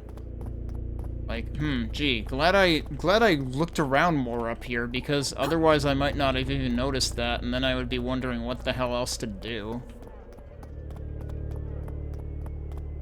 Oh. Oh, let me reload and look. Wait, which... Is this here? Yeah, it did. I was pretty sure I had saved after hitting it.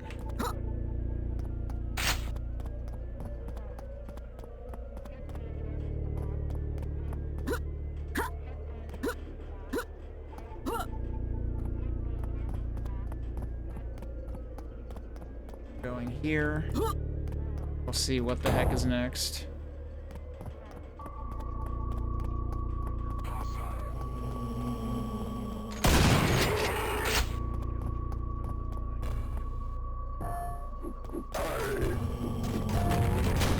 Okay.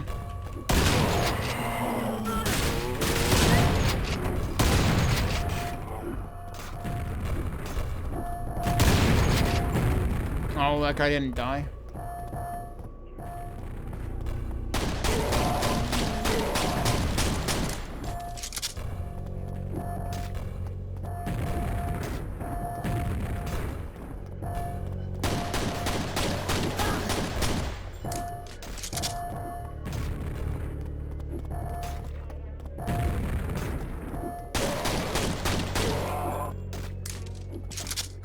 Eventually I'll get a weapon that can explode these guys directly. Oh no. Well, that was a mistake.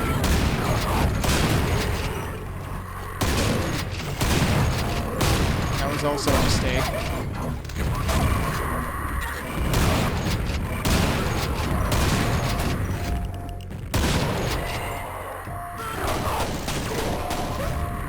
I'm stuck. There's way too many fucking places that you can get stuck on geometry in this map. Whoops. Well, okay, he filled in for me there.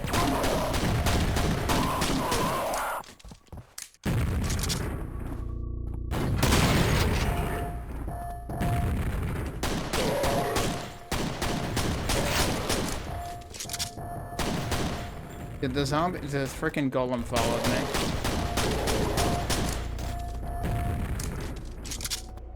This is an interesting looking hallway. I would be able to appreciate it better if I weren't at 27 health. And if a golem weren't following me.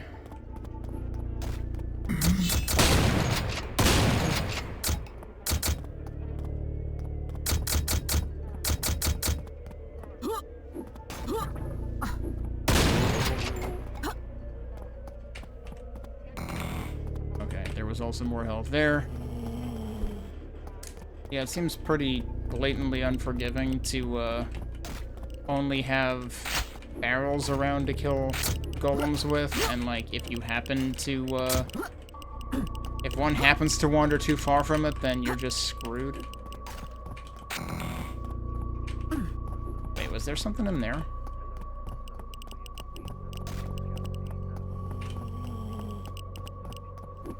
What am I looking at?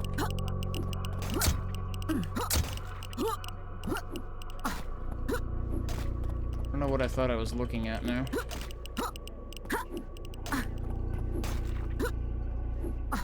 Alright, well, I guess it's time to go down the interesting looking hallway. Unless there's a way to get in here, but maybe that's later. This immediately looks like something out of Doom or Supplice or something.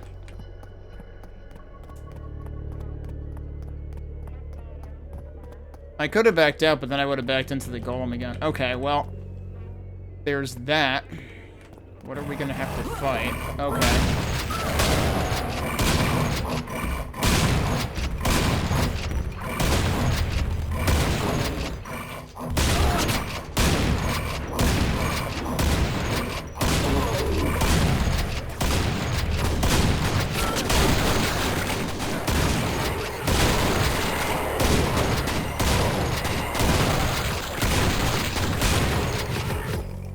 Fight probably would have been even better if I actually had nails, which I'm not sure I've gotten in a while.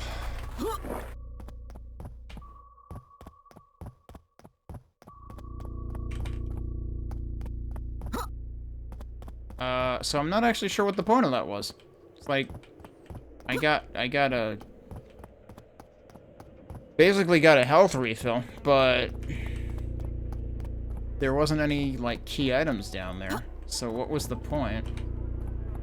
Could there have been another, like, override switch or something?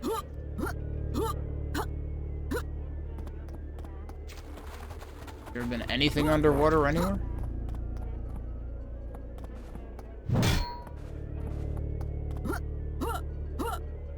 I don't know. That seems strange.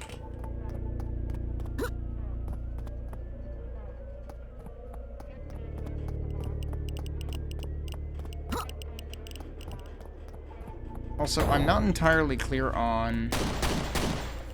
I think it's just the red barrels that blow up.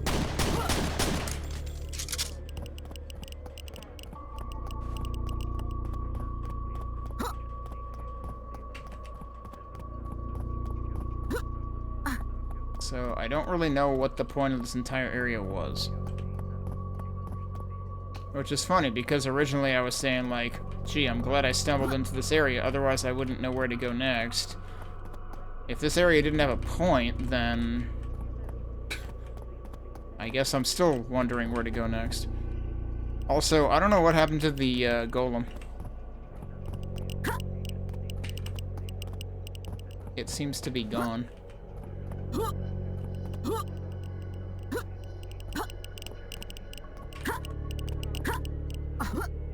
Alright, so I have no idea what purpose that served at all. What the fuck? Okay, I guess that's what purpose it served. Surprise! That was progression, I guess.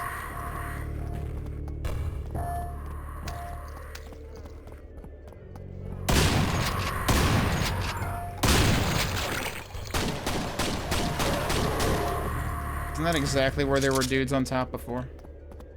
Yeah. He's still there, or did that kill him? I didn't think I shot him enough to kill him.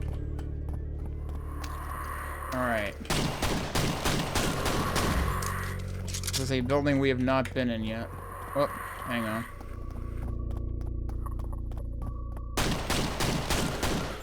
That guy was a little lost.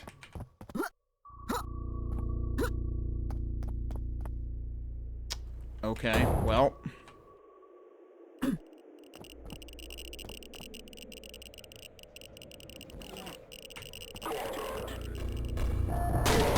Well, that's not what I wanted to do.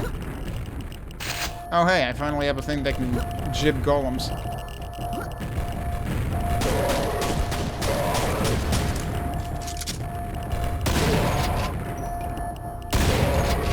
How are you not dead yet, dude?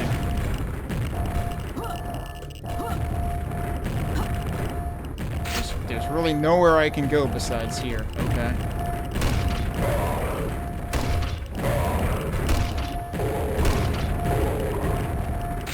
I think they're dead.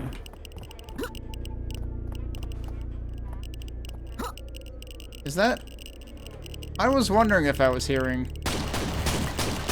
Oh, can I destroy these? Okay, I would kind of like to destroy them first.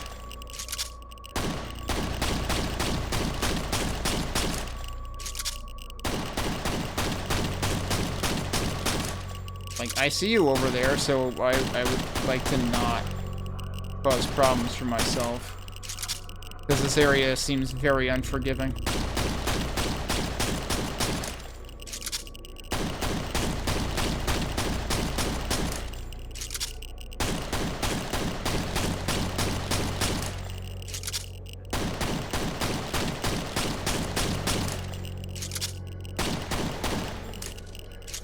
Okay. Yes, these are breakable. Oh, also that hurts you. I feel like planks shouldn't bleed, but, you know. Arithmeticus. Fake breakables. Do they actually take multiple hits, or... Oh, is that just straight up mega health? I think they just take multiple hits sometimes, so that's confusing. The smaller ones seem to break easier.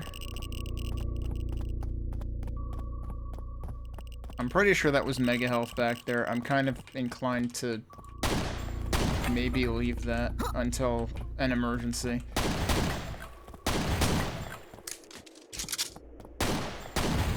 I don't know, sometimes they don't break and sometimes they do. I don't understand. This is mostly a result of the mod not having real breakables, which is kind of surprising. Like, that is one thing that Arcane Dimensions did have, right?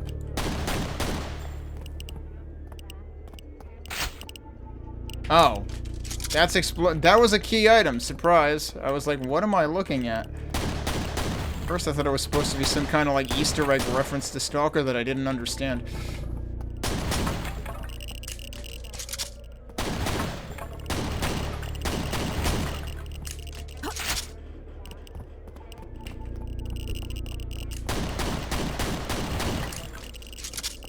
Is explosives actually just ammo for this?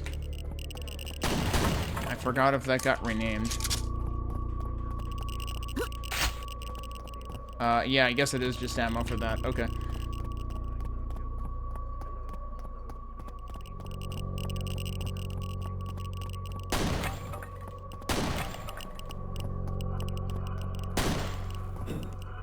Eh?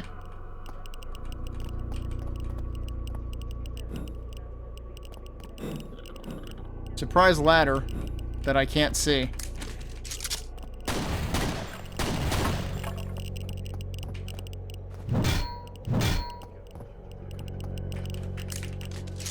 Alright, where the hell am I going now?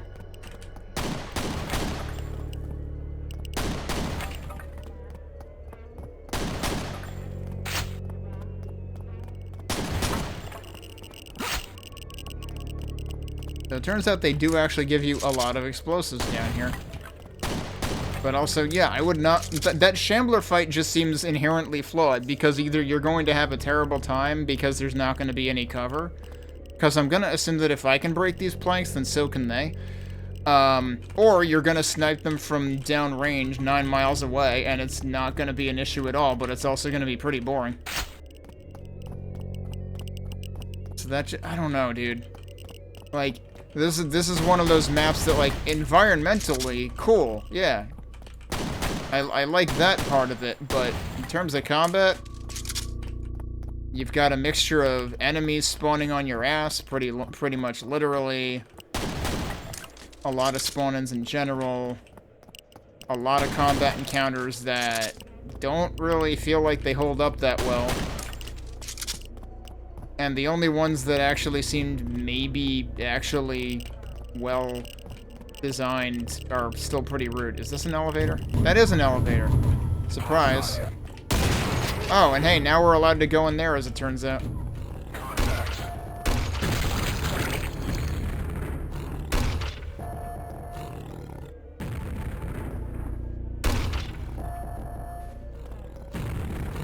How are you not dead?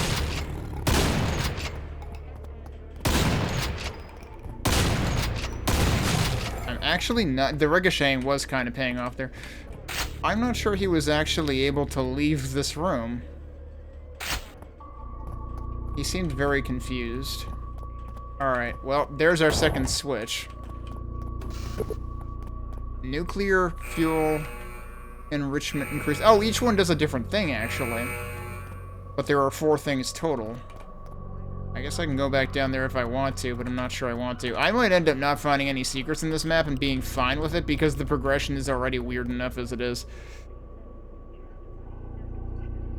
Yeah, I feel like Breakables is an odd omission, given that, like, you would think that dilapidated, decaying structures would be kind of a big part of brutalism. Oh, guess what time it is. Alright, where's all the other ones, though? Where's the rocket launcher, dude?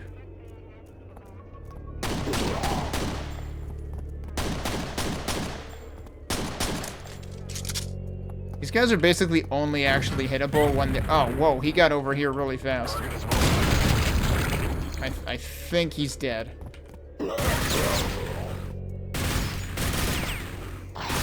You basically have to invite them to, like, actually rush you in order for them to actually be hittable. It's kind of... eh. I'm not a huge fan of them. Well, I guess I can go down there.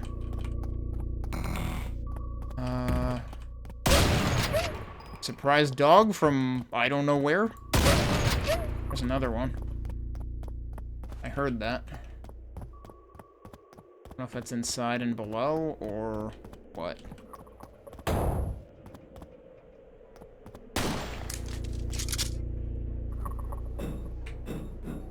It sure is. That's a real dumb place for that. It's because it woke up already, though. But I don't know how it's not going to wake up unless you definite, assuming that that's a thing you can do with Quake enemies. Okay, so this is where all the frickin' grenadiers were.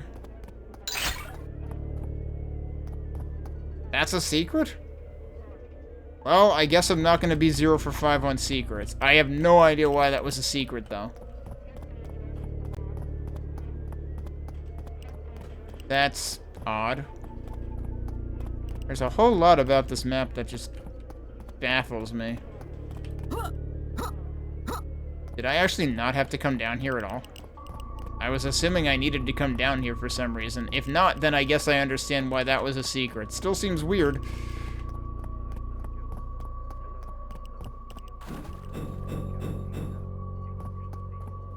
that seriously the only thing to do down there? Okay. Also come in here. There's more supplies in there.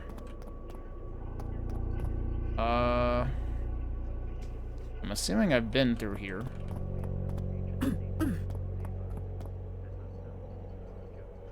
Have I, though? Actually seems unfamiliar.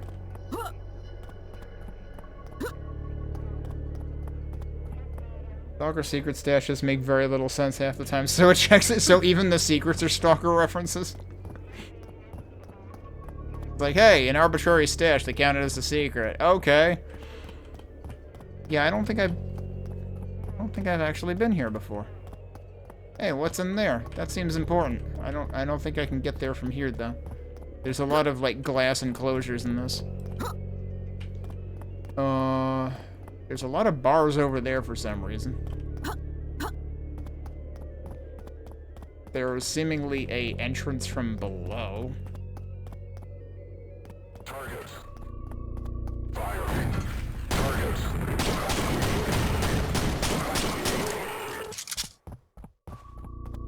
All appropriate, in particular, at a habit of putting secret stashes right out in the open as seemingly random piles of items. Okay.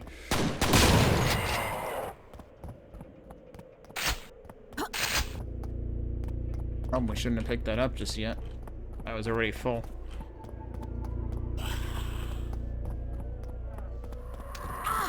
I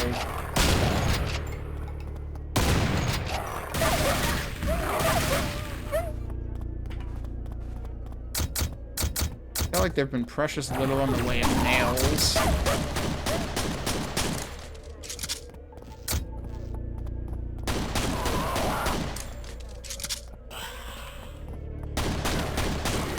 That guy really not notice me? Yeah, I thought I heard a dude over here.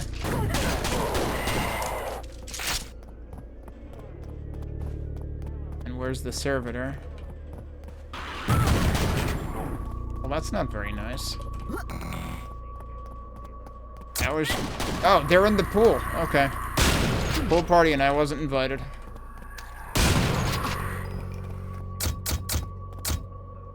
Hello.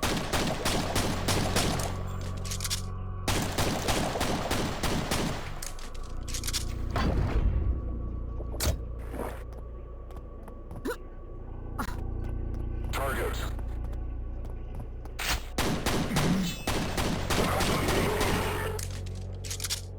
Is that the... That's the rocket launcher, isn't it? The missile launcher?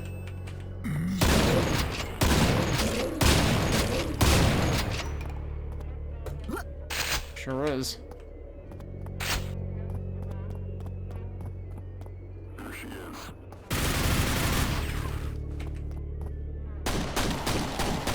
There she is. What?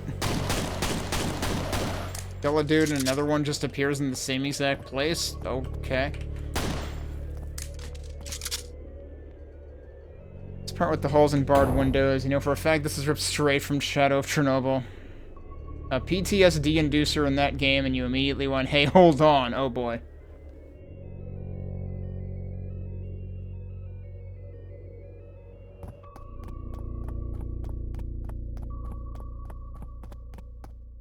Alright, well, before we go in there, let's grab some health. Because, yeah, there was one surprise kamikaze.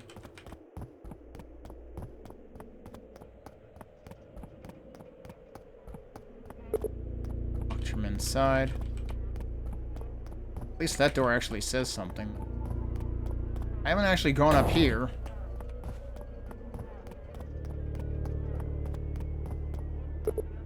Emergency exit. That might be what we need the 4 things for. Okay, so let's return there later. Let's finish what we're doing here for now.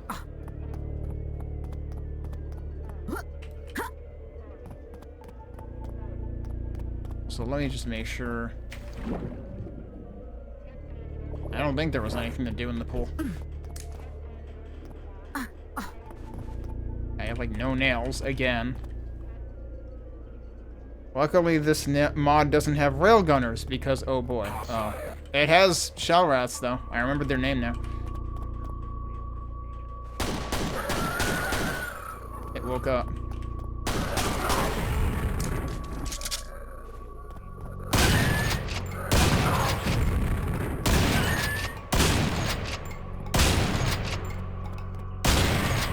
Actually managed to kind of nail it around the corner with one of those. Oh, this one didn't have a second one spawn in on it. Okay. That's nice, I suppose.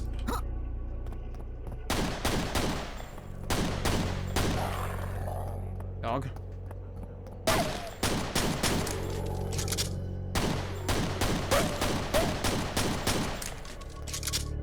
actually gonna manage to come around?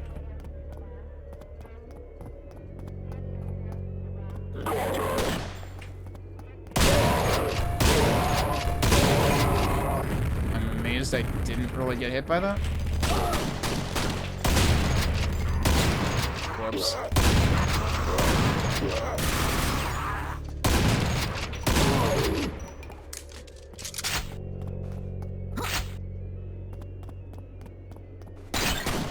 Hey, look, it's a secret. I don't even know what I picked up.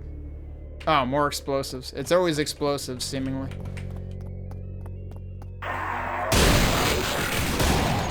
Oh, I ran out of nails again. Surprise. Because there's like almost no nails in this map.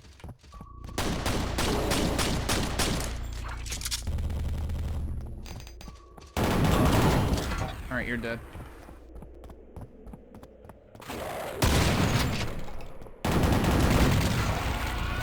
You're also dead. When it dies, it really does sound like a gore nest or something. I'm just gonna wait for those to clear. I really think that that enemy is not well thought out, because it's like, great, yeah, you're just delaying the player for 20 seconds every time they show up.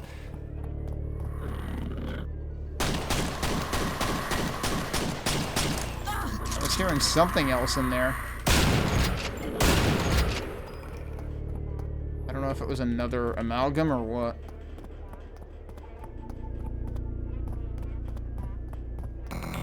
I don't think I meant to pick that up.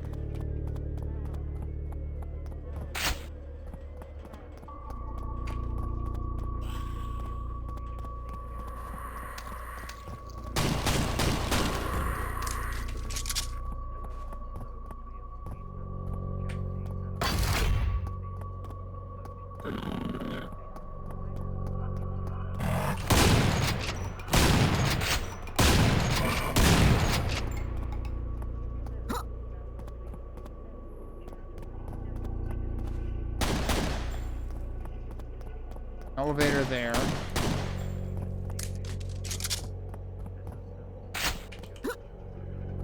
And this is where probably the first guy was. I definitely still heard an enemy in here, though. I don't know where it is. Yeah, that. Well, whatever. I guess we're leaving it there. Oh, that's okay. I thought it was an elevator, but it's a ladder.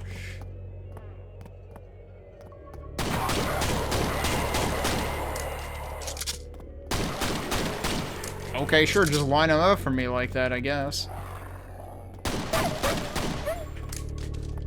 Whoa, I did not mean to equip the grenade launcher. That might have been bad. Oh, I didn't know if that was an enemy or not.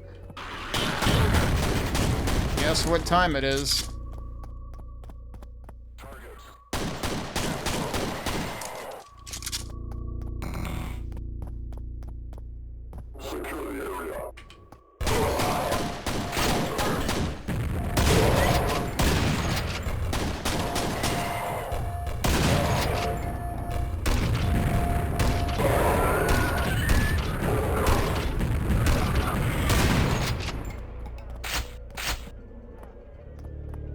I think the projectile blew up.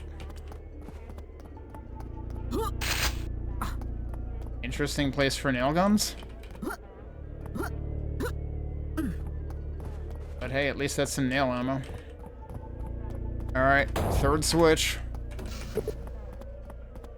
And that, oh, this was the opens from the other side door, right? Even more nails, amazing.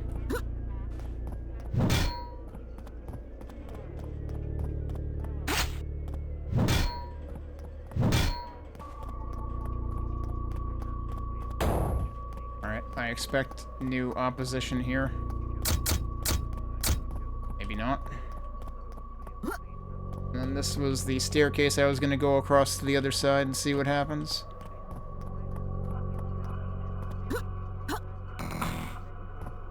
Surprise.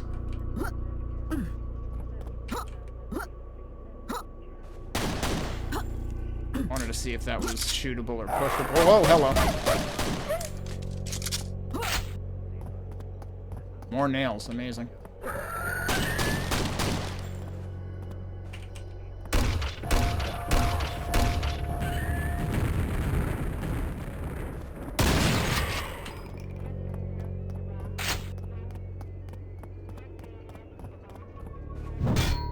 That's not a switch. Okay.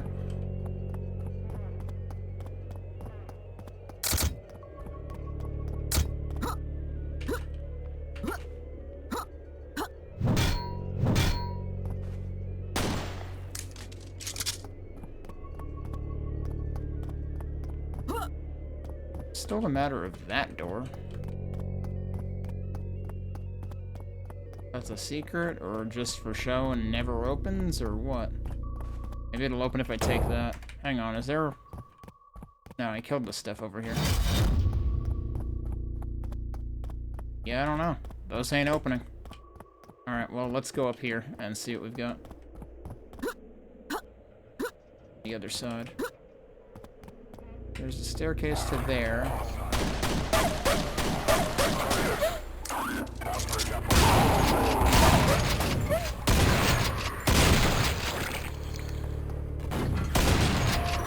Whoa. Don't know how that missed me.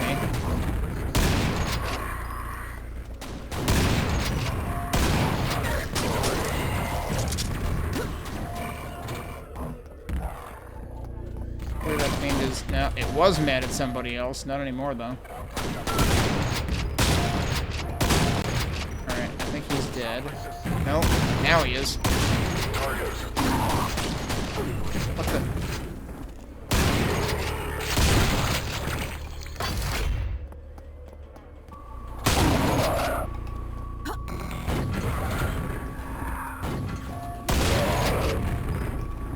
Where's the Rocketeer over here?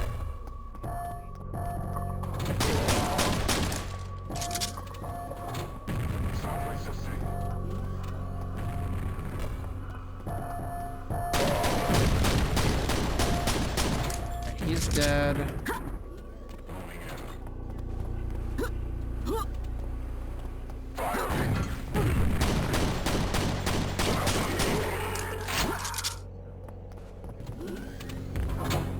Going on over here. I assume the other servitor is down there as well. I guess those are automated. They're not, like, getting triggered by... Oh, there. Yeah, there's somebody else down there.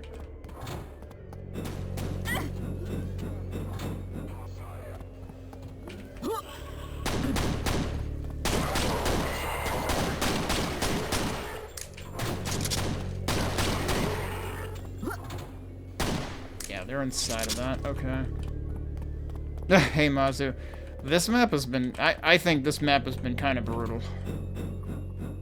I really do not appreciate the ass spawns in particular. They've happened more than once. The very beginning was kind of rough because a lot of the enemies were hard to see, and I was having a hell of a time just, like, figuring out where progression was, where weapons were. I finally have a decent amount of nail ammo, which this is the first time I can actually say that throughout the entire map, now that I'm like 30, 40 enemies away from the end.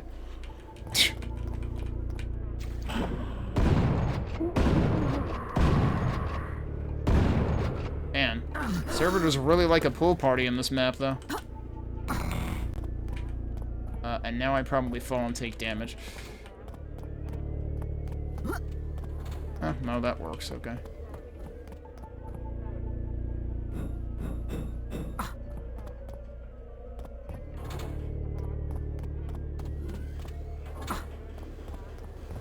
Clearly there's whatever's going on over here.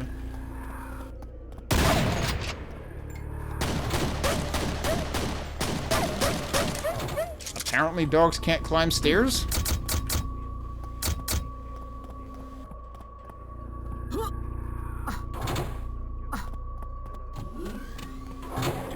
Alright, I should probably try going down here.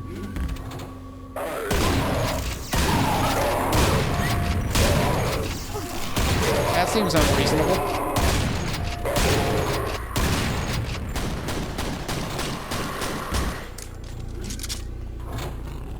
that's the second time a map has done that. One of the first maps I played, I think it was the first map I played, PuLSaR's map. I went up an elevator and immediately got point blanked by a frickin' grenadier. And then that just kind of happened here, too. Alright, pipe down over there. What is that? That's the rebar cannon, isn't it? Fancy finding that right before the end of the map.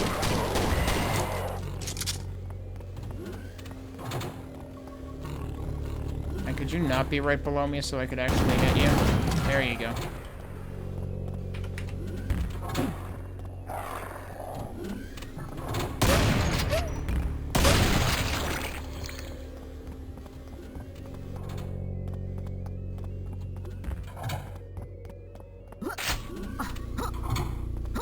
Something else over there. At least that stands out. Well, okay then. I don't trust that bridge, I'm jumping.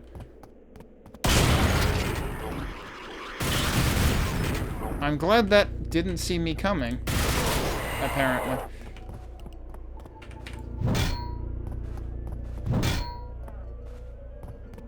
Oh yeah, no, absolutely. The environment for this has been really, really cool. Contact.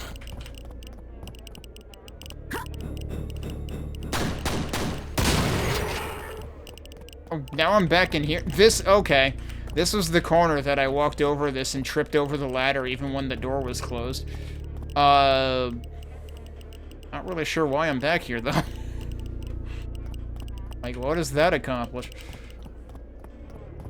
I suppose, given that this is probably doable in any order, you could have ended up coming in that way first and then getting immediately obliterated by two shamblers. Yeah, that would have been good. Glad I didn't do that. Yeah, no, progression is kind of intentionally all over the place in this, I think. Oh, look at that. Well, didn't mean to do that.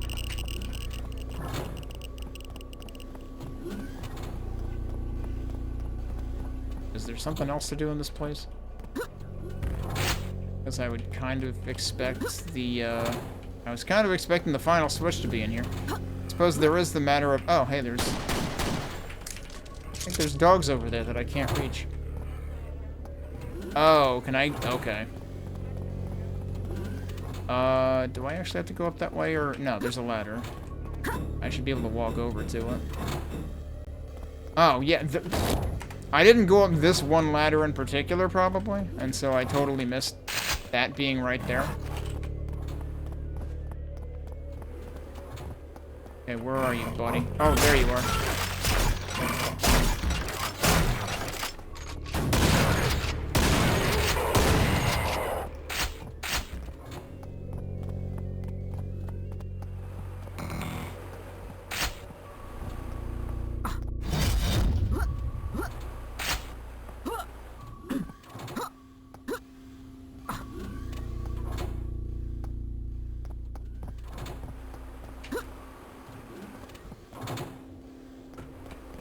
This actually overlooking the other part that I was hoping to get into? Because if that's the case, I'm still not entirely sure how to get into it.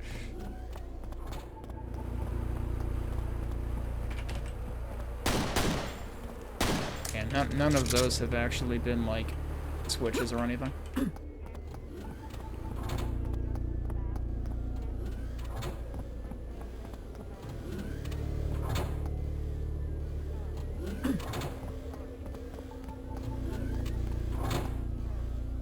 Oh, I just noticed that actually said cooling station over it. Alright, so which side was I hope... Oh, hello. Basically all of the sides. If I can get to any of the sides, that would be good, I guess. Alright, so this is where the cannon was. And a bunch of dudes spawned over, like, here. Is there anything actually interactable here, though? Going down there would just be where I was.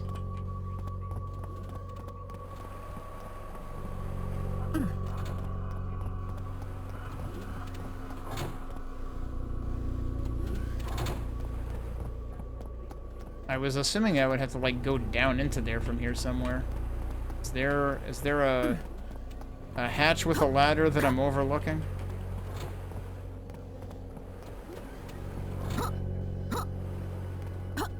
I think I would expect it to be over here where these enemies were, but...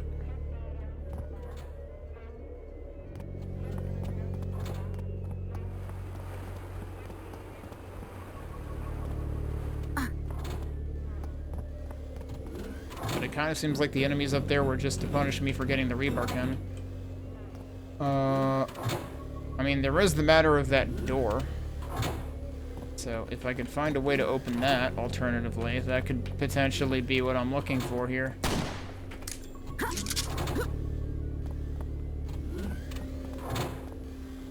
This is just gonna bring me back up to where I started. I don't think I want to do that right now.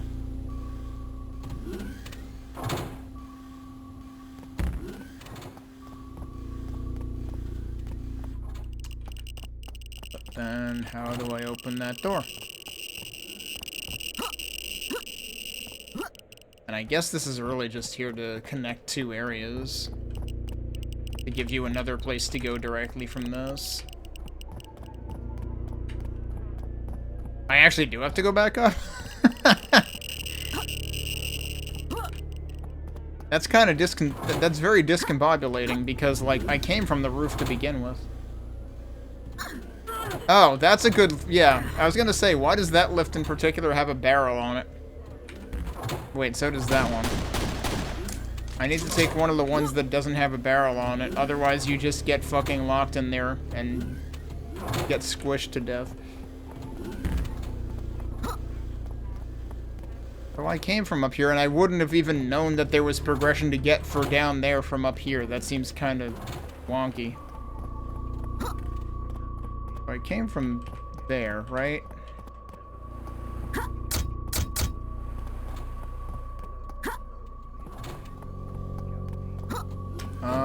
Did I go up here? Probably not. Or no, I was up here. Right, and then there was the tank, and I didn't spend time really looking around in the tank. Oh, you can go down here. Shit, okay. Alright, I kind of need an environmental suit for this, and they didn't give me one. So I'm just gonna die now, I guess. Wait, is there a way up? There is a way up. That's how you get in there. That's bad. Like, I'm sorry, that's just blatantly terrible. Oh, that's the last one. What did that say? Reactor status critical. Yeah, right. That would be a secret. That's not something for progression without a maybe there is an environmental suit somewhere and I missed it. Water duct emergency exit open. Yeah, that's the thing is, like, initially I killed the scrags in the tank and then forgot about it because I had more stuff to kill elsewhere.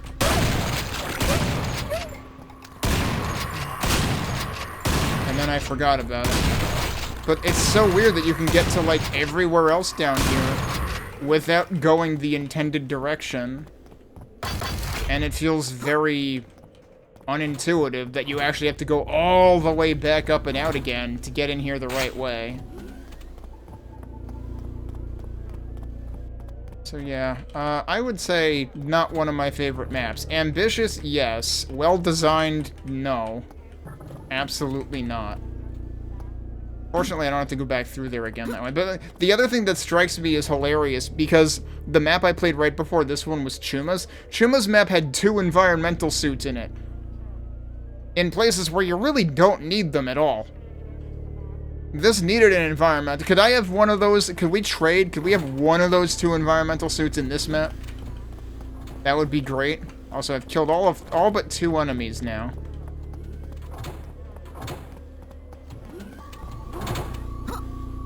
Alright, this does not have a barrel. I should be safe.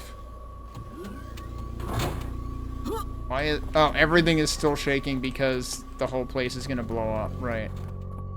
That's kind of unfortunate too, though, because if you want to go back and look for secrets, you probably want to go into the options and find where, like, the earthquake intensity or whatever it is. I think that's in here somewhere.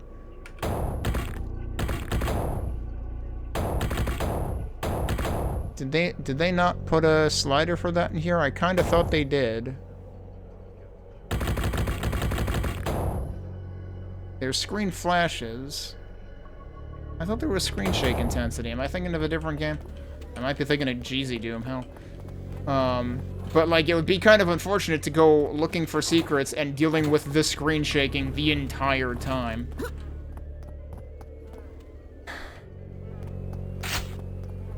So yeah, I assume that the end of the map is right here.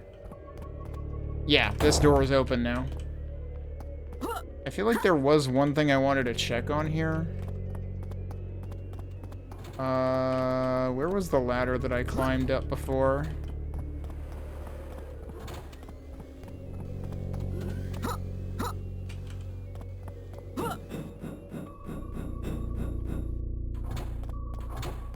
That's right, I did actually go up here, and yeah, I just didn't spend enough time with the tank. I wanted to see if I missed an environmental suit, but I'm not seeing any. Yeah, it would have also been a great hint that, like, yeah, by the way, there's progression in there. And yeah, there's definitely none in here. I just assumed the bottom of the tank was solid. I didn't even notice there was an opening here.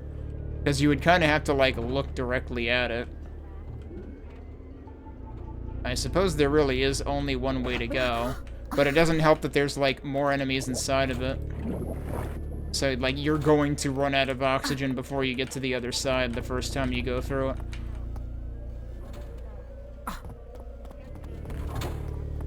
Alright, don't take that one. Don't take either of those, really.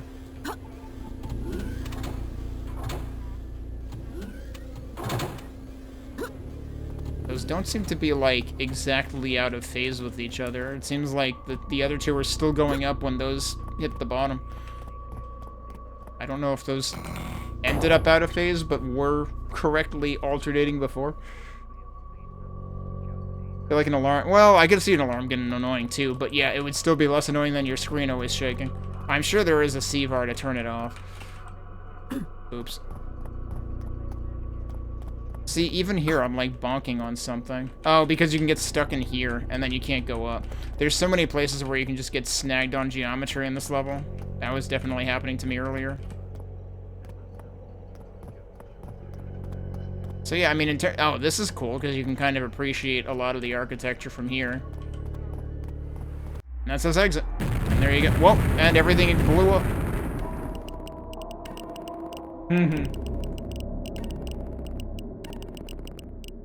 So yeah, it's definitely a neat idea. I'm sure it's, like, really, really interesting to people who are familiar with the Stalker series of games, which I'm not. I know Zettabyte was mentioning a couple of references in it.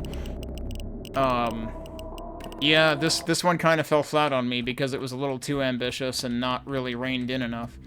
So I guess we'll continue going around this way, which would leave what next? The Whispering Star by Milestone. I don't know that I'm familiar with that name either. So I think I forgot to write down what Pinchy's map was. I'm pretty sure it was I know it was 3 stars in terms of difficulty rating, and then I think it was like 30-something minutes. I'm gonna guess I spent more than 30-something minutes on it. I'm gonna say I spent more than like an hour on it. Use the build-up of an effect at a point where you have some control of how long it's gonna be happening. Yeah. But yeah, cool idea. I just definitely am not entirely a fan of how it was executed. Player clipping is always like that. Parts that should be clipped or never clipped, but there are a bunch of unnecessary invisible walls.